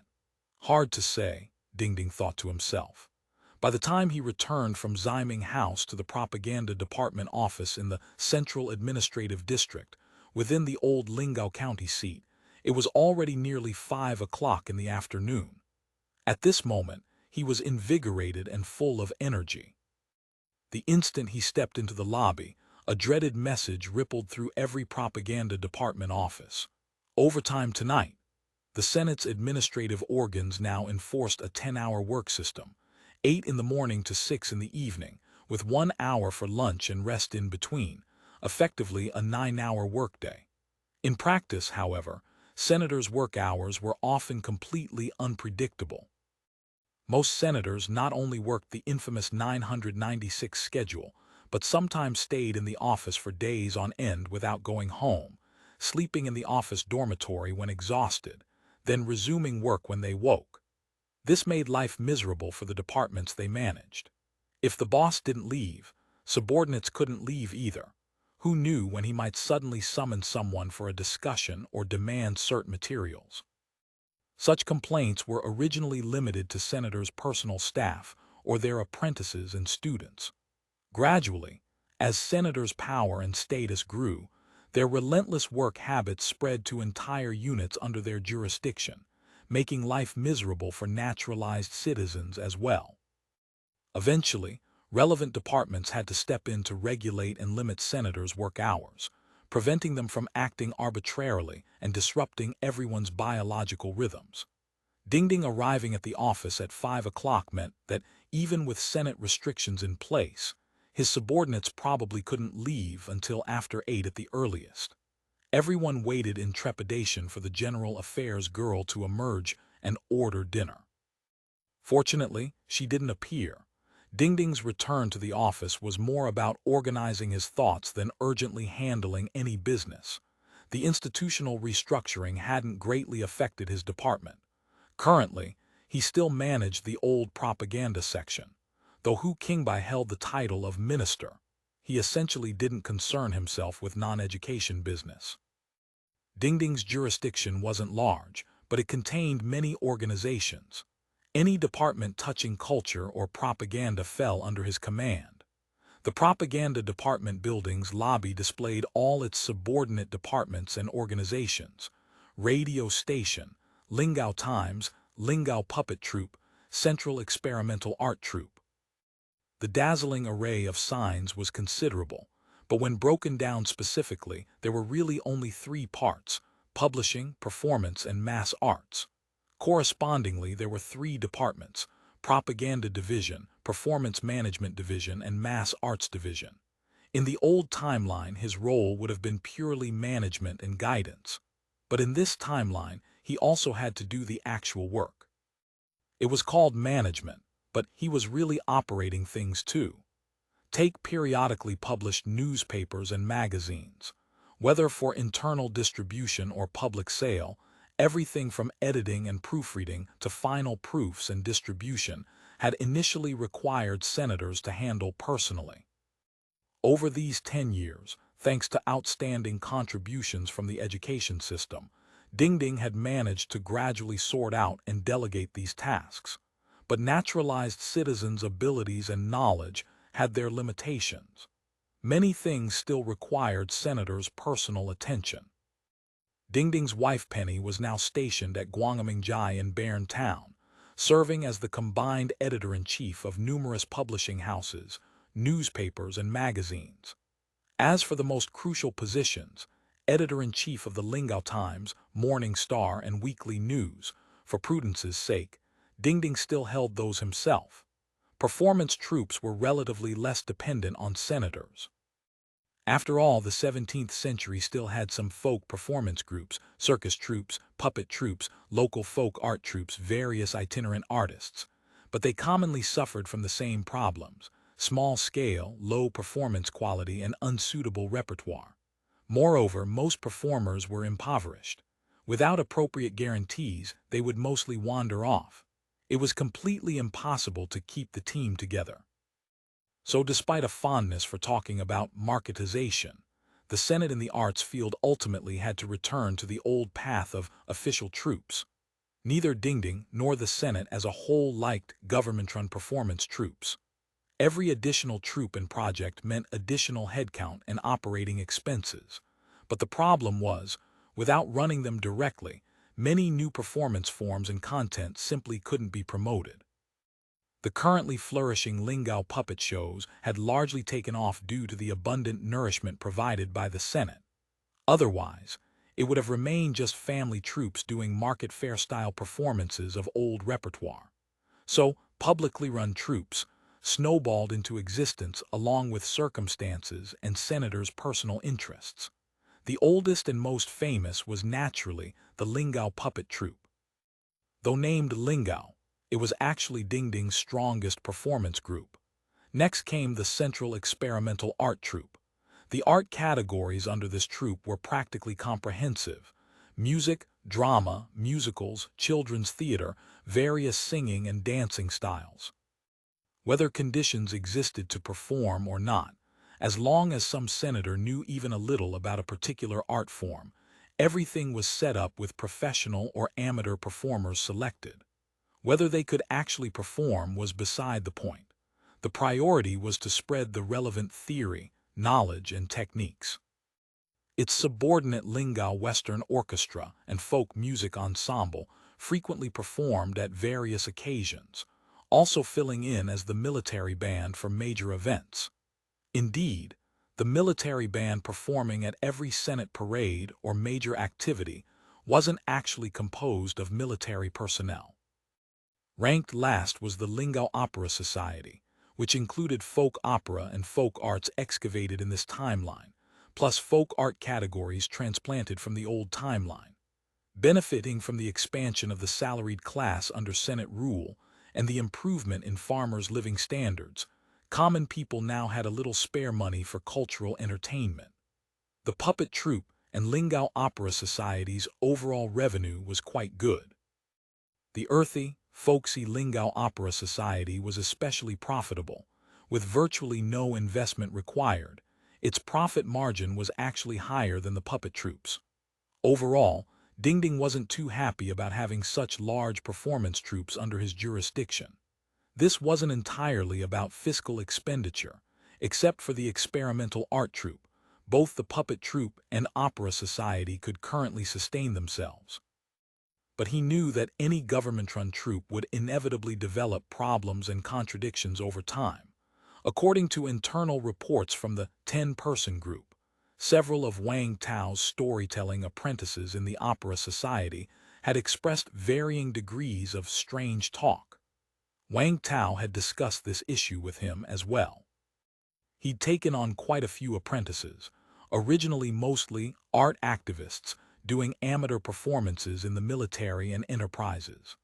Later, when the Opera Society was established, some of the more advanced apprentices were centrally transferred over for him to train specially as professional performers.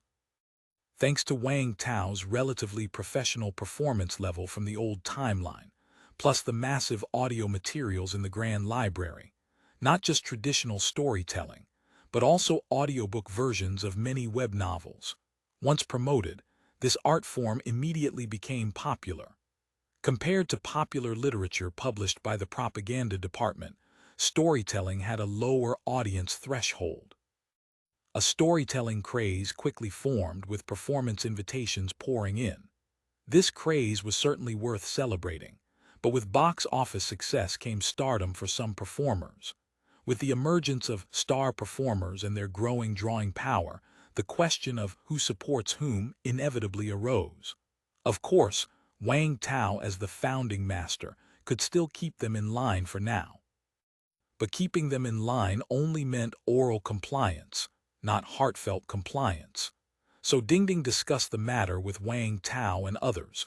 Rather than waiting for internal problems to ferment before dealing with them, it would be better to begin restructuring now. End of chapter. Chapter 28. Reporter My Ruibao. The restructuring target was the Lingao County Opera Society. Compared to the puppet troupe, most of the Opera Society's folk art performances required minimal investment. Just one or two performers with little expense for costumes or props, making them well-suited for individual solo operations. Since they feel they earn too little in the troupe, let them strike out on their own, Dingding said, expressing his support. A forced melon is never sweet. Going solo is fine, but I didn't pass on these skills for nothing, Wang Tao said. In this timeline storytelling and folk arts world, Wang Tao occupied a position practically equivalent to a founding master. Not that his professional technique was particularly refined. This timeline had plenty of skilled professional stars, who far surpassed Wang Tao the amateur enthusiast. But when it came to commanding the most scripts, no one in the world could compare. First, as an enthusiast, he had amassed a vast collection of classic scripts during the crossing, including scripts and performance recordings from all national schools of storytelling. Second, there were the various related materials brought by the Grand Library and other senators, especially the boundless ocean of web novels, many of which had been adapted into storytelling versions. With such an abundance of materials at his disposal, apprentices holding only B-level diplomas could do nothing but kowtow in reverence. Thus, Wang Tao's proposal was that performers wishing to go independent would need to pay usage fees based on the scripts they had learned. One script, one fee. Fees paid annually, linked to annual performer license registration, Wang Tao proposed. The money collected would count as our department's operating funds. How much should the fees be? I think collecting based on a percentage of their revenue would be reasonable. True, but how could we possibly know their specific income? Wang Tao smiled. We can only roughly apply the fixed tax method, collect an annual fee, generate some income. If they go out and business booms, collect a bit more. If business is slow, collect a bit less. As for the exact collection method, I'll give it more thought. This proposal now sat on Dingding's desk. Though he had not yet had time to read it carefully, a cursory glance showed that Wang Tao had put considerable thought into it, and his calculations aligned with Dingding's own. Avoid maintaining professional troupes whenever possible. Though this only concerned folk art performers for now, when the time was ripe, the approach could be extended to prepare for privatization. Wang Tao currently served as Performance Division Chief, and his thinking aligned with Dingding's. Many matters would be easier to handle. As for Fang Fei, his enthusiasm lay in organizing various group calisthenics and large-scale performance programs, creating a ritual atmosphere. He had no particular ideas about the performance market. Dingding first leafed through the relevant proofs on his desk. Proofreading work no longer required his attention now. His role was more about deliberating over wording. Sometimes such deliberation took considerable time, but today he merely skimmed through. He picked up the report on Lingao Pictorial Magazine's inaugural matters. Lingao was a 16-panel photography pictorial that Propaganda was preparing to publish. Unlike the lithograph and copperplate pictorials they had published earlier, Lingao's content would primarily come from news photography. This benefited from years of progress in the chemical and optical departments, which had industrialized photography and image printing. Though Dingding did not know how much effort the industrial departments had invested behind the scenes, he understood the enormous benefits that imaging could bring to newspapers and magazines. News photography pictorials especially. In an era without television, illustrated pictorials wielded far greater influence than newspapers. For Lingao's launch, besides establishing a new printing facility, a special news photography training course had been held to train photojournalists. The Lingao masthead was planned to be written by Wen Daisy or Wang Liubin. After brief consideration, Dingding added a note. This matter should have a senator proficient in calligraphy do the writing. It's not advisable. He thought a moment, then crossed out, not advisable. The pictorial was planned at 32 pages in 16-panel format. Besides 26 pages of photography, there would be 6 pages of lithograph comics. All layouts would employ a mixed text and image format. Dingding picked up the pictorial printing proofs that had been delivered and examined the image printing quality. For pictorials to better showcase image effects, even black and white printing had certain requirements for paper, ink, and printing presses. In earlier years, the Senate's printing factory could only manage lithograph technology for image printing. Now being able to print photography pictorials represented a major advancement. On this late spring morning of 1638, Lingao Pictorial's trainee photojournalist Ruibao was experiencing an indescribable mental daze. Though his body still bounced on the first-class carriage's sofa seat as the urban rail clattered along, he felt as though he had magically floated into midair. A month ago, when he officially joined the pictorial, director Dingding had personally handed him the brand-new Lingao Optics camera, instructing him on the essentials of interviewing and photography. Ruibao had felt a wave of happiness rush to his head, leaving him intensely moved. But that paled in comparison to this moment. What had he done to deserve such fortune? A greenhorn fresh out of school, having studied at Fang for a few years before being selected for the art-intensive training class to study painting for 2 more years. Because he had shown intense interest in the senator's magical treasure, the camera, he had become a member of the first photojournalist training class. After several months of study, he officially entered Lingao Pictorial. And now, on his very first assignment, he was actually sitting in a senator-exclusive carriage, accompanying a group of directors, not to mention the director of directors, the beloved Chairman Wang Liubin, on an inspection and interview of the Danzhou industrial zone. He would not have dared dream of such a thing. Most unexpected was how approachable Chairman Wang proved to be, without a hint of big director airs. Throughout the journey, he chatted and laughed with various naturalized citizen staff, getting along especially well with the female reporter Sun Shangxiang from Lingao Times. Miss Sun was so quick-witted. Whatever direction the conversation turned, she could respond with clever ease. The carriage constantly echoed with Chairman Wang's hearty laughter and reporter Sun's lark-like, delicate giggling. And her dark blue dress with white lapels only accentuated her fair skin and graceful figure all the more. Ruibao gazed at Miss Sun as if he himself were the one carrying on that easy conversation with her, his heart overflowing with happiness and joy. When they reached the station, he was reluctant to get off. Wait, this urban rail train had really arrived at Danzhou already. How had the journey passed so quickly? Coming to his senses, Ruibao rushed ahead of the directors and leaped off the carriage.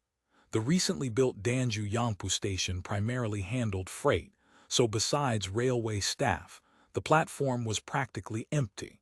Yet at this moment, beneath the simple rain shelter, 2 columns of Japanese National Army soldiers had already formed up. As soon as the carriage door opened, a naturalized Kun jumped out. The moment his feet touched the platform, he raised the wooden box hanging from his chest, flipped open the front cover, and out popped a leather-wrapped pig snout-like thing. He pulled and extended it, aiming left for a moment, then turning right, fiddling with various mechanisms on the box that produced clicking sounds. To the alert mercenaries with their simple training, this sequence of movements was indistinguishable from loading and aiming some mysterious firearm. 2 nearby Japanese soldiers immediately raised their bayoneted rifles and approached. Fortunately, at that moment, Senator Liu Zhang walked over from the other end of the platform and stopped the Japanese mercenaries, ordering them to reform their ranks. My Ruibao remained completely unaware of how close he had come to having several extra holes in his body. He surveyed the platform environment and the diffracted light beneath the rain shelter, silently reciting the Sunny 16 rule he had memorized countless times, adjusted the aperture, attached the cable release, then moved back to the viewfinder. Focus looked good. Director Liu's head-to-toe inverted image projected perfectly onto the ground glass screen. Then he heard Chairman Wang's resonant voice. "Commander Zhang." The inverted images on the ground glass went from 1 to 2. He quickly removed the viewfinder, inserted the dark slide containing the dry plate negative, took a deep breath to steady the camera, and at the moment Chairman Wang and Director Liu's hands clasped, pressed the cable release. Operating a glass plate camera was complicated. The procedures and mnemonics the senator instructor had taught cycled constantly through my Ruibao's mind. His hands never stopped, consecutively capturing several directors' heroic poses. Finally, his lens seemed to automatically seek its target and aimed at Sun Shangxiang, who was interviewing Director Liu. Unfortunately, Director Liu seemed distracted, hurriedly saying a few words before ending the interview. By the time my Ruibao inserted the dark slide again, through the side viewfinder, he regretfully saw Miss Sun leaving him only a retreating silhouette. The senators and their entourage naturally had carriages waiting to take them. My Ruibao had originally been hitching a ride on the exclusive train carriage. Naturally, he could not hitch a carriage ride too. After all, he was not as cute and charming as Sun Shangxiang. Outside the station sprawled a simple marketplace. Buildings and shops were all modest, but commerce here appeared quite prosperous. First, there were many taverns and eateries. Second, the station plaza had 30 to 40 zero-model rickshaws queued up waiting for fares. From my Ruibao's experience, commerce around large factory districts was usually prosperous. Workers earned high wages and were generally willing to spend. Though the district was newly built, one could easily imagine it would grow increasingly prosperous with the dual boost of station and factory district. He hailed a zero-model rickshaw and traveled along a recently paved road for 15 minutes, arriving at the newly built Danzhou United Chemicals Specialty Chemical Zone. The Specialty Chemical Zone was the highest security industrial zone. Even before entering, he spotted the regulations board at the factory gate, red background with white text, containing several dozen rules in all. Before my Ruibao could read them carefully, he was drawn to 2 huge slogans nearby. "Go to work happy, come home safe," and "Safety is the guarantee of family happiness. Accidents are the root of life's tragedies." At the security room by the factory entrance, he showed his identification and Lingao Pictorial's letter of introduction, received the relevant safety education and security inspection, before finally being allowed to hang a press pass around his neck and enter the factory grounds. End of chapter. Chapter 28-29. Danzhou Specialty Chemicals. My Ruibao had always considered himself more knowledgeable about Senate factories than most naturalized citizens his age. His earliest memories traced back to his family's drift from Dongguan to Macau before the Senate took them in. His brother-in-law had found work with the senators, and as the youngest in the family, little Ruibao often visited the Hong Kong shipyard to deliver meals. He grew accustomed to the cranes, slipways, and machinery that defined that world. When he came of age to study in Lingao, the various industrial work, assignments, and internships at Fang became routine. So when my Ruibao first stepped off the Gold Star Zero, his impression of Danzhou's specialty chemical industrial zone, apart from its terrifyingly vast footprint, was that it resembled the large factories in Lingao and Meiniao. Sawtooth-roofed workshops, pipes running in every direction, towers of varying heights, narrow-gauge railways and cinder-paved roads crisscrossing the grounds, and an unnamed sour-rotten smell drifting through the air. Many of his Fang classmates called this the factory smell, but venturing deeper into the complex revealed peculiarities. Beyond the security checks at every factory entrance, critical departments had security police standing guard, strictly inspecting everyone who passed through. Mobile patrol teams of National Army soldiers carrying shotguns cycled through periodically on bicycles or rail carts. Most conspicuous were the naturalized citizen workers wearing red safety officer armbands, far more numerous here than at other factories, and the safety warning signs posted everywhere. All of this reminded my Ruibao that this was no ordinary enterprise. Safety was paramount here. Before arriving, he had known in rough terms that many products from the specialty chemical zone served military purposes, probably all flammable and explosive. Facing this dazzling factory, my Ruibao found himself momentarily at a loss, uncertain what to photograph. After some consideration, he aimed his camera at two prominent giant cylindrical structures and began pulling the bellows to focus. "Don't waste negatives on the fire prevention water towers." A voice startled him.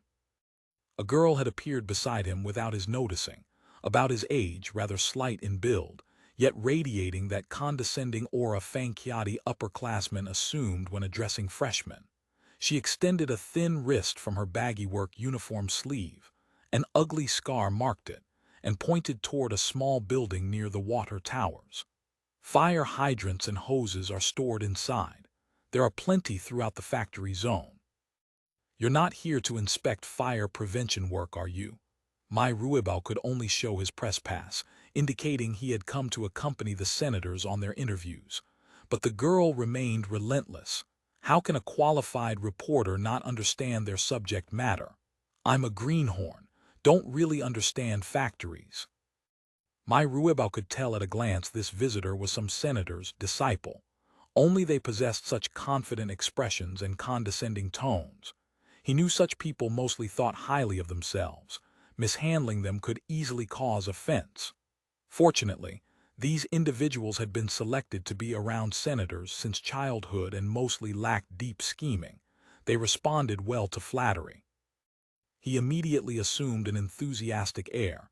"I just started working at the pictorial. This is my first time at such a large factory." He looked around, expressing half-genuine wonder. "This factory is amazing. The senators who designed and operate it are incredible," the girl's expression said naturally. My Ruibao quickly pressed his advantage. "From your manner, you must be a student of a senator here. Perfect. You can teach me." "What are the most photo-worthy places? I really don't know." He could tell his humble, eager student performance pleased her. "Follow me. Our teacher will show you what's truly valuable, what photos are worth putting in a pictorial." The girl led him to a group of tall, tower-shaped structures where the senators he had come with were already gathered. Clearly important equipment. The teacher the girl mentioned, Senator Chi Chukin, whose name my Ruibao often saw in newspapers, stood surrounded by other senators from the inspection team, fielding their rapid-fire questions. The towers emitted a pungent stench that spread in all directions. My Ruibao was about to retrieve his mask, but seeing Chairman Wang completely unconcerned, walking around and examining the towers from every angle, he could only hold his breath as best he could while training his lens on these strange structures. A forest of tall iron cylinders, enormous steel tanks suspended midair on frameworks of steel and concrete. Countless pipes bent into bizarre shapes, bundled, fixed, and connected this mass of metal like strings. Medium-sized iron tanks and steel vessels occasionally ballooned from between the pipes, linked together like vines bearing fruit. These oddly shaped behemoths rumbled and spewed smoke and vapor, as if they were living, indescribable creatures. Belt conveyors continuously fed crushed anthracite into openings at the tower's bases, as if feeding monsters. Amid the roaring din, my Ruibao, busy photographing, caught fragments of Chairman Wang's conversation with Senator Qi. Early trials showed considerable fluctuation. Currently, liquid ammonia production has stabilized around 500 kilograms daily. What about ammonium nitrate? Daily production, 120 kilograms. Not much. That's only 40 to 50 tons a year. Of course, we're still in pilot testing, so these numbers don't count. Right now, there are too many places needing ammonia and nitric acid. Of course, if the Planning Commission approves orders, even with pilot phase synthetic ammonia output, doubling or tripling ammonium nitrate production is no problem. Besides, once pilot testing ends, this equipment can enter continuous production. Barring any hiccups, we expect to reach the designed annual capacity of 1,200 tons of ammonia by year-end. Then whether it's nitrogen fertilizer or firecrackers, Chairman, we'll have plenty. What problems are there? Nothing in this world is all good. Nothing escapes you, haha. All right, the most critical problem is that our materials industry is still somewhat lacking. Catalysts and corrosion-resistant materials are deficient. Substitute materials can only answer the question of whether we can produce. They can't hold up once we scale. Then there's gutta percha. Supply is intermittent, really difficult. Chairman Wang smiled and nodded, offering no further comment. Apparently this problem was beyond even his ability to solve. After gazing for a while, he suddenly lowered his voice as if asking Senator Qi something. Senator Qi's face turned grave as he replied just as quietly. From their expressions, it seemed to be something important. My Ruibao, adhering to the three don'ts principles, quickly looked away and used his fingers to frame potential shots nearby. He then took several photos of large equipment and workers performing maintenance. He had originally wanted to shoot some photos with workers as models, but today's lighting was unsuitable for close-up portrait shots. He had only 24 single-use flash torches in his bag. He would have to use them sparingly. The magical product of the towers, the treasure that senators said could become nitrogen fertilizer or firecrackers, finally revealed itself in the packaging workshop beneath the granulation tower. White pellet-shaped ammonium nitrate granules spread across canvas conveyors, eventually falling into specially made lead-lined drums. When each drum was filled, workers lined the rim with wax paper, screwed the lid on tight, then lifted it onto handcarts to be wheeled away. Chairman Wang, oblivious to the irritating smell, watched entranced. Suddenly he asked Sun Shangxiang, "Do you know what these are?" Sun Shangxiang shook her small face, previously flushed, now somewhat pale. "Please enlighten me, Chairman." My Ruibao gazed with concern at her incompletely wiped tear tracks. He did not know they were from getting too close and being irritated by the evaporating ammonia. This is the foundation of the Australia Song people being free from hunger, and the guarantee of the Fubo Army's victory. Chairman Wang seemed thoughtful. Sometimes the latter is more important than the former. Victory must come first before people won't go hungry. Chairman, could you explain in more detail? Sun Shangxiang wrote furiously in her notebook while pleading in a weak, delicate tone. Chairman Wang laughed heartily and pointed at the girl's student following teacher Qi. "Go ask her. Have her explain in detail. By the way, old Qi, I haven't asked your star pupil's name." Reporting to Chairman, "My name is Qi Kelong." The moment the girl finished speaking, not just Chairman Wang but all the senators in the inspection team burst out laughing. Sun Shangxiang and the other naturalized citizen cadres laughed along. Only my Ruibao turned his face away, pretending not to see. Qi Kelong, not understanding, instantly turned crimson but stubbornly held her thin neck straight. The inspection team then boarded flatbed cargo cars pulled by fireless locomotives running on the zone's rail system. The flatbed train passed several workshops still under construction, scaffolding everywhere.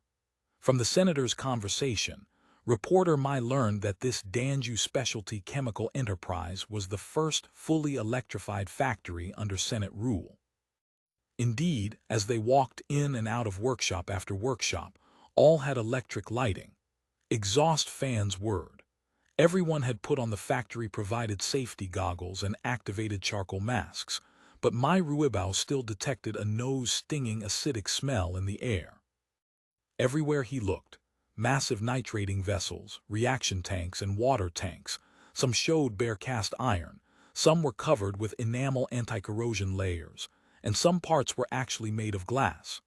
Workers in tight oilcloth protective suits operated the mixers. Thinking of the strong acid churning in those tanks, acid that could dissolve even human bones, he could not help his hair standing on end.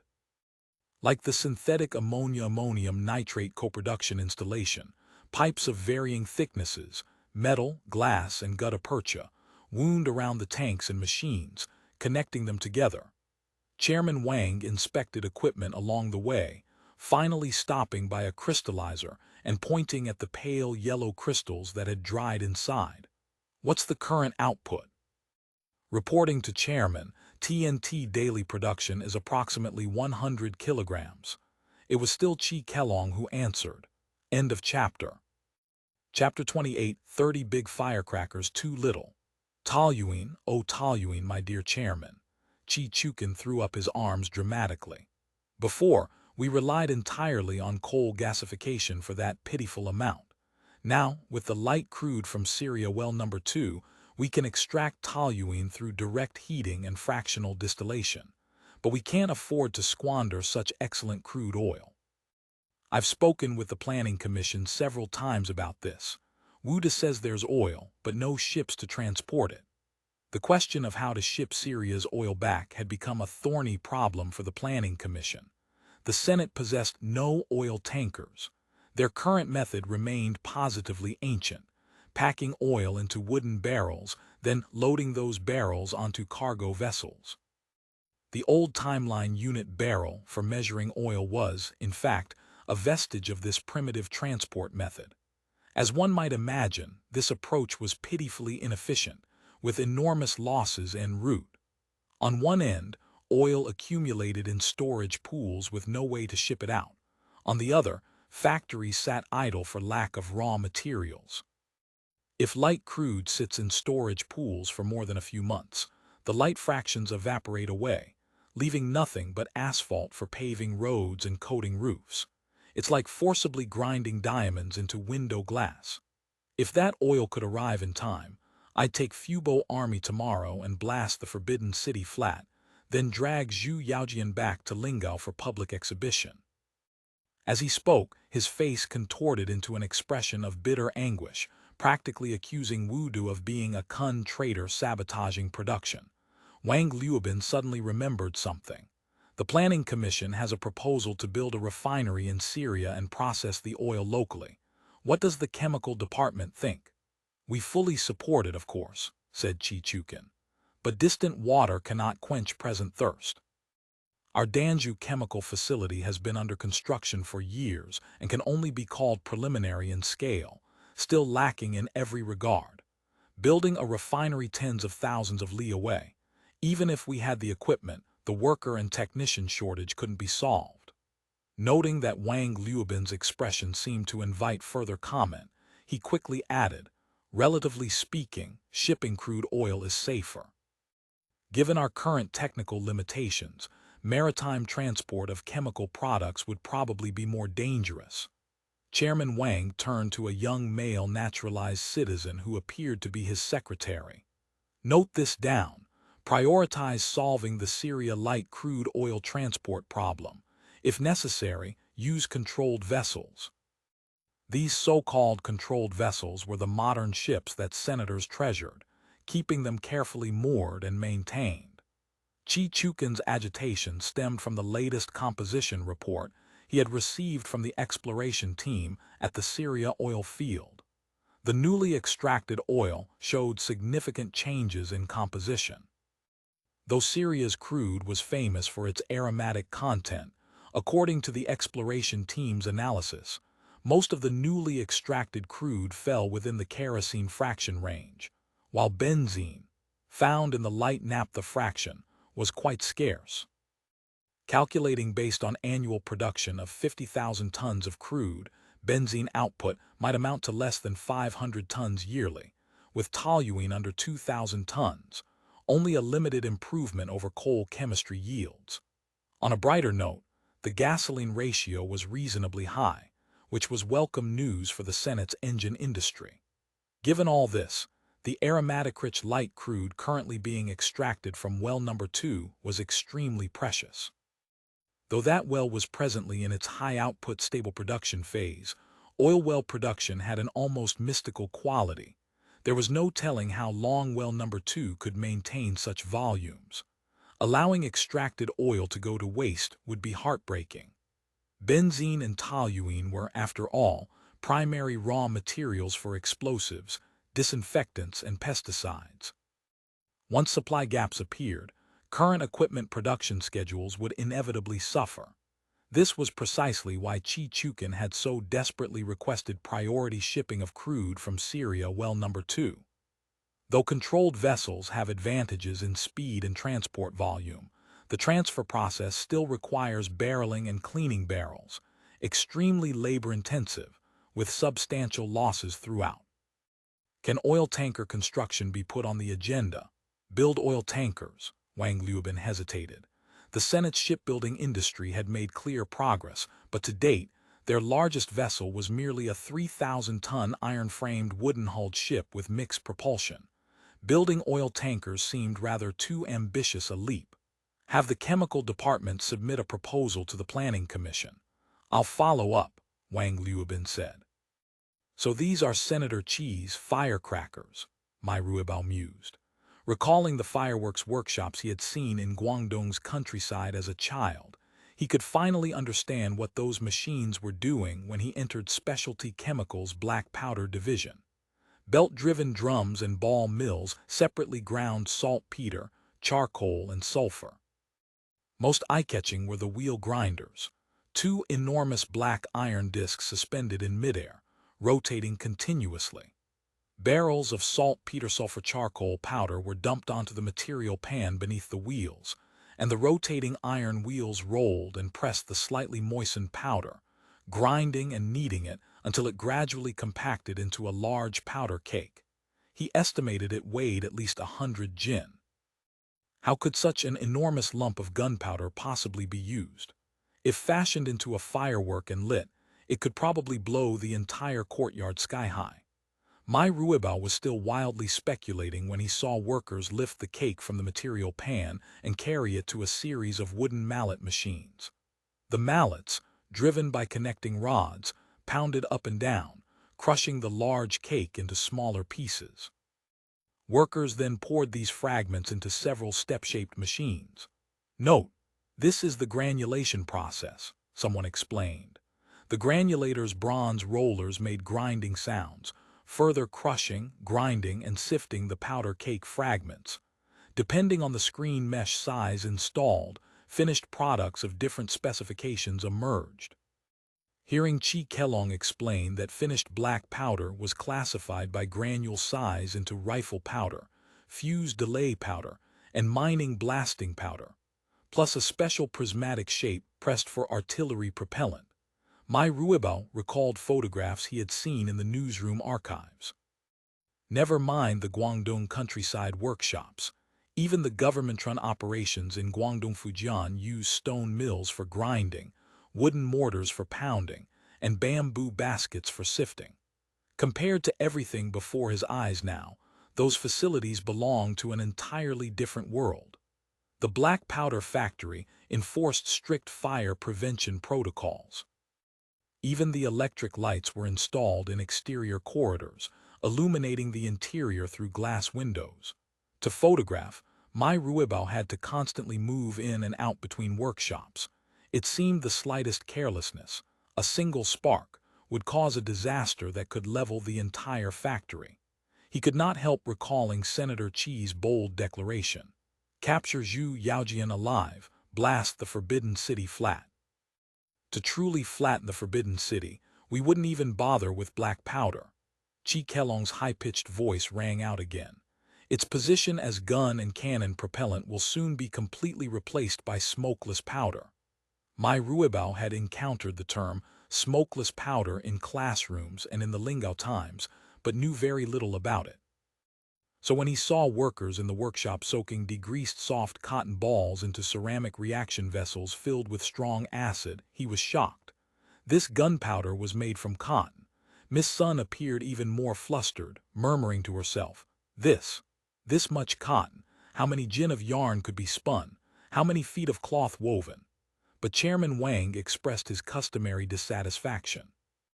100 kilograms daily of smokeless powder, where is that nearly enough? I see the factory's main product is ballistite double base powder. That's good. But nearly a third is Schultze powder. That stuff burns too fast, only works for smoothbores. Is there any point producing it? Are we making it for senators to go bird hunting? Bafeng Factory's Remington copy pump-action shotgun uses Schultze propellant. Special reconnaissance teams and the Lingao Garrison Battalion are both equipped with them. The speaker was Jai Tuisi, who was supervising nitrocellulose production. This type of flake smokeless powder has the advantage of simple processing and can also be used to fill hand grenades, saving other high explosives. The cotton we currently use for nitrocellulose production is mostly waste from Lingao Textile Factory, primarily cotton linters, the fuzz that remains on cottonseed after ginning. It won't compete with the textile industry for materials, but consuming chemical products is unavoidable, especially the ethanol used for deutering nitrocellulose. The Planning Commission, citing grain shortages affecting raw materials, keeps trying to cut our allocation every other day. Those bastards, when light industry sells liquor, nobody complains about grain. They only think about making money. Where does that leave the Senate's great cause of advancing south and north? Qi Chukin angrily chopped his hand downward. Wang Luobin continued smiling and nodding, offering no comment. To be honest, both nitrocellulose and smokeless powder production are labor-intensive and extremely dangerous. I won't allow workers to start until they're properly trained. Safety in production is paramount. It's not something that can be solved merely by increasing raw material supply. Jai Tuisi added, never mind completely replacing black powder. Just guaranteeing enough smokeless powder to roll out across the Army and Navy will require at least 2 more years. Right now, meeting smokeless powder needs for special reconnaissance team training plus senator personal weapon reloads is already at our factory's limit. In 1638, specialty chemicals' greatest achievement won't be replacing black powder as propellant. It will be eliminating it from artillery shells. Specifically from high-explosive shell filler. Leaving the cartridge assembly workshop, my Ruibao still felt dizzy. Sunlight pierced through gaps in the clouds, nearly blinding him, casting a halo around Senator Qi as he spoke grandly. The disgrace of Fubo Army artillery shells producing at most 20 fragments ends here. The era of high-explosive shells has arrived. This factory area beneath his feet stood close to specialty chemical, reachable directly by the cargo train, yet bore a sign reading Bafeng Arsenal 2nd Division. My Ruibao recalled that the cartridge workshop he had just passed was divided into 2 sections. One still manufactured paper cartridges for Army Standard Year 1 mini rifles, Nanyang-style smoothbores, and Hall rifles. The other assembled metallic cartridges for 1637 model rifles, 1634 model pistols, and similar weapons. The latter especially caught his attention. Those gleaming brass casings practically froze his eyeballs in place. Even having studied, my Ruibao half suspected the bullet casings were gold-plated, making gunpowder from cotton and bullets from gold. Now that was senator style. By comparison, the artillery shell workshop seemed less remarkable. In every corner and between machines stood wooden buckets with lids covered in small holes. Ruibao asked Chi Kelong what these were for. They looked unremarkable, even somewhat superfluous and in the way. End of chapter. Chapter 28, 31 Firecracker Powder Dehumidifying Buckets. They contain calcium chloride supplied by the alkali plant. It absorbs moisture from the air. Chi Kelong explained. Once ammonium nitrate absorbs moisture, it cakes up and becomes incredibly troublesome, so we have to keep the workshop humidity under tight control. Look over there. The conveyor belt was lined with shell casings shipped from Mainau. Though these were the latest Model 75 breech-loading shells, the black iron forms had been turned and polished until they gleamed with dark reflections, though nowhere near as attractive as the brilliant golden display on the cartridge assembly line. Moreover, to save costs, the senators had switched the driving bands from copper to lead alloy, leaving them looking gray and dull. Following Chi Kelong's pointing finger, Ruibao watched female workers fitting funnel-like devices onto the openings at the shell tops before conveying them to a machine. A threaded metal rod descended through the funnel deep into the shell body. When the motor hummed to life, the threaded rod spun rapidly. Curious, Ruibao moved closer and observed spiral tubes on the machine continuously discharging pale yellow powder granules into the funnel mouth. They accumulated briefly at the funnel's lip before quickly sinking into the shell casing with the rotation of the threaded rod, vanishing inside. Is this gunpowder? My Ruibao stared at the yellowish-white granules that looked like crumbs. He could not mentally connect this rice flour-like substance with gunpowder or explosives. It's 80-20 amytal. Seeing my Ruibao's confusion, Chi Kelong elaborated. A mixture of ammonium nitrate and TNT, with ammonium nitrate making up 80% by mass, an explosive near zero oxygen balance. As for explosive power compared to it, black powder is, Chi Kelong blinked mischievously, just a ground rat. Before she finished speaking, the auger whirred again, rotating in the opposite direction and gradually withdrawing upward from the shell body. The spiral tube's delivery outlet stopped discharging explosive granules. Comrade reporter, this is an auger filling machine. While automating the filling process, it compacts the explosive, increasing charge density and thus the shell's explosive force. The filled shells were conveyed into a blast-resistant room. Through the glass, Ruibao watched workers operate on the shell heads with cutting tools, then brush some liquid onto them. The powder surface at the opening needs to be scraped flat and a hole drilled to accommodate the booster charge tube. Once everything's complete, the powder surface must be brushed with asphalt varnish to seal out moisture, because ammonium nitrate absorbs moisture far too easily. Sun Shangxiang suddenly addressed Chi Kelong. Comrade, have you always worked here? My Ruibao realized with a start that this was Miss Sun's first time interviewing a naturalized citizen worker since they had disembarked from the urban rail. May I ask, do you love this job? How could I not love it? Teacher Chi taught me all his knowledge and led me onto the path of researching chemical engineering. How could I not love everything Teacher Chi taught me? Love work where I can apply this knowledge. Chi Kelong's small face flushed red again. Comrade reporter, if you understood explosives, you know they're very interesting, even cute. She raised her hand to point at the conveyor belt emerging from the blast-resistant room, carrying shells that disappeared at the workshop's far end. Once they pass quality inspection and have their fuses installed, it's like children you've raised finally coming of age. You can look forward to them spreading their wings one day. Miss Sun knitted her brows. Her pen touched the notebook but did not write a single character. Clearly she was completely unable to comprehend Chi Kelong's answer. The interview had stalled. To ease this awkward silence, my Ruibao had to change the subject. This automated shell filling is efficient and fast, but can new explosive production keep pace? Will we have to go back to using black powder? Teacher Chi said specialty chemicals production capacity is currently just scratching the surface. Even at current chemical product output, A year's worth of 80-20 amatol could fill at least 10,075 michels. Once Danzhou's chemical industry is fully operational, over 200,075 michels could be filled annually. In fact, we won't need that many. Half the shells are shrapnel, which only use black powder. Warming to the topic, Chi Kelong led my Ruibao and son Shangxiang into an adjacent workshop.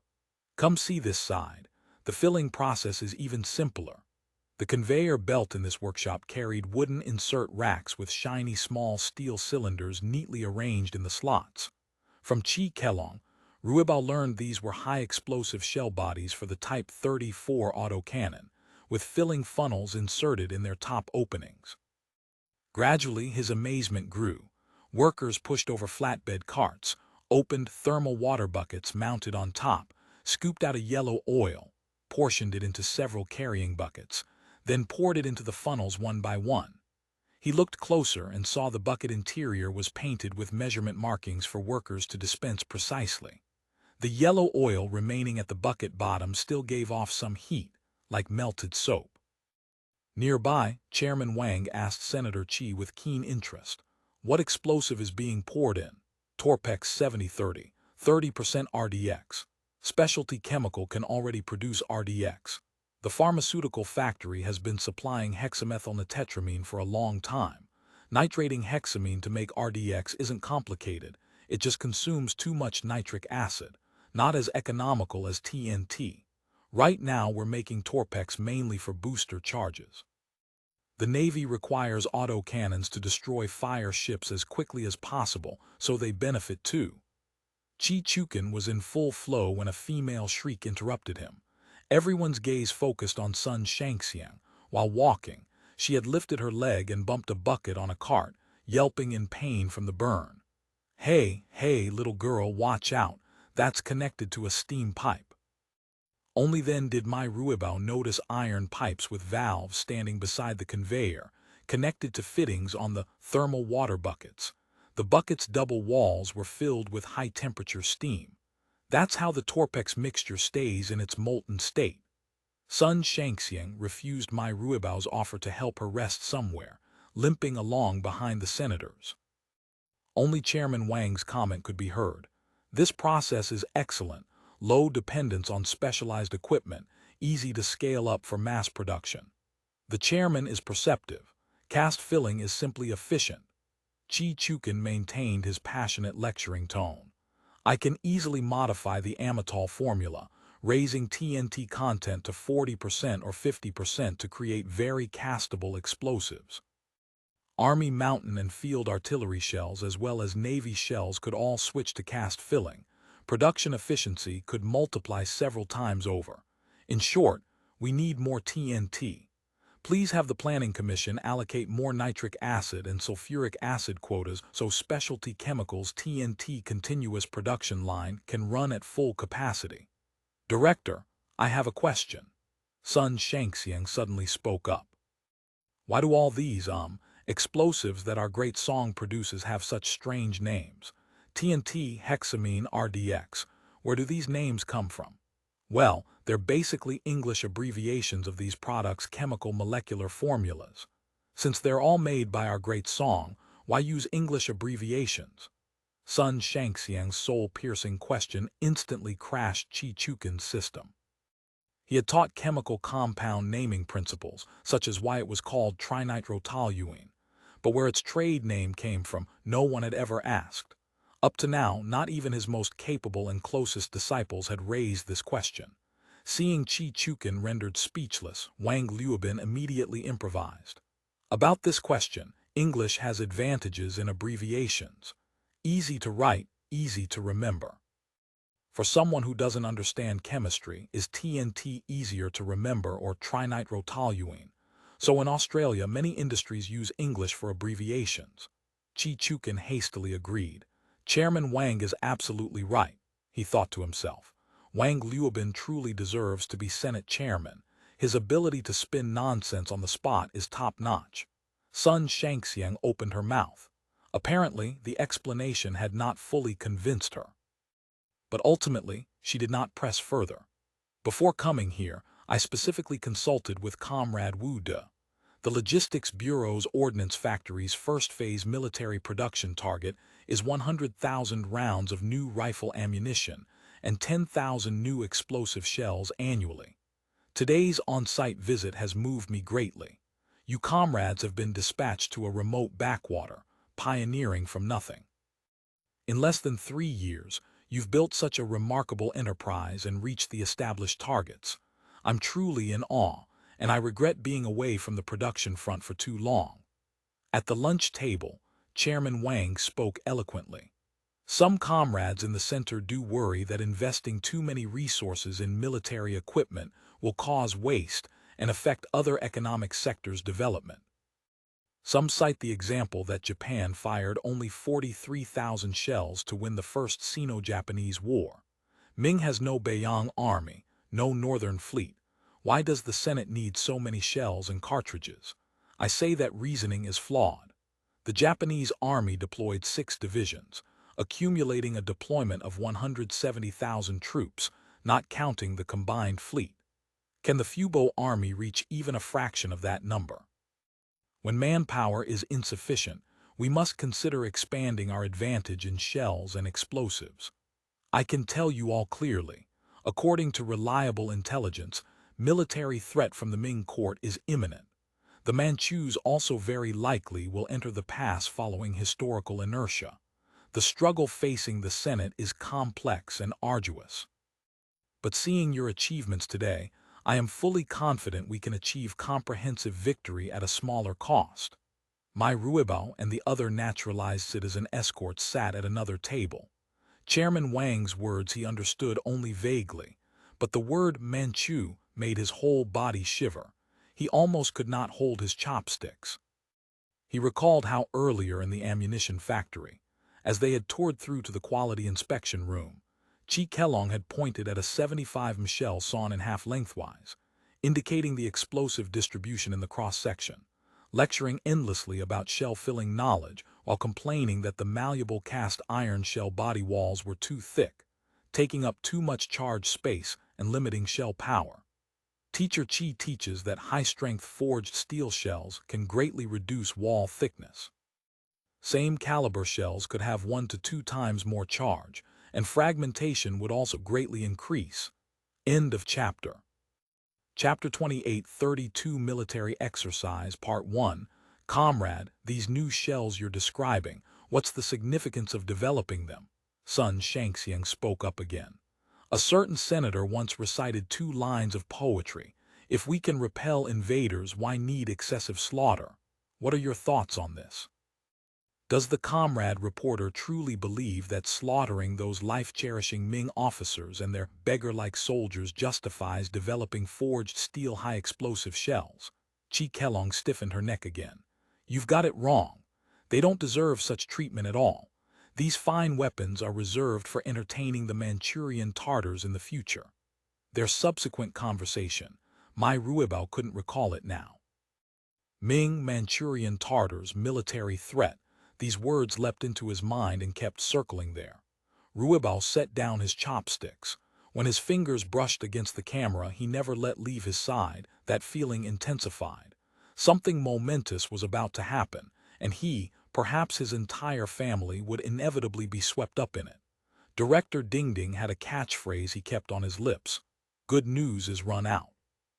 My Ruibao didn't know whether the interview photographs he'd taken this time qualified as good journalism, but in terms of running, this Danzhou trip had certainly involved plenty of it.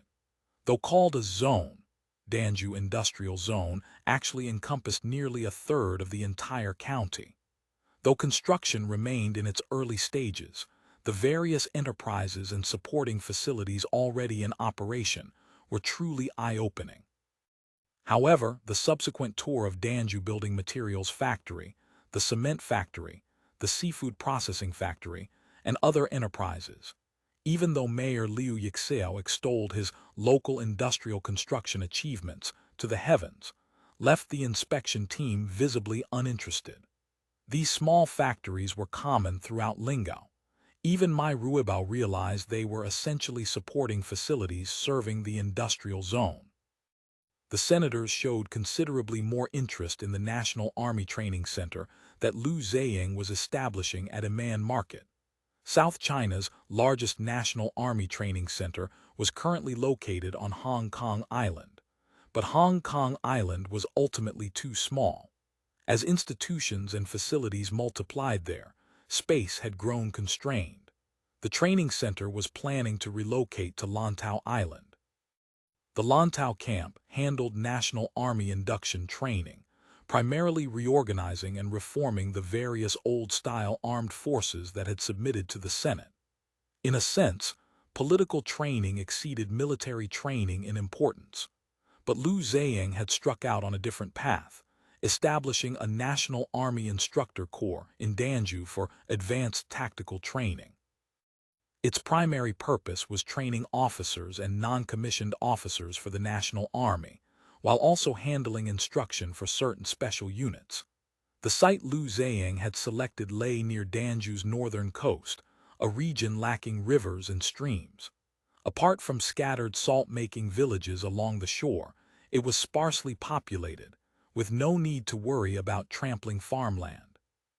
My Ruibao observed the brand-new barracks, fences, and training equipment, their wooden components not yet painted. Numerous National Army recruits and foreign soldiers from every corner of the world, speaking in strange and varied accents, shouted new speech commands completely off-key, while their formations lurched crookedly across the grounds. Several military senators watching their awkward drilling actually nodded approvingly, exchanging comments among themselves while busily pulling Senator Liu Ziying aside to pepper him with questions. My Ruibao used a wooden stick he'd picked up in the industrial park to fashion a simple tripod, attempting to mount his camera and capture the senator's heroic figures. A string of giggles made his hands slow, strange. Since finishing yesterday's factory tour, Miss Sun had been constantly grumbling under her breath about too much walking and uncomfortable feet. This morning, her expression had been sourer still. Why was she smiling again now? My Ruibao followed her gaze toward a corner of the drill ground where a squad of recruits was practicing the most basic formation maneuvers. Apparently unable to understand the new speech commands, a few unlucky souls slammed face-to-face into each other every time the order to turn was given. This made the instructor curse a blue streak, periodically dragging out some poor soul to deliver a flurry of blows with his military cane. The instructor's Cantonese native build was already quite slight, but the recruits before him stood nearly a head shorter still. The National Army uniforms hung on them like yellow sacks. They were just a bunch of children. No, wait. Looking at their dark skin, they were practically a troop of little monkeys. These are all enemies. A familiar voice came from nearby. Chairman Wang wore a white pith helmet, hands clasped behind his back. How many in total? Vice Minister Zhou brought them, about 500 altogether. Liu Ziying wore the same style of helmet, its brim pressed low so shadows concealed his expression. I hear the Vice Minister has practically become regent over at the Nuyens. Heaven knows how many men he extorted from Lord Nuyen. He even plans to establish some armed security force for the Nanyang Company. I spoke with him once, explained that since the South Vietnam colony remains Senate territory, defense must rely on the Fubo Army and National Army. Only then did he hand over these 500-odd recruits. He's definitely still holding some back. According to the Vice Minister, they're all children from military households of the Ming Dynasty. Tusk, seems if I don't train them into crack troops, I'll be letting down both the Vice Minister and the Senate. I think it's quite promising. Train them well, Anna monkeys can become excellent light infantry. Chairman Wang nodded slightly. This is essentially a blood tax. Discuss it in a meeting later, best to institutionalize it. All Senate colonies and overseas territories could adopt this practice. After a hasty lunch in the training center's simple but clean canteen, the inspection team hurried to nearby Aiwen Ridge to observe a field exercise. Aiwen Ridge rose only 208 meters in elevation, but it was an important commanding height on Hainan's western coast. The Fubo Army had carved a mountain path and established an observation post on the ridge. Unexpectedly, this was when Miss Sun reached her limit. She slumped against a boulder, unable to take another step. Her small face had flushed crimson, her eyes brimming with tears. She truly could not go on. "Young reporter comrade, please escort your female colleague back to rest," Chairman Wang told my Ruibao, then added in a half-joking tone, "Do seize this opportunity." The chairman's instruction had the complete opposite effect on my Ruibao. He rushed Sun Shangxiang back to the guest house in the town center, then flew back by carriage.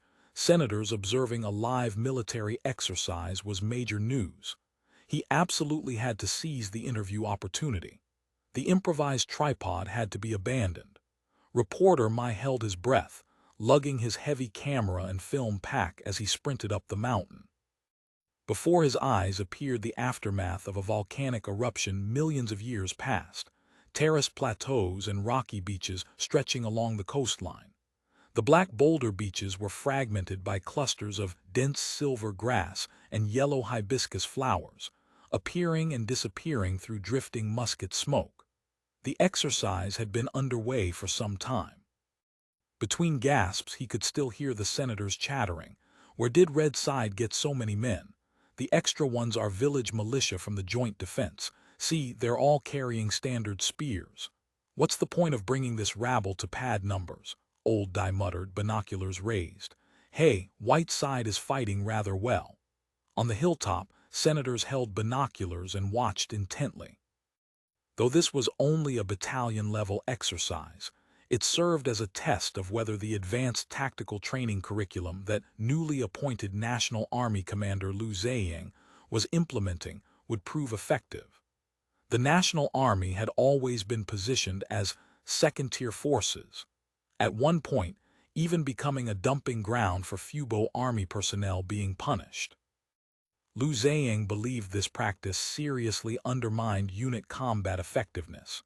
In terms of cost, a National Army soldier's equipment and maintenance expenses, though lower than the Fubo armies, still reached over 60% of the latter. Their potential deserved to be fully realized, so upon taking office, he had begun improving their training. White Side, National Army soldiers wearing white pith helmets with white towels wrapped around their arms for identification, had deployed a thin, winding formation at the combat front. As Fangqiati students also underwent military training, my Ruibao gradually recognized that this irregular line was actually pairs alternating fire in quite methodical fashion. Red Side's commander attempted to leverage his numerical advantage, ordering the militia to charge frontally, while a National Army company tried to flank White Side's position. His plan quickly ran into trouble. The continuous skirmisher fire intimidated the inexperienced militia. Their charge faltered, becoming hesitant and halting. The already disorderly militia bunched together in confusion, wavering and unable to advance. Meanwhile, the flanking company was stopped by White Side's reserve, which rapidly deployed in line and delivered two fierce volleys that inflicted heavy casualties. Finally, bayonets chased them back. "Good, solid and steady," Chairman Wang praised. Having eliminated the flank threat, White Side didn't rashly pursue. Still in skirmish formation, covering each other's fire, they advanced steadily step by step toward Red Side's position. The militia facing them carried nothing but bamboo spears and standard spears. Helpless to retaliate under fire, panic spread among their ranks. First 2 or 3 slipped away, dropping their weapons. Fear proved contagious. Facing the approaching muzzles and rolling smoke, more and more militia turned and fled. Red Side's National Army soldiers behind them tried desperately to halt the rout, but to no avail. Within moments, the militia had scattered completely. Ziyazhu suddenly lowered his binoculars. "What have I always said? If auxiliary troops are low quality and poorly commanded, they become nothing but a liability in combat." Not too bad. At least these militia didn't run directly backward. That would have dragged the National Army along with them. Fu Sansi observed. Militia can only be used for fortified positions. Whose bright idea was it to bring them out for a field battle? The two went back and forth, drawing all of my Ruibao's attention. Suddenly, he noticed that Mayor Liu Yixiao, standing nearby, wore an ugly expression on his face. After losing their militia support, Red Side's National Army soldiers also formed into line, countering with fierce volley fire. White smoke clouds rolled everywhere, nearly obscuring the black stone beach and brush between the two forces. Zhayazhu watched, shaking his head continuously. Red Side's tactics are very disadvantageous in a firepower competition. In real combat, they'd already be suffering heavy casualties. One charge would finish them. End of chapter. Chapter 28, 33 Military Exercise, Part 2. As if to confirm Zhayazhu's assessment, a shrill bugle call pierced through the gunfire echoing across the beach. White Side formed into 3 columns, unleashed a strange battle cry, and surged forward under the cover of smoke, pushing past their still-firing skirmish line with bayonets fixed. What followed left an indelible impression on the hilltop spectators. Red Side's companies were separated by dense thickets of silver grass. Just as White Side's columns closed the distance, 2 massive plumes of white smoke erupted from within the thickets, shot through with flickers of flame. The blast wasn't deafening, yet it drowned out Red Side's volley fire entirely. Could those be mines? My Ruibao's eyes went wide. The explosion seemed to stagger White Side's center column. Their assault pace faltered momentarily, but the hesitation lasted only an instant. In the next breath, all 3 columns crashed into Red Side's position, both forces entangling in chaotic close-quarters combat. Signal the end of the exercise, Lu Ziying instructed the messenger beside him. Have the referee team tally the results, though as I see it, the outcome is already obvious. The weapons that had disrupted White Side's column charge were now being hauled out of the grass. 2 wooden cannons, fashioned from local yellow camphor and reinforced with several bands of iron wire wrapped around their lengths. My Ruibao circled them slowly. No gun carriages. The wooden cannons simply rested on stone supports on the bare ground, their bodies still swathed in uncleared dry grass. Red Side had concealed them masterfully within the silver grass thickets. One could easily imagine how, in actual combat, these cannons loaded with grapeshot might inflict horrific casualties on an advancing enemy. Single-use weapons. Zhayazhu picked up his ever-present riding crop and tapped the cannon barrel, drawing everyone's attention to the cracks spreading from the base. Even if it doesn't burst outright, there won't be a second loading. As long as the enemy's resolve holds firm enough to absorb one volley, the game is over. Having finished his critique, he turned and asked, "Whose idea was this?" The words had barely left his mouth before a young National Army officer stood at attention before him. Danzhou National Army Garrison Battalion Commander, Joint Defense Office Director Zhu Si, reporting to the director. "Zhu Si, I remember now, you fought at Wuzhou." My Ruibao was occupied photographing Chairman Wang's conversation with White Side's battalion commander, managing only a fleeting glance in their direction. Battalion Commander Zhu Si saluted with the rigidity of a ceremonial guard, his entire being, face and body alike, taut with tension. Large beads of sweat rolled from beneath his red-trimmed cap, trailing down his cheeks. Probably just the heat, my Ruibao thought. The pith helmets issued to National Army couldn't compare with the Sola pith helmets worn by the senators. These were cheap goods pressed from coconut fiber and coated with tung oil, waterproof, certainly, but hardly breathable. My Ruibao didn't catch Zhu Si's response, only hearing directors I continue his questioning. "So you're saying you drew inspiration from the bandit suppression operations in Guangdong and replicated this type of wooden cannon?" Reporting to the director, Director Liu often teaches us to be adept at learning. Cunning enemies will learn from us. We must likewise be skilled at identifying enemy strengths. Zhu Si's voice was initially difficult to make out, but it grew steadily louder, as if invoking the director's name lent him courage. This type of wooden cannon is extremely low cost, convenient for common folk to construct from local materials, and simple to operate. ideally suited for equipping village militia to resist bandits and pirates. I therefore suggested to Mayor Liu that we promote its use across all villages. Director Zai raised his writing crop. Though Australia Song's various publications constantly featured images of General Zai galloping on horseback with whip brandished, in reality, virtually no one had ever actually witnessed Director Zai ride a horse, and pointed toward the discarded wooden cannons and the stragglers of militia trickling back. So you brought them to the exercise field, along with all the village militia.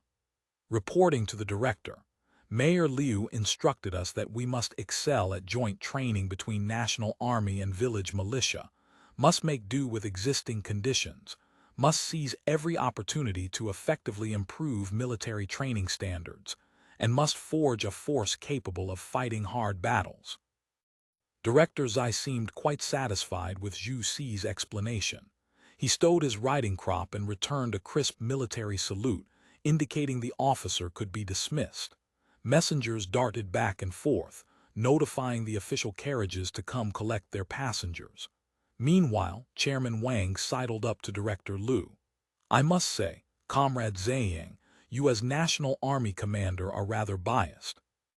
Earlier I inspected White Side, all sword-drawing squad. Never mind Red Side supplementing with a few spear-wielding militiamen. Even if battalion commander Zhu's regular National Army faced them at 2-to-1 odds, they probably couldn't hold the line. What would you have me do about it? Lu Zhang opened the carriage door for Chairman Wang, then climbed into the red flag carriage himself, settling onto the same row of sofa seats as the chairman. This National Army commander position is essentially a figurehead. On the ground, how to deploy and utilize troops is entirely at the discretion of local administrators. So what else can I do besides serve as a training superintendent? Speaking of training, during new recruit training, Fubo Army skims off the cream first. Then the Navy and Marine Corps come for another haul. The dregs and defectives all end up with me. I've been to the Lantau training base. Well, it's exactly like the Song Dynasty's Xi'an Army. They're called soldiers, but it's really just a refugee shelter. How could they possibly compare with the sword-drawing squad's professional samurai? Even those NGUY Letter 1 EC5 and military household children sent our way, if you ask me. Comrade Zhang, I understand you're thinking about establishing a dedicated foreign legion. Chairman Wang cut off Lu Zhang's subsequent words. But you should note that quite a few people in the Senate harbor pronounced nationalist tendencies. They'll have strong opinions about organizing independent, purely foreign mercenary units. At minimum for now, keeping foreign units within the National Army system is acceptable to everyone. Since we already have White Horse Squad and Sword-Drawing Squad, adding Annamese Light Infantry or other such units would be a natural progression. Of course, as National Army Commander, if you're simply requesting to select outstanding units from within the National Army for a quick reaction force and improve their equipment levels, like what you mentioned about adding unit-level artillery to some battalions, equipping them with mountain howitzers, opposition within the Senate would be considerably less, and I'll certainly support it. Wang Liubin glanced out the carriage window at the platform. Among those seeing them off stood Lu Zhang, along with Liu Yixao's administrative secretary Liu Beek, but Mayor Liu himself was conspicuously absent, probably still nursing a hangover. At the previous night's farewell banquet, Liu Yixao had been rather too enthusiastic, desperately pressing drinks upon every senator until he drunk himself into unconsciousness. Who couldn't see through his intentions? The man simply refused to babysit a massive state enterprise like Danzhou Chemical, hoping instead to transfer back to the center for better advancement prospects. Young people, really too simple, sometimes naive. He still needed tempering. Wang Liubin recalled Qi Chukin's request. To be honest, building oil tankers fell into the distant water category, but it could be included in a feasibility study. He vaguely remembered that crude oil transport was relatively safe, the main issue being that wooden-hulled ships definitely wouldn't suffice. Iron hulls were essential. Plus, there was a whole series of fire prevention complications to solve. The whistle blew. The inspection team's special train, Americana, slowly pulled out of Danzhou station. Unlike the outbound journey, the return trip had naturalized citizen escorts, including those two interesting reporters, arranged in other carriages. Stewards delivered tea and snacks. Guards at both ends sealed the carriage doors. Wang Liubin lowered the curtain to block the late spring sunlight, which had already grown quite intense, and addressed the carriage full of senators.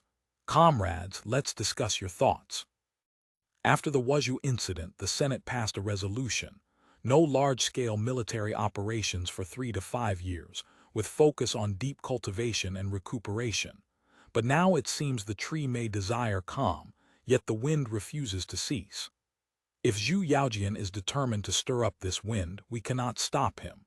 But how far and how long he can sustain it, that's even less within his control. No matter what forces he wishes to mobilize for a southern expedition, army assembly must be accompanied by at least half a year of levy collection, troop and provision gathering, general selection, strategic deliberations, and all manner of delays and bureaucratic foot-dragging. Moreover, Zhu himself possesses a character both tyrannical and timid. Any unexpected incident could cause his entire plan to restart from scratch, or even collapse entirely. Victory won't be difficult for us to achieve. The real challenge is how to maximize our military victory politically. Zayazhu spoke while opening his leather map case, extracting a large map, and using a rack to suspend it at one end of the carriage. The luxuriously appointed senator's special carriage now took on a distinct command post atmosphere. Of course, this is Zhu Yaojian's moment of triumph. We know Zhu Liangyu's claim of killing Zhang Xianzhong in battle is mere bragging, but the fact remains. The 8 great kings' foster sons are either dead or captured, and the Western camp's main force has been annihilated. That much is confirmed. As for Li Qiongwang, the latest intelligence indicates he was caught up by Zhuo Guangxian at Mawu in Li County. His followers scattered, most were captured. Only his own whereabouts remain unknown, though we know he's still alive. Liu Guoneng, Li Wangqing, Luo Rukai, Ma Jinjiang, and other bandit units have successively surrendered. So never mind Changzhen. Right now Ming's military commanders are all grinning from ear to ear. Zhuo Liangyu alone has swelled his forces to over 20,000 simply by absorbing bandit units. Whether they can actually fight is another matter. At minimum, it's enough to boost his confidence. Zhuo Liangyu is currently garrisoned in northern Hubei. Zayazhu traced a circle around Yunxian and Xiangyang on the map with his riding crop. His nominal opponents, the 5 revolutionary left camps, are presently weak and isolated, incapable of making any waves. If Changzhen is determined to campaign against the Kun, Zhu's forces will certainly constitute one of the main armies marching south. Xing Wenquan, nominally the Tu Guang's governor-general, is currently functioning as little more than half a Guangxi provincial governor. The riding crop tapped Liu Zhou. Though closest to us geographically, he poses the least threat. How so? The one interrupting Zayazhu was Senator Jiang Yi, on loan from the machinery factory to work at Danzhou Chemical, now taking this special train back to Lingao for a vacation.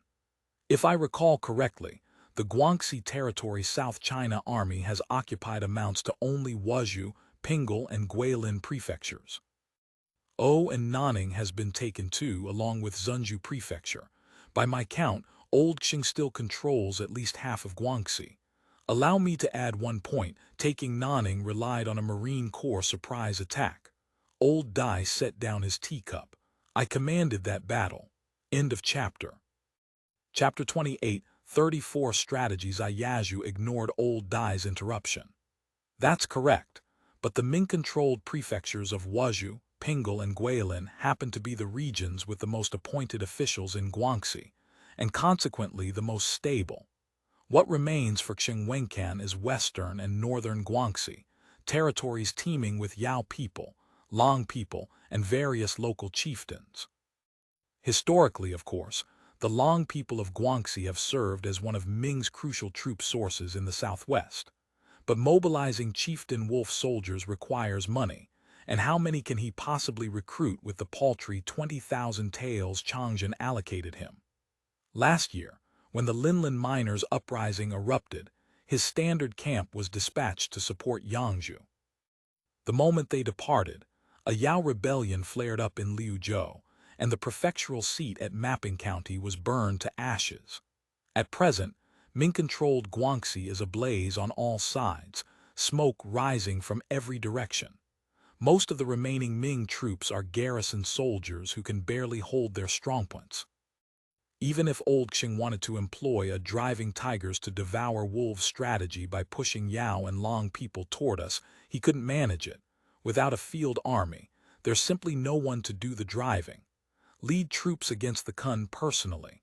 He might as well be handed a rope and told to hang himself. As for Fu Zonglong, Changzhen has had him training troops all this time.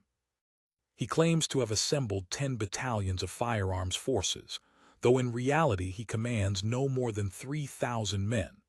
Most are recruited miners, and they don't even have enough bird guns to go around. Not that it matters, since he looks down on bird guns anyway and insists on purchasing Nanyang-style firearms. Miners can be decent fighters as long as their wages are paid, but therein lies the problem. His wages have never been paid in full. Last year, when Zhang Pui's Mimi cult rose up, all of Fu Zonglong's forces became pinned down in Jiangxi. By comparison, Pyongyang Provincial Governor Chen Ruibao warrants more attention. After all, he commands 15,000 men. Besides recruited miners, his forces have been reorganized from the original garrison troops, so their combat effectiveness isn't particularly high. However, note that the Pyongyang governor's jurisdiction encompasses Shizhu Guard, Yangshan Pacification Commission, Beijing State Pacification Commission, and other chieftain territories. If the 3 major chieftains of Yangshan, Beijing, and Rongmei in this region were fully mobilized, they could provide anywhere from 3,000 to 10,000 troops. These chieftain soldiers excel at scaling cliffs and threading through forests. Even if they cannot face the Fubo army in open battle, once they infiltrate our controlled areas through mountain routes to wreak havoc, they could inflict considerable damage. Since we're discussing chieftains, what about Qin Lingao? The questioner was Li Dai, the only Navy senator on the inspection team. I'd very much like to meet those female soldiers under her command. Qin Lingao doesn't command any female soldiers. Stop indulging your fantasies. Zhu Yaojian certainly hasn't forgotten those formidable Eastern Sichuan chieftains. But the Shizhu, Yaoyang, and Ziyushan forces of Eastern Sichuan, especially Shizhu, meaning Qin Lingao's force that you're thinking of, have fought numerous battles with Li Qiuwang and the Western camp during their repeated incursions into Sichuan, suffering considerable losses. For nearly 20 years, Shizhu's able-bodied men have marched to war for Ming, and nearly every family has suffered casualties. However loyal Qin Lingao may be to Ming, she cannot expend all her people. My estimate is that the Eastern Sichuan chieftains might contribute somewhere between 3,000 and 4,000 troops this time. Combined with the Huguang chieftains, that indeed represents a significant threat. No wonder the National Army needs to recruit Vietnamese monkeys. Fight poison with poison. Old Dai paused. Any other forces? The Zheng family of Fujian. Over the past 2 years, Zhu Yaojian has been vigorously courting the Zhengs, bestowing titles and ranks upon Zheng Sen, promising them a transfer to Ningbo to manage maritime trade, summoning Zheng Hongqi for an audience. Would he possibly let them sit idle when it comes to suppressing the Kun? True, under Senate blockade, the Zheng's fiscal revenue and military strength have long since withered. But however diminished they may be, they can still field a few battalions on land and several dozen ships at sea. Moreover, according to reports from Manila Station, Zheng Hongqi has been colluding with here. If he manages to acquire some fancy toys from here and surprise us when the time comes, it's not impossible. Li Dai pursed his lips, swallowing whatever he'd been about to say, and listened as Zai Yazhu continued. Of course, the probability of Ming's true main force, the northern border armies, especially those from Jizhen, Liaoning Ningyuan and Xuan Fudatong, marching south remains relatively low. After all, the Qing troops are far closer to Beijing than the Kun bandits. The northwestern border armies, however, represent a variable. If Li Qiuwang's defeat is confirmed, Changzhen may well dispatch Sun Chuanting, or even Hong Chengchu, to lead the Qin army in suppressing the Kun. Then there's the Brave Guard camp from the Beijing garrison system. These two forces are probably Changzhen's trump cards. In sum, if he commits everything, Changzhen could mobilize approximately 70,000 Ming troops for a combined suppression of the Senate. Our assessment is that the main attacking force will number somewhere between 30 and 40,000. The riding crop moved again to the southern portion of the map. General Staff has wargamed several Ming army advance plans. In truth, the enemy's options are limited. The most probable approach involves advancing from Yangzhou, with the capture of Guilin Prefecture as the primary objective. After taking Guilin, they would advance from there to gradually squeeze Australia Song's presence in Guangxi. Simultaneously, they would dispatch a diversionary force from Daoxian, moving through Jiangyang and Zhongshan counties via Yinzhu Ridge to raid toward Hezhou, or alternatively from Chenzhou, taking the Yangshan Pass route to reach the Lianzhou area, then descending the North River to raid Guangzhou. The route from Linwu in Hunan down the Wu River to Shiaguan is less probable due to the Wu River's treacherous rapids. If they were to split forces from the Hunan-Jiangxi direction, the likelier path would be from Ganzhou via Meiguan Pass toward Shiaguan. Meanwhile, the court would mobilize Zheng family forces to infiltrate the Chaosin region or launch maritime raids to pin down our forces. If the Ming main force doesn't aim to take Guilin directly, they might instead advance separately from Yangzhou and Chenzhou, with the capture of Hezhou and Lianzhou as their primary objectives. This plan's two main march routes are relatively narrow and rugged, unsuitable for the movement of large armies. However, once Hezhou and Lianzhou fall, they can threaten Guilin from the northwest, while simultaneously threatening Guangzhou by advancing downriver to the southeast. We can also anticipate that once Ming forces cross the Nanling Range, they will inevitably split to attack in multiple directions, forcing us to fight fires everywhere while neglecting certain fronts. The third possibility involves the entire Ming army attacking Shiaguan via Meiguan Pass. This direction boasts a complete post-road system, making the march relatively convenient. Once Shiaguan falls, they would have the advantage of waterway resupply. It represents the orthodox approach for advancing into the two Guangs. But correspondingly, our defensive challenges would also be lower. General Staff believes the probability of Ming concentrating all forces in this direction is not high. So Ming forces will either center their attack on Guilin with coordinated main and diversionary thrusts, or split into multiple columns to infiltrate Senate territory and cause destruction. Chairman Wang summarized the analysis. Does General Staff have contingency plans? The most mature and least technically demanding is Plan A. Zai Yazhu's riding crop traced a line across the map.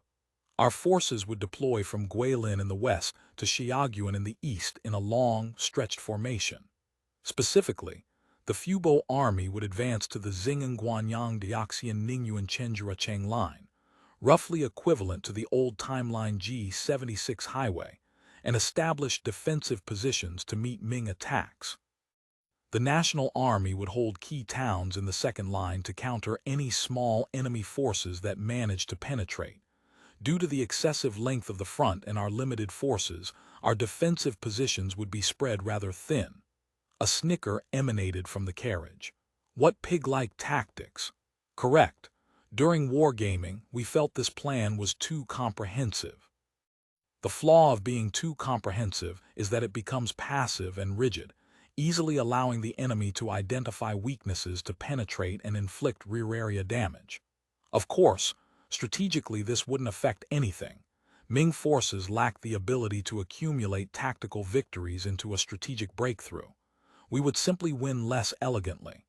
Plan B substitutes offense for defense. Specifically, 2 combined brigades from the Guilin direction and 1 combined brigade from the Lianzhou direction would advance north into Hunan, attacking toward the Chenzhou-Hengyang-Changsha line. By threatening Hunan's key areas, we would draw the Ming main force to respond, aiming for a decisive battle beneath the walls of Hengyang or Changsha, annihilating the bulk of enemy combat power in a single stroke. This plan could create a large buffer zone in southern Hunan for the Senate while ensuring Ming couldn't advance south for several years after suffering such heavy losses. This plan B sounds like reversing the Ming route of advancing south from Yangzhou and Chenzhou. Jiang Yi spoke while chewing on jackfruit. The narrow roads and difficult resupply that pose problems for Ming would equally exist for the Fubo army, wouldn't they? Looking at the map, there's no waterway to utilize along this line. Precisely. Additionally, if the Fubo army advances to the Hengyang-Changsha line, our supply lines become exceedingly long, affording Ming or local armed forces ample opportunities. I personally don't favor this plan. Zayazhu's riding crop retracted from Changsha. Plan C is the reduced version. With 1 combined brigade garrisoned in Guangxi as the main force, we would advance from Guilin to capture Yangzhou. Meanwhile, 1 infantry battalion from Zheyaking would advance to Hezhou for defense, and another battalion would advance to Lianzhou to coordinate in monitoring key routes. Alternatively, 2 battalions from Lianzhou would advance to encircle Chenzhou. The objective remains the same: to draw Ming forces to relieve or retake Yangzhou or Chenzhou, luring them into our prepared killing ground for annihilation. Naturally, Navy cooperation to strike the Zheng family in Fujian would also be required. But what if Ming refuses to follow our script? Suppose Chen Ruimo is eager to retake Yangzhou or Chenzhou, but lacks the authority to command Zhuo Liangyu. What if Zhuo Liangyu has no interest in relieving Yangzhou or Chenzhou and instead attempts to fragment his forces, infiltrating our territory for raiding and destruction? What then? Understood. Attack what the enemy must defend. The key lies in the word must. Now let me discuss my personal favorite.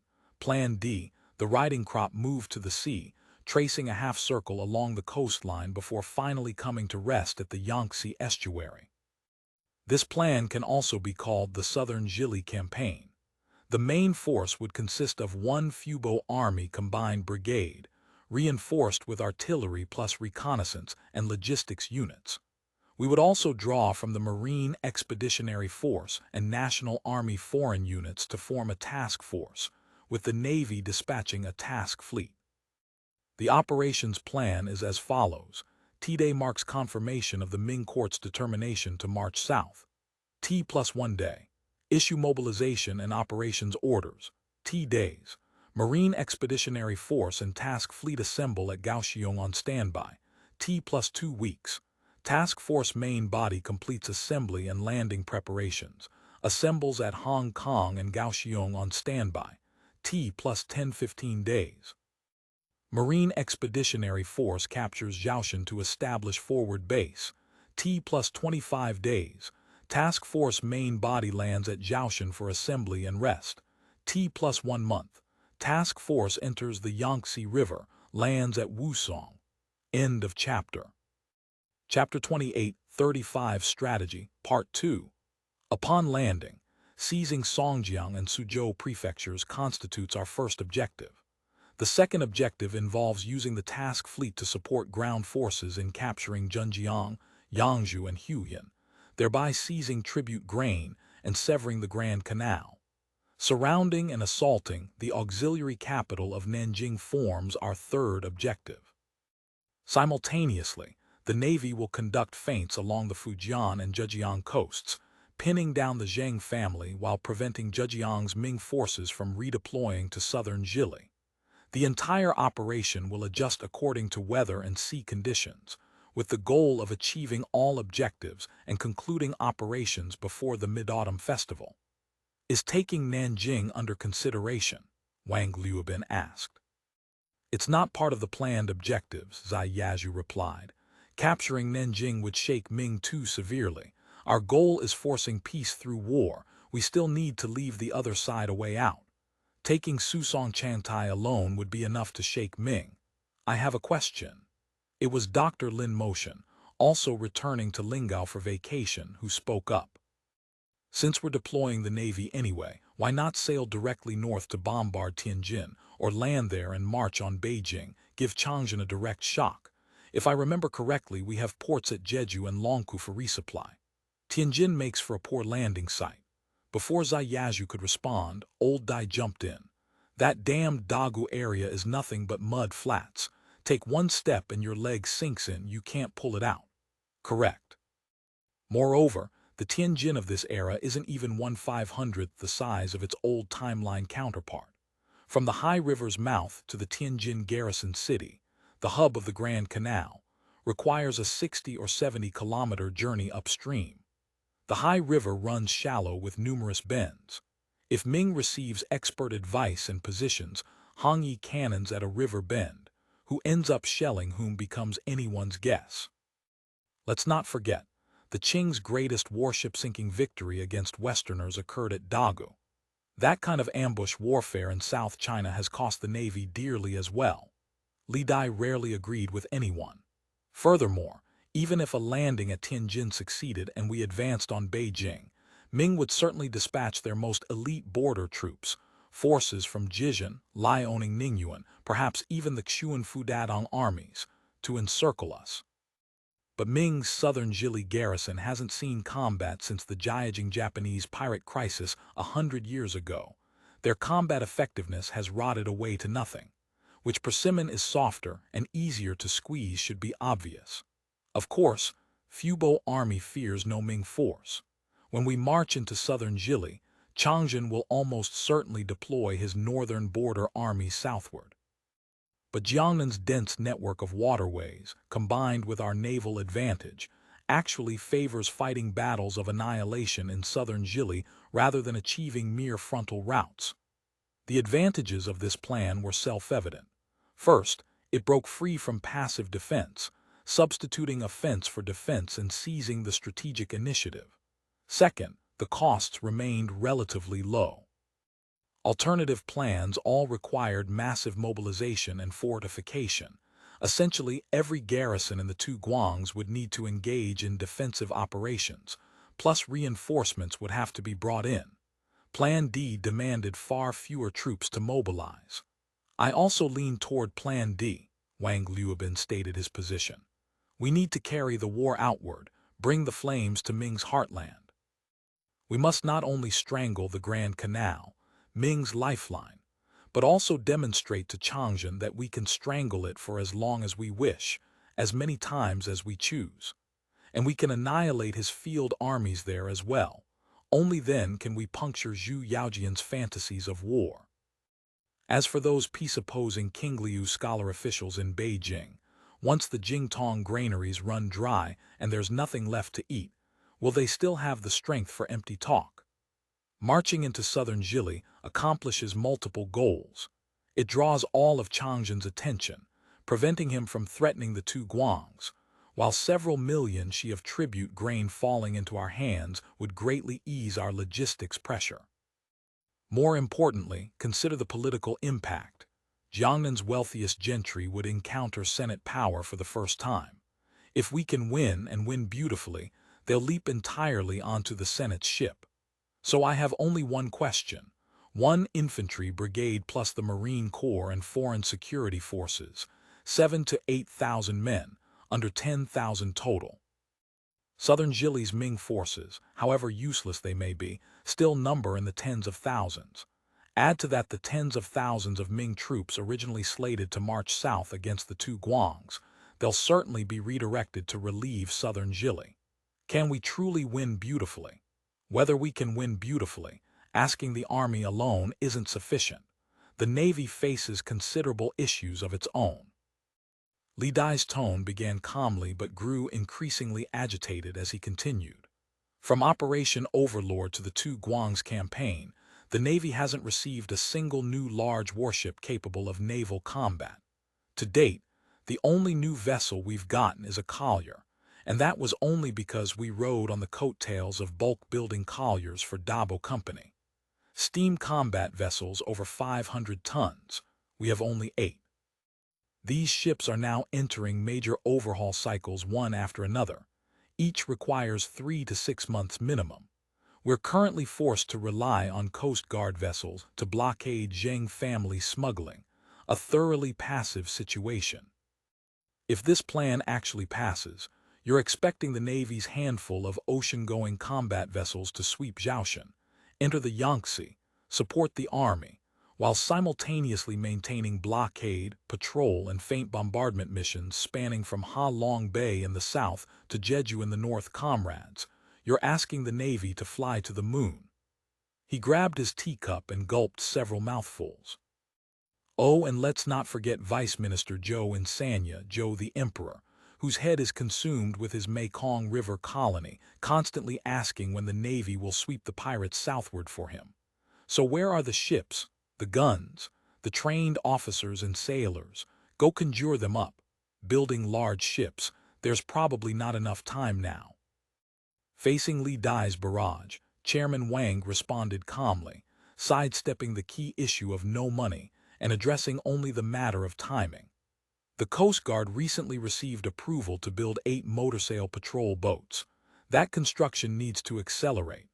Blockade patrols, anti-piracy operations, and similar tasks have the Coast Guard assume as much responsibility as possible, freeing up the fleet. Also, if I recall correctly, Lichun entered dry dock for conversion late last year.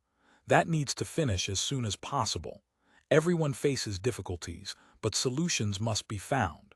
No new ships for now, but new guns can be arranged. There's going to be fighting.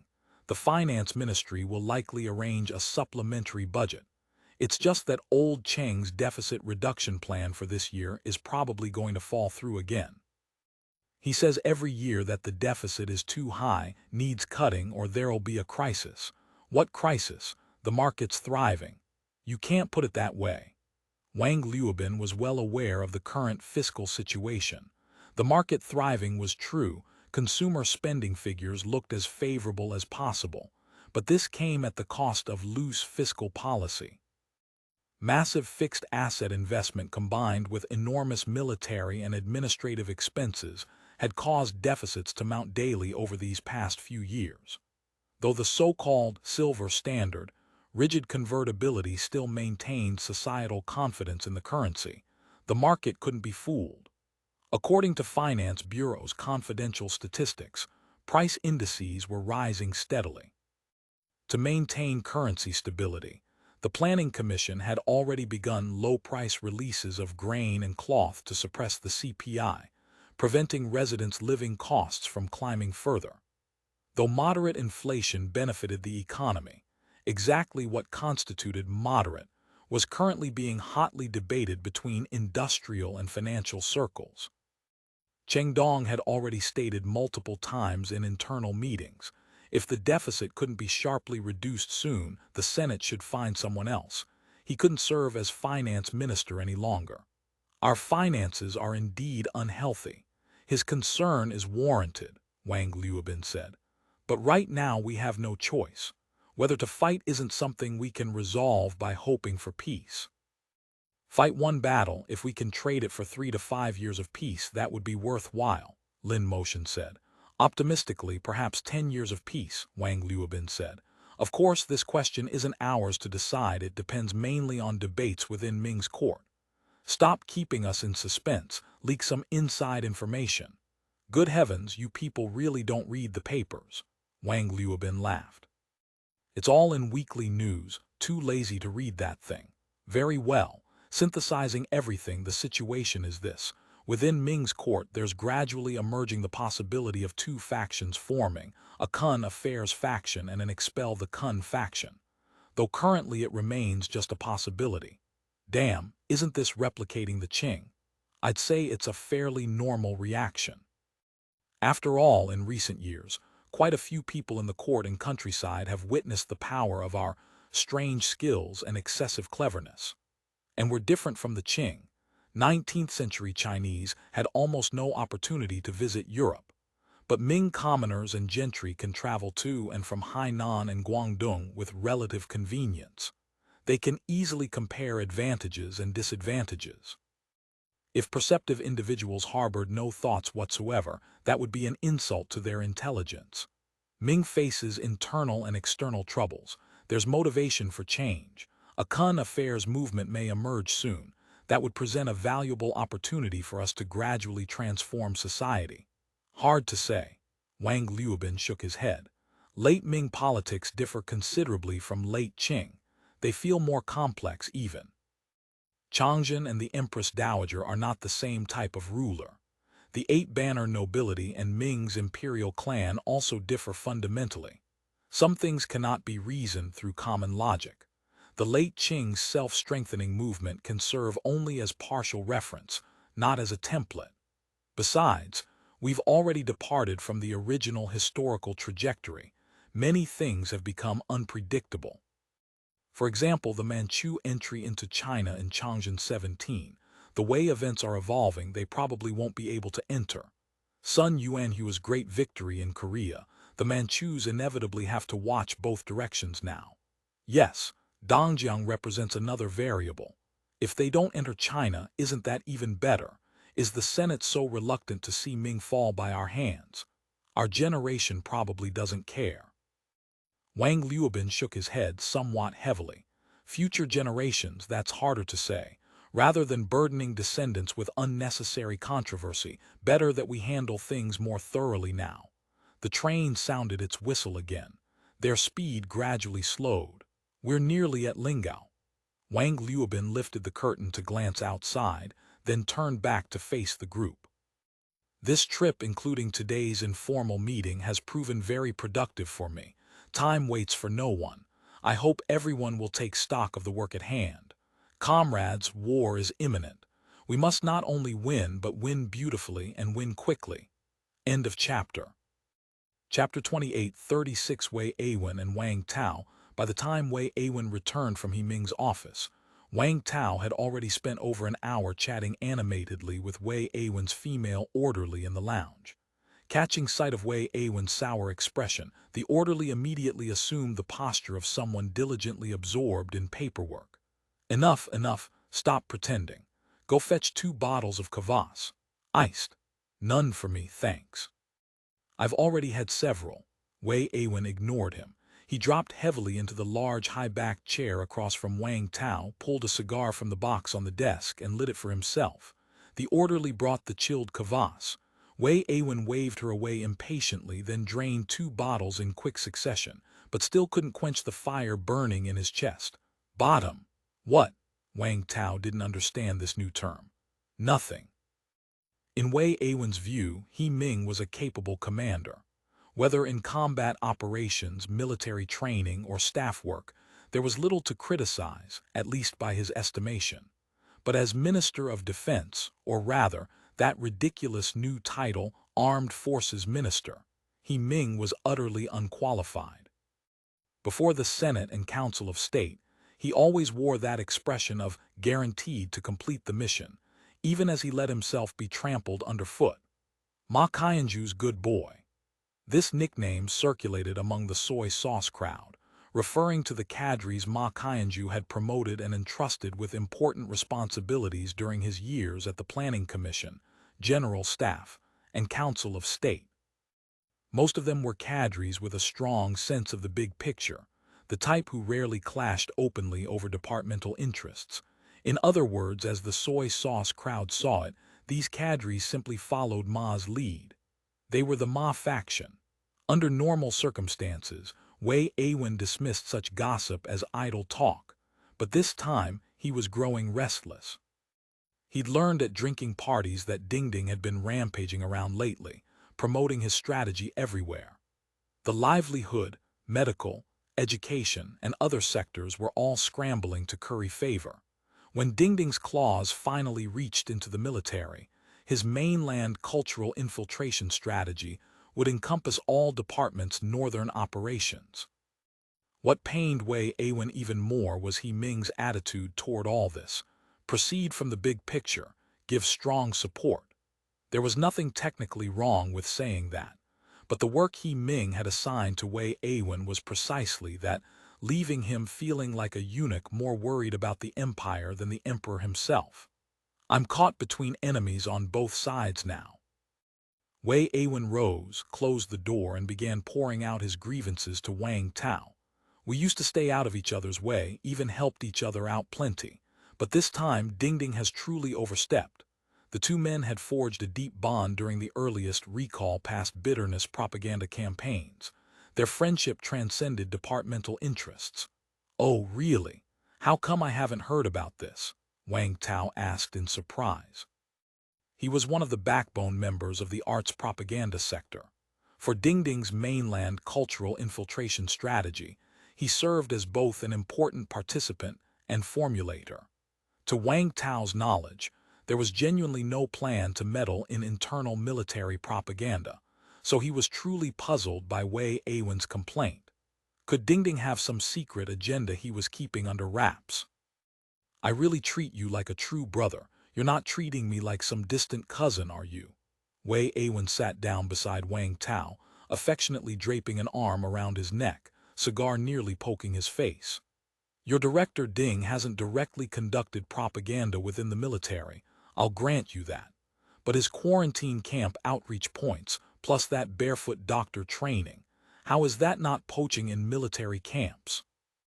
Watching Wei Aiwen's anguished expression as he denounced Dingding's outrages, Wang Tao was puzzled.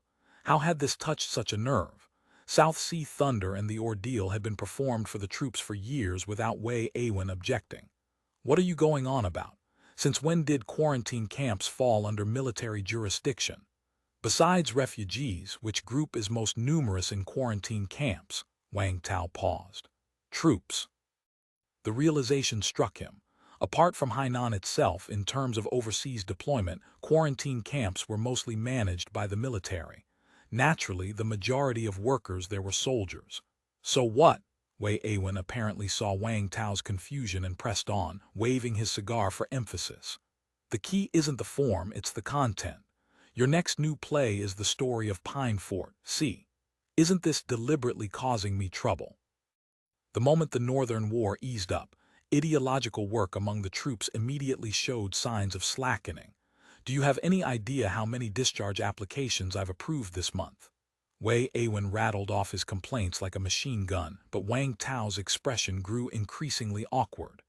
You don't know about the story of Pine Fort, do you? It's the earliest military romance drama. Women, family, wonderful.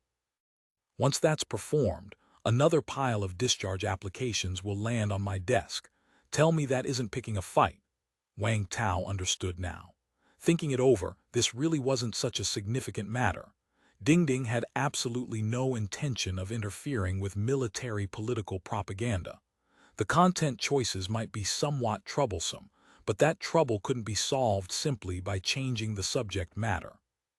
The woman problem was an unavoidable necessity, a contradiction that couldn't be evaded. The more it was evaded, the more likely problems would arise. Soldiers weren't fools. Instinctive and physiological needs couldn't be glossed over with a few words and a play. This is nothing. If you think it's inappropriate, we can adjust the subject matter accordingly. Besides, with troops stationed abroad and fighting, they need some light, relaxing content too. A bowstring strung too tight will snap. Wang Tao set his teacup on the coffee table, pulled a delicate enamel box from his pocket, opened it, pinched out a bit of snuff, and inhaled it at his nose. Then he asked, "You mentioned internal troubles and external threats earlier. It's probably not just this one issue, right?" Wei Aiwen took a sip of tea and hesitated. Clearly the other trouble was more thorny than Dingding's. After finishing his tea, he rose and properly secured the office door. In truth, it was already closed with his orderly stationed outside. There was no real risk of being overheard. The gesture simply expressed how delicate this matter was. Wei Aiwen drew a letter from his briefcase and handed it to Wang Tao. "Keep this quiet for now." Wang Tao accepted the letter. Opening it with curiosity and puzzlement, he burst out laughing after reading a few lines. Not a bad education level, really well written, just missing one line about the Senate aren't divine emperors either. This post-ordeal impressions was submitted through the 10-man team system, Wei Aiwen said. Credit to them for transcribing it so completely. Wang Tao smiled and asked, nervous, preemptive worry. Wei Aiwen smiled back. The thing itself is nothing. People think that's normal, nothing unusual about it. We don't live in a vacuum. The plays we perform are grounded in reality after all. What are you planning to do about it? Nothing. Originally, the person was just reflecting a bit. If you get nervous, you'll actually tip them off that there's plenty to dig into here. Wei Aiwen paused. Of course, I'll have to write a memo to Queen Du, asking her to pay more attention. Whether she listens is beyond my control. The rest can be left for the bigwigs at Council of State to worry about. Seeing it was nearly mealtime, Wei Aiwen had the orderly bring 2 lunches. The 2 ate in the office. Wei Aiwen's brow finally relaxed somewhat. He told Wang Tao about his just-concluded visit to He Ming. Wang Tao picked up a kvass bottle and clinked it against Wei Aiwen's, then laughed and cursed. You say old he doesn't understand politics. I think your political department could use a renaming too. Wei Aiwen froze. Though the General Staff Political Department was only a department in name, its actual power far exceeded that designation. All political work for Fubo Army personnel fell under his jurisdiction. Most crucially, he'd built it with his own hands. If anyone else had made this joke, he'd have taken offense. But Wang Tao was an exception. After all, they'd been partners during those early founding days. Though Wang Tao had later moved to cultural propaganda, that bond remained solid. Wang Tao paused, then analyzed the struggle situation for Wei Aiwen. Dingding's plan was strategically sound in its starting point, so the military couldn't oppose it and therefore could only give strong support. Though Wei Aiwen agreed with this in principle, from the perspective of defending his turf, he hoped to execute strong support as mind my own business. But if He Ming also adopted this approach, it would be purely creating problems for himself, no practical benefit, while leaving a poor impression with the propaganda sector. Perhaps if you'd just gone ahead and done it without saying anything, He Ming wouldn't have commented either. But once you explicitly raise the issue, if he doesn't take a clear stance, that would be highly inappropriate. Wang Tao pinched out more snuff and inhaled it beneath his nose. Wei Aiwen lit a holy ship cigarette, leaned back against the sofa, and stared at the ceiling fan for a long moment. Organizing his thoughts, he swallowed the self-criticism portion and said, "So you're saying passive defense won't work. Better to go on the offensive and achieve some results." "That's the idea." Wang Tao leaned in closer. "Think back to when we ran the Recall Past Bitterness campaign. Wasn't Queen Du also doing propaganda? Of course she was, and she started even earlier than us. But what we did was grounded in reality. No slogans, no theories. Soldiers were willing to participate. And then Queen Du found herself sidelined. Didn't she even have to thank us for the support? That's the way." Wei Aiwen stroked his non-existent little mustache, his expression one of deep agreement. "I'd say your pace has been a bit slow. The troops have begun large-scale return and reorganization. After 2 years of fighting, there must be piles of ideological issues." Once his thinking opened up, Wei Aiwen transformed into a different person. He rattled off several projects in rapid succession. Wang Tao helped brainstorm. The two talked until dinner time. Wei Aiwen's notebook was already filled with several pages. He waved his hand grandly. "Ziming House, my treat." Wang Tao pressed down Wei Aiwen's hand with a chuckle. "Let me take you somewhere nice." End of chapter. Chapter 28, 37 Wei Aiwen and Wang Tao, Part 2. Though the Senator Club traced its origins to the public recreation room from the old Bairn City days, it had evolved over time into a physical forum that replaced the old online BBS. Various small groups now used its private rooms for drinking, singing, and games, while conducting discreet discussions and negotiations. The venue had also become a popular spot for male senators to flirt with the attractive female staff. Even if it amounted to nothing more than a few teasing remarks and the occasional liberty taken with these deferential young women, the roughnecks never seemed to tire of it. Aiwen and Wang Tao sprawled across the sofa in one of the Senator Club's private rooms. 2 cases of beer sat on the table, nearly empty. Aiwen puffed on a cigar, his gaze trailing after several female servers as they moved in and out. Thanks to Wu Nanhai's insistence, the Senator Club wasn't that kind of establishment, but the servers were all part-time workers recruited from organizations with many young women, such as Bern General Hospital. The fresh, youthful energy they exuded was something the professionals at Ziming House simply couldn't match. "See something you like?" Wang Tao teased, noticing his bleary expression. "No, don't be ridiculous." Having worked for so long at the General Staff Political Department, Aiwen held himself to rather strict standards and rarely indulged in womanizing. "Your eyes have gone completely straight. When you see something beautiful, naturally you look carefully. That's quite different from you." Aiwen spoke with the self-righteous confidence of the thoroughly intoxicated. "Old Wei, does the story of Pine Fort really affect you that much? I was thinking of adapting it into a storytelling performance." Wang Tao's eyes remained fixed on a tall female server, though he'd suddenly shifted to business. "Absolutely. Ever since the second counter-encirclement, discharge applications have been increasing year by year. It's understandable, really, once life improves, who doesn't want to marry and settle down," Aiwen sighed. "It's even worse now. The moment the troops got some rest, discharge applications came flooding in like snowflakes. Those who enlisted early, if they didn't make officer, basically all want out. Even some officers are looking to retire." He raised his glass, then glanced at the busy tall server. "Take this girl, for instance. Definitely a migrant we brought back from the north. The gender ratio has eased among civilians, but you think the troops, a heap of men, won't have ideas. Besides, the story of Pine Fort is about active-duty soldiers romancing local women at their garrison. How do you think soldiers fighting up north will take that story? There's already the Foshuan model as precedent."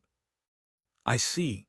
Wang Tao picked up the empty rum bottle and held up 2 fingers at the server.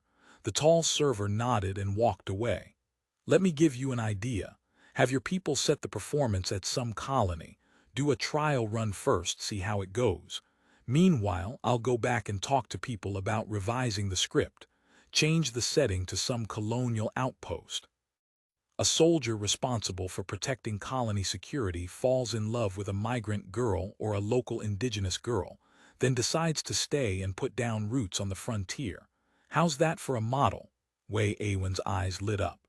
"Jeju Island troops have lots of new recruits who are northern migrants. No discharge pressure for now. And Jeju Island itself needs migrants. If soldiers actually retire and settle on Jeju, they could immediately serve as local National Army officers and government cadres. That would be the ideal outcome. Feng Zongs would definitely welcome this kind of propaganda campaign. We could even take the opportunity to. I think Jeju Island isn't exactly an undesirable posting, and there are plenty of Korean girls there. No need for us to promote it further. Those fellows have already gotten their hands dirty. We should target somewhere with more hardship. Vietnam, Brunei. Those are harsh enough, but right now they only have some National Army units. My suggestion is Taiwan. Taiwan's conditions were severe, currently one of the Senate's exile destinations, so there was genuine propaganda need. Second, Taiwan had many local Pingpu tribes. Encouraging soldiers to marry indigenous women was quite an effective means of stabilizing order and expanding the naturalized population. You've really thought this through.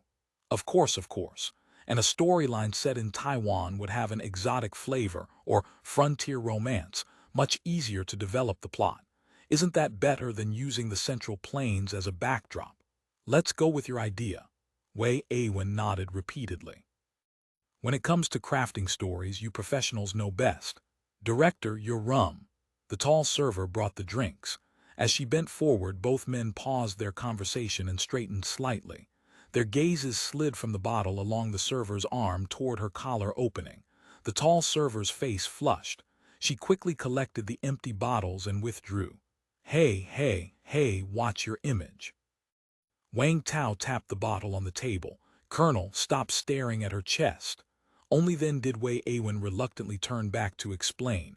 I wasn't looking, don't be ridiculous. I was thinking about something. Sure you were, come on. Let's drink. Rum with soda water, add some lemon juice. An hour later, the half-drunk Wang Tao was collected by his life secretary. Wei Aiwen saw him to the carriage, stood at the entrance enjoying the cool breeze for a while, then returned inside and casually stopped a female server. Where's the tall one with the ponytail who was serving earlier? The server answered with a mixture of disappointment and envy. Director, little Kyan already got off work. Gone off duty. Wei Aiwen felt a twinge of disappointment. He'd wanted to understand her situation face to face. Never mind, no other business today. With that thought, he let the server help him back to the club's lobby.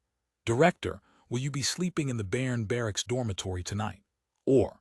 His life secretary inquired hesitantly, a trace of uncertainty and shyness in her tone. Earlier, when picking up Wei Aiwen from the club, a server had secretly told her the director had been asking about some female server. She'd heard from more experienced life secretaries that when you caught wind of such romantic inclinations, the wisest move was an immediate, proactive bedroom offensive to extinguish the man's desires. Otherwise, you'd need the skills for crying, making scenes, and threatening suicide to keep your man in line. Without either strategy, you could only pretend not to notice. Oh, Wei Aiwen seemed to snap out of his thoughts.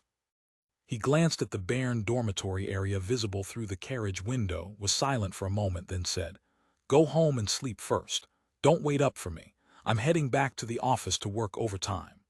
With that, he casually opened the carriage door, watching his life secretary reluctantly climb out. Even as the guard closed the door, he failed to notice her resentful gaze.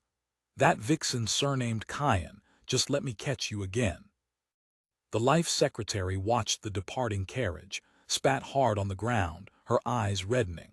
The wrongly accused Wei Aiwen remained absorbed in constructing the entire propaganda work concept.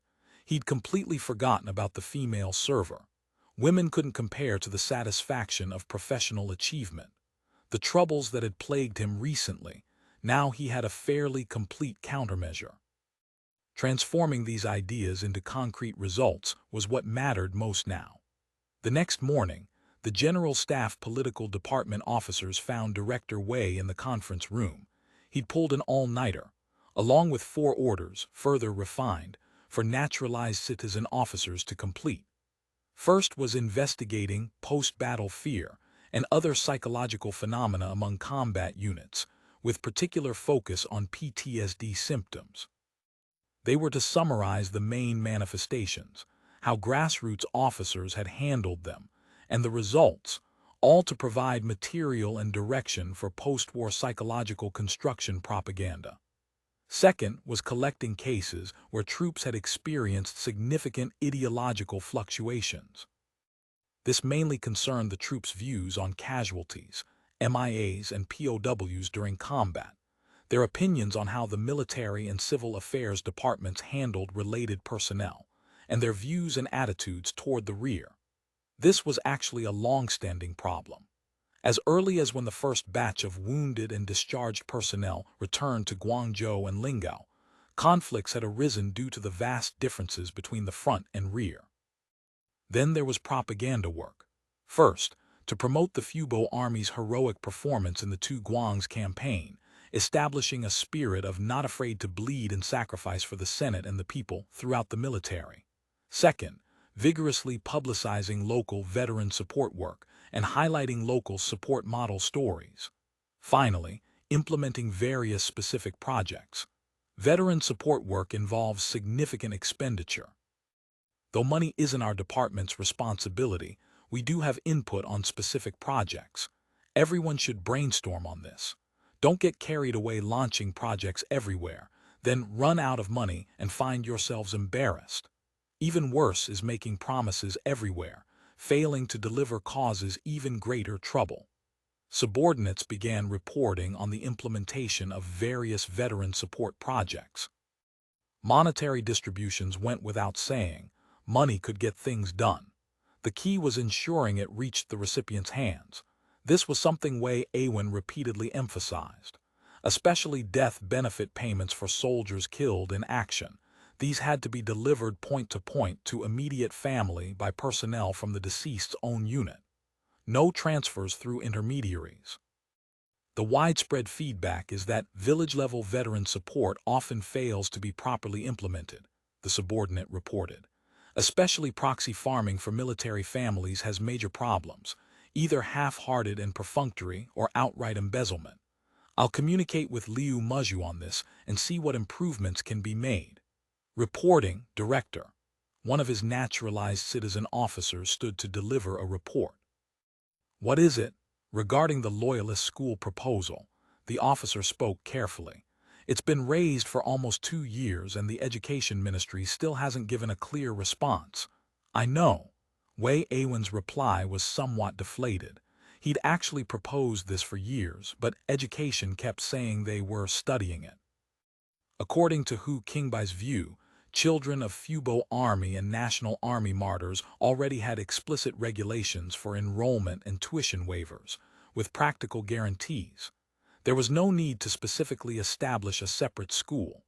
I'll speak with education about this again. Aiwen knew full well that no progress would come from talking now. So he shifted the topic to selecting heroes and model figures from across the military to form speaking groups for touring presentations. End of chapter. Chapter 28, 38 Dingding and Fang Fei. He outlined the fundamental requirements. Candidates could be heroes themselves or their comrades in arms. The qualifying criteria were strict. Model figures must have received at least 1 first-class merit medal or 1 first-class valor award supplemented by several other decorations. Speakers had to be fluent in new speech and possess natural eloquence. The backgrounds of these exemplary individuals should represent a balanced cross-section of society and its various groups: local natives, new migrants, old migrants, northern migrants, those from Jiangsu-Zhejiang, those from Fujian Guangdong. Beyond this, dedicated slots were reserved for locally enlisted and volunteered Li and Miao people, as well as Japanese and Korean soldiers from the National Army. The guiding principle was equality. No group should appear particularly favored, nor any seem particularly martial. After the initial screening, relevant deeds would be forwarded to the propaganda sector for drafting promotional materials.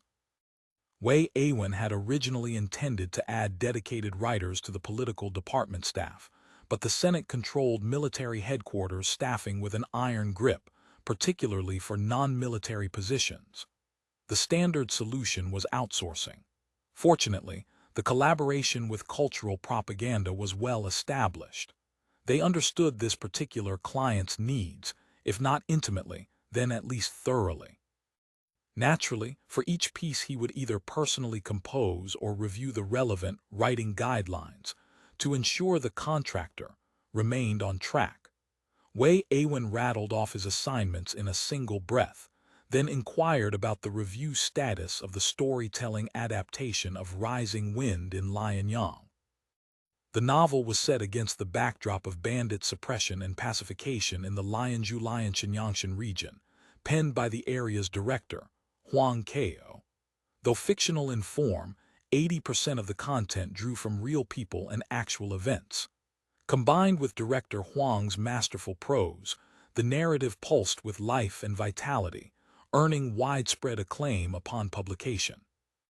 It had become cultural propaganda's next major adaptation target. The chapter titled Night Raid on Dalian Market was currently being transformed by the puppet drama troupe into a flagship production. Because the work involved military subject matter, Aiwen took the review seriously. He had spoken with Wang Tao, who would take the lead in adapting it into a long-form storytelling piece. However, since it contained extensive military content, regulations demanded political department approval. The novel being Huang Keo's own work, it naturally cast the protagonist in a somewhat flattering light. Wei Aiwen grumbled privately about this. Still, since Huang Keo had written it himself, this small privilege was understandable. The only issue was that the emotional arc between Beta and Zhenhuan needed further development. As it stood, the writing in those sections was too bland. How to strengthen it? Wei Aiwen was no literary man. Racking his brain, all he could summon were plot devices from various web novels he'd read during his school days, and he had never been one for romance novels, leaving his reserves in that department woefully thin. Isn't there a single novelist among the senators? Wei Aiwen wondered, ultimately deciding to leave the matter to Wang Tao's judgment. After all, the man had adaptation experience. He jotted down several revision suggestions for the storytelling adaptation, then went back over the memos on military propaganda matters he'd labored over all night. In truth, the naturalized citizen officers in the General Staff Political Department were among the most educated in the entire Fubo army. Yet even so, he couldn't afford to let his guard down. He tossed the memo to the female orderly stationed outside, then finally closed the office door, intending to catch some sleep on the camp bed. But once he lay down, Wei Aiwen found rest elusive. His mind kept circling back to the speaking tour. The speaking tour was Wei Aiwen's most pressing project. Though the undertaking sounded enormous, it actually possessed the most solid foundation among all his initiatives. Before the war, he had already arranged for embedded reporter work. Wei Aiwen had wanted to establish military newspapers and magazines, but the Senate refused approval. Even military publications fell under cultural propaganda's jurisdiction, leaving him without reporters of his own. His only recourse was to request that the propaganda department select a batch of reporters to serve as embedded correspondents. He had also tasked each company clerk with a news correspondent role. Whether they wrote well was beside the point, as long as they could record the relevant stories. Now the embedded reporters had mostly returned, and the correspondents had come back with their respective units. Combined with reports sent earlier via military mail, a careful sifting would easily yield quality material.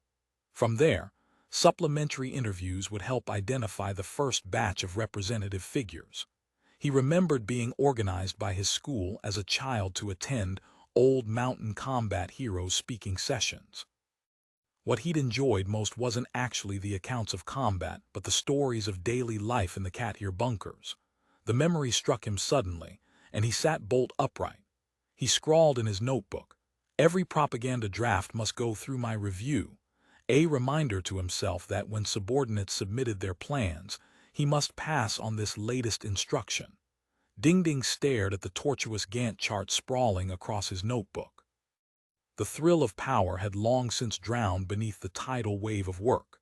They said power and status were the finest aphrodisiac, but even popping pills constantly, managing 7 rounds nightly every single day would exhaust anyone. The laptop screen before him displayed the Mainland Cultural Strategy Project Plan. Due to its complexity, the entire initiative had been subdivided into 7 distinct sub-project plans. Scheduled tasks already numbered over 2,000, many of them interconnected, demanding consolidation and coordination. Dingding felt his mental capacity stretched to breaking, which was precisely why he'd retrieved his laptop from Gaoshan Ridge and enlisted IT senators to help install Project. The Shandong Region Folk Doctor Training Class has tentatively selected Kimu Island as its location. Instructors will be provided by the Shandong Detachment's medical unit. We request that command coordinate student organization and conduct necessary decontamination and literacy preparation. The starting date is to be coordinated by command based on preparation progress.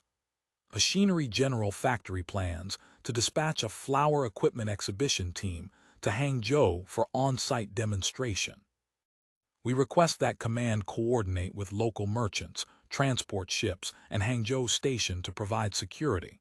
The female secretary recited over a dozen such requests in a single breath. Dingding stared at the screen without typing a single character. In truth, he wasn't listening either. A voice kept repeating in his head, "What do these idiots take me for? Things they could easily coordinate themselves, they all dump on me." Darling, should I continue? The rest are all similar requests for resource coordination. Pan, who had come to the office to discuss work with him, flipped through the reports. "I think you need an assistant to help handle this. This workload can't be managed through overtime alone. Why not head home early today?" Had Dingding not been staring blankly at the screen, he might have noticed the look in Pan's eyes. Over the past few years, though the couple harbored significant philosophical differences, their relationship had actually mellowed since their work responsibilities were adjusted. The general arrangement was that Dingding focused on running his 2 periodicals and 1 newspaper, handling propaganda matters, while Pan managed the rest, primarily media and publishing. Pan had made media and publishing flourish in recent years. Though she rather resented the Truth Office's revisions, she could accept this censorship given that they still needed to conceal their true identities as time travelers. As business expanded, Pan's original ideals had gradually shifted. A media mogul's interests and an ordinary reporter's interests could hardly occupy the same chair. Her views on Dingding, the propaganda minister, had grown less sharp over time. Shifts in mindset naturally affected emotions. Thus, in recent years, the two had been harmonious as harp and lute. Lately, however, Dingding had been absorbed in cultural strategy, inevitably neglecting his wife. Just as Dingding had yet to grasp his wife's meaning, an untimely knock came at the door. Fang pushed it open, a box of files in his arms.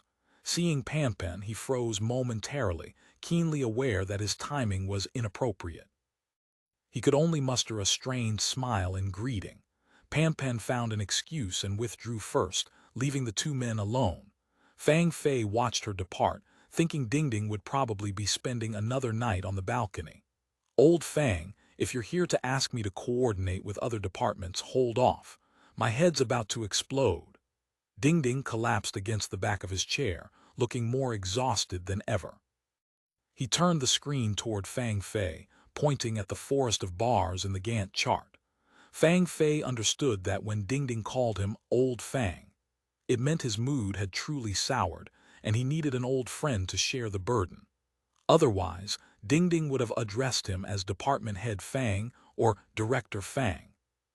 Fang listened to Dingding's half-hour grievance session, half devoted to his own hardships, half to the shamelessness of demands from various departments. Taking the files from Dingding's desk, Fang gradually grasped the nature of his troubles. It was like having your son ask for help with a math problem. You expect addition and subtraction, but he hands you a Fourier transform. While Fang reviewed the documents, Dingding stepped out to wash his face and clear his head, then had the secretary pour 2 iced coffees. He set them on the coffee table beside the sofa and sipped, while continuing to expound his frustrations to Fang. In Dingding's view, some of these requests were clearly sabotage, reminiscent of troublemaker subordinates he'd encountered back in the old timeline, escalating problems that had no business being reported upward, calling it seeking help, while really aiming to embarrass superiors. If management didn't understand the situation or the technical details, making decisions for subordinates meant digging one's own grave. You'd shoulder the blame when things went wrong. Yet doing nothing became the subordinate's excuse for delays. The correct response was to roar, "What are you good for then?" Only Dingding wasn't on home turf here. He neither dared nor could. Who exactly does Jeju Island fall under? What?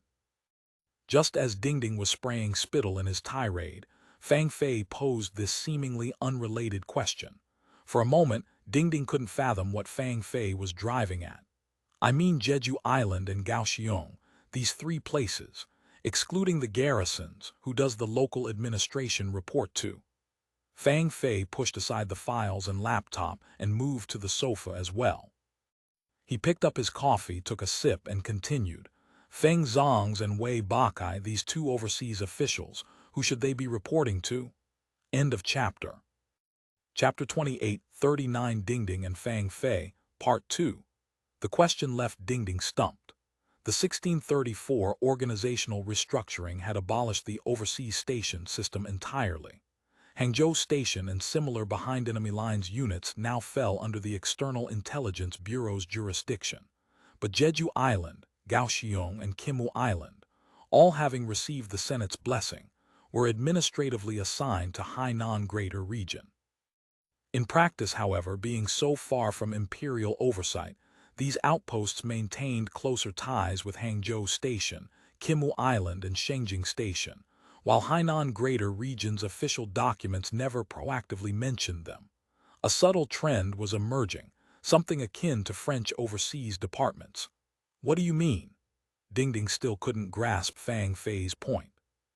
What he despised most was the managerial art practiced by state enterprise leaders, speaking in half-sentences and forcing people to guess their meaning. He'd never expected Fang Fei, this bushy-browed former showgirl madam, to enjoy playing the same game. Of course, Fang Fei couldn't read Dingding's true thoughts. He silently finished his coffee, putting on a small performance before continuing. About half of these more complex matters are actually stuck at Jeju Island, Kaohsiung, and Kimu Island. I suspect that's precisely why these departments have come to us for coordination. I believe if we send telegrams one by one, we can certainly work it all out. But that's far too inefficient. We need them to send people to interface and cooperate, to handle the ground-level work for us. Of course, if we could embed our own people within their organizations, that would be even better, but there's definitely no time for that now. So you're saying we should ask Kai and Shuiding to help coordinate? Fang Fei set down his coffee cup. Seeing Dingding's still confused expression, he felt a twinge of casting pearls before swine. These were places Kai and Shuiding himself didn't want to manage. If you went begging him to help coordinate, how could that possibly work? If it could, people would have approached Kai and Shuiding directly long ago. If Dingding showed up at Kai and Shuiding's office tomorrow, the outcome would probably be worse than sending telegrams himself. Kai and Shuiding doesn't necessarily have more influence over these places than you do. I understand now. You mean we need to find someone higher up? Dingding slapped Fang Fei's thigh and pointed at the ceiling. Right. Yes and no. Fang Fei didn't actually have a complete answer to this question himself. But Dingding's cultural infiltration project had become cultural propaganda's flagship initiative. They would all prosper or fail together, so he had to come and offer strategies. Stop being so mysterious, just spit it out. Dingding was growing impatient, raising his hand for another slap. Don't. Fang Fei quickly caught his still descending palm. Slap your own leg. All right, just tell me. Fang Fei considered for a moment. Our cultural propaganda sector is merely a second-tier department in the Council of State system. We can't shoulder a project this large on our own. By protocol, Old Hu should serve as our project team leader. But he left the but unfinished, yet Dingding understood his meaning. Hu Qingbai genuinely cared about his education work. He took a laissez-faire approach toward research and propaganda, serving only nominally as administrative head. Actual decisions fell to the second-tier department heads, so expecting Hu Qingbai to step up was unrealistic. In a sense, he too was someone Dingding needed to coordinate with. The project team leader had to be someone at minister level, or, though not currently a minister, a senator who had previously held such positions. Counting on their fingers, there were no more than a dozen such people. What if they're unwilling? They actually have no reason to refuse. The so-called project leadership is essentially nominal, borrow a name and hang it up, Fang Fei said. If Director Wen hadn't gone to Guangzhou, I think he'd be quite suitable. But isn't Director Wen being in Guangzhou even more suitable? This is our mainland infiltration plan after all. He's in Guangzhou managing the two Guangs. It's difficult for him to exert influence on Council of State matters from there. Fang Fei reminded him. Others can all be considered. The downside is they might not be willing to stand up for us right now. So that means Ma Kaianju won't work either. That depends on his mood. Fang Fei said. I'm more optimistic about Comrade Wu De. His current position is very important, but he can't hold it forever. If he can add some achievements to his record next General Congress, there's potential for a push at Council of State Premier or Senate Chairman. With him as team leader, things would definitely work out. Dingding nodded repeatedly. Or Minister Cheng would work too. These two were both gods of wealth. Pulling in either would benefit the entire project. Cheng Dong is unlikely. He doesn't like getting involved in other affairs. Your suggestion really opens my mind. Dingding slapped his own thigh. Many hands make light work. You're truly our cultural propaganda sector's Huge Liang. Don't call me Huge Liang. Fang Fei waved his hands quickly. But for a project this large, you need to get yourself a capable assistant to help. Aren't you suitable? Count me out. Fang Fei shook his head. Among us in cultural propaganda, the most suitable person to serve as your deputy is He Fanghui. He's in Sanya now. I suggest you transfer him back quickly, specifically for this. At the mention of He Fanghui, Dingding hesitated. This senator, though not entirely ignorant of culture and propaganda, essentially knew very little about either field. So within cultural propaganda, He Fanghui rarely worked at headquarters. Most of his time was spent leading the touring propaganda team around the territories, conducting mobile propaganda work. Apparently sensing Dingding's doubts, Fang Fei continued. Though his expertise might be somewhat lacking, he knows how to work with people and can get things done. You'll have plenty to deal with already. Dingding thought it over, and indeed that was true. Seeing the leader's expression soften, Fang Fei quickly returned to the matter at hand. He pulled out a stack of papers and handed them to Dingding. These are some crosstalk draft scripts. Please review them and see what needs revision.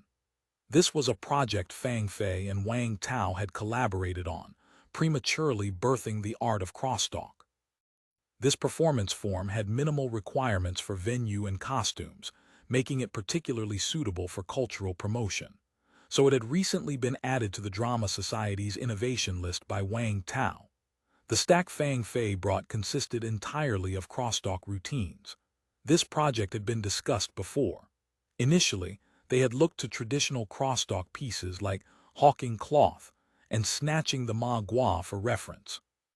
But later they discovered these routines carried too much Qing-era and Republican-era Beijing local flavor, too traditional for senators, too modern for natives. They would require massive revision. In the end, only pieces like fortune-telling with social criticism elements were selected.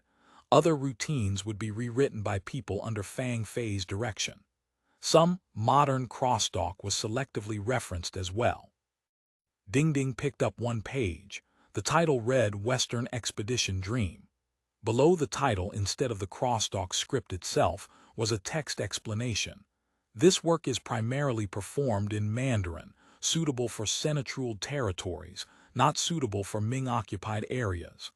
Optimal audience: naturalized citizens with Mandarin listening and speaking ability. For performance in Jeju Island, Kaohsiung, and the two Guang's regions, versions may use Mandarin with a Shandong dialect accent or a Cantonese version based on audience composition. No Korean version provided. Pretty thorough. Even Mandarin promotion is included. Dingding silently approved. Dingding flipped through randomly. The other scripts were similar, local adaptations of existing material, but the effect was somewhat unsatisfying. It always felt like scratching an itch through one's clothes. Clearly, these scripts needed to be written based on real life. And the performers? Wang Tao's opinion is to select from Drama Society performers. Quite a few vagrant artists there, plenty of people desperate to make money. As long as you're willing to teach, they'll learn like their lives depend on it. They might not need to stake their lives. Dingding was unimpressed. Most vagrant artists recruited by the Drama Society have poor education levels. The C-grade diploma rate isn't even half, far too low. Even if we produce a few star performers without creative ability and relying on others for material, they'll hit a dead end eventually. Yes, you're absolutely right. Fang Fei nodded repeatedly. I'll speak with Wang Tao properly. Also, the large group calisthenics you said you prepare, we need to hurry that up. Dingding suddenly remembered. Though welcome ceremonies were held as troops returned, I'm guessing there'll most likely be some kind of victory celebration. Group calisthenics will definitely be needed then. How's the background card section training going? Hu Qingbai won't approve the leave time. He says it's a waste. You know how he always is. Fang Fei was helpless. Dingding furrowed his brow, thinking this was truly troublesome. He would have to get Ma Qianju to coordinate again. When department leadership wouldn't even support internal department matters, that was difficult indeed. This is all public sentiment, Dingding said earnestly at the Council of State regular meeting. After reporting the cultural strategy's interim results, he raised the coordination organizer question. Personally, I agree with the proposal. In terms of professional fit, Chairman Wang commanded Operation Giant, far more complex than our modest project. Wang Liubin was quite pleased with Dingding's flattery. He did rather miss commanding large forces. But thinking about how tedious, complex, and lacking in short-term results this work would be, a wave of irritation rose in his heart. Where was the satisfaction compared to tinkering on optical rangefinders with Lin Hanlong? Thanks to Comrade Ding and everyone for their trust. But currently I truly don't have the energy. Besides my regular duties, the optical rangefinder project really can't spare me. Last week the sample was tested at the range. At 3,000 meters, the error was 150 meters. At 1,000 meters, the error was just 10 meters. I'd say it already has practical value. I estimate with a few more months of effort, if we can have the error, that'll be a force multiplier for our artillery. End of chapter. Chapter 28, 40 PennyPinching. Of course, organizing and coordinating this mainland cultural strategy is equally important. I believe that perhaps Director Wen could handle it. Several senators have already recommended him, and since he's already responsible for the Guangdong Greater Region, half the work would naturally fall to him anyway. Wang Liubin thought of his close comrade stationed far away in the two Guangs. According to rumors, the man wasn't doing much proper work these days. Give him this kind of assignment that straddled the line between practical and nominal, surely he'd be willing. What surprised Wang Liubin was that his proposal was met with silence among the bigwigs. No one seconded his suggestion. Qian Shuiding coughed, lifted his teacup for a sip, cleared his throat, then responded. Jeju Island and Kaohsiung within Hainan Greater Region are both important components of the cultural strategy. Let me state my position. For work within Hainan Greater Region, I'll arrange a dedicated person to coordinate. Their propaganda sector would face certain difficulties. Managing both arts modernization and organizational coordination asks too much of the propaganda senators. I'm sure Director Wen would think and act the same way. I have no doubt. However, having either greater region handle comprehensive organizational work isn't quite appropriate. This isn't merely cross-regional, it's also cross-departmental. Best to find someone in the Council of State to take charge. Does everyone agree that makes sense? Wang Liubin hadn't been particularly interested in this matter to begin with. Qian Shuiding stepping forward to deflect was exactly what he wanted. He nodded at him and said, "You make a good point. If we're talking organizational coordination, the Planning Commission has business relationships with all relevant units. How about troubling Ada?" With that, Wang Liubin turned his inquiring gaze toward Wu De. Wu De quickly waved his hands in protest. Last year's institutional reform transferred the enterprises under several ministries to the Planning Commission. These state enterprises' technical upgrade issues are already overwhelming. I really can't spare the bandwidth. Besides, I'm just an old Navy man who's never done cultural work. Better not have amateurs leading professionals. Taking charge of this work had many benefits for future advancement. Wu De naturally understood this. But the cultural circle had too many twists and turns. He was always quite cautious when dealing with cultural propaganda people. Unsolicited kindness comes from knaves or thieves. This time Dingding had tossed out an extremely tempting, benefit-laden olive branch, which made Wu to suspect some conspiracy lay beneath the surface. He naturally desired the state secretary position, but he was a cautious man. Ma Qianju's tenure as state secretary would end in a few years. When that time came, Wu De would be the strongest candidate for the position. There was no need to add another heavy brushstroke to his resume. Wang Liubin felt somewhat deflated hearing this refusal. Among the ministers, there really weren't many with matching qualifications. He thought Wu De was quite suitable. Seeing everyone unwilling to take on this work, was he supposed to do it himself, or force it back to Dingding and let him be self-reliant? Actually, there was another suitable candidate, Ma Qianju, but Wang Liubin really didn't want the superintendent managing this, because the man already managed too much. Just as he was hesitating, he suddenly heard a voice. "If truly no one else is willing, I'll do it." Wang Liubin looked up. It was Ma Qianju. Trouble comes when you think about it. Though not entirely pleased, Wang Liubin couldn't think of any other candidates. "That's wonderful," Wang Liubin said with false enthusiasm, then asked with a cordial smile of concern, "Superintendent, you already have so much work. Can you manage?" Ma Qianju returned an equally cordial smile. "Such important work, someone has to do it, right?" As he spoke, he habitually touched his forehead. Everyone immediately felt the reflection had intensified. "I'm also at the point where too many lice means no itch, too many debts means no worry. Besides, this role is mainly about coordinating between departments, rather nominal, really. It won't add much workload. As state secretary, I'm supposed to provide coordination services to all departments. It's professionally appropriate." Ma Qianju's words left Wang Liubin speechless. From the perspective of professional division of labor, he was indeed the right fit. From the perspective of functional allocation, he was helping everyone clean up a mess. Perfectly reasonable. Unless Wang Liubin personally jumped in with "Superintendent, you're working too hard, let me do it instead," there really wasn't any reasonable grounds for refusal. Then we'll trouble the superintendent. In the end, Wang Liubin had to surrender to his own laziness.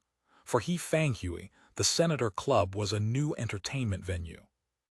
Though he spent a month or two in Lingao each year, he habitually frequented South Sea Coffee and Ziming House. He had little interest in this club right under his nose. "What a great place!" he Fanghui marveled for the 20th time to Fang Fei.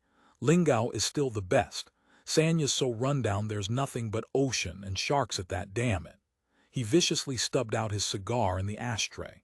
"Great, my ass." Fang Fei couldn't understand the senator's corgi-like behavior. Every single one already had several life secretaries, yet they still came out to stare at female servers' uniform skirts like they never wanted to leave. "You're practically an emperor in Sanya. Just exploit a few girls there. Isn't that better than this? This just shows you don't understand the suffering of us grassroots folks." On this topic, he Fanghui was suddenly wide awake. "You know how many women there are in Sanya? Besides the life secretaries I brought myself, there are hardly any decent-looking women. Plenty of female workers at the farms, but tanned so dark I'd believe you if you said they were from Rwanda.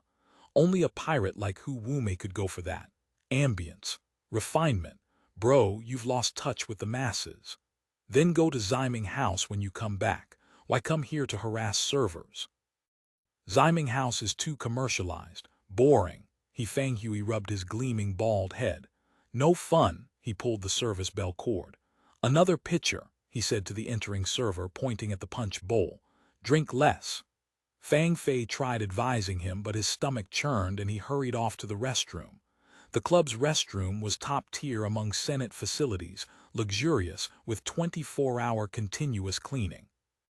Its cleanliness and comfort rivaled old timeline office buildings. Inside were both squat and seated toilets to suit different senator preferences. Dingding chose the last stall and settled in comfortably to clear his bowels. Suddenly, clamor arose from outside. Some senator had drunk too much and was being helped to the restroom by several colleagues to vomit. After a round of violent retching, the sounds of washing followed. The air filled with a sour stench, clearly a terrible mess. Fang Fei privately grumbled. He was about to flush and leave when he suddenly caught the smell of cigar smoke. Amid the noise, Wu De's and Dingding's names surfaced, immediately capturing Fang Fei's attention. He could roughly distinguish the voices of the main senators. These were unfamiliar, clearly people not in important positions. From their mocking words and colorful language, he gathered these were also senators who'd come to the club for entertainment. Since they'd mentioned Dingding, he wanted to hear what ordinary senators thought, so he held his breath and listened intently. Chairman Wang has just over 2 years left before stepping down. Who the hell wants to take on new responsibilities at this point? If he weren't in the chairman position, would this thing even be doable? Not doable, so might as well not bother, too easy to mess things up. I think Director Wen was originally going to take it, except he's in Guangdong and can't coordinate. No, old Wen is keeping his distance right now. Anyway, Director Wen's already been kicked off to the mainland. Why didn't Ada take this on? I heard he was originally quite interested. He's done civil affairs and economics for years now, and military is his original specialty, so doesn't need the experience.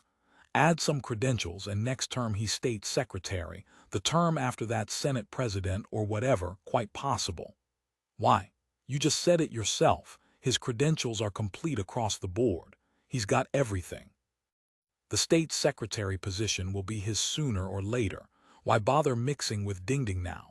Wouldn't he still want to boost his popularity through cultural propaganda? He doesn't need those popularity points anymore. Speaking of Caiyan Shuading taking this on, that'd benefit him too. Why was he also looking constipated and pushing it away? Outside Hainan Greater Region, he can't control anything. He can't even handle Jeju Island, not as influential as Dr. Zhang there. Not a single good person among the bananas. Don't say it like that. Just because you're not a banana means you're good. Ha ha ha. Just as Fang Fei was caught between laughter and exasperation, thinking these soy sauce senators really had nothing nice to say, he suddenly heard his own name mentioned. Doesn't Dingding have several little brothers? Fang something, Fragrant Grass and Fei, oh Fang Fei, and the condom brand, Akamoto. These purely labor-intensive jobs, can't he just have his own people do them? Dingding sits back and rules. What's the meaning of giving it away? Can't you see? If he doesn't yield some credit to the leadership, you think his crappy strategy would pass. Damn, how come I didn't realize there's even interest exchange in this? Not really. This bit of credit isn't necessarily worth the bigwig's attention. Mainly, he can't command anyone. These weren't exactly novel insights, but listening now, Fang Fei felt an indescribable mix of emotions. Besides Dingding and their own people, no one actually cared about the cultural infiltration strategy. Everyone was calculating what the plan meant for the relevant parties' gains and losses, penny-pinching every benefit and impact. Hearing this, his spirits suddenly deflated. He waited for the crowd outside to disperse, then left the restroom and made his way to the club's small garden. He lit a cigarette and watched the exhaled smoke rings slowly rise and dissolve in the lamplight. End of chapter. Chapter 28, 41 The Matchmaking, So It's You. Tan Xuanxi greeted Yang Jiadi across the table, his voice carrying the awkwardness of stumbling upon a private secret. Their conversation on the streets of Eastgate Market just a month ago remained fresh in both their minds. I didn't expect this either. Fourth aunt never told me. Yang Jiadi's head was bowed so low it nearly touched the table, her hands nervously tugging at her braids. Embarrassment saturated every word. She had come to meet a man who might become her future husband while carrying an unspeakable secret, and that man happened to know it already. What could be more mortifying for a young woman? Tan Xuanxi studied her. Yang Jiadi had clearly taken care with her appearance today. Gone was the indigo work uniform.